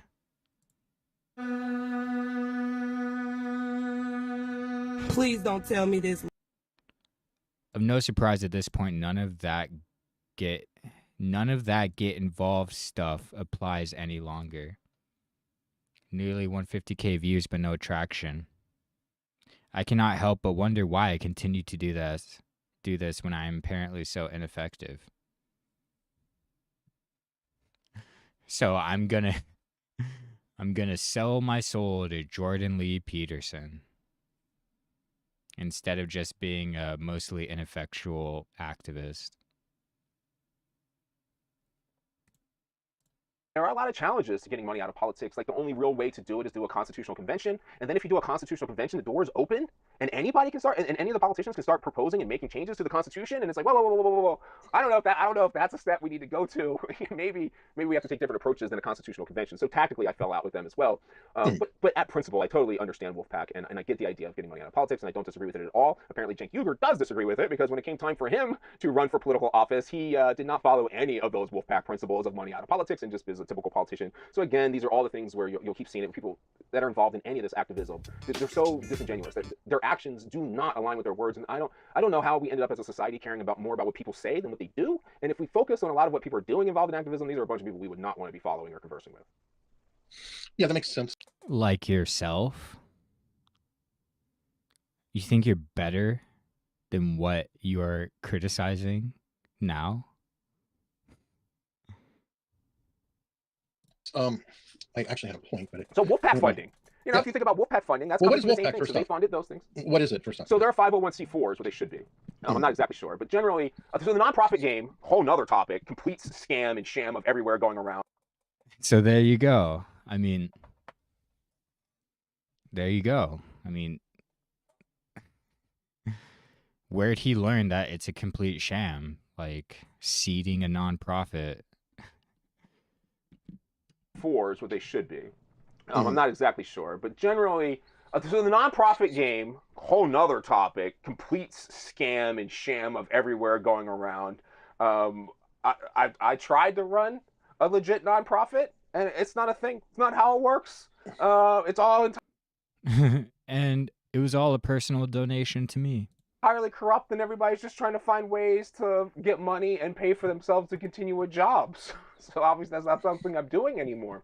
But whenever you see these 501c3s and C4, C4 just means that you are allowed to go lobby and encourage politicians to do things. So there's kind of different requirements, and a 501c3 can be a tax write-off. So what these companies do, like a Wolfpack, is they'll raise all their money under the 501c3, so it's tax deductible, and then the 501c3 donates all their money to the 501c4, and then the 501c4 can fund political things like literally the protesting and buying. So the Wolfpack's going to do the same thing.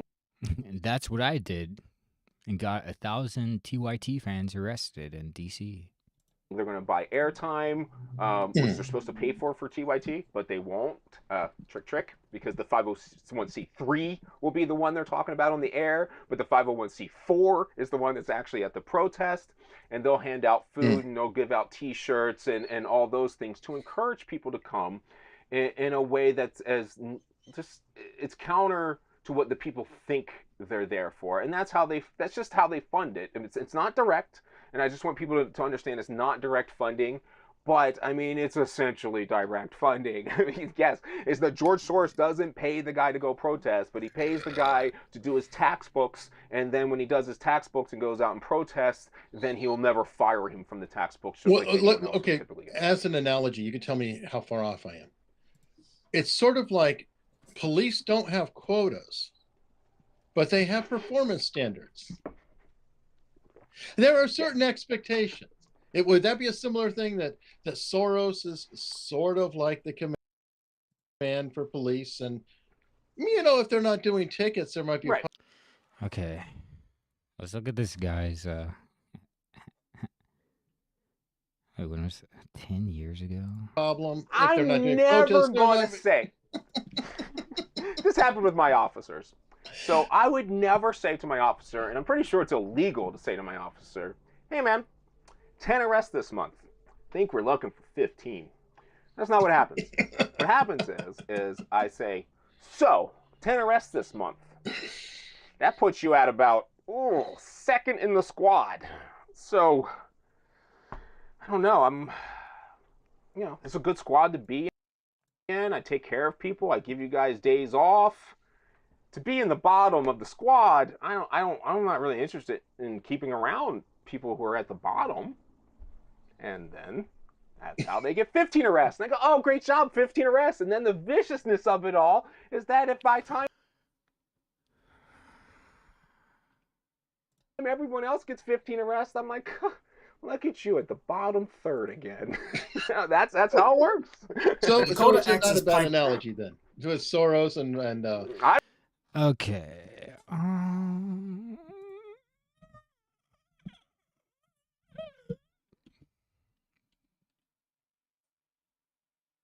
Right now, it's an emergency. A lot of people are talking about it. Hashtag no DAPL. Bernie Sanders just led a major rally out front the White House recently. So Bernie Sanders was doing a rally outside the White House, but Michael Wood wants to say, I was one of the top guys. I was the top guy. Demanding that this is put to an end. We don't need more oil pipelines. We don't need it. So a lot of people are trying to get Obama to kill it. Just like the Keystone Pipeline months ago, put the kibosh on that because it was not going to be good for the planet, our environment, our water. It's just not good. We don't need to be investing in more pipelines. Especially the potential disaster. Yes, the risk. It's not necessary. It's uncalled for, right? So the same way that the Keystone Pipeline was ended, the COAX pipeline should be ended. So like I said, a lot of people talking about it as good. Hopefully we can kill this thing, right? Now, I have not been pleased with TYT's coverage, the Young Turks. And I won't say all of them. There was a few weeks ago, there was a segment they did on this initially. And it was between Cenk Uygur and John Adirola. And I really didn't have any problems with what John was saying. I mean, he was saying pretty much exactly the same things that I would be saying. John was trying to be reasonable. Right. It looked like he was a bit frustrated, actually. Yeah.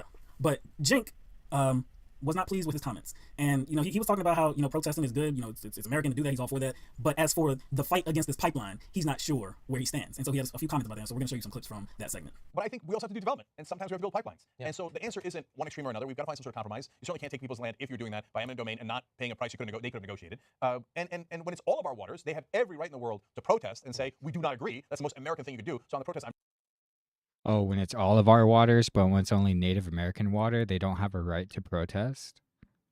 Huh? Huh? Huh? Oh, it's populist. That's why it has to be all of us.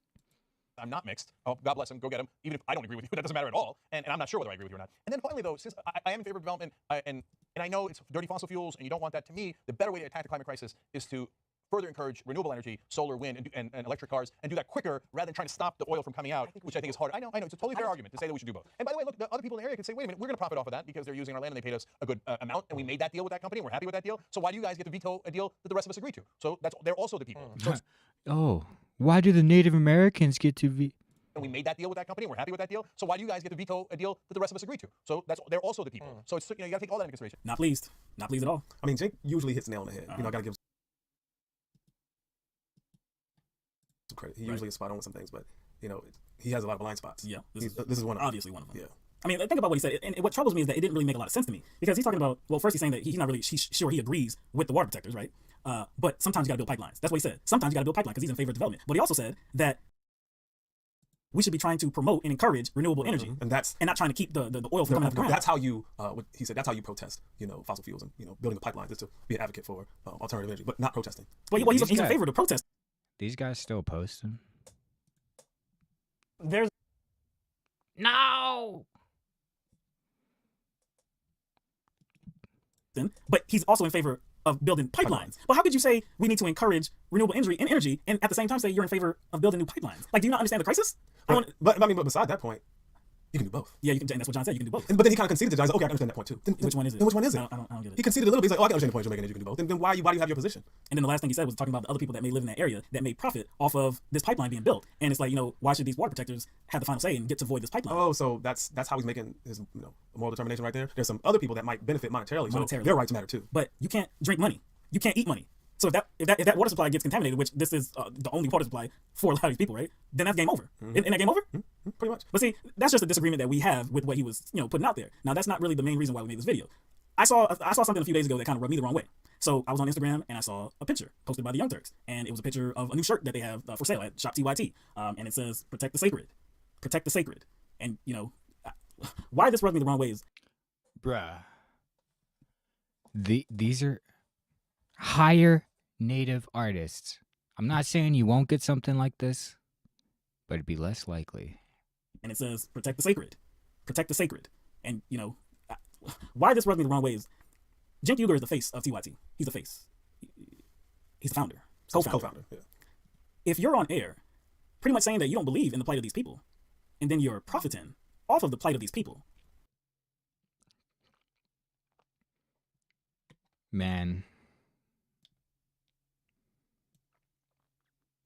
it's like everyone looking at Cenk Uygur right now. Now, we don't know for sure. We don't know that for sure. We don't know for sure where the money's going. The only way that this would be acceptable is if this money is going towards the struggle. That's the only way I would believe that this is okay. But if it is going to that struggle, it wouldn't make sense. It wouldn't make sense. It wouldn't make sense because you've outlined what you think about the situation. I mean, and essentially what the shirt is saying is wouldn't that be an extreme position for Cenk? Yeah. Wouldn't that be an extreme position? Protect the sacred. That's a strong statement. Once right? you say that, protect the sacred. There is no argument. There is no other argument. That means protect the sacred, protect the land, protect the water, stop this pipeline. And that's that kind of conflicts with what he said. So that's why, like I said, if this money is going towards the struggle, I have no problem. But if TYT is just profiting off of what's going on in North Dakota, while the face and the co-founder of TYT takes a position that is not with the water protectors, oh, well, then I have a damn problem. I have a serious problem. Now, anybody watching, look, you can judge for yourself. Let us know what you think. Am I being hypersensitive? Am I being too critical? I don't know. Or should the shirt look like this?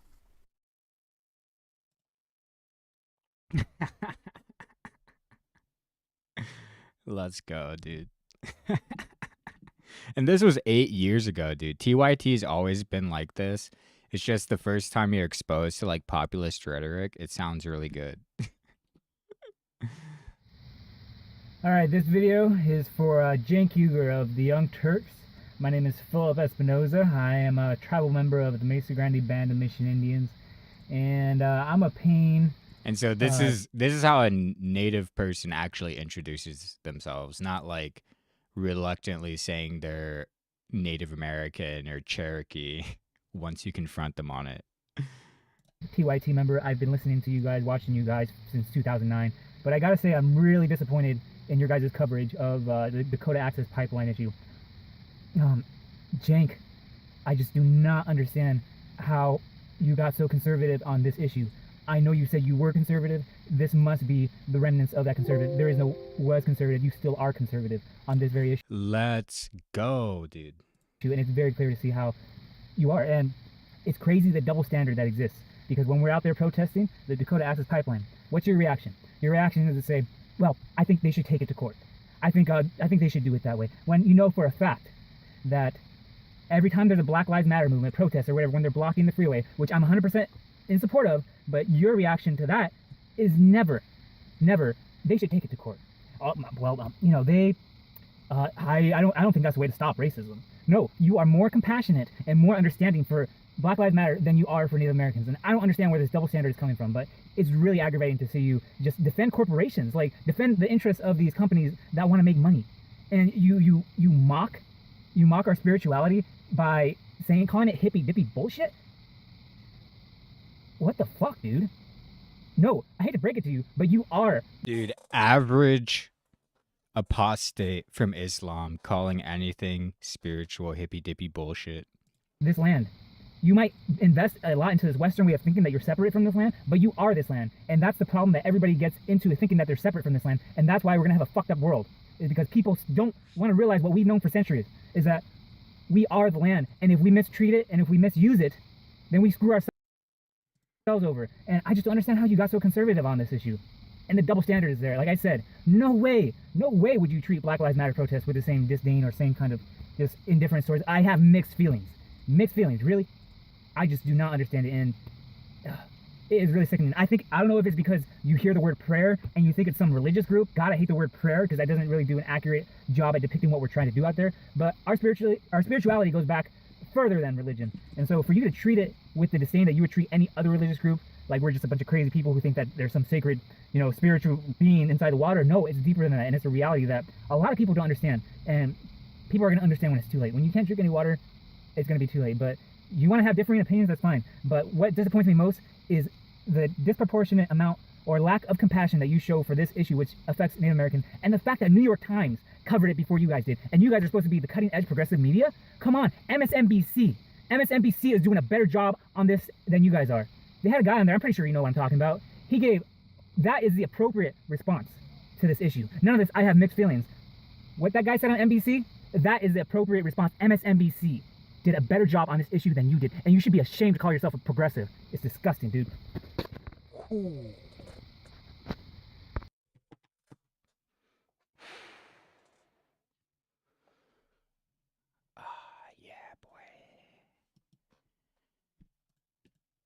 That we should say and always compare to. This is a disaster. All right, this.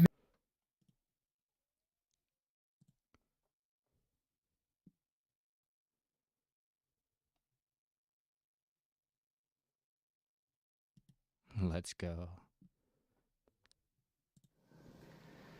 All right, I wanted to record this video to address the topic that TYT recently addressed, which is this guy, I don't care his name, the Clinton guy, Brock, wrote an article attacking him about the hit piece they did on the CNN thing. So the town hall had a bunch of people from DC, and I guess Cenk and Anna were surprised to find out that there were a bunch of DC people. Oh my God, right? So look, I'm a Bernie fan, a Bernie supporter, and I'm super progressive, but I feel like TYT doesn't do a good job of calling their own shit out. And a lot of their fan base are just sycophantic, super cult-like followers. And while I agree with a lot of what they do and a lot of what they put out there is really good, they do a lot of bullshit. And this most recent piece where they're responding emotionally to an article written by this Brock guy is more evidence of how they really can't defend themselves. And it really touched a nerve, apparently, because you see both Cenk and Anna respond emotionally and irrationally.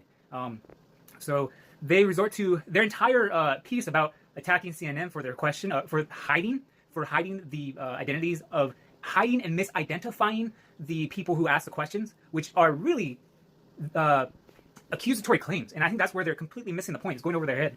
That they are accusing CNN of conspiring. In an Alex Jones fashion, they are making a video saying that, hey, look, we saw this person taking a picture with Michelle Obama, or whoever they were taking a picture with, insinuating that they have some ulterior motive. So they do this disingenuous, like, I'm not saying, I'm just saying, right? I'm not saying. So they're doing everything but insinuating a conspiracy. So they do everything leading up to the point where you would logically then say, well, they are conspiring against Bernie. And they get off on that train. Why? Because they don't want to be held liable. They don't want to be seen as, like, they don't want to be seen as Alex Jones type or whatever, but they're doing the same thing.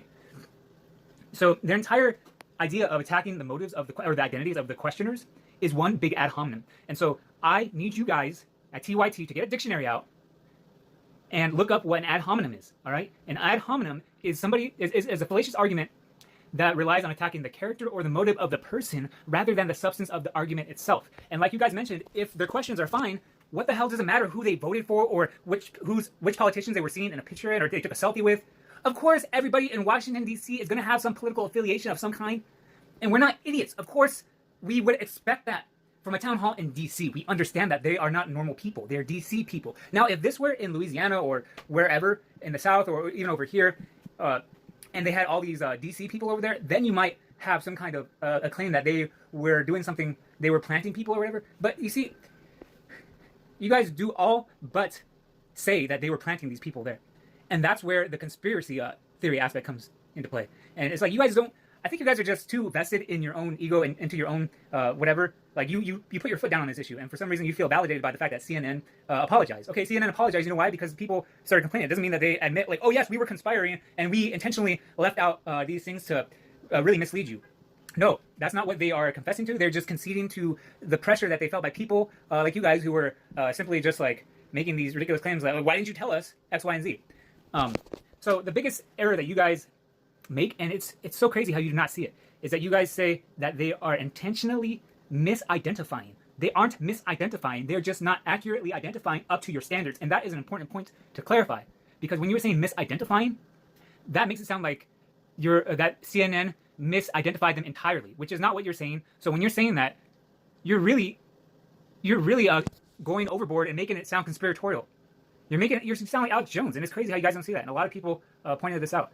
So your entire piece is one big ad hominem against CNN. Like the viewers aren't able to figure out, like, oh, these people might have some ulterior motives, or it doesn't matter who asks the question. You know why? Because somebody like me, who's a Bernie bro, might ask Bernie Sanders a question just like they asked, or somebody they are legitimate people. They are voting people, right? They can vote for Bernie Sanders, and people who are not in DC are going to have similar questions to them. So they're valid questions, and you admit they're valid questions. So why the hell does it matter that they intern somewhere, someplace? That's so disingenuous, and that's why it seems conspiratorial.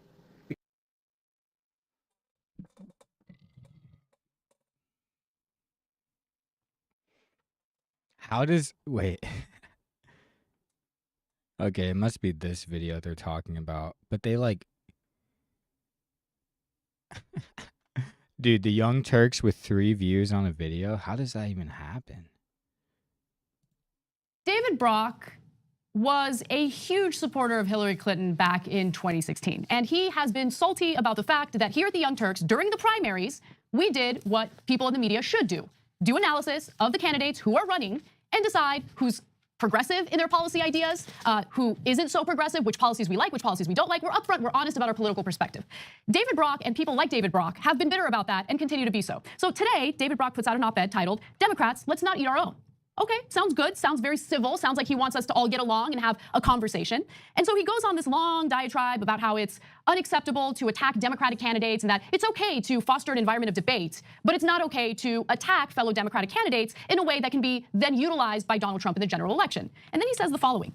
The Young Turks, a news organization that prominently supports Sanders' candidacy, disseminated a false narrative about shadowy Democratic elites conspiring against the senator in their coverage of his recent town hall. So let's stop for a second before I read the rest of that, okay? Did we ever say anything about CNN conspiring with these operatives? Nope. No. We did a lengthy video, which David Brock should probably check out before he writes this ridiculous commentary about us. And what we said was, these comments are fine, these questions are fine. In fact, a lot of these individuals ask great questions. But CNN purposefully misidentified these individuals who asked the questions as American University student or mother of 2. Come to find out, we then later find out that these people are either working in their state Democratic parties. One of them was an intern for a lobbying group in Washington, D.C. And so my point is, and this is very simple, it's journalistic ethics 101. It is your responsibility as a journalistic news organization to be as transparent as possible about the individuals who are taking part in any type of political event, any type of news story. Misidentifying them and hiding the fact that they're political operatives is problematic, period. So now, this is greatly ironic because he's accusing us of doing something that isn't true, when in fact he himself already, in that sentence that Anna read, and there's more to come, has said 2 things that aren't true. That we prominently support Bernie Sanders' candidacy. No, we prominently support progressives, and we don't hide that. Our slogan is Home of Progressives. But right now, Elizabeth Warren is a great progressive, and we point out her wonderful policies. By the way, when other candidates have great progressive policies, we support it and are enthusiastic in our support. For example, Cory Booker did wonderful work on criminal justice reform, and we talked about it and gave him tremendous credit for it. When people sign up for Medicare for All or Green New Deal, we love that, if they actually mean Medicare for All and Green New Deal. And it is, yes, our job to figure out if they actually mean it. If they say Medicare for All, but then they turn around and say, well, I didn't mean that, I meant Medicare buy-in. Well, those are 2 different policy proposals. Our job is to tell you that. For some reason, the mainstream media goes, oh, no, it's all the same thing. But no, wait, it's not the same thing. Who's spreading false narratives, right? Those are 2 different policy positions, and our job is to point that out. So no one, this network has never taken a position on it. Our individual hosts take positions eventually on different candidates, and we don't hide the ball on that. But right now, none of our hosts have even taken a position on any other candidates. Some of our hosts outwardly like other candidates, okay? And by the way, we all like all the candidates for different reasons. Inslee does great work on the environment. But we're not going to then say someone who says, hey, I'm against Medicare for All, oh, I bow down to him and I agree with him. I don't. I'm for Medicare for All. And I'm clearly telling you that. But for him to say that the network supports Bernie Sanders alone in his candidacy is just empirically not true. If you're not going to watch the show, then don't put out false statements. And then to say that we talked about shadowy Democratic elites who picked the people who were asking the questions, we never said that. Such thing. So that's no 2 lies. 2 lies in the first sentence. And by the way, so I have a real problem with Democrats coming after us for saying very accurate things about CNN. First off, CNN announces that it's going to hire a Republican operative, right, Sarah Eisger, to have editorial control over the election coverage, the upcoming 2020 election coverage. You don't think that's problematic? Of course that's problematic. So we bring that up. We fight and make sure that A, our audience knows about this, but more importantly, that there's additional pressure for CNN to change course. And guess what? CNN changed course. Now, we can't take full credit for that, obviously. I don't know if we've had any influence. But the most important thing is that a political operative does not have editorial control at CNN, right? So now she's going to be a contributor. That's fine. But then when we call out CNN for misidentifying individuals asking questions at the town hall, that was a legitimate criticism. Any journalistic expert in ethics will tell you that. And guess what? CNN put out a statement confessing that they did the wrong thing. So who's wrong here? Is it us? Or is it you, David Brock, who just completely lied about what we had said in the first place? So I want to give you the statement from CNN. A CNN spokesperson spoke to the New York Post and said the following: though we said at the beginning of the town hall that the audience was made up of Democrats and independents, we should have more fully identified any political affiliations, okay? So first of all, of course we're gonna assume that people in the audience are Democrats, but no one's gonna assume that one is an intern for a DC lobbyist, or another individual owns his own political PR firm, or that other people asking questions are actual leaders within the Democratic Party in their own state. Now again, their questions were fine. All I'm saying, and all we were saying, is that they should be identified for full transparency, period. Yes, we never said they were malicious, and in fact, we asked for equally tough questions for all the candidates and for clear identification. So now, given that you just heard the quote from CNN acknowledging that they were wrong about that, and we were right, and by the way, that's 2 times we helped to correct CNN when they appeared to be doing things that did not help progressives. So for the entire Democratic Party, you're welcome, okay? But we don't get a welcome, we get these attacks. Let's read the rest of David Brock's quote. They did opposition research on Sanders' questioners, impugning their motives by pointing to an internship one of them had done, and the composition of the board of directors of a nonprofit that another one of the questioners once worked for. This type of conspiracy mongering hurt us in 2016 and will again in 2020. You want to know, David Brock, what hurt us in 2016? The DNC doing anything and everything they could to manipulate the outcome of the Democratic primaries. Because let me tell you something, when you have Bernie Sanders supporters find out about what the DNC is doing, and then you demand that all of those Bernie Sanders supporters tuck tail and vote for Hillary Clinton, you think that they're gonna do that? Of course they're not gonna do that. They were angry. They were angry by the actions of the Democratic establishment. They were angry about the manipulation. And that's the lesson that you failed to learn. That's the lesson that establishment Democrats failed to learn. And I find it hilarious when they point to us and blame us simply for doing our jobs in analyzing who these candidates were, what they really stood for, what their upsides and downsides were. And I'm so tired of people telling me specifically, right, who I need to support. Because his op-ed was really a veiled attempt to demand that we support whoever the establishment decides needs to be the candidate. No, we're not playing ball, okay? And if you want to fight, you want to play these games, I'm ready. We're ready. I'm not going to sit here and allow this clown to put out this fake narrative about us and what we're doing. Okay, so let's continue. He says they did opposition research for Sanders, and then later talks about conspiracy mongering. Do you have any evidence that we were doing opposition research for a candidate? No, you don't, because we weren't. When you actually investigate the facts of a situation, that is called journalism. Now, why does he assume that it's Oppo research? Because that's what he's done his whole life. He was a Republican operative who did Oppo research against the Clintons. Then he turned and became a Clinton operative who did Oppo research against progressives. And what does he do when he does opposition research? He gives it to journalists, and the journalists print it without ever disclosing that it was opposition research. That's right. So since he has been guilty of this his whole career, he assumes we do it. No one from the Sanders team told us to do that. We looked at it and thought, hey, that's weird. It appears that these people are not necessarily what CNN labeled them to be. By the way, the person who's an intern didn't raise their hand and misrepresent themselves. CNN mislabeled them, right? So that's called journalism. What you do in Oppo research and then planting it with your buddies in the mainstream media is called Oppo research. And then to turn around to say our facts that were proven 100% right is conspiracies, while he launches conspiracy after conspiracy, is hilarious. In fact, we're gonna get to one of those that he did in 2016. But understand the whole point of the article. Remember, it's titled Democrats, Let's Not Eat Our Own. And then he viciously attacks us with a completely false narrative in the article, and then goes, what? You see how the Young Turks and every other anyone who might consider supporting Bernie Sanders, any other progressive, should never, ever criticize our candidates. And so that's right. The way that they criticize progressives is they do Oppo research, they plant it in the media, and then the media runs it, and so then they don't have their fingerprints on it, and they go, well, I didn't attack anyone. Now you see David Brock screwed up here because he put his name on it, okay? So this is what he normally has his friends do. And they write the op-ed and say, oh yeah, anyone who's progressive, like Young Turks, homo progressives is bad. And then they smear you with lies, et cetera, right? Now Brock put his fingerprints on it, but normally he doesn't. Although there is, again, we're gonna get to the case where he famously did so in 2016. And then if we're open and honest and we come out on air, I mean, he sounds like a conspiracy theorist like Mr. Reagan who did that video on Alexandria Ocasio-Cortez the other day. Oh, the Young Turks secretly do this, then how come we said it on air? Okay, it's not much of a secret if you broadcast it. We are honest, you are dishonest, which leads us back to 2016 since you opened up these can of worms. So in 2016, it was no surprise to anyone, or it's no in 2016, you seeded a nonprofit that totally failed and took money from the name of Native Americans is how you raised the money and veterans. No surprise to anyone today that there were paid bots all over social media, particularly on Twitter, and it was almost night and day. All of a sudden, if you were a Bernie Sanders supporter, you would see this giant group of Twitter users attacking you and calling you all sorts of names. You're a Bernie bro, defaming you. And so then a story comes out by the Daily Beast. It was written by Ben Collins. The title is Hillary PAC spends $1 million to correct commenters on Reddit and Facebook. Okay, wait. So those aren't real people. Those are people who are paid. They spent $1 million. Okay, I don't know. I've been looking for. I found some like blog the other day where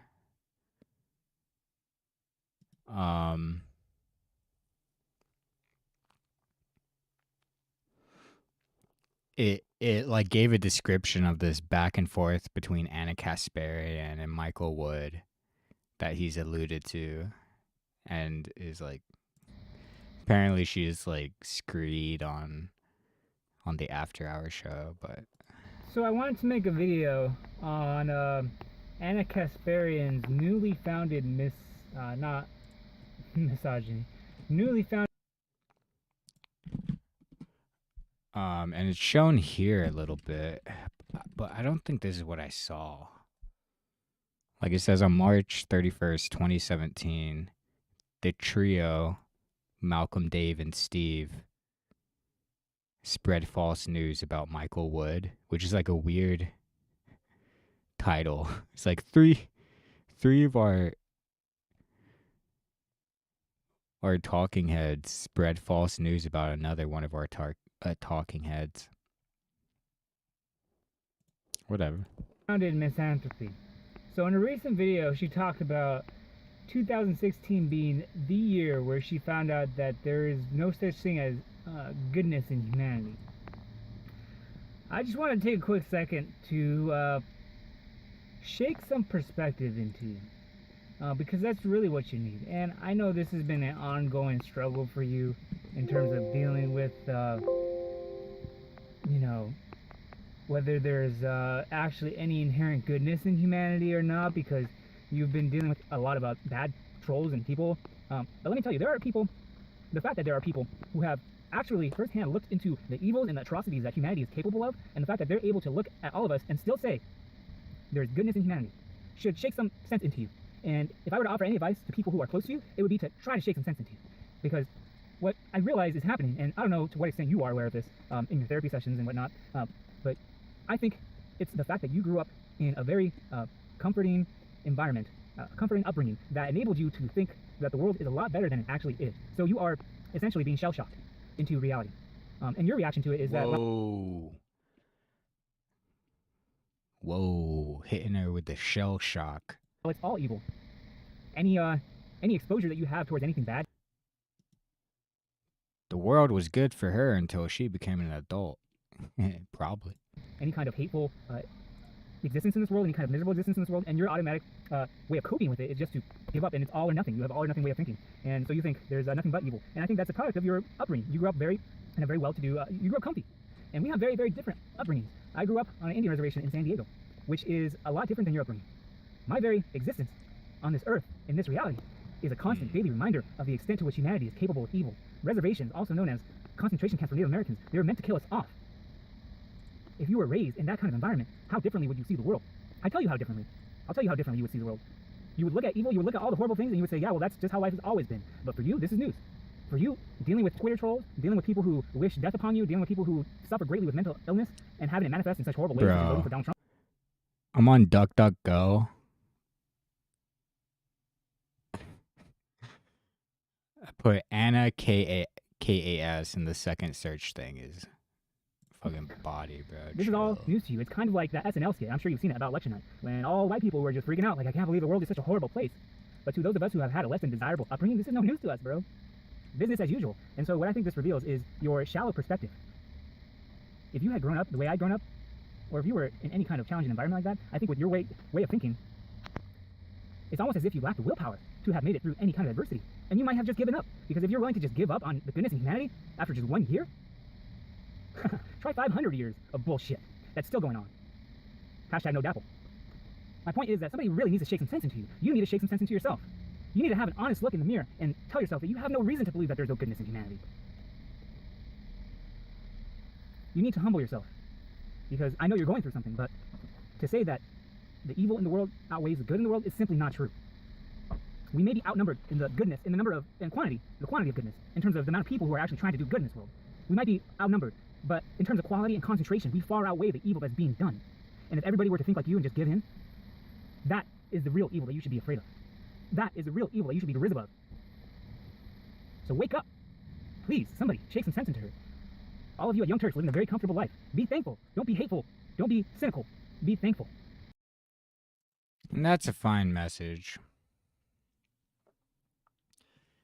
So,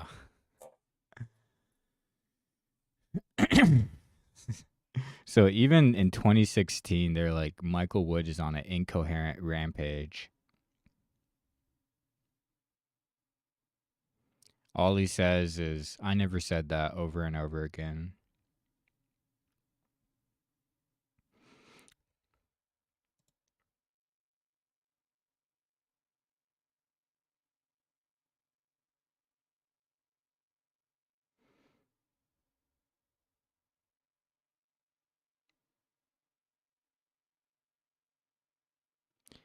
Yeah, here it is. So Michael A. Wood Jr., his last... So Joe Rogan put this guy on. Joe Rogan, like, the Joe Rogan, not experience, but effect. This guy was a benefactor of. So let's look at how he burned that bridge. I listen to Joe Rogan podcasts, and I continue to remain shocked that he acts like he's never had a conversation with me. Are you seriously expecting to be brought up every time race and police are? And if not, you're upset? Yeah. Yeah. I'm picking up a little bit of what he's putting down. Yeah. Yeah. Joe Rogan is hard to disagree with sometimes.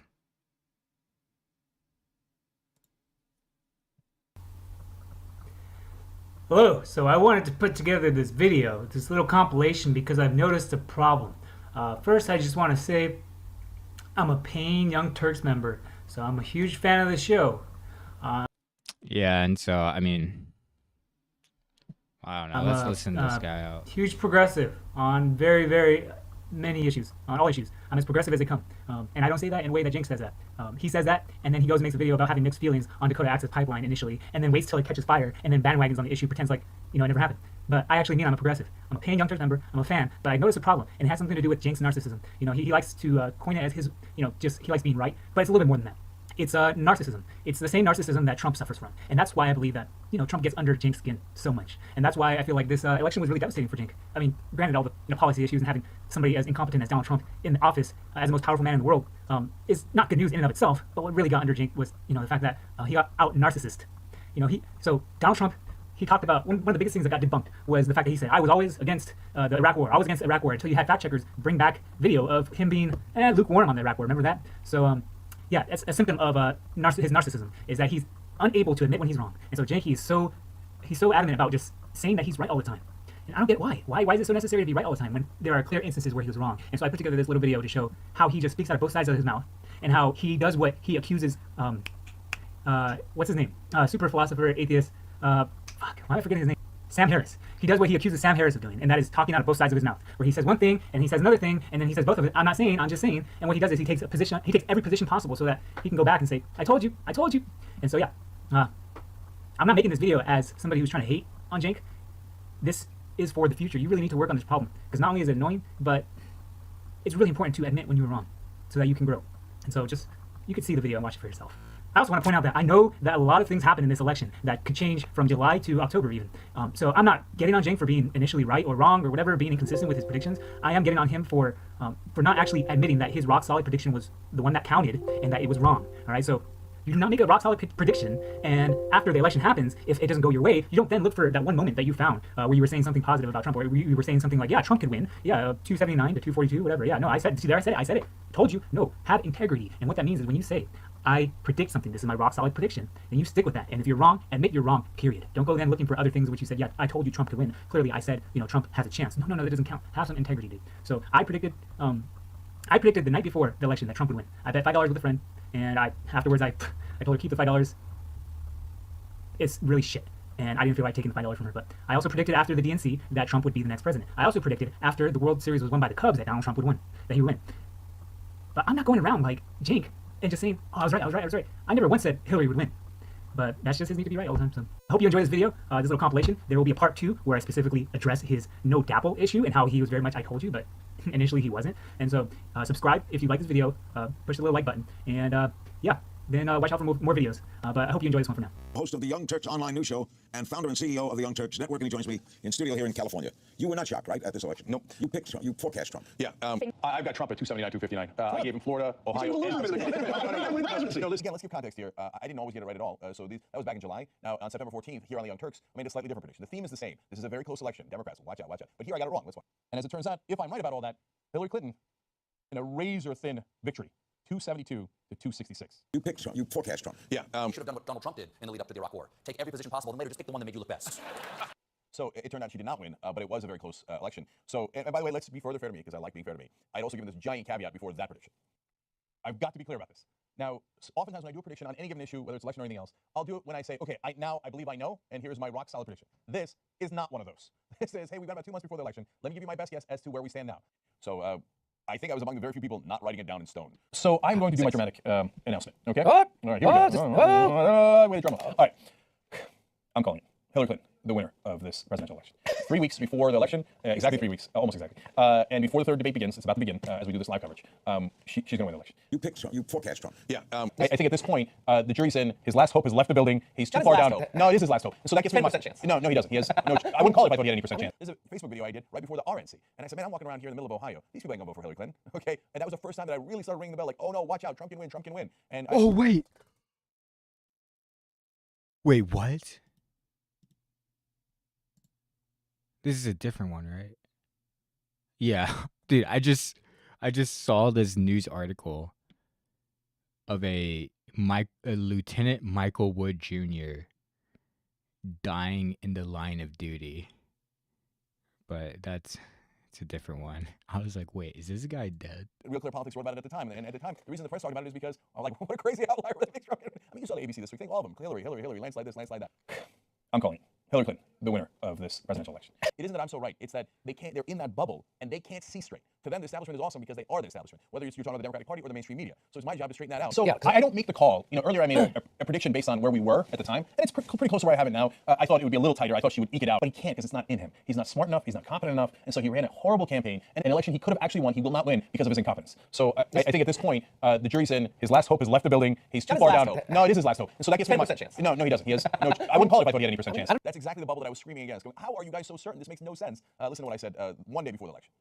Number one, I'm going to give you HuffPost polling. Last I looked, they were at 98.4% chance for Hillary Clinton to win. Now, I find that preposterous. He has no. I wouldn't call it if I thought he had any percent chance. Absolutely ridiculous. But the folks that just look at the polls and say, oh no, based on our calculations and likely voters and our reading of what we consider reputable polls, they come up with different numbers. HuffPost has got it at 98.4. I think that's ridiculous.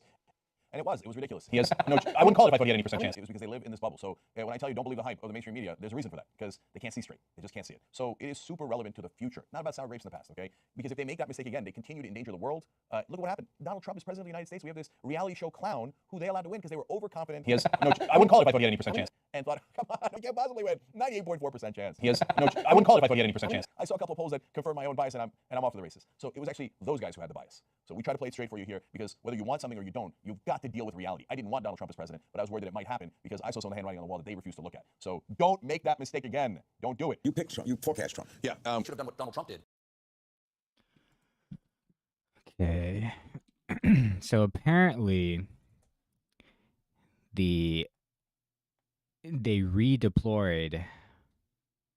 U.S. veterans are returning to Standing Rock and pledging to shield indigenous activists.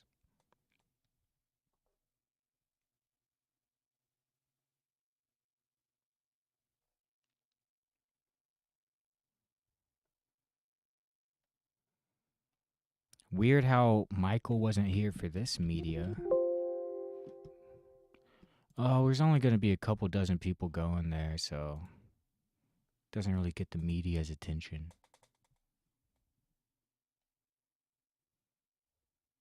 failed, incompetent police officer who had a delusion.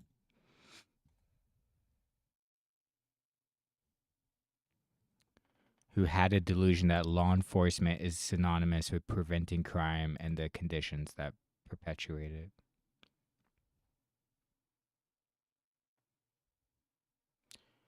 Oh, yeah.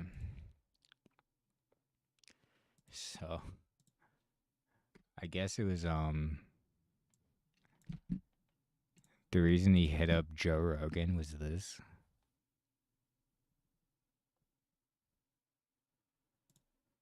Powerful Greg Fitzsimmons. We were reading this battage. Like how crazy is it? He all time. That's different. Himself. That was first one. I think so. Whatever it was like. Second one was him and he would do the Noah's Ark thing. Going to sleep with Bill Cosby. That's a different one. Nap time with Bill Cosby. Here, you look tired, Bill Cosby. Hey. Has there ever been a public figure that has gone from being one of the most loved of all time? Like Bill Cosby, pre-rape accusations, was one of the most loved guys. Yeah, but Michael Jackson. It was never definitive. He was always weird. Yeah. He was always weird. Bill Cosby was like the voice of, like, he was moral. Yeah. He was like this sweet grandpa type character that didn't want you using bad language. Like how crazy is it? He was probably a guy who's gotten more of those honorary doctorates. Yeah. He's the honorary doctorate guy. He definitely has at least one of those, because I know he was asking people to refer to him as Dr. Cosby. I always thought he was just fucking around though. I thought Apparently his ego thought was that out of funny. control. I know this guy that used to do all of his day-to-day. Yeah. He was the assistant to the agent who had to actually deal with it. That dude had 3 full-time houses, one in Colorado, one in New York, one in LA. Each one had a chef and a maid and a driver all on call, like literally on call, because he had his own jet and he would do a gig in St. Louis and none of the 3 houses knew which house he was going to go to that night. He would just fucking go and you had to be ready. Whoa. Yeah. Food stocked, house clean, ready. Welcome to the Whiskey Congress. Honest, open talk dedicated to speaking the truth to those who are open to hearing it. Black, white, right? You do a concentrate in a thing called a nail, or you have to smoke it. Yes. And so I'm not there. But so mine comes, yes, in a vape pen. And I was too aggressive with it though.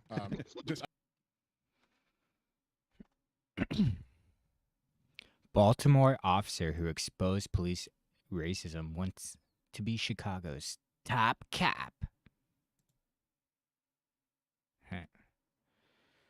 Wait, is there but yeah, let's look at these tweets they put in here. So here we go. I'm going to start tweeting things I've seen and participated in.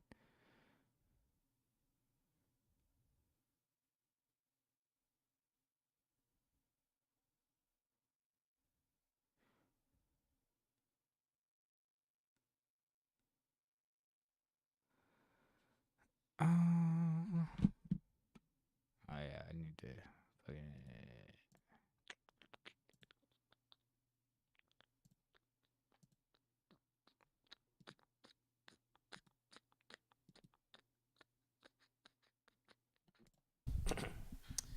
And then could you, well, I think another comparable echo example would be in Germany, and how we would probably all say that as a Ooh.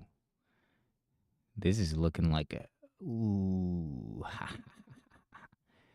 Archive.org got a lot of hits. Let's give that a second.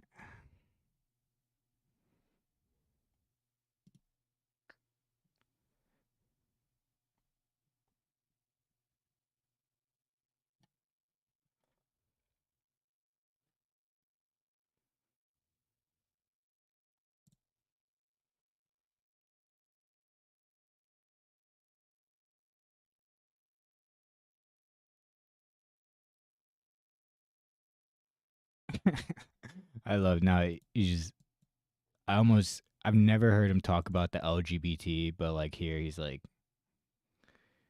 take a hard look in the mirror if you lack empathy for LGBT causes.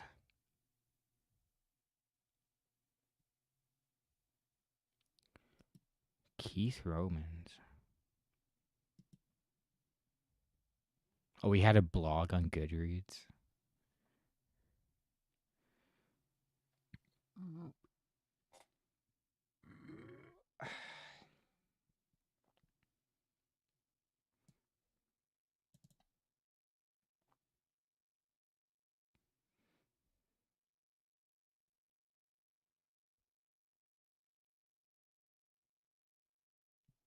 The time spent at work is time spent fighting a war. A few years later, protest isn't work.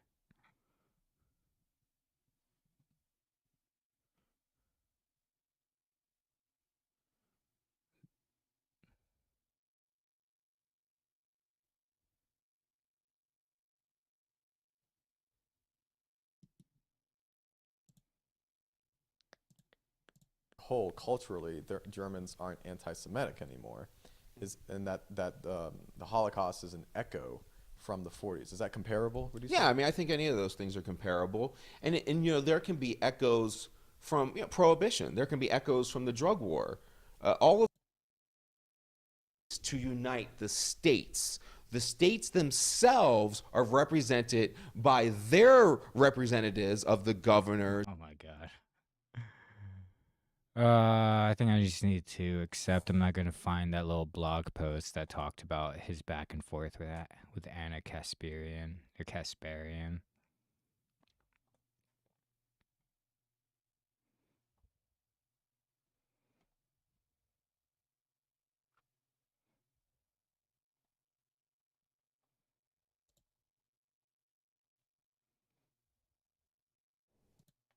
Phenomenal. Oh, it's not broken. Mutants. And then we were driving by a hospital one day, and there was like a dude with 2 heads or something and 3 arms, and it turns out that there actually was a hospital with genetic defects, and they would check. I was like, no, I can't believe it. There are mutants in Baltimore, right? Baltimore is a fascinating, fascinating place. Anyway, so by the way, I'm not a bad guy. I only made fun of people with genetic disorders. What's going on here? So anyway, but so when you're in the white areas, like everybody knew. It wasn't like Michael A. Wood Jr. decided, oh no, I'm not arresting any white people. Like the with the streams, they don't go and do the same things. They're not going to. Wow, it's incredible to hear from someone who lived it. So okay, let's talk about how in the world can we fix it? I mean, how endemic do you think it is to cops all over, not just in Baltimore? And then what can we do about it? I think all the urban cities are the same. So I think if you're talking about Philly, you're talking about Cleveland, you're talking about Atlanta, Oakland, all these places are the same. I can't imagine anything different. We've actually had officers from New Orleans that came after Katrina, and they just fit in just fine. If somebody from Philly and Boston, they can all come in, everything will be fine. Everything will be fine in New Orleans? So it's endemic. It's the entire system, and I think it's actually reflective of the entire nation. I think it's just a microcosm in the police department where, because you have that power, you can live out that racism. Yesterday, I was watching the Lilo and Stitch featuring Anna Kasparian show, and I'm not gonna lie to y'all. Y'all saw my video. I didn't make it through. I couldn't. It was too much, right? Rhetoric. And I think that, look, I think racism exists for sure. Do I think the majority of white people are racist? Do I think white people are inherently racist? No, I do not. Yo. Scared or I'm afraid of talking to people who are outside of my race because I don't know if I'm going to unintentionally step in it, right? Yeah.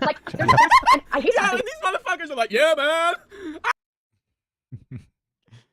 But yeah, that is kind of funny because it's like, at least she's being honest about how uncomfortable she is with talking about race. Instead of like Michael Wood, where he's like, it's your paradigm. I don't have to accept it.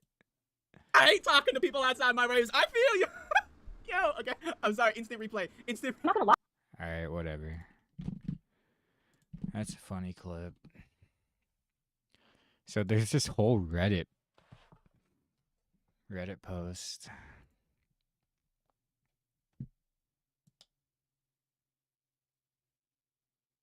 All right, we good. We good.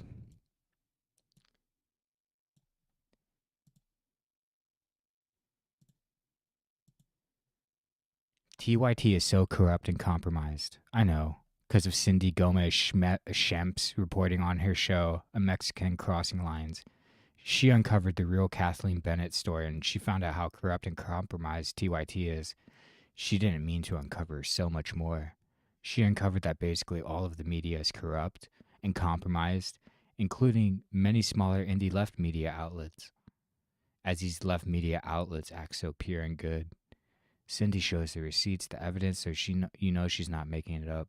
What happened to Kathleen Bennett, a Native American woman, and her elderly Native American mother, Mary Trujillo, involved Nexus Group, and Nexus is a big donor to TYT and all of the media. Nexus funds politicians, and they're tight with Hollywood. They're literally part of the plutocracy. Nexus Group is a group full of inherited billionaires. And Wes Clark Jr. and Michael A. Wood Jr.'s Standing Rock Vet organization helped Nexus frame Kathleen Bennett and lied about Kathleen Bennett, and Kathleen got arrested. The police were corrupted, and Kathleen, in January 2017, was arrested, and at first they kidnapped Mary Trujillo in December 2016 and threw her into a corrupted hell hospital. The real Kathleen Bennett story is huge. Who?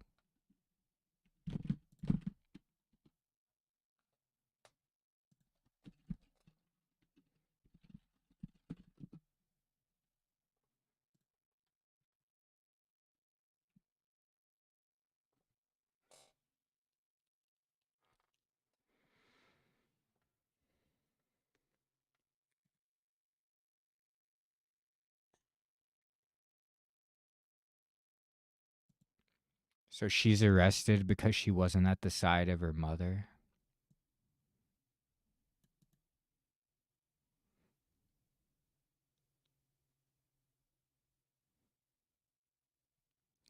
Dismiss the case with $2,000 in fines.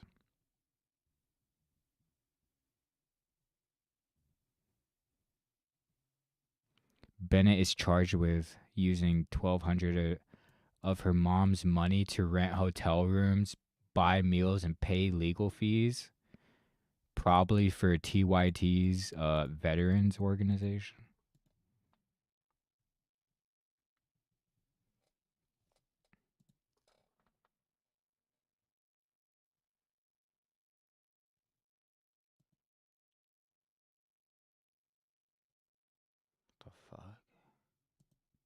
Came together to stand with Standing Rock. Some people knew what the fight against a pipeline company could look like.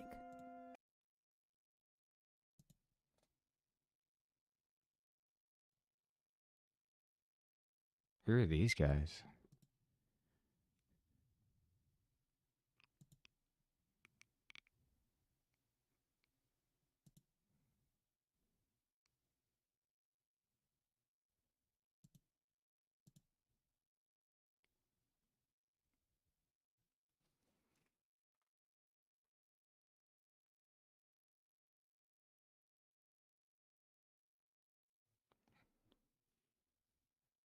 That's crazy. I'd rather read the Reddit. Jordan Sheridan was contacted many times by a good number of people, including Cindy, to report on the real Kathleen Bennett story. And he always had the lame excuse that he's just too busy to cover the story. He had plenty of time to make the two-faced Nexus minions and other two-faced people at Standing Rock look like heroes. Cindy contacted Z Cohen, Jordan's producer, about covering this story, and Z said that TYT is too small of a network to cover this story. She said TYT can't cover this story because Kathleen Bennett hasn't been proven innocent in a court of law yet. Dude, they cover cases like all the time while they're in the system, like while they're being adjudicated. She said Mary shouldn't have been at Standing Rock because of her dementia. In June of 2017, Wes Clark Jr. took Kathleen Bennett's witnesses to TYT's office to talk to Anna Kasparian directly with Cenk when Cenk was on his big vacation, and the witnesses told Anna that they saw how Kathleen was framed and lied about, and they showed Anna the evidence that was gathered by investigators, which proves that Kathleen Bennett never abused her elderly mother at Standing Rock. Anna claimed that Kathleen has been through injustice, and TYT will definitely cover this story. And that never happened. Of course! Again, Kathleen, an innocent Native American woman, was in jail for 6 months, and she awaited a prison trial, which could have landed her 20 years behind bars in prison. If you pay just $2,000 fees, it's like, the mob's like, okay, you're good for now.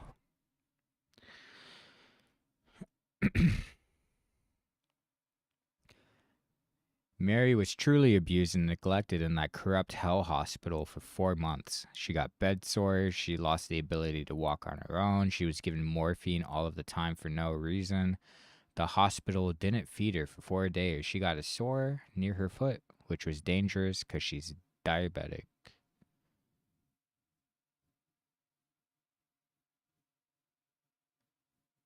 The story of Kathleen abusing her mother went around the country.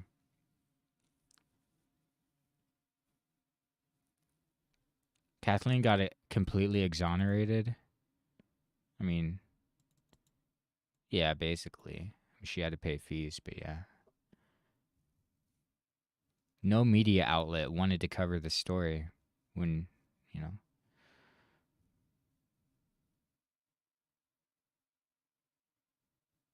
The media didn't even want to say that Kathleen got exonerated. TYT didn't want to touch this at all. Of course. The whole history and real story of Kathleen Bennett shows how absolutely corrupt and compromised TYT is. Plus, for the Standing Rock Vet organization to have been involved as Wes and Michael were connected to TYT speaks volumes. I mean, my God, this is everything TYT claims to be against. Michael Wood raised so much money from TYT fans and others, and the money was used for nefarious actions, which included kidnapping Mary and framing Kathleen Bennett, among other things. And Michael A. Wood either pocketed $400,000 or $800,000. Cenk Uygur has said after this a few times, I guess as recently as last autumn, how great Michael A. Wood Jr. is.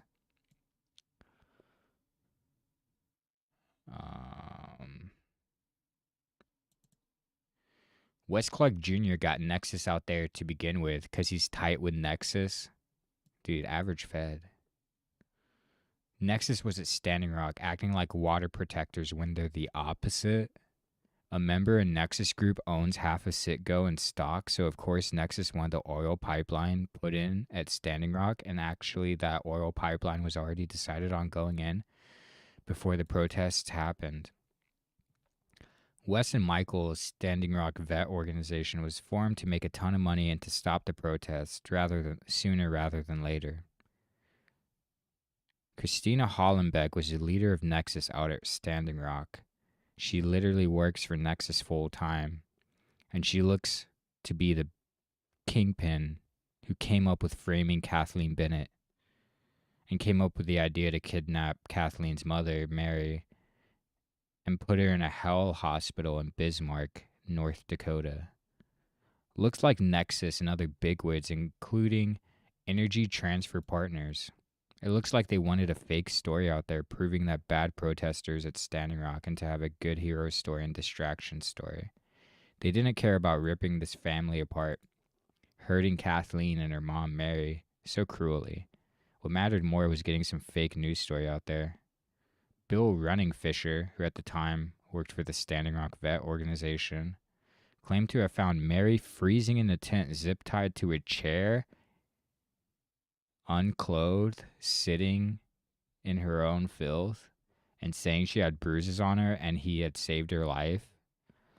Bill claimed Mary talked to him in a foreign tongue when she only knew English.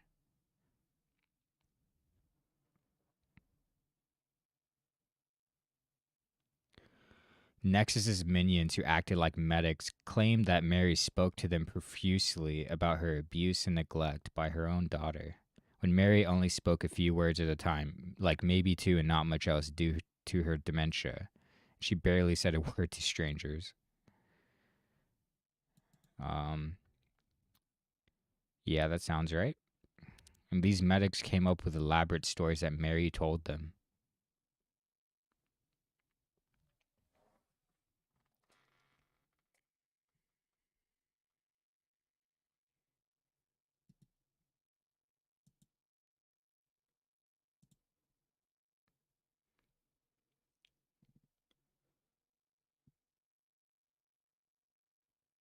Holy shit.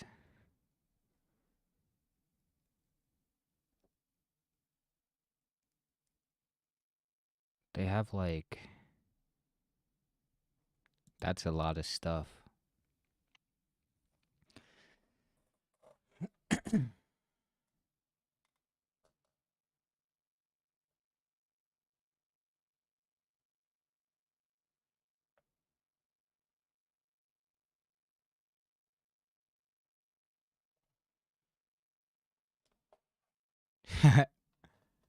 Oh wait, they have 3 online?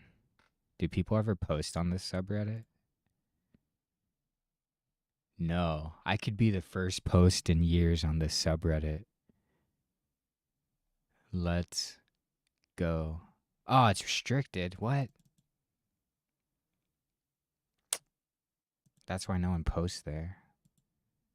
I guess I can request to post.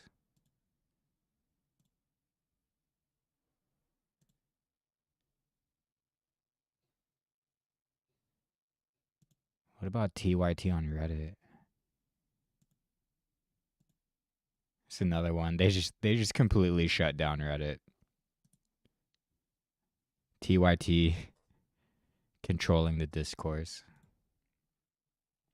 Oh, so this lady is the one I guess fought for her. Let's hear it in her own In the spring voice. and summer of 2016.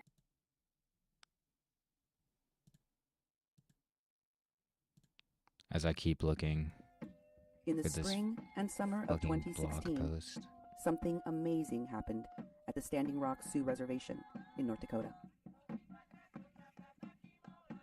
People from all walks of life, young, old, divergent worldviews and religions, hundreds of native tribes,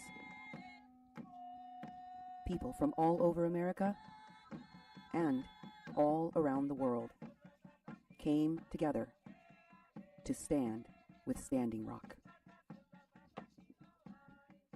Some people knew what the fight against a pipeline company could look like, but most had no idea what to expect from Energy Transfer Partners, the Dakota Access Pipeline, and their workers, or North Dakota's government, and Morton County's law enforcement. They were in for a shock. People banded together in the chaos, out of necessity, protection, and grief. They held tighter, prayed harder, and vowed to stand for the water and the land against all odds. So on Reddit, someone asked Michael Wood Jr., why didn't the veterans show up to Standing Rock again yesterday? Michael said, we have a team out there and they were broadcasting. We must be asked to be somewhere. We were never at Oseti officially and there is no leader to support there. Our team is at the Cheyenne River camp on legally leased land. There are many camps there and no victory measure at Shetty.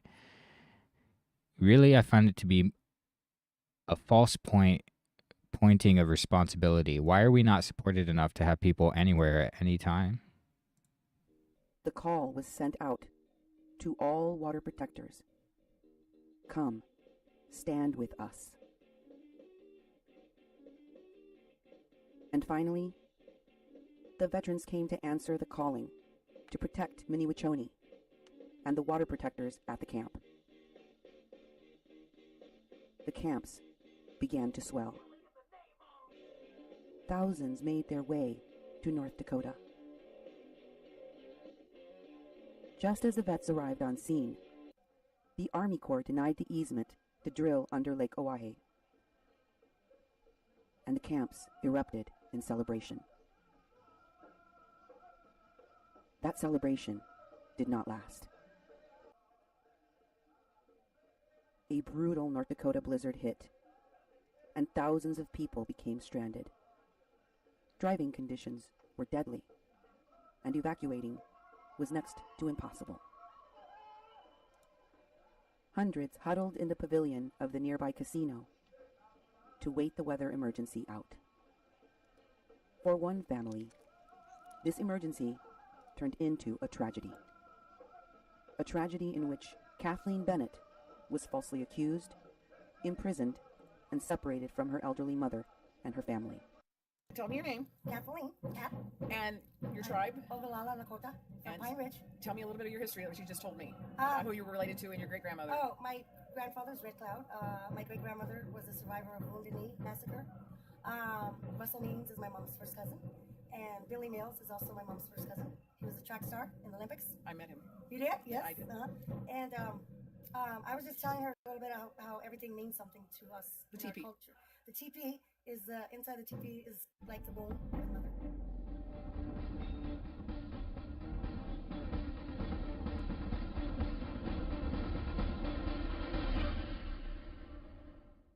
Yeah, I was a medic platoon commander with the Veterans for Standing Rock. So did you get a name for the person that you reported this condition of the elder abuse to in this? L'Oreal Blackshaw was the Veterans for Standing Rock coordinator that we were dropping all that stuff off to. What's the story with her? As far as I know, later on, she had a falling out with the Veterans for Standing Rock organization, and then she tried to go off on her own, and then the camp elders asked her to leave camp because she dropped the ball on a lot of other stuff. From the January 3rd, 2017 report of Jay Grubel and Josh Sellies, deputies for the Morton County Sheriff's Department. On December 20th, 2016, I spoke to Bill Running-Fisher, who owns Eagle Child Consulting and Enforcement Services. It was Running-Fisher orchestrated the removal of Mary from the camp and the transport by ambulance to the emergency room. Running-Fisher told me he had 2 encounters with Mary. The first was on December 6, 2016, when he was on the Oceti-Sakowin camp helping with the removal of protesters. Made entry into the tent, and I found Mary Trujillo in the zip tied both of her arms to a chair. She just had on a sweater, no pants on, no diaper. She'd been soiling herself. It looked like a while. She had a big pile of excrement and urine that she was just sitting in. Okay, anyway, though, so upon entry to the tent, like I said, we found her arms zip tied to a camp chair. Her fingers and stuff like that were taped with feces. She's over 80 years old, very disheveled, covered in feces and urine from the waist down. She had a pile of feces and urine in the chair itself that had dribbled down on the floor. Her fingers and stuff like that were taped with feces. All she had on was a sweater. But the sweater was the only article of clothing she had on. No socks, no shoes, no pants, no blanket covering her, nothing. She kept asking us for help, you know, and crying out in a tribal language which I'm not familiar with. I wasn't familiar with what she was trying to say. As soon as I made entry into that, I seen that, I immediately...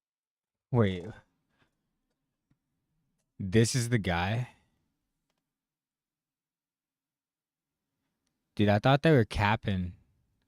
I mean, part of me thought they were capping. Wait, let's...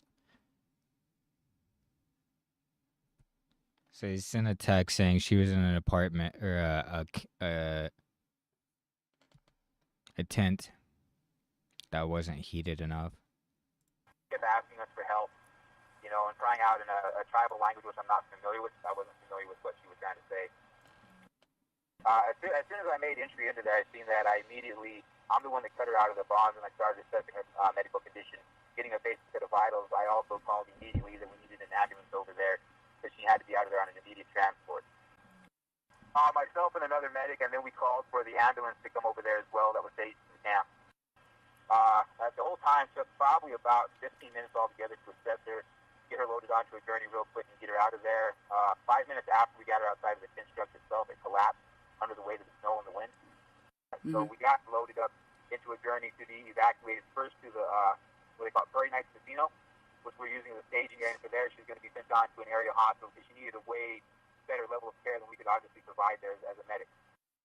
From the January 3rd report of Jay Grubel and Josh Sellies, deputies for the Morton County Sheriff's Department. There was a woman's advocate in the camp who was also assisting as a medic by the name of Mulaney Stoneman. She said that she'd become acquainted with Mary and Kathleen after being called to the Tarpey for a medical call in late November. She determined that Mary needed to go to the hospital and arranged transportation to the Standing Rock Hospital. Are you part of the medic group? Yes. And I'm a medic, and they targeted us. Are you a registered nurse, a trained midwife, a natural healer? What kind of background do you hail from?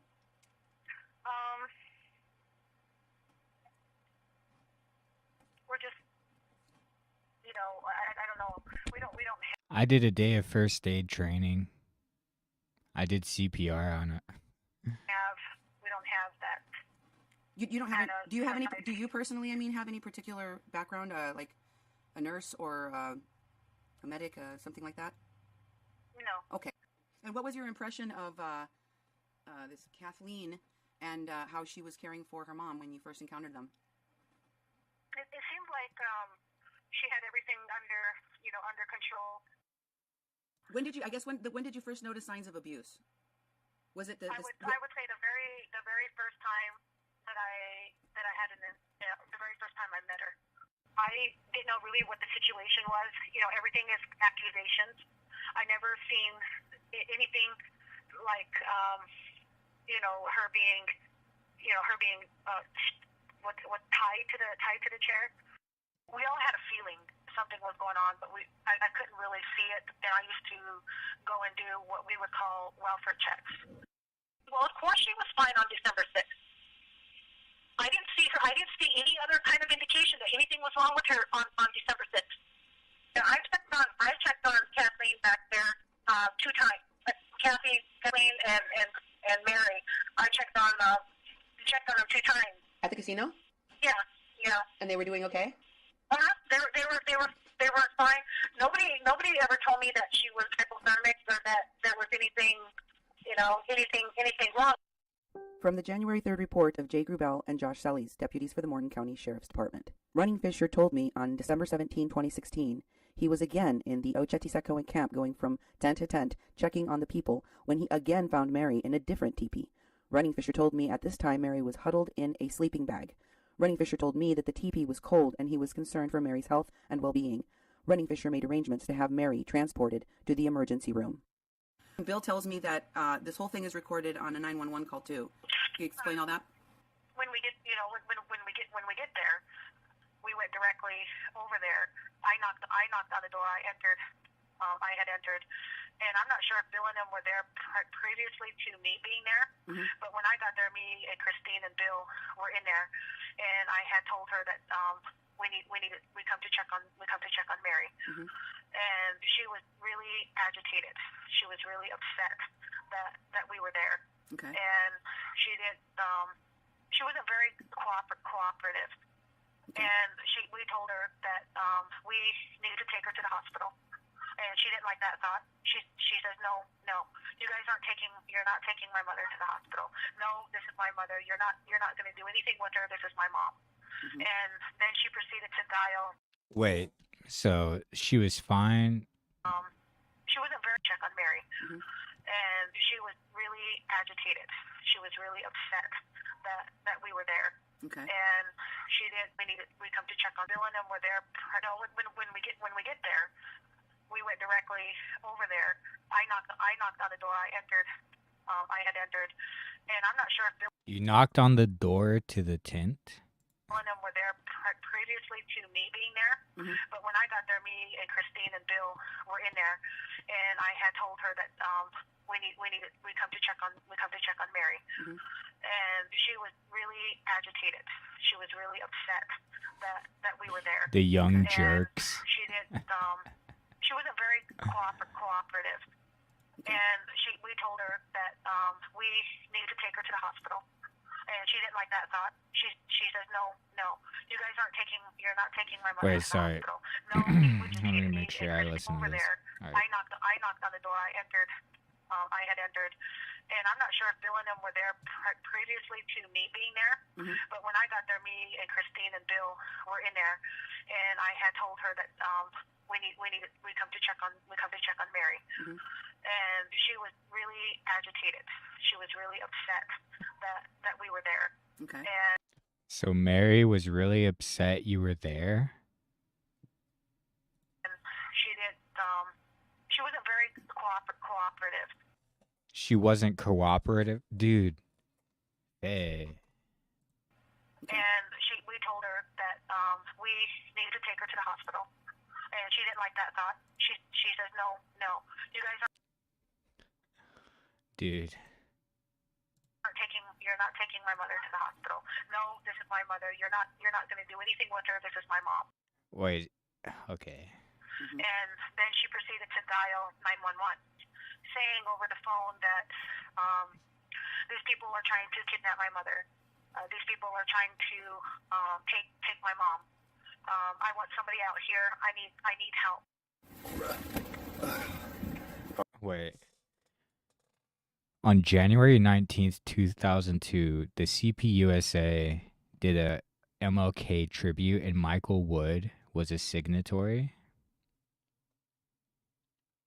Dude, actual Fed. All right. Michael Wood was listed as a member of the CPUSA in 2006? Bruh. Is this like a fake news website? Sorry to interrupt that video, but like... So he started as a CPUSA member who weaseled his way into TYT. He's never talked about that. He's never talked about his time as a... Dude, this guy's an actual Fed. Why else would he never talk about being a former member of the CPUSA?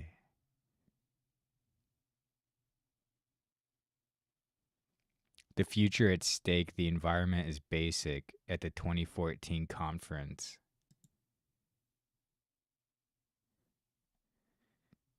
But he was working as a cop during these years. Dude, he was literally an undercover. And then when he retired from the police, dude. That's wild. Wait, is this? That video is private? No! No! Wait, whose channel is it on? Does it show? No. Dude.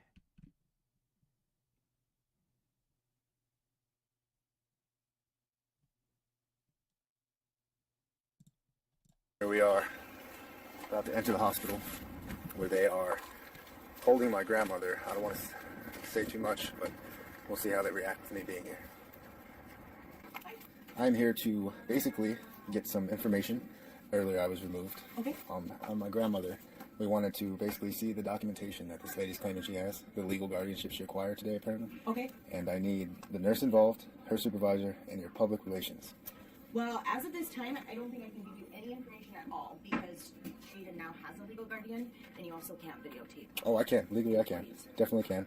What's your name, ma'am? Let's see here. Actually, I'll just... Let's go. Actually, I'll just call the cops.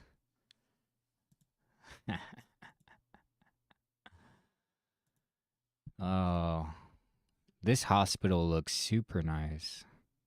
All because Jada now has a legal guardian, and you also can't videotape. Oh, I can. That this lady here to basically get some information. Earlier I was removed. Okay. On my grandmother. We wanted to basically see the documentation that this lady's claiming she has, the legal guardianship she acquired today apparently. Okay. And I need the nurse involved, her supervisor, and your public relations. Well, as of this time, I don't think I can give you any information at all because Jada now has a legal guardian, and you also can't videotape. Oh, I can. Legally, I can. Definitely can.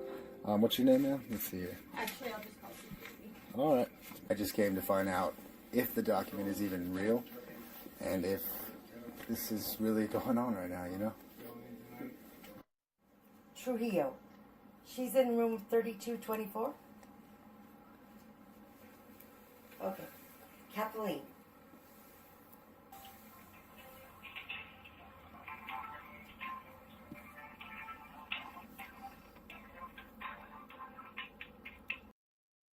I mean, maybe it's this other Michael Wood.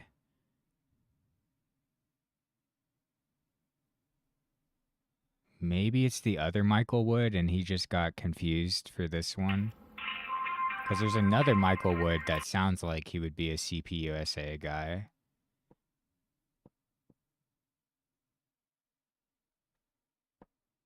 Yeah, he probably just got... Yeah. Yeah, that website probably just, I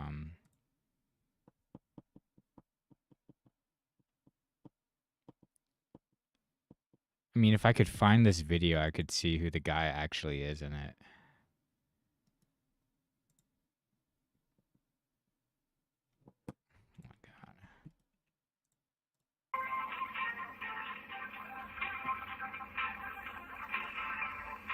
This is Erin. How can I help you? Yes, I was just calling to see how my mom is doing. Who am I speaking with? Kathleen Bennett, Mary J. Trujillo. Okay, I actually can't give any information over the phone unless it's approved by the guardian right now. Okay, so today's her birthday and Christmas, so I won't be able to see her? Correct. Alrighty, thank you so much. I'm sorry. Okay, thank you. Bye. Bye-bye. I think it's probably going to get out there sooner or later that Mary went into comfort care yesterday. She went into comfort care? Yeah. And why is that? Because she's ill. She's ill? She has like continuing situations of I think a large part of it's the dementia. She's here at the hospital, so she's probably going to remain here and Does she even like survive the hospital? I don't know how much time she has, but it's very, very limited. Oh my dude. And you're not even letting them talk to her in her final days? What do you mean time? Her health is failing right now, or what? Yes, her health is failing. Is she dying? What? Yes. What? And then they make her daughter pay $2,000. Her daughter paid $2,000 in administrative fees when they arrested her grandma to like die in the hospital. Or that's like what they're making it sound like. What? Yeah, my mother is a happy person. She's always joking and everything, even at the camp, you know what I mean? I know, my mother's so depressed, my son said. She's so depressed and wondering where I'm at, you know? And then my son said she's even having a hard time walking now. Can you believe that? My mother was working good because she was laying over there for so long. And she had not one sore on her, and then my son said that she had a sore on her. So that means they weren't turning her or nothing, you know, or getting her up or nothing. And a lady that called me too from the Guardian thing, she said she went to see my mom and my mom was out. Everybody's telling me my mom was just sound asleep. You know, morphine and Edison, all kinds of stuff. No, I'm hanging in there, just worried about my mom, you know? Who's the one getting hurt. It's a struggle on the daily, but I woke up this. Holy.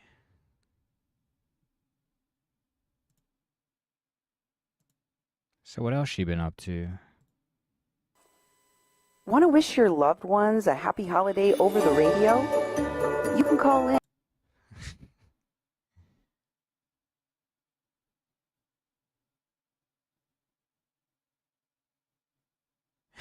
Yeah, let's go, dude.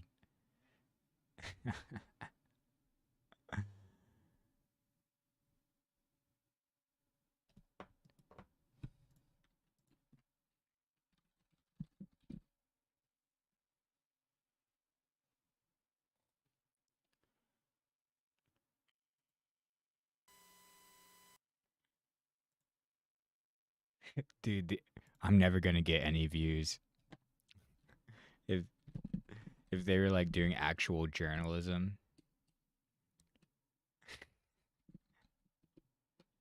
And it has 40 views. Stand for Standing Rock, like Wesley Clark Jr. and Michael A. Wood Jr. were notified of this problem, this horrible crime committed against water protector Kathleen Bennett and her mother, her elderly mother, Mary Trujillo. And we showed you that the interviews with Michael A. Wood Jr. and Wesley Clark led to further interviews with other people that continued to be in the leadership of the veterans out there. They splintered into many different groups. You can go back and review all of that, which I covered in Veterans Stand, Respond, and Beyond 1, 2, and 3. Yeah. 3 different shows, probably spanning a good 9 to 12 hours Exactly. of coverage on the connections between these groups and what they were doing. And there's also an interview that I did with Sadef, which included Chris Dussing. That's right. I told Sadef about what happened. And all that stuff can be found on kppfm.com.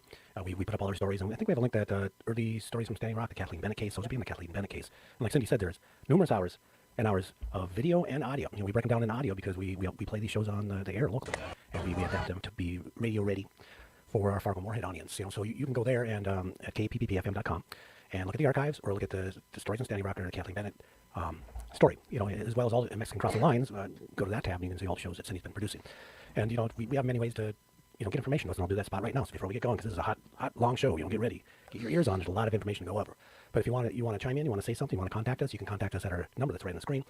It's a message line. It's 701-566-0917. Again, it's 701-566-0917. It's a way to get hold of us. Leave us a voicemail message. We'll listen to it. We'll get back to you. Also, you can find us on Twitter at media_PPP. You can email Cindy. If you want to do emails, a really good way to send attachments and other information. Cindy at kppfm.com, or me, Duke, at kppfm.com. Or you can go to Facebook at 88.1 FM Fargo Moorhead, the People's Press Project, or Mexi-Can. That's the way that people have used it. A lot of people are using the Facebook. It's a totally public, open page, so you can send us messages there. And if you want to contact Cindy on our public page, you can go at Cindy Goes Shemp. So there's many ways to get a hold of us, and I'd encourage you to do so, because a lot of our information comes from people that continue to work and research out there as much as we're doing. And we're trying to get those things fit in. We're trying to get back to you. And we listen and we see. So thank you very much for helping us out. Yes. And also for reminding us of the stories that are still going on. Yeah. I mean, the fact that Standing Rock ended did not mean that the people that were at Standing Rock didn't go on doing activism, organizing, and a variety of other campaigns. We'll be bringing you more on the details of where are they now? Yeah, where are they now? The Standing Rock phonies. And what are they doing? What are they involved in? What are they working on? Okay? Because y'all got to know. Y'all got to find out exactly where they are now, so you can steer clear of that evil, so you will not be duped. And I want to start off by taking you to this picture where we started off on our we left off on our last show. Aylin Altanuk, she goes now by Aylin Axiali on Facebook, and this is a picture from February 9, 2017, in which she meeting up with this woman at the casino in North Dakota. Mm-hmm. The what's it called? Prairie Nights Casino. Prairie Nights Casino, where we stayed many a night. Mm-hmm. And it says Sadef, literally the only other Turkish person at camp. So we felt like we definitely had to commemorate that moment. Her affiliation with Vet Stand was kinda iffy, but she was chill otherwise. Well, Aylin certainly doesn't have a problem hanging out with all of the people, including the skinhead that was leading the Flint camp, Camp Promise, in Flint, Michigan, nor does she have a problem with hanging out with the Young Turks, Jordan Sheridan's girlfriend, ex-girlfriend, the lover, co-rapist, Chelsea Lyons Kent. Yeah. You might recall that Chelsea Lyons Kent and Ty Bayless, 2 TYT employees, also formerly with Truth Against the Machine, working for Sheridan in that capacity, were accused of, along with Jordan Sheridan, raping Carly Hammond while she was in their employ. Okay, so these folks are all involved in these rape-ins. You notice that? And getting away with it too. And not being held Derek. accountable. Not Derek. Yeah, Derek. Derek's going to go to jail for how many years? I think he got like 6. 9? Oh, I thought he got more. No. Well, he was facing a lot more. Mm-hmm. He was facing a lot more. And I told you all about Aylin. If you don't know who she is, and I wanted to show you. Here's one of her posts, by the way. I wanted to show you. She was posting about Erdogan, the dictator from Turkey. And if you will read that, it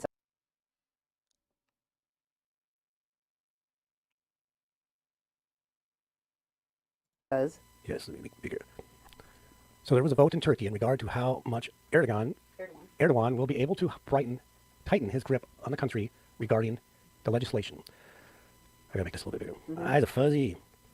The vote was to see if he'll be able to rewrite what is the equivalent of our Constitution, the foundation of our laws as he sees it.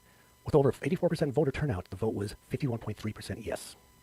So he rewriting the Constitution. This dictator that's a U.S. ally, supposedly. And what we know about Aylin is that she went to Standing Rock. She was hanging out with Sadat. She also went to Flint, Michigan. She was hanging out with the skinhead, Brian Laurie. Yeah. She went to Minnesota, to Minneapolis, Minnesota, St. Paul. She was hanging out with a Morton County operative. I mean, he turned state's evidence against people like his son Derek did. She was hanging out with him. She was working with Ed Higgins. Need I say more? Yeah, exactly. And she showed up in Flint again recently and got a job working with Samantha Magdaleno's uncle, doing immigration stuff. She's trying to get her foot in the door doing immigration work. Remember I told you Desiree Kane was trying to do that too? Yeah. Remember I told you there were certain people trying to infiltrate movements that are about indigenous and primarily Mexican and Central American people, primarily Mexican and Central American people? So to have people that are indigenous from the north taking a lead on an issue that is about Mexicans and Central Americans, not cool. Not cool. Especially when they have an agenda that takes away from the message that we have, or takes resources away from the work we've been doing. IEN, I'm looking at you. How these organizations and people have tried to insert themselves into causes and campaigns that people in this country have been working on for decades and decades and decades, and put yourself at the forefront of them to collect money off the misery of the latest hurricane disaster, Aylin Altanuk, Activate Now, and the people from Activate Now. They did that. These people continually are trying to cha-ching, cash in on the misery and the suffering of other people. And we're going to show you who they are and what they're up to and why it's harmful to this country. But in order for you to understand what and who these people are, you need to understand Turkey, and in particular the Turks involved at Standing Rock, like Sedef Buyak Ataman. Here is Sedef Buyak Ataman profile on Facebook. And if you could make that bigger, you'll see that her profile picture actually has a little insignia that says built to serve and references Team Rubicon, which is all of those people in the background of her cover photo is a room filled with people, like hundreds of them, all wearing a reddish t-shirt, and they're all Team Rubicon. I wonder which one person got all the profits for selling those shirts. Okay, this is a social service agency. I think that it's comprised primarily of veterans, but there's probably non-veterans because Sedef is not a veteran. She doesn't have any background in the service, and yet she led a veterans organization, which makes you wonder, how does somebody get a job like that? Yeah. How do you go from having no experience with veterans groups, veterans organizations, veteran services, etc., and you become the leader of the Veterans Stand for Standing Rock? That's quite a thing to get hired to do, right? Especially if you're paid personnel, or volunteering. Those are high positions that lead to all sorts of opportunities in your life, So this person went on from a very big deployment to another deployment, which is disaster relief, which that Team Rubicon has been active all over the country. If you go to their Facebook page or their web page, you'll see maps and maps and maps of all the things they've been involved in. Well, the thing is that you have to look at Sedef's resume to really understand, what she has been doing. And this is from the LinkedIn, where you can go and see her, background and experience. And boy, does she have a long resume. Yeah. We're not going to show it all to you because that would take up all the night. next 2 hours. That's how long her resume is. But what I can tell you is that currently she's working for Activision Blizzard. Oh, this is the sitch that was hooking up with Michael Wood. She's the one who got paid to make all of those t-shirts. She's the one. Blizzard, if you don't know what Activision is. Activision is responsible for video games, and they have a lot of cross-connection with military because, Call of Duty, that game that everyone plays, that is Activision. And so, of course, they attract millions and millions and millions and millions of young people that are playing these military games. Yeah. And, of course, that means that the people that work at Activision have access to all of those young, fresh minds. I know. For military purposes. I know. And all of their information. Definitely. They've been doing these games for years. It started with the U.S. Army game that used to be, when we first started downloading games off the internet, and they had this multi-user graphical interface for these Army games, and they're training games to teach people how to shoot guns. I remember seeing that, and it was like everybody wanted it. Everybody wanted it. You can get it for free through the U.S. Army. Actually, they farmed your information. You'd sign up and give them personal information because you're just a dumb kid that wants to play this game. It's a recruitment tool. And they went on to do all sorts of other games that are, they call them shooter games, and they're a recruitment and training tool for the U.S. Armed Forces. I think it's disgusting that they do that. I think they shouldn't be in the schools. They shouldn't be able to do any of this stuff. It should be people's real choice to be able to go into the Army, but not to be co-opted and trained to go into the Army, Navy, Marines. And these games are part of what does that. Well, interestingly, Steph doesn't have any background in that, but she does have a lot of background in tech. Yeah. So she worked at Cisco. And Oh, yeah. So, I saw that on her resume. yeah, I know. She has a lot of that, and also her father is an engineer. He's in the academia, right? And so her dad works in these university settings, and she has worked in university settings, and she does have a background as a recruiter. She does have a background at recruiting talent, right? Mm-hmm. So maybe that was something that Wesley Clark Jr. and or Michael A. Wood Jr. Well, no, it would have been Wesley because Wesley's the one that brought her on. Michael A. Wood Jr. said that he kept Sedef on even though she came from Wesley's hire, or he was Wesley's person. So maybe that's what appealed to Wesley in bringing her on to be the head of, to be running an organization for veterans without any experience in that field. Wow. And the interesting. Fun fact, kids. Aylin Altanuk's dad went to the same school, went to the same college as Sedef Buyakataman's dad. Oh. What a small world we live in, Duke. Very small, wow. It's a small world after all.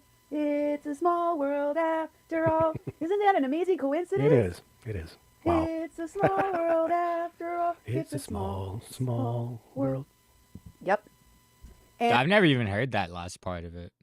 And you know what happened to Brennan, right? You know that this man is still waiting. BJ Nastasio, the guy that disarmed Kyle Thompson, the man that brought Courtney Doctor's boyfriend. The man who brought a loaded semi-automatic weapon and pointed it at people at Standing Rock Camp. Brennan and Samantha have been dealing with nonsense for years now. It's been 2 years. Yeah. They're still awaiting a trial. They have been dealing with poor legal counsel from the WPLC, misrepresentation by the media out at Standing Rock and the WPLC, threats, attacks, and now Aylin Altanuk. I don't know what kind of background she has, but she acts like a spy, right? Yeah. Because she's going here, thither, and yon. On whose dime? I don't know. Don't know. But so is Sedef. You seen where Sedef came from and where she's going, and it makes you wonder, how does one get into that kind of a position? And if you look at a resume, it'd be hard for someone at Activision to have hired her without all of the fancy bells and whistles she's now added to her resume since Standing Rock, including the job Wes hired her for. There's her gold star. There's her connection to the vets. And then she goes on to work with Rubicon, which is another legit organization. She also worked with this Vet Action Network. She claims to have created this Vet Action Network, which is also on her resume. I'm assuming that that's all the splinter groups, because she doesn't specifically name what this Vet Action Network is, does, or has done in the past. But I'm assuming that it's referring to Veterans Stand for Standing Rock, and that it is referring to the other groups that splintered off of that she worked with Chris Dussing and that Brendan Boucher later on, and continued. Dude, it's always... So, was it Vets Respond? It's always the endless fleet of limited liability companies that these guys... Like, it's called Veterans Stand, but we each got like 3 different ones we have to filter everything through. Yeah. And there was a bunch of craziness going on in these groups afterwards. She also did this Inspire People thingy, and this is from that website. And again, there's not a whole lot of specifics on what this is. Very bare bones. From what you can tell on her resume, and of course, this is my opinion, not some Activision executive making a hiring decision. But I'm just looking at the resume as a whole prior to her Standing Rock, where she was doing freelance work and this Inspire stuff and this other thing. And it looks like she was looking for work. Like, okay. It looks like she was freelancing, wink, wink, you know. After she got the gig at Standing Rock and then Rubicon, she was able to leapfrog over to Activision, which is a pretty big deal. It's a pretty big deal considering the millions of, people's information she now has access to, and what she could do with that. What she could potentially do with that information. Again, going back to her resume, I wanted to show you some bits and pieces from her resume. Shows here She's a Vet Action Network founder, she claims here, from April of 2017. So that would have been right after the camps closed. Yep. And it says, if you would read from there, please. Yes, it says Civil Rights and Social Action. Vet Action Network is a multi-channel social media community focused on veteran issues and community activism. Our growing community of over 40,000 active members is spread across Facebook, Twitter, and Instagram with sub-work groups on various topics, including veteran healthcare, PTSD, TBI, issue awareness, civil constitutional rights, community support for underserved populations, and energy, climate change, civil disobedience. Energy, climate change, Yes. civil disobedience. What is that? Is that controlling the weather? Maybe? Civil disobedience? No. Civil disobedience is, kind of like protesting, like what they were trying to charge Brennan with, But it's energy, climate change. And then it goes on to say, the community was originally founded in the Veteran Stand for Standing Rock, December 2016 movement. Yep. And the largest organized veteran protest of its kind in U.S. history, and has evolved into a network of diverse action-oriented veterans and community activists sharing news and information on the most important topics of our time. oh my God. Wow. How Yes. about that? Next, we have We have another one. We have quite a bit of stuff. Like we said, the resume was really big, but this was she was a co-founder and principal financer for Veteran Service Corps of America from April 2017 to September 2016. And she was the chief cook and bottle washer for a startup nonprofit veteran volunteer organization, responsible for managing all external communications, including press releases, social media, community posting, strategy execution, content development, video images and copy, website creation and maintenance, blog posting on mission updates, coordination of interviews with external media, community relations, and fundraising. She had oversight into the development of organizational policies and procedures, as well as the creation of HR policies, recruitment process, and compliance issues related to volunteer attraction and vetting. Wow. And she was also doing social media mobilization and community outreach leader fundraising for Veteran Stand. So I'm looking at the Nexus thing from earlier, and it seems like there's a different organization called the Young Turks from CNBC that has received Nexus funding. So I mean, maybe TYT got some money from Nexus, but there's a different Young Turks that comes up when you search them. So that Reddit post, not confirmed, but worth keeping in mind. Between November 2016 and April 2017. They must have kept on going because the camps closed in February. And she developed and launched the social media channels for Veteran Stand for Standing Rock, which included onboard registrations, travel logistics, oversight for the mission, coordination, and mobilization of volunteer virtual team to manage external communications, leveraging Facebook, GoFundMe, Instagram, and Twitter. We're able to achieve a huge audience of engagement and growth in just 96 hours to bring 4,000 plus veterans from Standing Rock and raising over $1.4 million. So she's claiming that she raised that money. oh yeah, I'm sure she is. But we know that she was assisted in the raising of that money by Wes Clark Jr., the Young Turks. Let's not forget the Young Turks. That's right. And Michael A. Wood Jr. Exactly. All of them together were raising, and it was closer to $2 million and upwards of $2 million. Yeah, this is a lowball figure on that. She went on in this part of her resume that at this moment, I led the refinement of our community voice and tone to ensure effectiveness. Refinement of our community voice and tone to ensure effective messaging on all channels and targeting marketing about the program activities. Next steps. Let me translate. Yeah. I had to clean up the kerfuffle. Yeah. I had to clean up the mess that was left by Michael A. Wood Jr. and Wes Clark, and I believe now that was purposeful. Yeah. I believe that the kerfuffle and the muddying of the waters and the washing of the hands was necessary so that people could wash their hands of their responsibility to the people that were hurt, like Kathleen Bennett, like our neighbors, Carl Keene, like the many people that these people are liable to, directly liable to. Exactly. And now we have the goods on them. We know. So what else did she say there? You spun it right, though. I mean, saying exactly what you said. I also had to put into operation and HR functions to troubleshoot and provide direction to overall strategy. That's because they weren't paying people. And I supported Veteran Stand to help to amplify the essence of this movement to our online audience. She's doing cleanup. She's having to do cleanup, And there needed to be a lot of that, too, at that time, because there's a lot of people that didn't get paid. They had reimbursements due to them. They didn't get reimbursed. She had a hard time articulating how they were going to clean up the mess they left with Kathleen Bennett when I did an interview with her and Chris Dussing. And this was at the closure of camps. They were still out there hustling for money at the time, if you will recall. And I got very lame excuses and no help for Kathleen. Yeah. No help for Kathleen. So, what happened after that? Well, of course, she was working with Michael A. Wood Jr. They continued in their little crew to go out and do this, Veteran Stand actions, including, of course, going out with Chris Dussing. that's their little logo there that you saw earlier on her resume. This is where they created it, and you can see Chris Dussing there is wearing a "I Stand with Standing Rock" T-shirt. And of course, the next one here is of their crew. If you will recall, there's Sadaf with that, I can't remember his name, but he was one of the people out there with that Water is Life beanie. It keeps showing up everywhere, That's right. that Water is Life beanie. Yep. And in the next one here, you will see them doing that protest outside of a bank. Do you remember they were all chained together? Yeah. Okay. And there's Sadaf with her camera. I just wanted to, use the picture of her, not all, Michael A. Wood Jr. and all those other people sitting on the steps, if you'll recall. It was raining that day. Yeah. So they were all out there in like ponchos and stuff.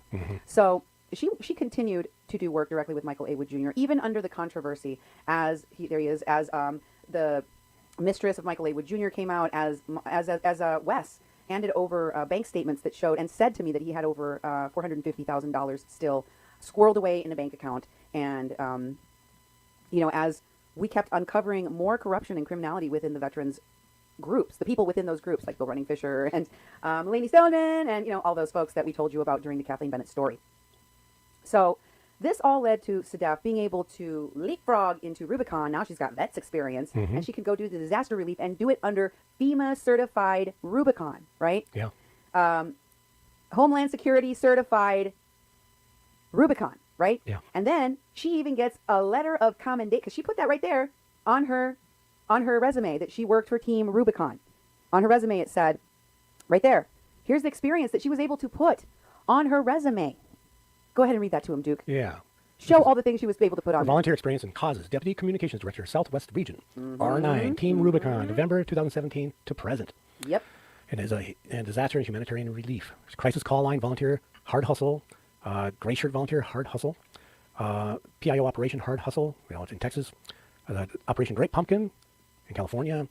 Operation Olive View in Silmar, California. Operation Old Breed in Fallbrook, California. Windland Firefighter Training in Thousand Oaks, California. A lot of California stuff. Operation... There was a lot of people from California that came out to Standing Rock, remember? Yeah, the names are something. Lava, Regional Island, Hawaii. She went to Hawaii. Operation Big Iron in Happy Jack, Arizona. Social Media Technical Operations Manager Volunteer. Wow. Regional Communications Press Releases. Media Relations, VIP Relations, Community Outreach, Social Media Content Development and Delivery, Member and Fundraising Communications, Operation Specific Communications as needed. FEMA. And she has their FEMA certifications. 2 different 1, 2, 3, 4.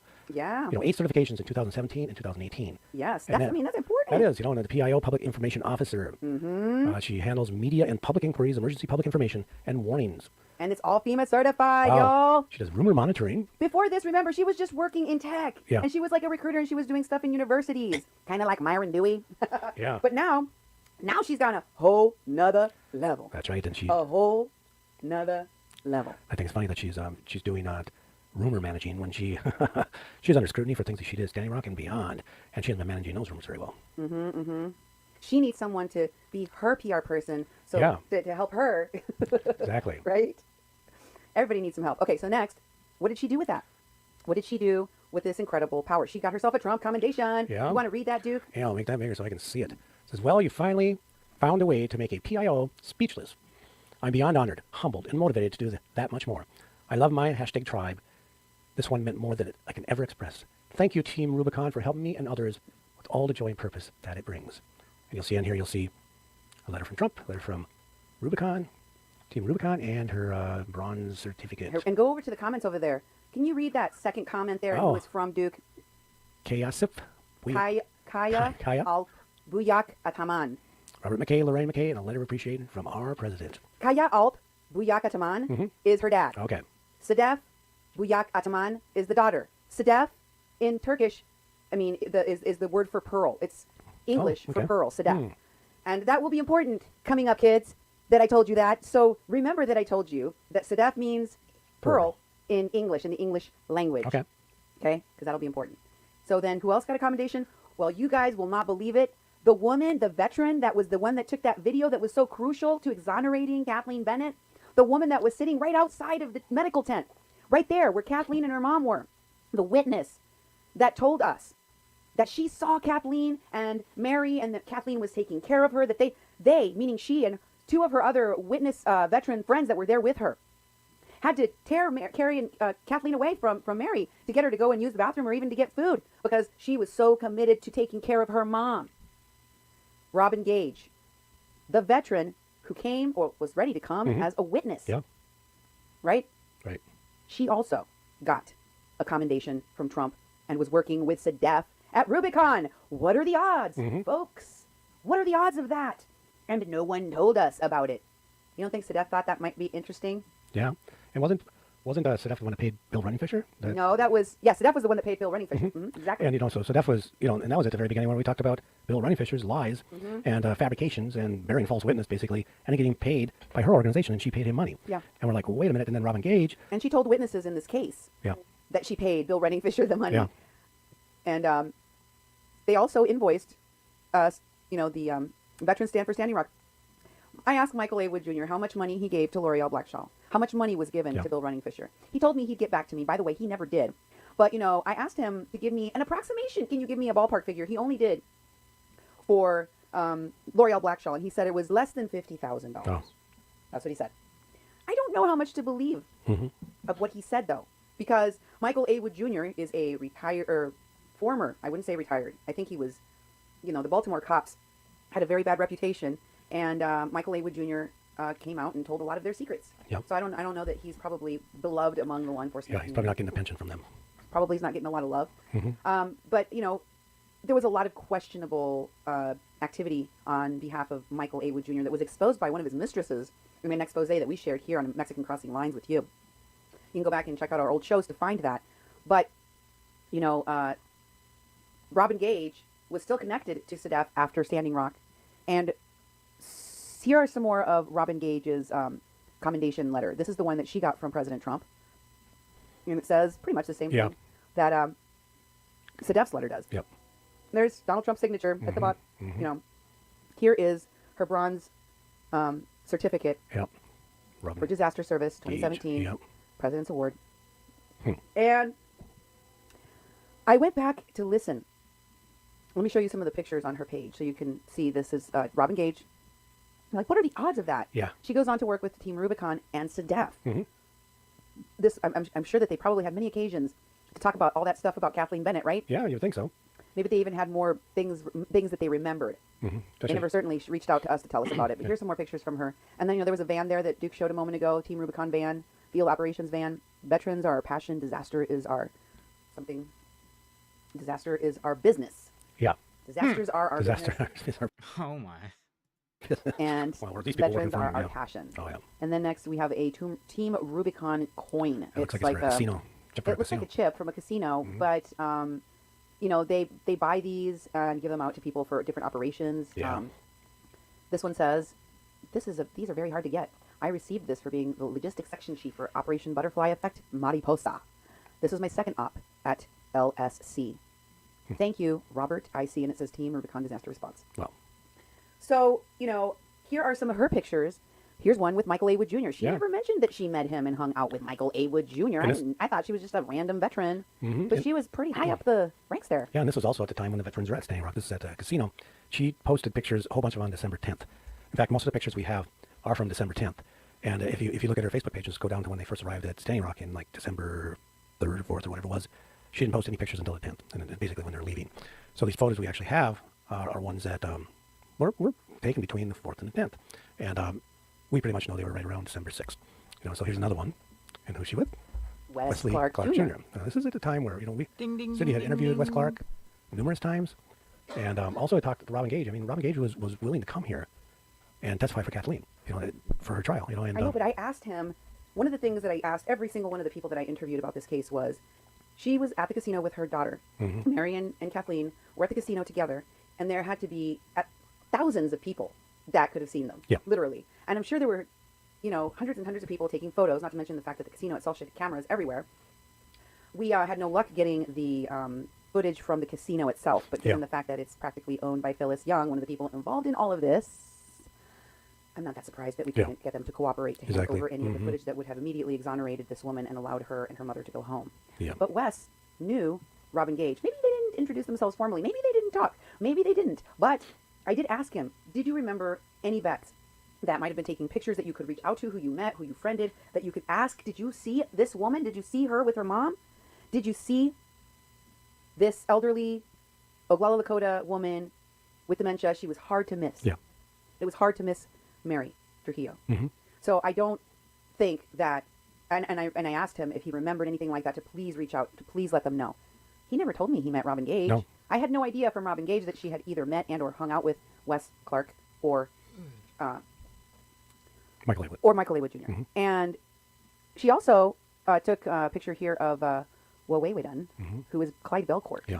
Of the American Indian movement. Mm-hmm. They were also involved in a lot of this stuff, so it was interesting that she had a picture of him. And of course, she's got a picture of Phyllis Young. Yeah. There's Phyllis Young next to a bunch of other people. Mm-hmm.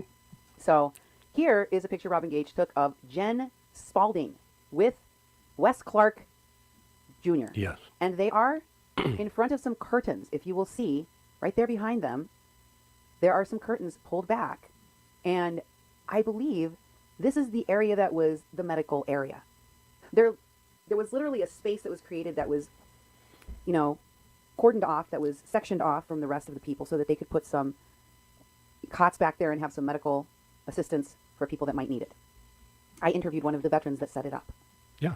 I asked Wes if he had been in there, if he had looked in there, if he had been anywhere near it, and or remembered seeing Mary or Kathleen, because his word as a veteran, as one of the lead people out there organizing this event, would have been very important had he seen them, right? Mm-hmm. And he said no. And here I see a picture taken by Robin Gage of Jen Spalding, a woman whose name he had mentioned to me, which I'm going to share a clip of here in a minute and remind you of where I heard her name mentioned before. She wasn't just taking a picture with Wes. She was also with Robin Gage. Yeah. She was one of the other witnesses in the Kathleen Bennett case. One of the witnesses I never got to interview. And Wes knew her too, met her too, and was taking a picture right in front of the area where Kathleen and Mary would have been. Mm-hmm. But he never told me about this. Yeah. He did tell me he met Jen Spalding, but he didn't tell me he took a picture of her right there. And he didn't tell me that she was with Robin Gage. Had he mentioned that name, I would have known. Well, holy buckets. Those were the two witnesses in the Kathleen. Those are the witnesses that we found that said that they saw Mary and Kathleen. If they saw Mary and Kathleen and you were there, right there, in that same space with them, did you not also see Mary and Kathleen? I have a question about that. Here's a clip in which Wes brings up Jen Spalding. Take a listen. I was contacted by Sean Stone, Oliver Stone's son, Okay. who said he wanted to write a movie with me. Okay. 1 month later, I get a call from a man named James Martinez. James Martinez says he got my number from a friend of mine named Nora Maccabee. Okay. When I called Nora and asked her yesterday where she knew James from, she said he was a friend of Sean Stone's. So the first question is, why would a friend of Sean Stone's go to a friend of mine to get my number when they could have got my number from Sean Stone? Right. So he became the person who got me involved with Standing Rock. He called me up and he said, I was friends with Russell Means, and I'm here to, he told me I needed to save Lakota Nation. And he became my go-between with Phyllis Young. Mm. Oh, I'm friend. His Fed handler was friends with Russell Means. Why would a friend of Sean Stone's go to a friend of mine to get my number when they could have got my number from Sean Stone? Right. So he became the person who got me involved with Standing Rock. He called me up and he said, I was friends with Russell Means, and I'm here to, he told me I needed to save Lakota Nation. And he became my go-between with Phyllis Young. Mm. Phyllis Young I never talked to her without him calling Phyllis and connecting us. Wow. At first they wanted my dad out there. And my dad was like, fuck no. So, I told you all this story when we, did the interview back in January, how that month went. And his dad is the guy who's on CNN like week after week. Wes Clark Sr. spreading,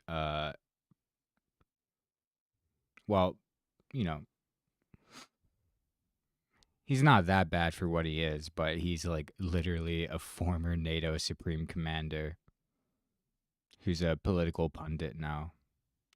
So, he speaks out for Ukraine. He speaks out for a lot of people, but with this one, he was like, no way. Too glowy even for that guy. Mm-hmm. I think almost everybody surrounding me out there and in the leadership of Veteran Stand, this may sound crazy, is part of this Russian operation. Oh, yeah. I don't think that's crazy anymore. Not only that, I think these people are the people who are going to pull off the proverbial Reichstag fire to put us under martial law through orchestrating a race riot in Flint, Michigan, in combination with a pipeline attack in the Dakotas. I've been hearing about that in Flint for a while. You know, like ever since I covered the story. Remember I said I got death threats when I came back from Standing Rock? Yes. They were specific to Flint. Wow. Wow. And all those people I was out there with, like the people directly around me, I'm sure you're going to recognize these names. Evan Duke. Yep. Travis Biolette. Yep. Chris Dussing. Possibly Sadef Buyakmatan. Yep. Jesse Lee. Yes. Mark Sanderson. Uh-huh. And someone I didn't meet personally out there, but somebody who was involved with this group named Nico House. Wow. Now, all of these fucking people have reached out to me since the Intercept article. And it's mainly to find out what I've known. I tell all of them, I think I'm a fucking infiltrator, but I don't have proof. Mm-hmm. And I tell them, I think everybody's being used as part of an op. Mm-hmm. But, I mean, Cindy, just with what I can learn on Facebook, like I've learned the greatest way to find anything out is do the Google search, but do it from 2015 back. Yeah. But here's the other freaky thing. Every person out there in that leadership team had some backstory that connected them to me. Sure. So, Chris Dussing was supposedly a rifleman company commander in K4 under my dad's command during the war in Yugoslavia. Wow. Do you recognize the name Jen Spalding? That sounds familiar. Jen Spalding was the officer in charge for the Eagle Butte staging area. Oh, yeah. Jen Spalding, when I met her, was, by the way, one of the first people I met when I walked into the fucking casino. She was sitting right outside that little fucking restaurant in a wheelchair with a fucking heart device on, telling me that she'd just gotten out of chemo, she had 6 months to live, and that she was in this state of affairs because of a brutal attack she'd suffered in the military where people kicked her in the head. I also suffered an attack in the military where I was kicked in the head. Uh-huh. Okay, anyway, so she was the head of the people down in Eagle Butte, and she had this story about being attacked by neo-Nazis when she was there. But what I've noticed is she drives all over the country. She's still alive and heading to Michigan. Now, when you look at her Facebook page, it says, all the places she's lived, Texas, Oklahoma, Carolinas, Georgia, nothing about Michigan. But if you do a search of just her name, like in quotes, and, before, 2015 and earlier, the only shit that shows up about her online is A, that she's disabled, and claims to be a veteran, and B, some restaurant reviews for, Yelp on, fucking McDonald's and Arby's in Lansing, Michigan. Are you starting to see all the weird shit? Yeah. Okay, so this guy, Nico House, reaches out to me, I don't know, a week and a half ago. And he, do you want to talk about Tiger Swan? And I basically told most of these people, dude, I'm backing the fuck off. I don't want anything to do with any of this. This is over my head. Yeah. But he wanted to talk to me. So I researched Nico House. Nico House on Facebook was the head of the student Bernie group in either North or South Carolina, one of those fucking, either North Carolina State or South Carolina State. Doesn't say he's a veteran on his Facebook. But if you search deeper online, he is a veteran. Okay. So why would you not admit you were a veteran on Facebook? And then his place of employment is a high-priced real estate company based in Miami that only sells real estate, super luxury real estate, in Manhattan and Miami. And this guy uses GoFundMes to go to the People's Climate Summit. And when I talked to him on the phone, he said, dude, because, con men, they can't help but fucking brag. So he's like, I was the first guy to turn everyone against Hillary when WikiLeaks came out. So then I was like, ding, ding, ding, ding, ding, ding, ding. And I went back and looked at every one of these people in this fucking group, to include, by the way, Victory Lundquist. Really? Who was another one of them. That Nico House has been mentioned to me several times in connection with Ed Higgins by some of the other whistleblowers I've been talking to. And I had never heard that name before, and now I'm hearing it all the time. Yeah, because they all met up at the People's Summit together, and then they all went to Flint. Yeah. And then here's the thing. Did I tell you about Chris Dussing, that he has a Russian wife that he married so she could get a green card? Nope. Yeah, he's the commander of the vets on the Cheyenne River vets. And he told me last week that he was talking about armed patrols around the pipeline. And I'm like, dude, what are you even doing looking at what's going on around the fucking pipeline? Because it's full of fucking oil. You can't do anything. It's there. It's full of oil. Yeah. So why is he noting where the patrols are on the pipeline? You see what I'm saying? There is a two-pronged terror attack that's quite literally a false flag attack that's going to happen whenever Trump reaches that point when they're about to fucking put the cuffs on, which may be in the next week because they're all in Michigan now. I know. And they travel through Lawrence, Kansas a lot. Yeah, there's some kind of staging area for them as they move between Cheyenne River and Flint. But these people are all fucking connected. And by the way, Mike Wood has $450,000 fucking in multiple bank accounts that he never paid out to vets or water protectors or donated to the tribe or put into a legal trust or anything. He just kept the fucking money. That's it, yes. Okay, so there's a lot of information in there. But the bits and pieces that I wanted to focus on was the Jen Spalding thing saying that she was attacked by neo-Nazis, that she was going to Michigan. Remember, Aylin ended up in Michigan, Aylin Altanuk. And then, of course, the mention of Nico House from Mikasa Sukasa. Did you know Nico House has a Korean flag tattoo and speaks Korean pretty fluently? And that he's pro-Kim Jong-un? Yes. Did you know that? And he's also he is also pro-Trump. He was one of those Bernie guys, Bernie bros, Bernie connected people that ended up going pro-Trump, incidentally. Yeah. So I wanted to point out those folks. I will be coming back to them. There's too much for me to cover in one show. And as you know, I got a late start tonight, so here we are. Yeah. Here's some stuff from Jen Spalding's Facebook. There's her profile. And as Wes said, she's still alive. Yes, yes. Interestingly, somebody that told me that they were dying, and as far as I know, is still alive, Maggie Day. Oh, yes, yes. She was one of those people. She kept telling me, about to kick off at any moment. Yeah. And here is where I looked up Jen Spalding on our witness list. And as you can see, this is actually an excerpt. I grabbed this, clipped it out of the witness list that I turned over to the attorneys in the Kathleen Bennett case. And right under Robin Gage is Jen Spalding. Right there. Wow. Yeah. So when I heard this clip, I was going to use it because I was trying to make the connections to all the Flint people with Galen Altanuk and all that. And Jen Spalding, I looked up and I was like, I said to him that sounded familiar. Why does it sound familiar to me? Well, I'd only ever heard it when Robin Gage gave me the names of the other witnesses, and there was one other woman. I didn't feel the need to bring her up because she's not on here, but I am looking into her now. But since they were the trial was canceled because they dropped the charges against Kathleen because they didn't have anything. Yeah. And I didn't feel the need to go back to this witness list or think about interviewing those other witnesses because the trial wasn't going to happen. So that's why I had only remembered it briefly. I didn't, have a strong connection to it, but it did sound familiar. Yeah. And I found it and I was like, okay, now let's do the math, everyone. Okay. 3 people, all connected to Wesley Clark: Jen Spalding, Robin Gage, and Sadef Buyakataman, all working together at the Veterans Stand for Standing Rock, all connected to this, also connected to this Team Rubicon disaster relief work. I'm not sure if Jen is also, but Jen is still connected in friendship to Wes and to Sadef. Yes. So I found this out by going back through Sadef's page and Wes's page and also his wife's page. Here's a picture that Sadef took with Wes's wife. And this is on December 23rd of 2016. Do you know what that day is? Bro.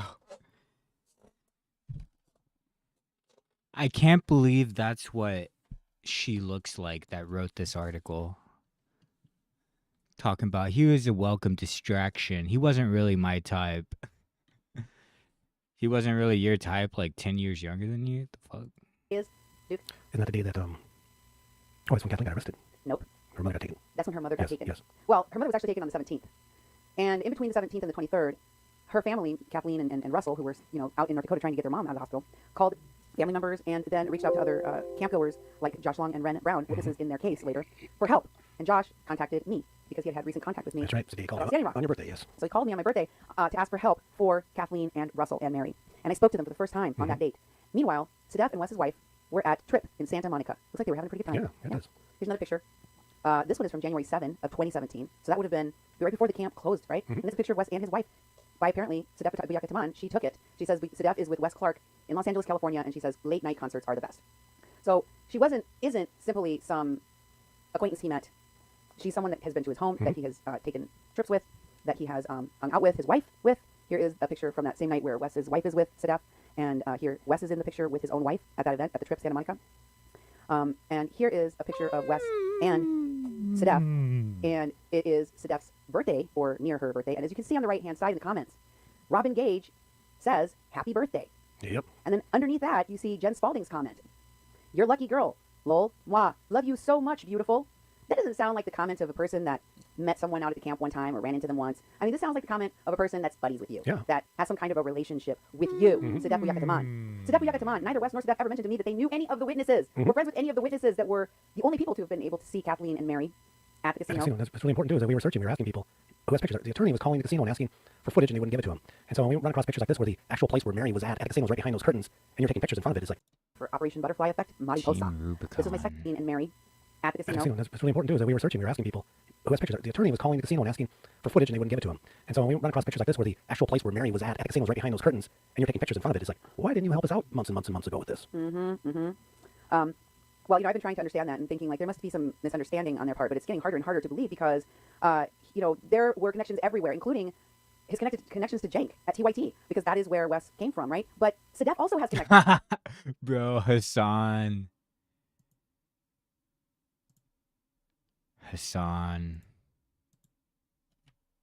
To Cenk at TYT.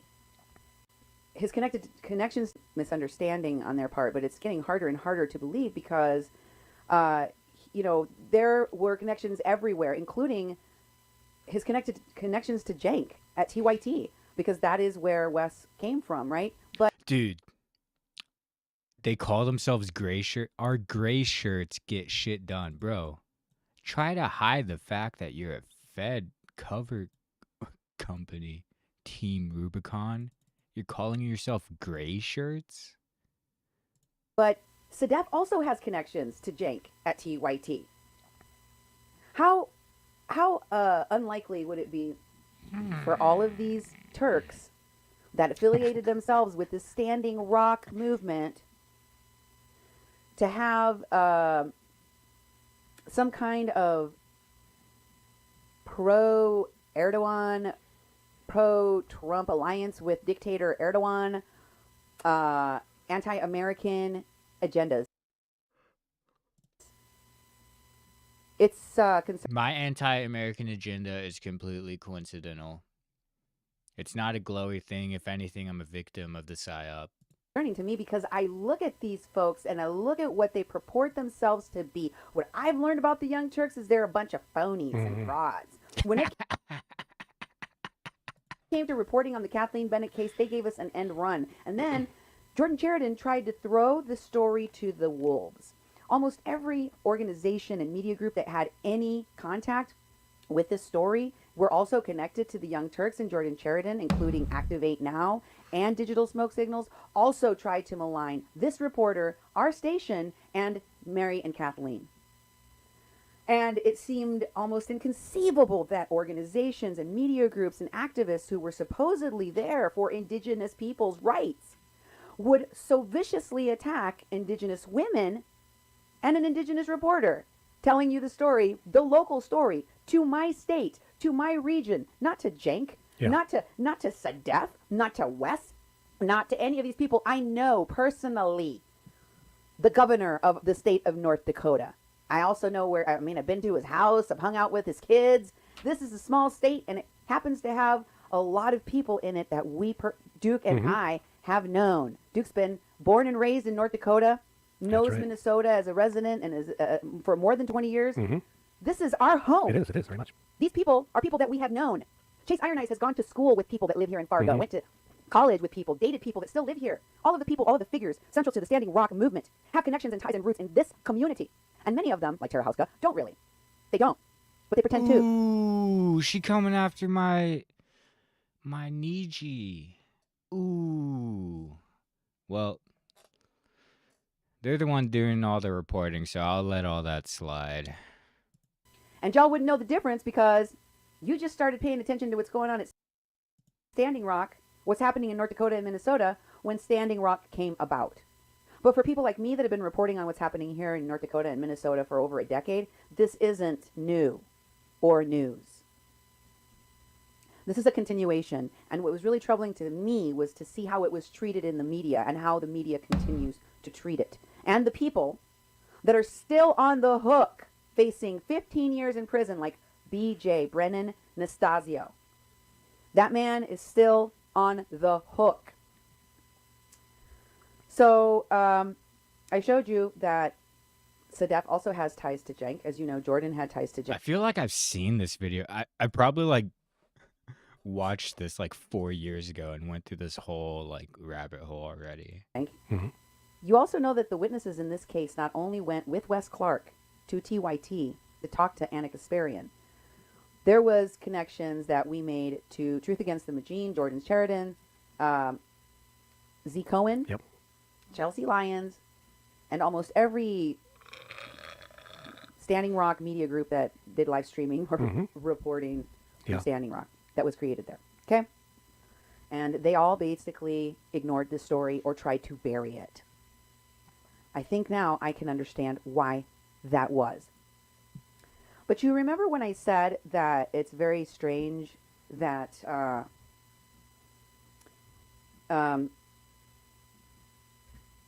Sadef is on her resume worrying about cleaning up the mess made by Michael A. Wood Jr. And Wes and messaging appropriately after Standing Rock and the scandal of the money taken and the services not provided by those groups.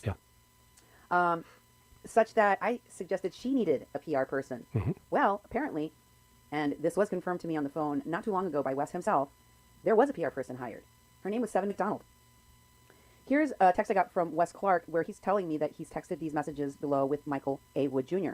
And in it, Wes acknowledges Seven is whipping up a press release on the money.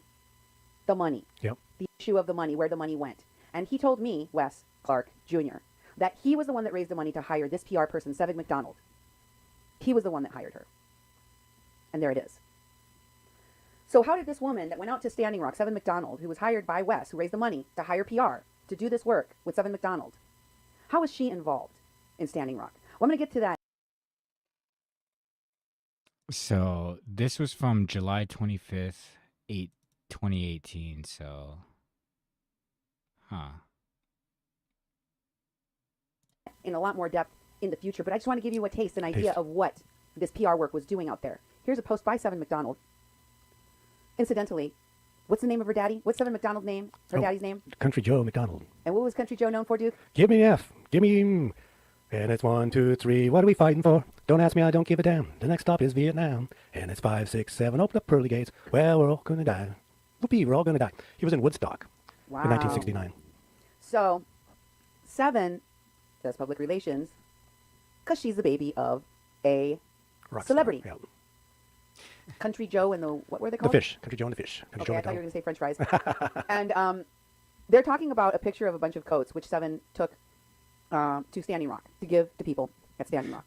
And Seven McDonald says to a woman named Winnie Wong, do you want me to send you the press release for something on Sunday? Or actually, the amazing Desiree can share it. Desiree. Yeah. Desiree that she was referring to is made more clear to us in the next message response from Winnie Wong back to Seven McDonald, in which she says, Desiree Kane is our organizer. She's on that. We're also obviously working with Tulsi. That would be a reference to Tulsi Gabbard. Yes. So Desiree, and again, I just told you, Wes himself confirmed, and I have it recorded, so I will play it later in the future for all you hear, that he was the one that hired PR person Seven McDonald. And that she, as is stated here, is working with Desiree Kane. Desiree Kane is their organizer. And Seven says again here about Desiree Kane after Winnie Wong's comment that she is the organizer and that they are also working with Tulsi Gabbard. Seven says of Desiree Kane, she's working with me, exclamation point, exclamation point, exclamation point, exclamation point. Thankfully, we already shared the love about you, meaning Winnie Wong. Okay, so I've made that clear? Everybody's with me on that? Yep. Can you scroll down further? Were there any more comments on that one? No, this one is the last, Okay. the last one. Okay, go ahead and go to the next one. There's more comments on this same picture on which they just talked about. Desiree Kane being the organizer working with Seven McDonald, the PR person hired by Wes Clark. And the comment here is from Wes Clark's wife, Anna. His wife? The wife? Ooh. Perry's Clark. And she says, glad you didn't take the fur. I'd have to stop taking your calls. So she takes calls from Seven. They speak. They're friends. And she says, but do stay safe and warm. And Anna Perry's Clark says again, and most importantly, thank you for everything you're doing. And Seven McDonald responds, it is so badass though. And then she says again, by the way, TC provided the perfect boots. I don't know who TC is. Anna does.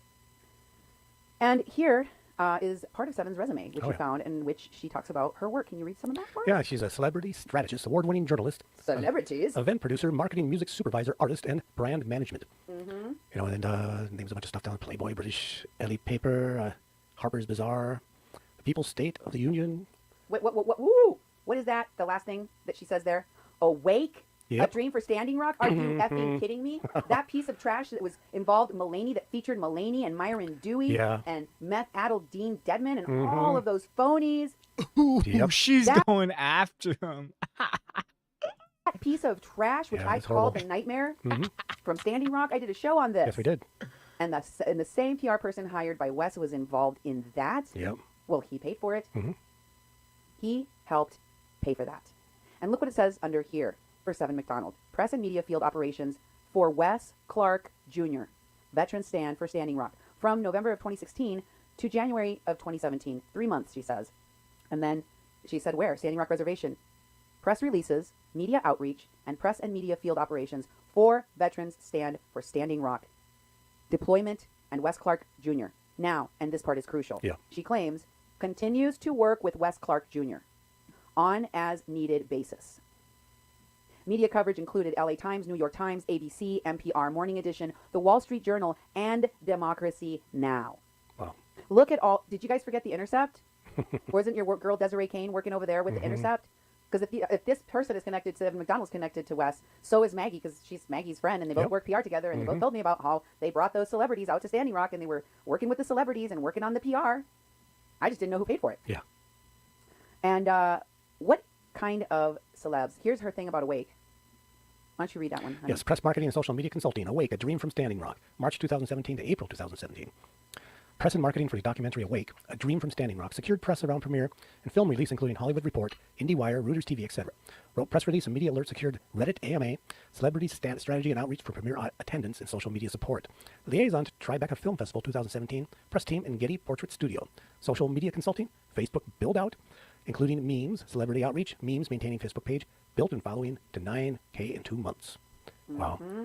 Yeah, that was did a pretty crappy job. I thought they couldn't even launch it when they did. So she was a liaison. Look who was in there. Mark Ruffalo. Yep. Don't forget these names, people. Yep. Mark Ruffalo, Shailene Woodley. These are the same damn names Maggie was throwing around, except that she missed some. She missed Max and his brother, the twins, Carver, and she's got Shailene Woodley, Susan Sarandon, Ed Begley. Wait, I've heard that name. Junior, Francis Fisher, Kendrick Sampson, Oso Mackley, Josh Epstein from the band Junior Media Coverage.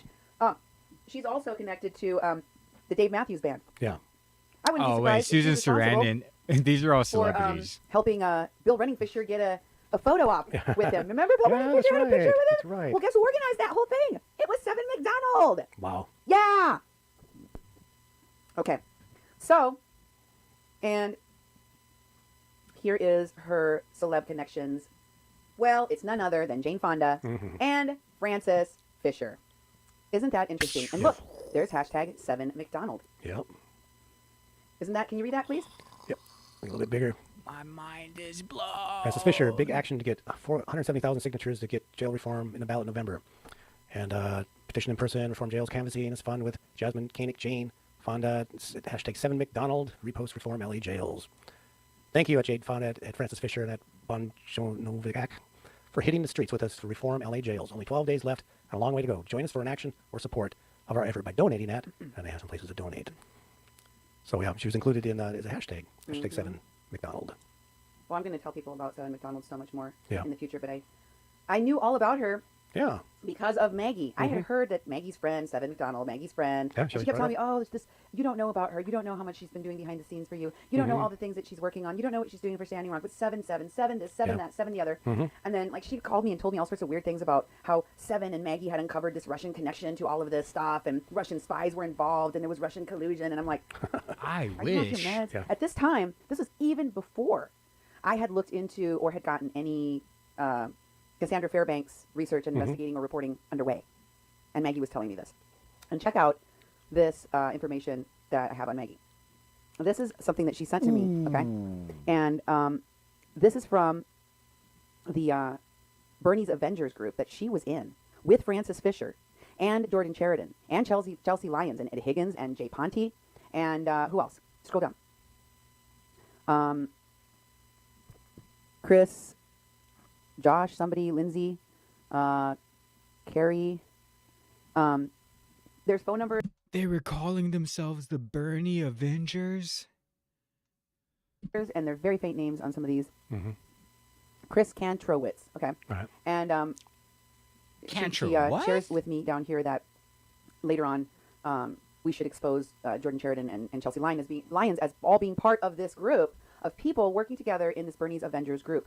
As you know, many of those Bernie's people turned out to be Trump supporters later. I keep noting that because I find it very interesting how that went. It is very much. Here's another one in which she talks about Ed, who she was with on November 20th. Gonna have to She was straighten with my a glasses group for that people one. that happened to be involved in, this kidnapping.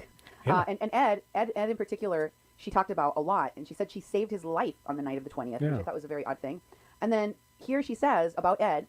Dude, they saved everyone's lives by getting the pipeline paused for like 3 months.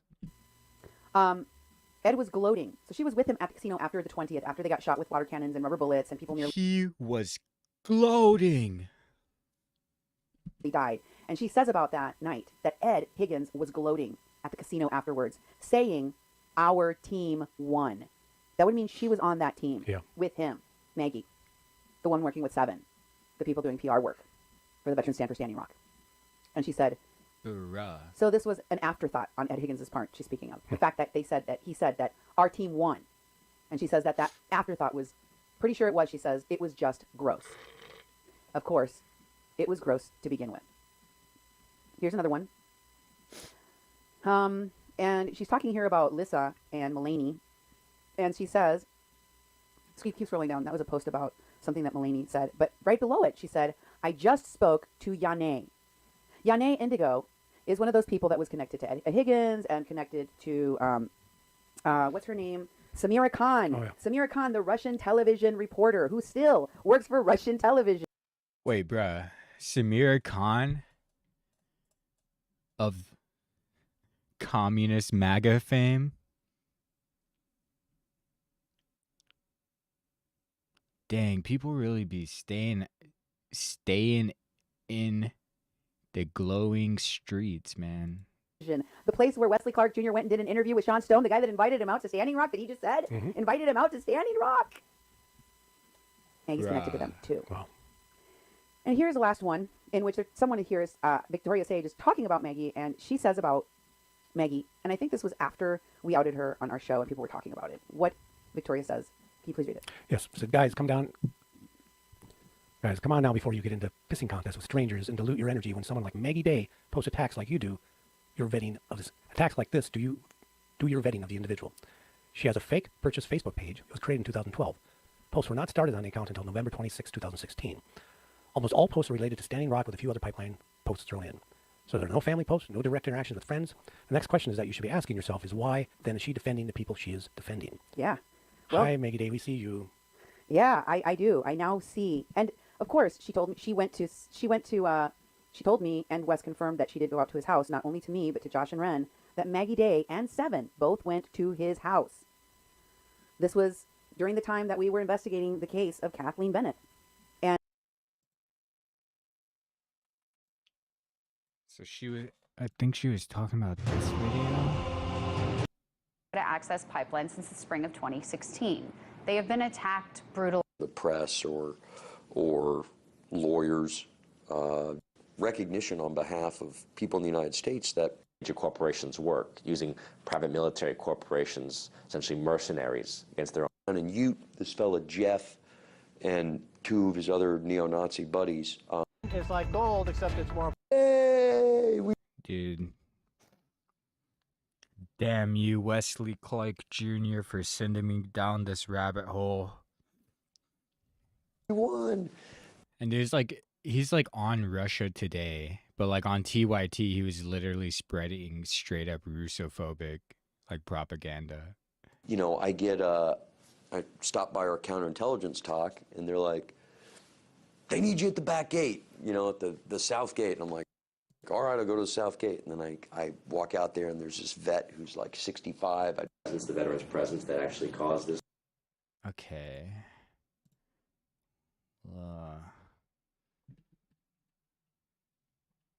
Just keep watching this. And so, what do we have next to do? Here's another connection to Wes and Cenk and Jimmy Dore. Jimmy Dore, as you know, is one of those people over there on TYT that keeps banging the drum saying, there is no Russian collusion. There is no Russian collusion. And our president, even though he was shamed after Helsinki into telling the country that he now has faith in his intelligence community, he still has very reticently stated that he believes that there was interference and will be interference by Russia. He continues to act as if Russia's actions have been sincere and have been good. There are a lot of people in this country worried about that. I am one of them. Yeah. Well, keep worrying. Why?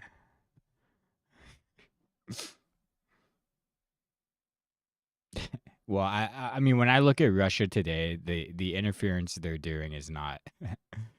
Yeah. I mean, if she was saying something about China, I'd probably go a little. But who cares? I don't care if she's speaking bad about Russia. I'm worried about our country being turned over to foreign powers like the.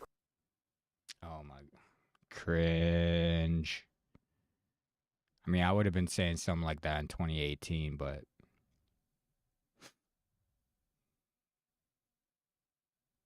Kremlin by people who are supposed to be protecting our nation. Like, I never thought I'd say this because, you know, nationalists in this country are usually racist, but. Oh, no. She's gonna go with I'm a nationalist. Puh. Puh.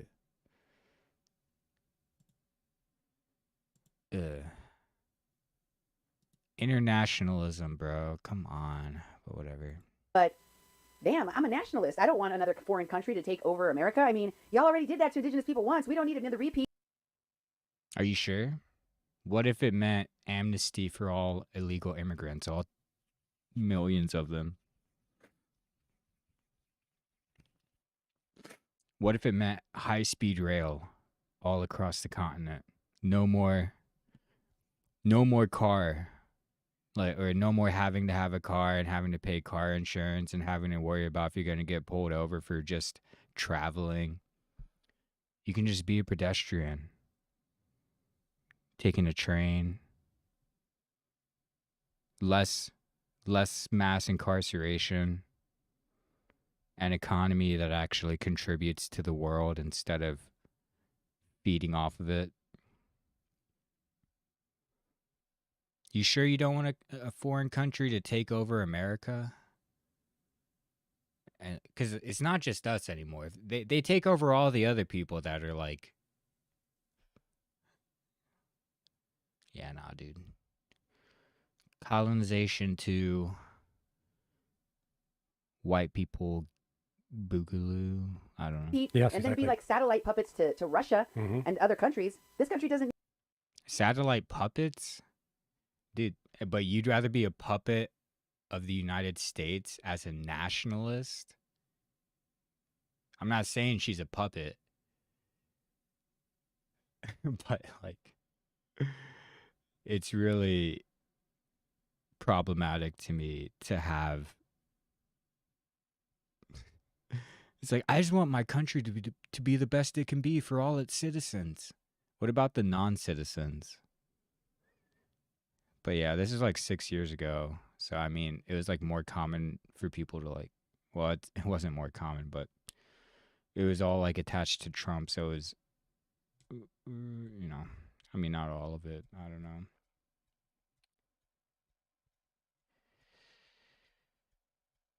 I mean, I get it, it's Russia. But like, she'd probably say the same thing about China. She's just talking about it's just because they're foreign countries.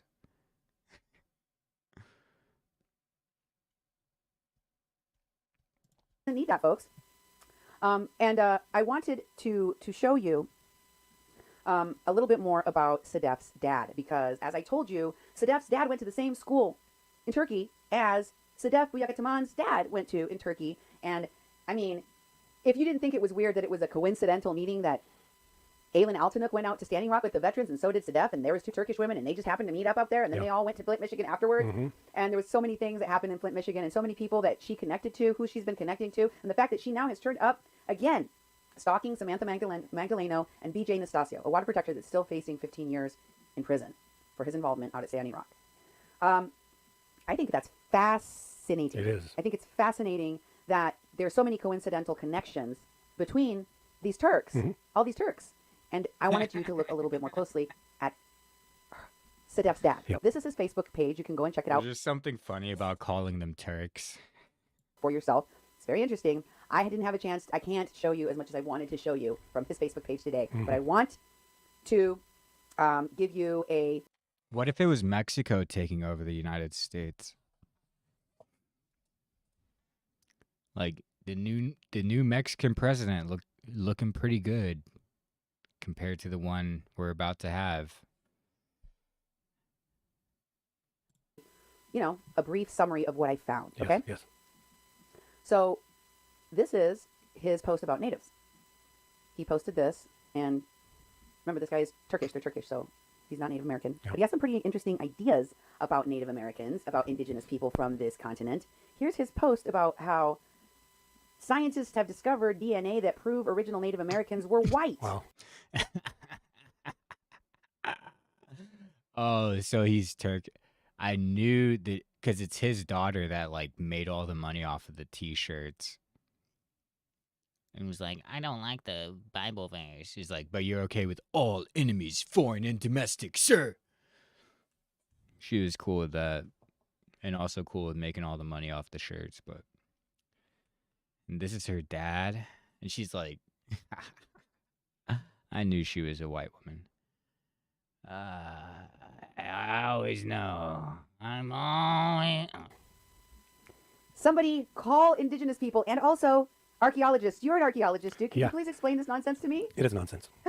It's basically nonsense, and it's like, you know, it's Who been... says stuff like this? Well, white supremacists, actually, they're usually supremacists who are trying to stake claim to land that's been stolen from indigenous people. It's been a common practice of white scientists and white people basically claiming their heritage and land to live on after they've exterminated the indigenous people that live there. This is part of a long history of white people trying to claim that native people actually have no right to this land because they basically came from Turkey or they came from China, that they aren't people of this continent. They aren't Nikan Tlanka. You know, they aren't. They're just white people that immigrated over. So that's part of what this is about. It's usually people who are very much supremacists and don't actually study science. Well, yeah, that's true. And it's strange that he has these ideas about natives. Can you look at that comment he made at the bottom there? Yeah. He said, I think, this of course is translated, and the translation does not always come out the best, but it says there, I think the gift are trying to take care of the Indians. I don't know. Yeah. And then he says down there, can you read that, honey? I don't know, I'll try. Yes. Yuns are, okay, there we go, that's the thing. Unilinear and people were two separate tribes from the same area, both in the Turkish lonely country, and the pure Turks, who were not involved in the Black Sea region, while the unilinear were mixed with other races, at least one hybrid race. Yeah. Can you explain what the hell he's talking about? Hybrid race. It's Go back to it, because you're going to read more on there. There's a person that says, we saw this mummy himself in the U.S., Philadelphia, in the UPenn University Museum, thanks to my daughter. He studied genetics and anthropology there. He said that the genetics of the genetics is covered with the Kailara of the Caucasian Turkish people. Also found the Kafir DNA is on the woman. This is proof that it can be Turkish. He was barely brought in from China for a short time in USA to Philadelphia. So this person here is claiming that his daughter, who studied genetics and might have had a sex change, I don't know what happened there, and studied anthropology at UPenn, confirmed that there was Caucasian Turkish DNA in the Native American woman, the one in the article, and that proves that the Turks are Indians, and that the Turks are the Caucasus Mountains. Let's go. And Native Americans came from this continent. My ancestors are Turkish. Yeah, they're from the Caucasus Mountains. In fact, the Caucasus Mountains is where they when the anthropologists were doing the classifications of mankind, as they called it, they came up with Caucasoids, which yes. Oh, dude! Finally, it's not me saying it. Yeah. Let's slow this. Let's get this one in 1x. Oh, dude. This guy's spitting right now. Caucasus Mountains. In fact, the Caucasus Mountains is where they, when the anthropologists were doing the classifications of mankind, as they called it, they came up with Caucasoids, which you're Caucasian. That's where it comes from. It comes from the Caucasus Mountains because they found a large Neanderthal skull, and they said obviously this is a white person. This is the origins of the white people, and then of course it was found in the Caucasus Mountains, which became Caucasian. All the other definitions of race aren't linked to a human body found in a specific area. So they have Negroids and Mongoloids, and then later Australoids, and you're supposed to fit in all those 4 categories. But then what they're saying here is that they're saying that this Indians are actually from the Caucasian race, so they're white. So there's indigenous people of this continent are basically white people, and they're claiming Turkey. And when you do archaeology, it's kind of like a forensic work. If you have something that's disturbed or touched by a lot of people or moved around a lot, you're gonna have contamination. And when you're doing testing of things, there's so many things come into question of trying to authenticate something like this. And I don't trust anything they're saying. And it looks like they have some YouTube video you can go watch and see some more of these lies. And you can go down those rabbit holes if you want to, but it's all fake. You're an anthropologist. Yeah. You can speak to this, right? Oh, it's fake. This is fake. This is definitely fake anthropology. So, but this guy is an academic. I'm having a hard time. He's an engineer. Well, some of the biggest academics have always argued for white supremacy. The academics actually created the system of white supremacy that defines you. So it's like they're in the same science field as the people who have been trying to eliminate you from first contact. Good point. And I'm not saying that Sedef herself espouses these views that her dad espouses, because that's not necessarily true at all. But I did. They call AOC Sandy.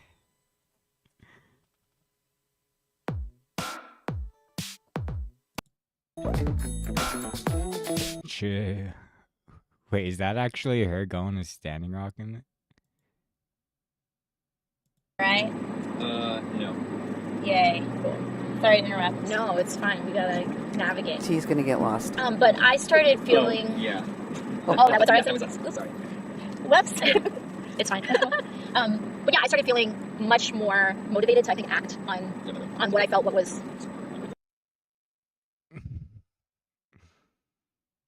I did want to point out that we should look more closely at Sedef's dad and how they are all maybe, if not, I'm wrong, I'm sorry, but if their thoughts are similar, what are his thoughts? What's behind him? Okay, so here is another post that Kaya Alp Buyak Ataman made about Melania Trump and Trump dancing, and this is from the inaugural, is it the inaugural dance? Or It looks like January 20th, 2017.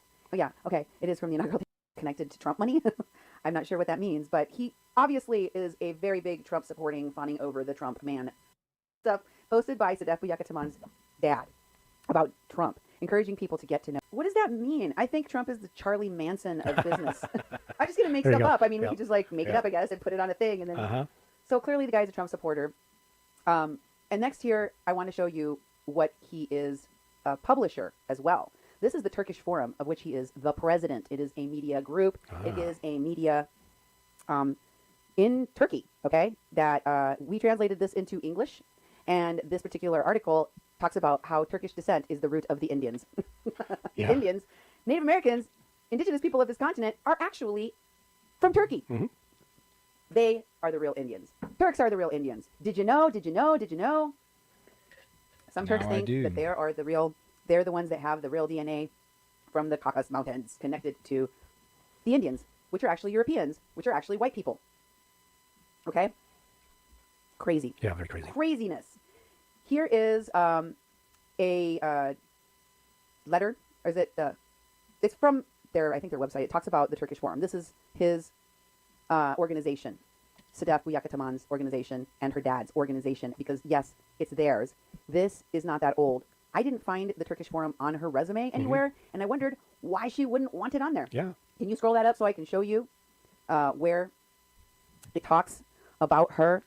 If you keep going, it says advisors to the president. It says board of directors, Dr. Kaya Buyak Ataman, president. And Sedef Buyak Ataman is the director of media promotion right there. Okay. She's the director of media promotion for Turkish, what's it called?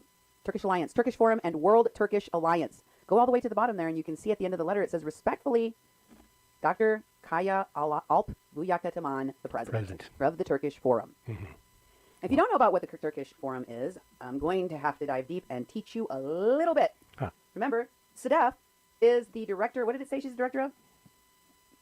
Go down further. Oh, wait, it's right there. Sorry. It says director of media promotions. Yes. Yes. Media promotion for the Turkish Forum. Director of media promotion for the Turkish Forum. Here's a little bit more about this man, Kaya Alp Buyak Ataman.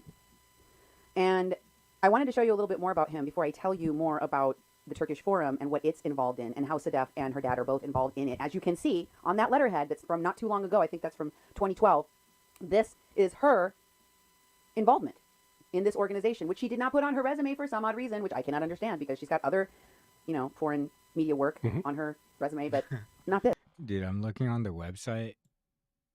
What we have done, the Armenian question. Bruh, chill. Bruh, chill. Not this particular thing, which I think is kind of important. Yeah. I mean, and her dad's in it too. Like, why wouldn't you want to tout that stuff? Is it because of the stuff he puts on his Facebook? Because I know it's kind of embarrassing that he is got these extremist views about Native Americans and their blood and their DNA and their origins. But he also is anti-Semitic. I mean, here's some of the posts that he has about how he thinks the Ashkenazi Jews are not the Jews of, the Well, are you going to say they aren't from Europe?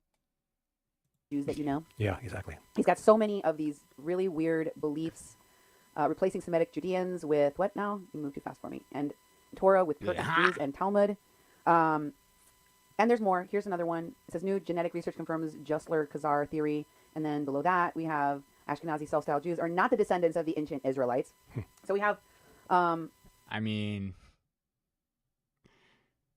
it was like 2,000, 3,000 years ago. Like, I don't know. I mean, it's up to them to prove that or not, but whatever. The Bible isn't. What's next? They were actually in Egypt? You got any evidence for that? A variety of these different kinds of posts on his page. I just wanted to give you a peruse of that. He also has these weird posts that are you would think that they seem to indicate that he's kind of a feminist, but it's in this kind of sick, dirty old man way where he's like, why would you want women to be able to wear hijabs? Because you can't look their boobs then, you know? And here's a weird post about that. Huh? Oh, yeah. Oh, dude. Dude, average Westerner, average diasporoid living in the West. All of our country's problems would be fixed if... Where he's got basically the, hijab versus the bikini girls there. And if you go all the way down to the bottom in the comments, there's some pretty raunchy comments about the virgins, and the 72 virgins and Muslims. And, boy. Yeah, it just gets worse from there. But 72 virgins, that sounds kind of Islamophobic to me, but whatever. Or perhaps it's about how they have anti-immigrant views. I don't know how he comes up with this, but he posted this about the... Well, the way they come up with it is because they immigrated the right way. They're legal immigrants. And so,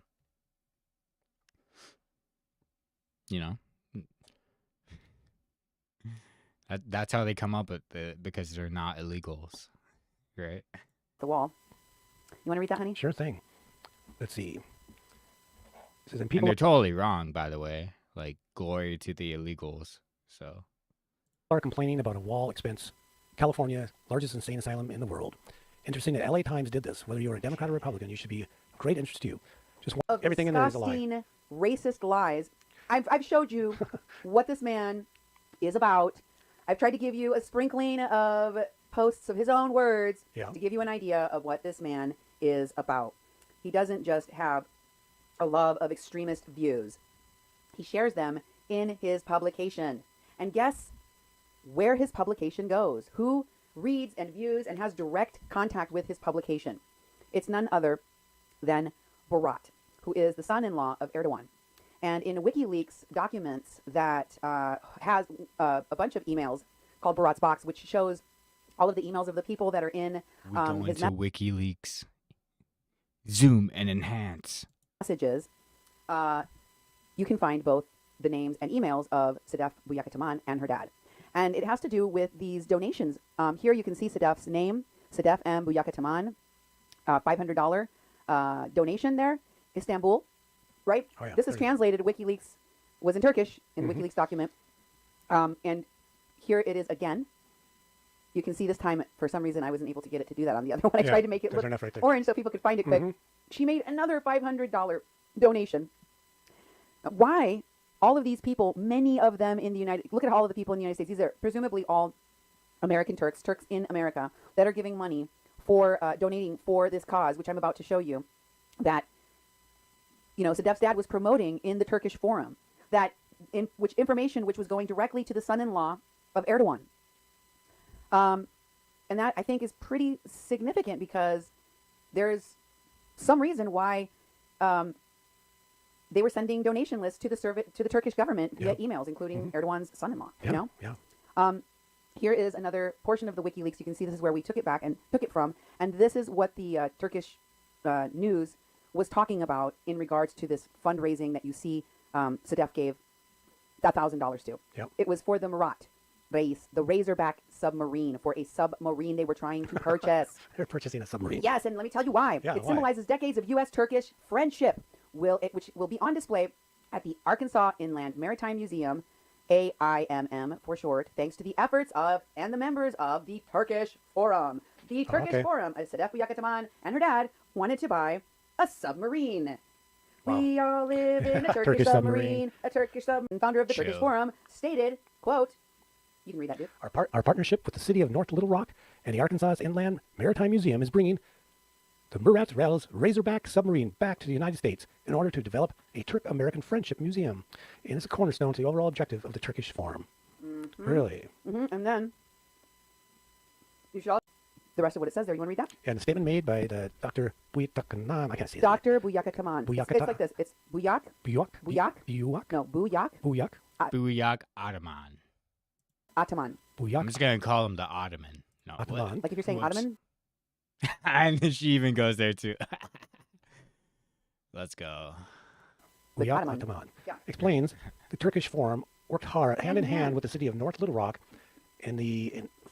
I gotta make this bigger. I can't read the little words. The Arkansas Inland Maritime Museum, from the beginning of this effort, which started roughly 2 years ago, to secure the approval and funding necessary to make this project a reality. For the most part, the USA relations were handled by NLR AIMM, and the Turkish relations were managed by the Turkish Forum. Wait, didn't New York City Mayor Adams get got by a Turkish organization? Dude.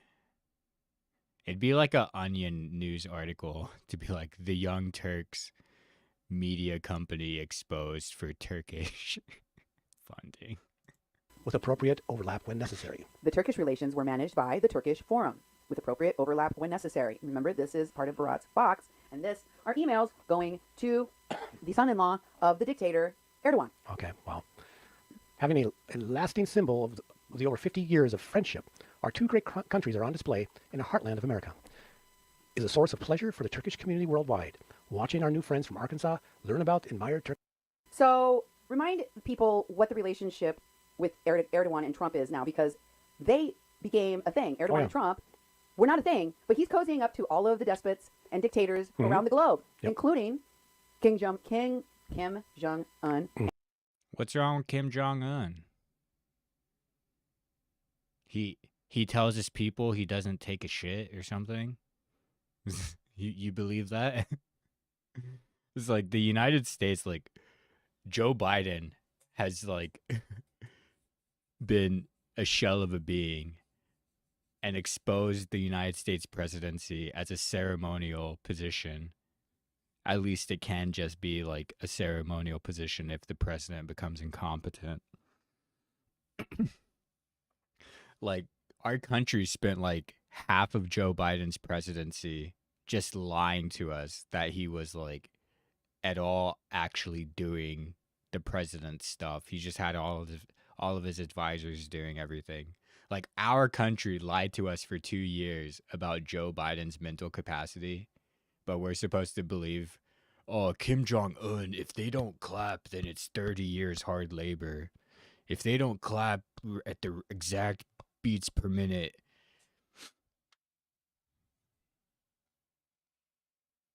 And I get like North Korea isn't a perfect country or anything, but if you look to the Civil War and look at how it was then, I like the Korea Civil War.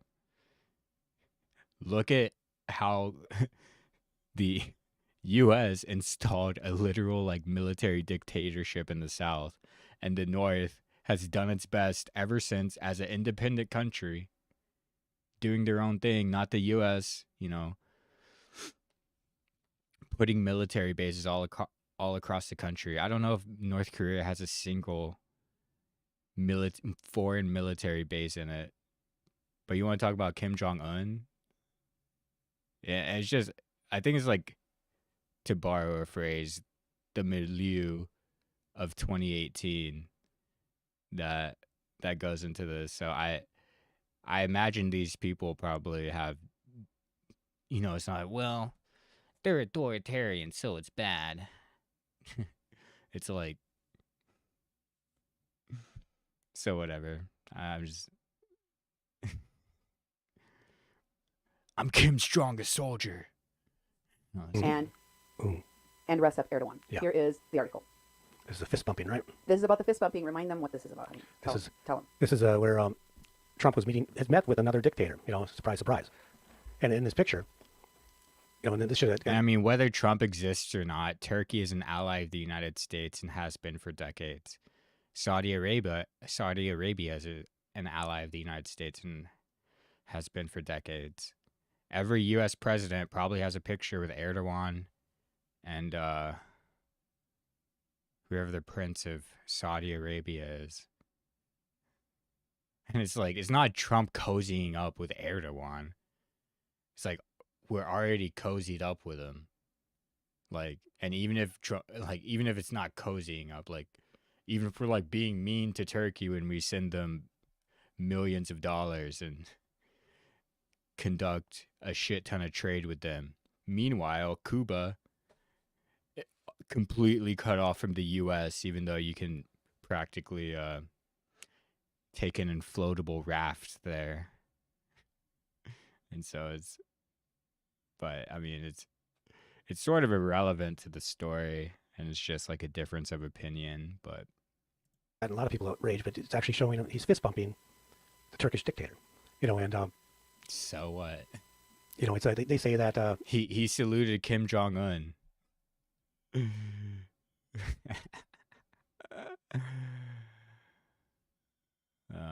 I wonder what. Well, again, I like these guys are still active, and I mean, you know, they do important work for sure. But it's just like with a dictator, it's like, dude, Turkey and the U.S. have been cooperating for decades before Trump. It's like, and they will after he's gone. Like, it's even this most recent term.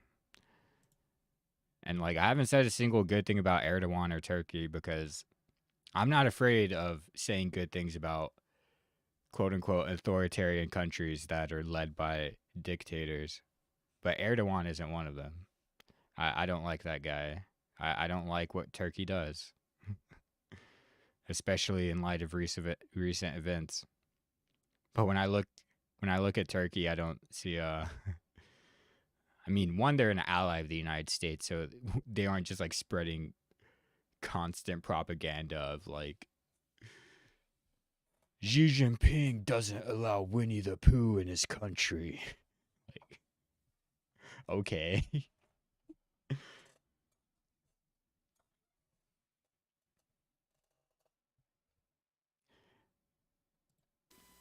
want to talk about to what extent allies are comfortable with Trump as a person, a strongman leader. What we saw at the G20 summit, that meeting, seen on the NATO and Putin meeting, is a very visible suggestion. He said, to make the fist bump unattractive and disturbing to people, it's a universal sign of a way to go, good job, said co-host Gayle King. Oh, yeah. It's a sign of way to go, good job. And not just like a greeting like any other. It's basically the physical equivalent of saying hi. Average journal. No, I'm just kidding. So it's really U.S. President Donald Trump and Turkish President Erdogan in the NATO summit in Brussels, Belgium, July 11th, 2018. So it wasn't that long ago. And again, it's like he's cozying up to another dictator. Yeah, and dude, let me just Google this. Because, I mean, it's like, it's not their job. Like, they do local politics, or at least did at this point.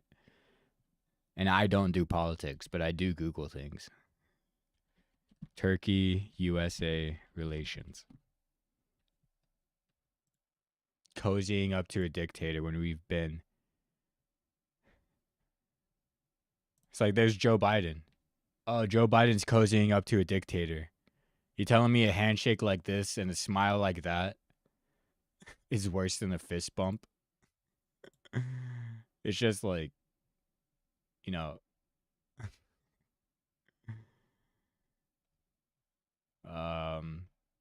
like, what is their basis in like not liking him? Do they actually know anything he does? Because I don't really know what Turkey does, like, for real. But I do know that they don't know how to stay out of Syria. I know that much. I know Turkey.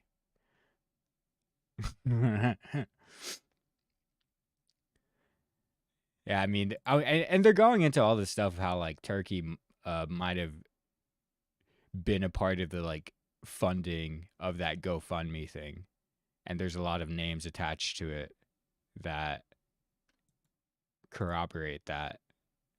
But Turkey might be funding some other groups in Syria. It might not just be their official forces, if you know what I mean. But yeah, the United States, dude.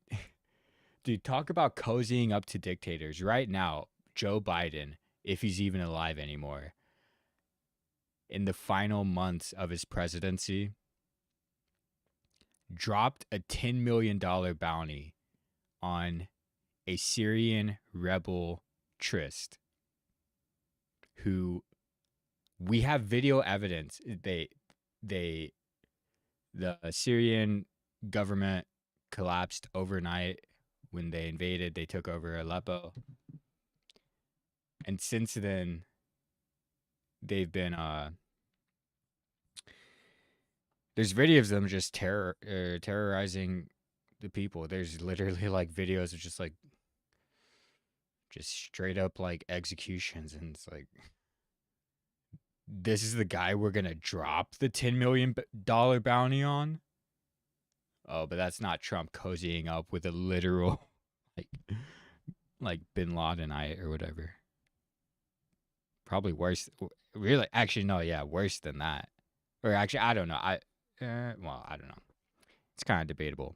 Worse than Hussein, though, that's for sure. He did this a while ago. I'm just kidding. I don't know anything about those guys. It's just when I see a video of the. Anyways, it doesn't matter. But that's our president right now, Biden. Democrat. I wish he was cozying up to a dictator and not some rebel leader who happened to coup a country that Turkey also was destabilizing. But dropping a $10 million bounty on that guy. Oh, but it's Trump cozying up to dictators. I wish they would cozy up to dictators and not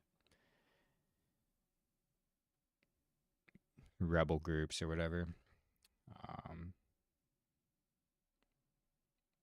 So he's doing it in Korea.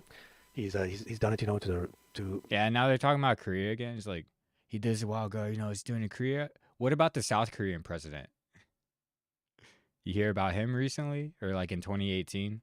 And again, it's like this is like 6 years ago, so it's like it's the milieu at the time, and I probably would have said something similar.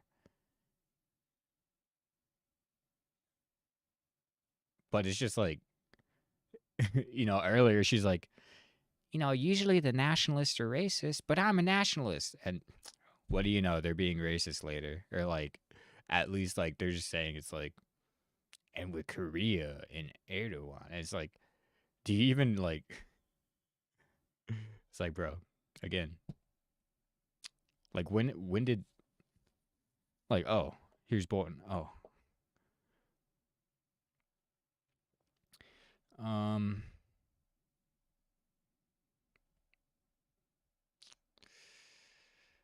Cozying up to dictators when our country. We did joint exercises in 2012. That's Obama. I think. Was it? Who cares? Turkey participated in the Korean War. I wonder. They're sided with the South. It's like, bruh. And he's cozying up to dictators when they were on our side in the Korean War, and we've never have we ever even broken cooperation with them?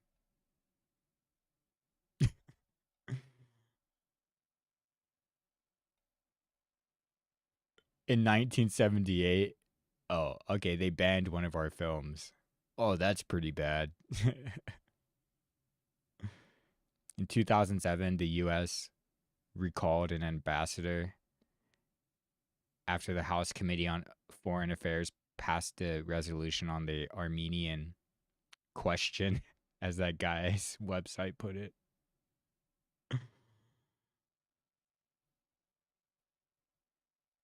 So basically, we fight together in war, but sometimes we pulled back our diplomat.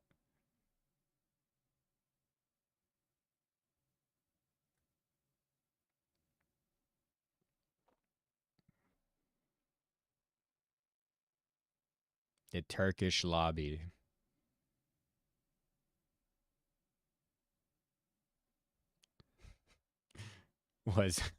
Was Dwight D.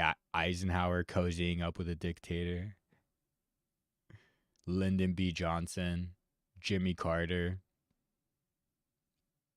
George H.W. Bush, Bill Clinton like 3 times, George W. Bush twice, Barack Obama twice, Biden when he was still a vice president, Biden when he was president.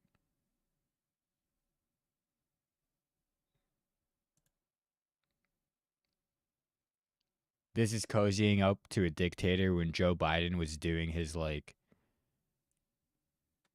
he's like, I can't even do it. Like, but he's doing a smile like this is.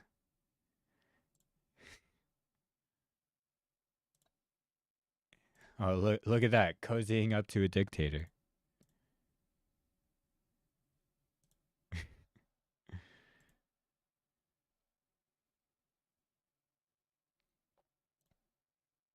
Mr. Speaker, and rise above nation, the use of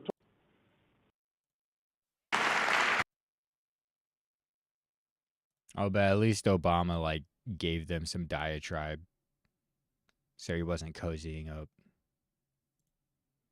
Wow. Vice President Joe Biden and Secretary of State John Kerry participate in a lunch at the State Department honoring Prime Minister Erdogan. Oh, but it's Trump cozying up to dictators. So. Putin, and here he is with the Turkish, you know, we have to call him a dictator. We have to call him a dictator because. Oh man, I spent like 2 hours just watching it, and they were just straight spitting or like stuff. I just had nothing to say, and now they're on this thing. It's like, dude,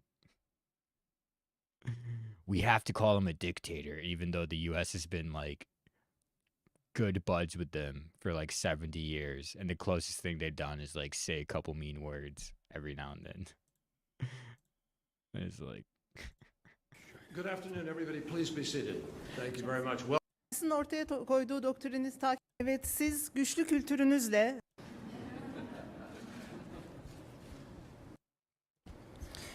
da bitirdiğini öğrendim. Orta esasen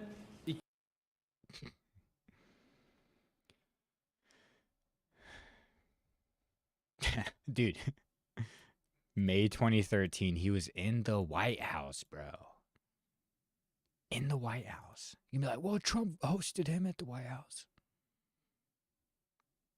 See, Obama praised Erdogan's recent increase in U.S. investments in Turkey, $8 billion to Turkey, and expanding trade and investment agreements between the two countries.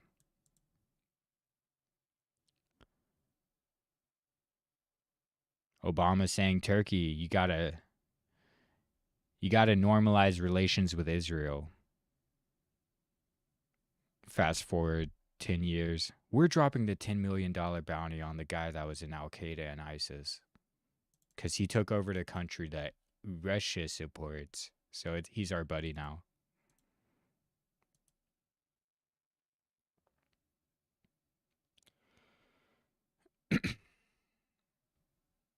So yeah, it's just like completely I would assume these people describe themselves as nonpartisan anyways, but from what I've seen of what they commented recently is obviously much more probably like in style with like 2024. And so this is definitely in style with 2018, but it's just like it's like when people got mad at Trump for talking about fake news. Like, yeah, Trump made fake news into something where he was calling all these real things fake. But there is fake news. Like, there is misreporting. They're like, oh, but it's Trump's fault. That's what he is. You know, when I was younger, you know, I used to think didn't know much about Turkey. You know, but I know the Okay, so let's. Do you know that Turkey has been allies with the United States for like almost a century? and we've never like had any confrontation with them that was substantial. Yeah, so it just goes back. Well, it goes back to the Armenians. That's the thing I learned about Turkey. The one thing I learned about Turkey was the Armenians, and my country didn't even teach me that we've been allied with them for decades. Kurds were basically exterminated in their country, and this man represents that sort of killing. And we have what we call. And so it's, dude, they're literally in the psyop right now. Because then it's like, well, the Kurds deserve their own country. So Kurdistan, we need a rebel group to splinter off from Turkey. And it's like, I mean, Turkey kind of deserves it with the move they pulled in Syria to have a group break a piece of their country off and call it their own. That'll immediately become a satellite. Well, I don't know, but like, dude, the U.S. is allies with Turkey. It's like all this our interest in Turkey. We have a big Air Force base. We have a base where we can stage weapons and planes, so we can go. Okay. So he does know. What are you talking? Oh, okay, let me just let him finish his sentence. The Kurds were basically exterminated in their country, and this man represents that sort of killing. And we have what we call our interest in Turkey. We have a big Air Force base. We have a base where we can stage weapons and planes, so we can go bomb other people in the middle of Europe and the Middle East and all those places. It's a staging area for us, what it really is. So him. And he's the dictator. I mean, he is the dictator, but it's like also the U.S. is like the dictator of the dictator, right? He doesn't have military bases in our country. Fist bumping this guy is like he's cozying up to another place to be able to start the war. He's fist bumping his guy, dude. Dude, this had already happened. And it's not like Trump derangement syndrome. It's just like selective. Yeah, and he also cozied up to the dictator in the Philippines. I mean, he literally is making. Wait, let me see. Is the Philippines under a dictatorship?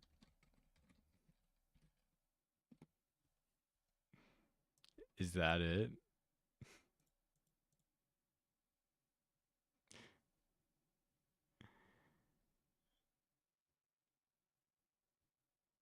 They have a presidential republic. How many terms has this guy served? Oh, it's his first term and he started in 2022. Okay, let's go to the last guy. How do I get there?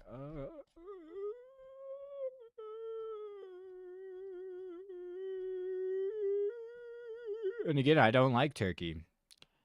They're Israel's top guy almost. They like destabilized Syria, but when it comes to Syria, it's like, is Russia so bad that like what? It's like, so it's like between Turkey and Russia, within the proxy of Syria, which dictator is more evil? These guys should say, I don't know, I do local news. Or I mean, they can say whatever they want. Like I don't do news at all, so they can do what they want. And they still post, so I have to be not too antagonistic in case I can bother them for attention. President. Let's see. Oh, Duterte. Oh, wait, wasn't this guy the one that... Dude, they literally have term limits. They can only serve for 8 years and you're calling them dictators. Oh, fucking populist. Isn't this the guy that was like... I can't remember. Yeah. Yeah, this is the guy that was just like killing addicts.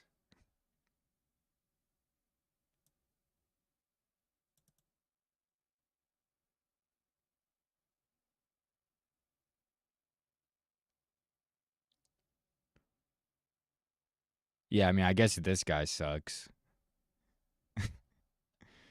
Doesn't look very cool.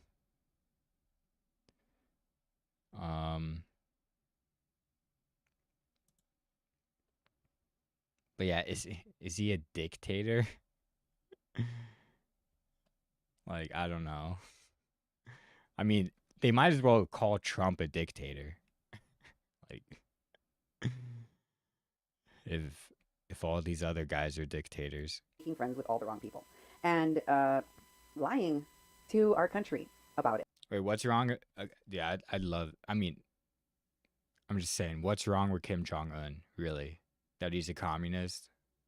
That he's you know, basically like a royal. But anyways, I mean, there's a lot wrong with him, I guess. But I mean, he was born into that one. And it's like, what is Korea doing that's actually like, it's the rest of the world that cut them off. Or like, it's the US and the West that cut them off. Because when the US lost the Korean War, they couldn't admit defeat. And so they created the fake country of South Korea, which is like a glorified military base. And then South Korea declare their president in like a manic like psychosis declares martial law against like leftist like pro-North people, and so he has to declare martial law because he was on Twitter too long and saw a South Korean say Kim Jong-un wasn't the worst thing in existence.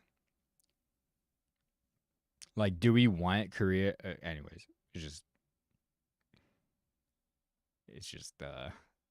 it's below what they were doing earlier. It's just that they're like fizzled out into just like, you know, I mean, this is like TYT type stuff. Like this is the same kind of stuff that Wesley Clark was on with TYT. It's just like, it's low level, low effort. Just like saying, America good. We know that the Russians hacked into the 2016 elections, have a propensity to do so in the current elections, and our president isn't really acting like he's very concerned about that. In addition to which, he is still denying that it is Russia and Russia alone that acted in doing that.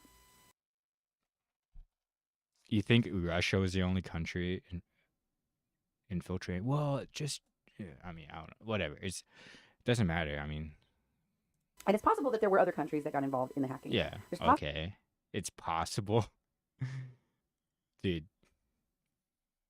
If someone just said the word China in front of her, she'd be like, oh yeah, no wait, I know China definitely interfered too because they're dictators. Like, it's possible that other countries have been involved in other ways in working with this administration for the wrong reasons.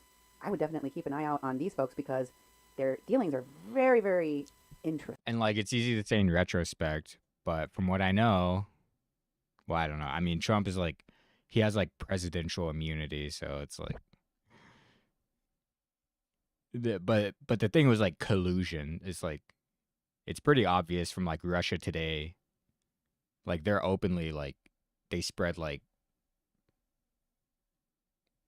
I mean, I assume some of their reporting is better, but like when I see like the narratives, I mean, they had Michael Wood Jr. on after George Floyd to say like, this guy's definitely going to get off. And it's like, so yeah, I mean, Russia, anyways, it doesn't matter. Yeah. Let me show you this.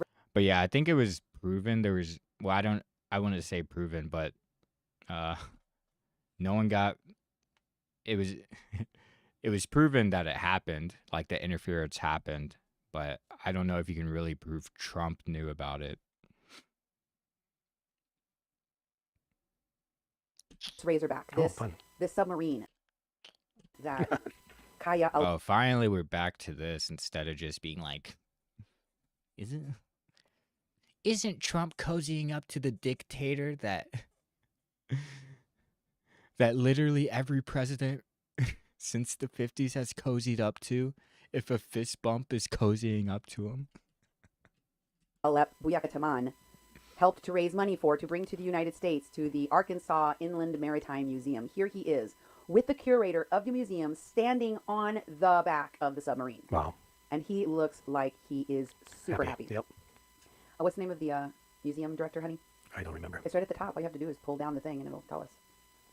It says Greg Zoner. So here he is with Greg Zoner. He made friends with this guy because they're, you know, he's tagged him in the post. And here's another picture to prove to you. Why don't you read that for me? Yes. Oh boy, it's all in caps. Not all of it. Okay. But yeah, I mean, Mayor Adams got for collusion. Yeah, I mean, yeah, I don't know if it's because Trump is president that, like, somehow, well, he actually colluded, but he was a mute. But, like, Mayor Adams literally, well, I guess he's not proven guilty yet, but, you know, colluded with the Turks. So, I have nothing wrong with going after Turkey or Turkish people or, individuals or whatever. It's just like he's cozying up to a dictator. I've already said it like 5 times. Hey, I went to see the historical and On August 8th, and they're just having a great old time. Yeah, here he is with the museum Director. Inside of the museum, I'm assuming. Yeah, looks like it. The Razorback. Hope you like it. See if they bring it up. You're watching Channel 7 News Nightside. Okay, so maybe it is a little odd to see a submarine here in Arkansas, but it hasn't taken long for it to become a fixture along the Arkansas River. In tonight's All About Arkansas, Steve Powell visits North Little Rock's Inland Maritime Museum to tell the story of its star attraction, the USS Razorback. Here she is, all 311 Okay, watching and listening. By the beginning, felt she'd seen enough. So a bunch of rich assholes shuffled money around to each other. Okay. Last. I don't think you showed this. If you type in Kaya Alp Uyakataman, it brings up 35 results. So, and if you type in Sedef, you're going to find a lot of results too. So, yeah, go look. It's connected to the United States and Turkey and relations between the two. What are they about to get to? And Sedef's dad's in there. And so is Sedef. Connected to this very thing. So again, it's like easy to say in retrospect because like current events hadn't happened back then, but what they're about to get to here,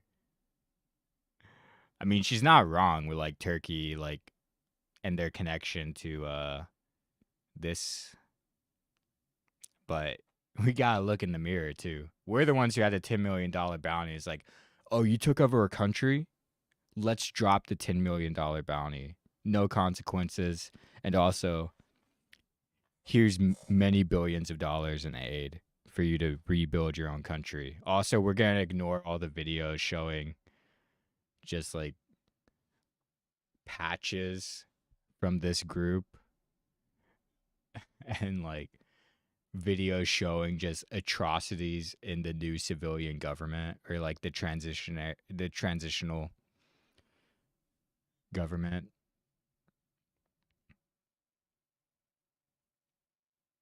If Turkey's doing all that, we gotta look in the mirror with that one, bro.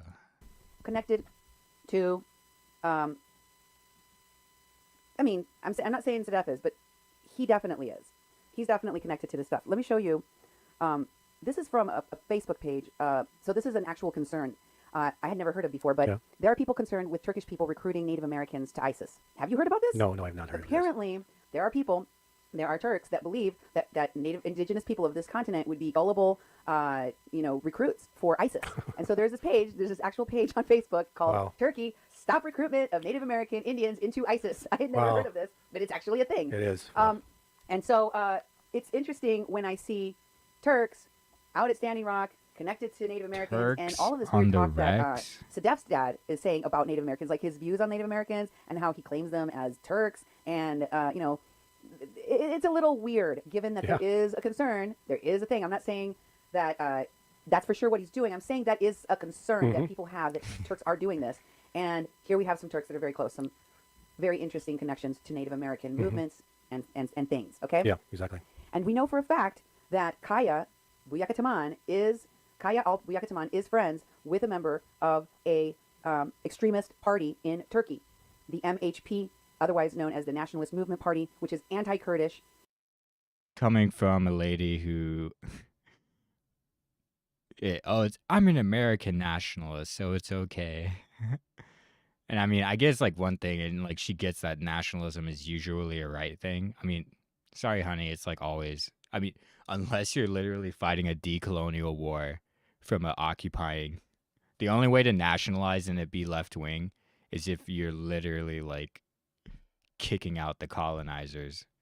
But if you have your own country and it's like your people's country and you're a nationalist, it's always right wing. Ismet, if you can see down in his friends. Why is it right wing? Because it privileges your nation and your citizens over anyone else. Because it says 13 million people have no or very few rights to live dignified lives in our country because they don't have citizenship. Because we have citizens, because we have citizenship, because we're a part of the nation. You know, I mean, it just seems like nationalism is always right wing unless it's a national liberation movement against some kind of occupation. And then once you have your independence, in my opinion, the only way to be left wing is to be an internationalist. Otherwise, you're privileging your country and your citizens over everyone else and saying that's how it should be. And you should act like that's the mind frame. Why don't, dude, I need to go to sleep. That's the frame of mind. Once you have your own country, that's the frame of mind that if you don't go to an internationalist perspective, you're just going to think, well, my country for me and mine, because the people that are close to me, you know, that's who I care about. And I care less about people who are further away from me. Sounds a little right wing to me. There. That's right. Just keep going down. You can see it. I don't want foreign countries doing this and that. He's cozying up to a dictator, even though every president has before him. That is one of his friends, and he's got that other guy there, another guy right there. Ismet Buyu Kataman. Ismet Buyu Kataman. Okay? It sounds and looks similar to Sadef's name, Buyu Kataman. Okay? And it looks like it's spelled the same way. Ismet is the highest ranking official, except for the president of the party, in the MHP, the Nationalist Movement Party, a party which is a super... And this chick was like, she just had to get some of the t-shirt money when she's literally this well connected. Huh? Come on. Far right, ultra nationalistic, and very skeptical of Europe. They are also. Well, I like that last part. Partnered with the. Although I imagine they aren't really. I mean, they're a NATO member, for Christ's sake. Turkey, the NATO member. NATO takes members that have dictators? But we're still like, I mean, it's the AKP party, which is the Justice and Development Party. That is the party of the dictator Recep Erdogan. Okay. So, you know, they're the party in power. They're the party with the dictator. And this party is meant. Dude, again, it's like they're the party with the dictator. Is this the one with oh no, it's the Turkey-U.S. relations.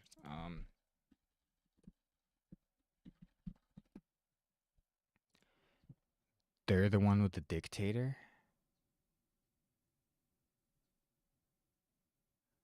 I mean, yeah, I guess since 2007.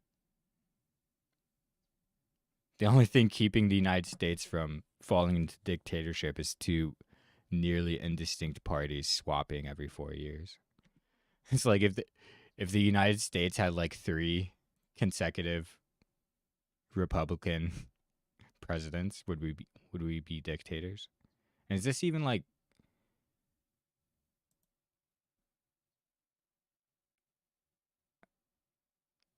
yeah, I mean yeah, they're probably like far right, I guess.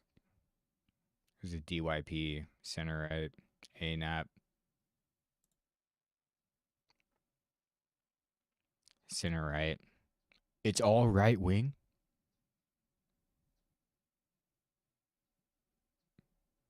Wait. It's all right wing?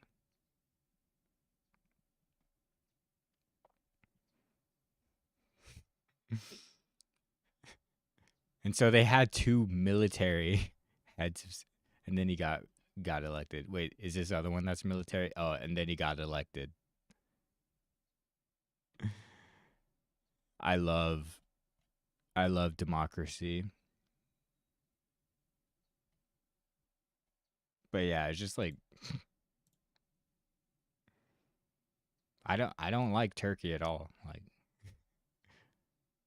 but yeah, they're like, it's very anti-Kurdish. It's like the U.S. is very anti-Native American, including the 13 million of them that don't have citizenship.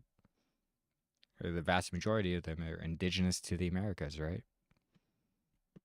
But the U.S. gets to get away with denying and threatening mass deportation to over 10 million indigenous Americans. And just like openly anti-immigrant, anti-anything other than English. But then they're like, oh, he's very anti-Kurdish because the Armenian genocide. And it's not to like erase it or that like it shouldn't be learned about, but it's like maybe the third thing you should learn about Turkey is that the United States has been supporting it for like almost a century. Through dictators, through less dictators, through military dictators, through civilian dictators.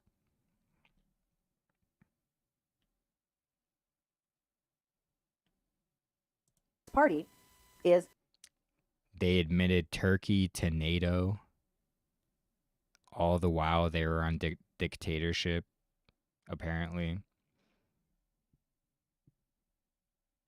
A very anti-Kurdish. Like, has she ever met a Kurdish Anyway, this is getting too personal, and these guys still post, so I'm gonna chill.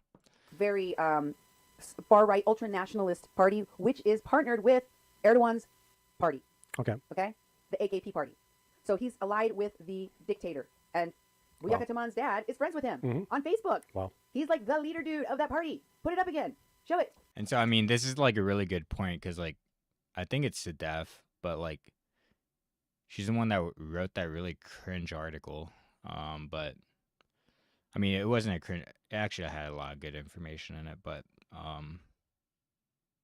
this, like, connection between her and her working at Standing Rock, and she's like 1 degree of separation in Facebook friends with like basic, from the president. And so, I mean, that's like a valid like journalistic discovery. I just don't like all of this like, oh, look at you. Look at the United States dropping the $10 million bounty.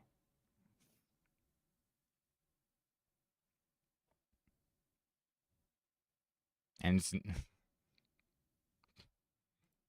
there he is. Ismet Buyuka Taman. You can go look for yourself. Go look at who that guy is. He is the second to the president of the party. Okay? In Turkey. Wow. Of this extremist party. Make of that what you will, but you should see these connections and know that they exist, okay? And look at some of the other posts that Kaya has made. Why is this important? I just told you that this party that Buyaka Taman's friend, Ismet, is the second highest ranking official in, is anti-Kurdish. And here is an article posted by Kaya saying that, and this is about the YPG, which is the People Protection Units.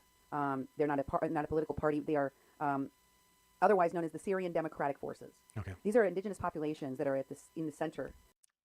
Wait. That YPG?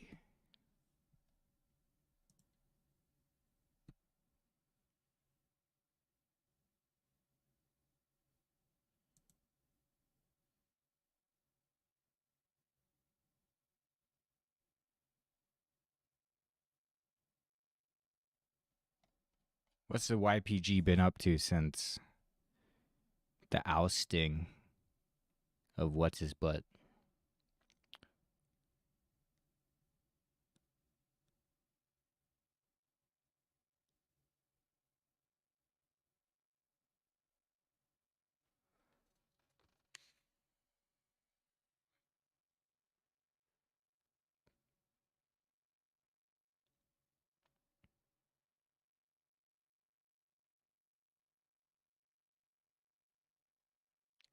Wait, so these?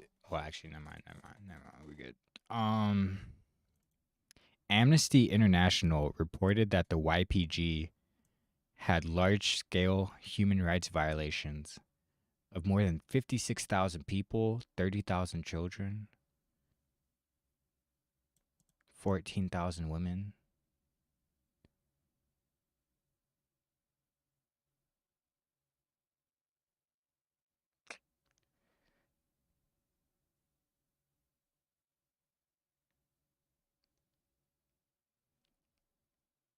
Agnes Calamar, or Anye Kilma, or whatever, accused the U.S. government of playing a central role in the creation and maintenance of the system that illegally detained people and tortured them while they were there. Oh, but Wikipedia says they're secular, democratic, and left wing. Rojava. It's Rojava, dude. I don't know. Maybe it's cool.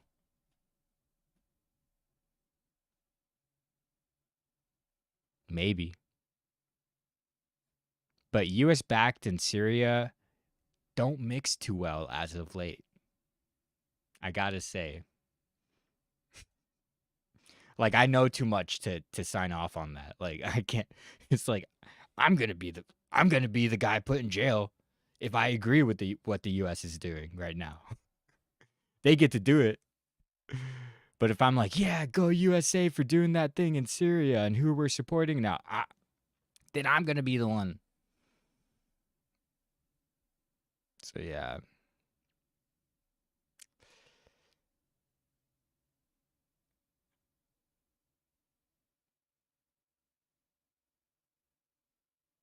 Okay. Oh.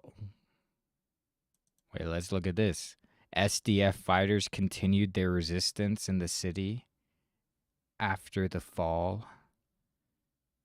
The Kurds control much of Syria's northeast under an autonomous civil administration. About 900 U.S. troops are deployed to Syria to support the Kurds.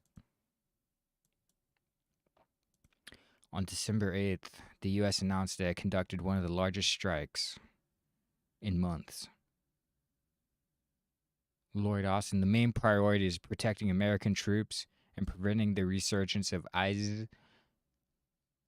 Meanwhile, we're gonna let some guy who was in that group and Al-Qaeda become the president or become the de facto leader until they have an election, and then he's gonna be elected president. And ooh, maybe you should have, dude. It's just like. And they had a $10 million bounty on him the whole time. They're like, well, we have to get rid of this now because you're our guy now. You're our guy now. What kind of guy is he? I don't want to repeat it too much. So it's just, again, it's like, it's not their, they made a legitimate, like, journalistic discovery with seeing this lady's connection to the Standing Rock thing and her connection to Turkey and the like government officials in Turkey. Like that's like I said like 5 minutes ago, that's a legitimate journalistic discovery. But then there's like all these like sweeping claims about cozying up to dictators and like the Syrian Democratic Forces are the indigenous population, like, like fighting for their freedom, supported by the U.S. with hundreds of soldiers. Like, it's generally, I don't know one way or the other, but like in Nicaragua, with Russell Means fed, he went with that pretending dude. I forget his name, but he was like the big guy around, and him and Russell Means were like this, but he turned out to be like a fraud and a white and a Fed. Russell Means went to Nicaragua bringing a Native American delegation to Nicaragua to support the Contras. the indigenous Contras. So like they're the indigenous people. It's like, are they indigenous? Like, because Turkey's occupying them and they're really Syrian? I mean, maybe. Maybe. But again, that's another one of the things that doesn't mix too well. It's like, one, it doesn't mix too well that's US supported and like Syrian. But two, it doesn't mix too well that like the US is supporting indigenous resistance groups abroad. Like, did we learn nothing from Nicaragua and Russell Means becoming a literal CIA asset under the guise of indigenous activism? To the Turkish region. Kaya seems to show a disdain for the YPG, the Kurdish people, which would be in line with the ideas of Ismet and his party, and Erdogan and his party. Okay, so that's important to note as we see. I imagine any government shows disdain for resistance groups that are trying to balkanize their country, or just straight up take it over. Some closeness to a dictator, a Turkish dictator's party. Now, if they weren't nationalists, if they rejected nationalism, then maybe they get beyond that. But as long as we're nationalists, then that just goes with it. And Buyaka Taman's, Sadef and her dad. They're also looking like they align on ideology, as per the post here, which shows that, you know, they are getting water and power from Assad. Now, I don't know if this article information is true, that the Assad... So they call themselves the Syrian Democratic Forces, so like it's U.S. backed, so why would they get Assad energy unless they were like stealing it? Assad regime is giving the YPG water and power. Oh yeah, and by the way, they're a designated terrorist organization by probably like Turkey and a few other countries. So anytime like we're saying, oh, this or that organization is designated as terrorists, usually it's just the U.S. and its buddies. So like Turkey also has the right to just be like, oh, now they're terrorists, even though the U.S. is supporting. Oh wait, U.S. is funding terrorism abroad to undermine Turkey, who's a NATO member and an ally of ours? Wait, playing both sides? No, the U.S. want to do that. And Turkey's playing both sides too. He's playing like 3 sides. The U.S. is on like 12 sides at this point, dude. They're so anyways. But this article seems to... I'm actually the 13th. I'm the 13th MK Ultra Fed. You know, I'm the 13th level of controlled opposition. Make everyone. There's more angry faces, as you can see from the post down there, than there are. Responding to a video with 41 views. It'd be interesting to have a conversation with them about this stuff, though, because they do local politics. But yeah, I would have to see more of the recent stuff to see if there's anything I could try to bother them into talking about. Or anything else. So this is something that other people on his page also dislike. And also, you should note that bro, it's like not 5 only reactions. does Come on, chill. Kaya seems to, and Ismet have a disdain for the YPG, so does Erdogan. He has been bombing the crap out of the YPG. Okay? Yeah, they're a resistance group in the country claiming it for their own. Like, they're... I guess they have, like, Rojava, or the... So how big is this? Yeah, it's de facto. Have they even declared, like, independence? They probably think the whole country is theirs.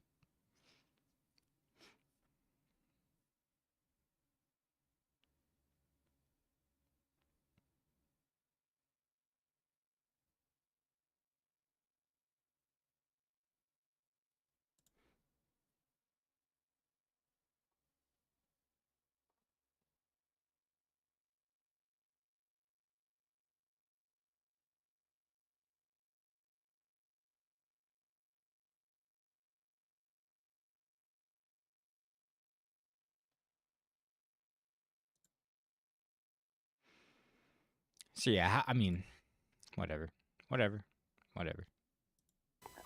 Here's another post about the schools that have just been made available by the French to people from the YPG. And they're comparing the people from the YPG to the PKK, which is the what they consider to be a terrorist group. What Erdogan considers to be a terrorist group.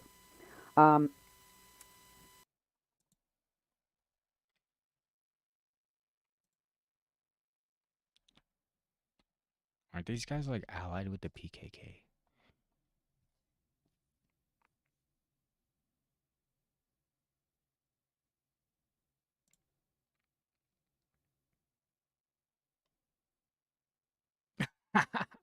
Wait, when did the U.S. declare them one?